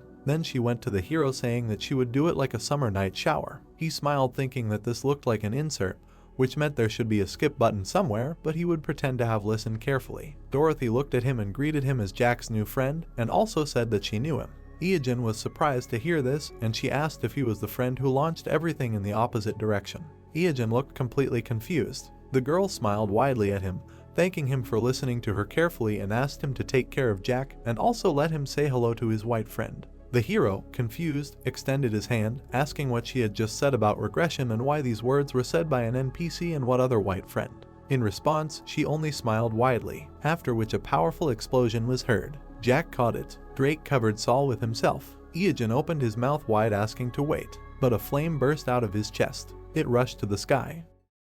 That's how this video ends. If you have sat through to the end, please don't forget to press the subscribe button and leave feedback. See you in the next video.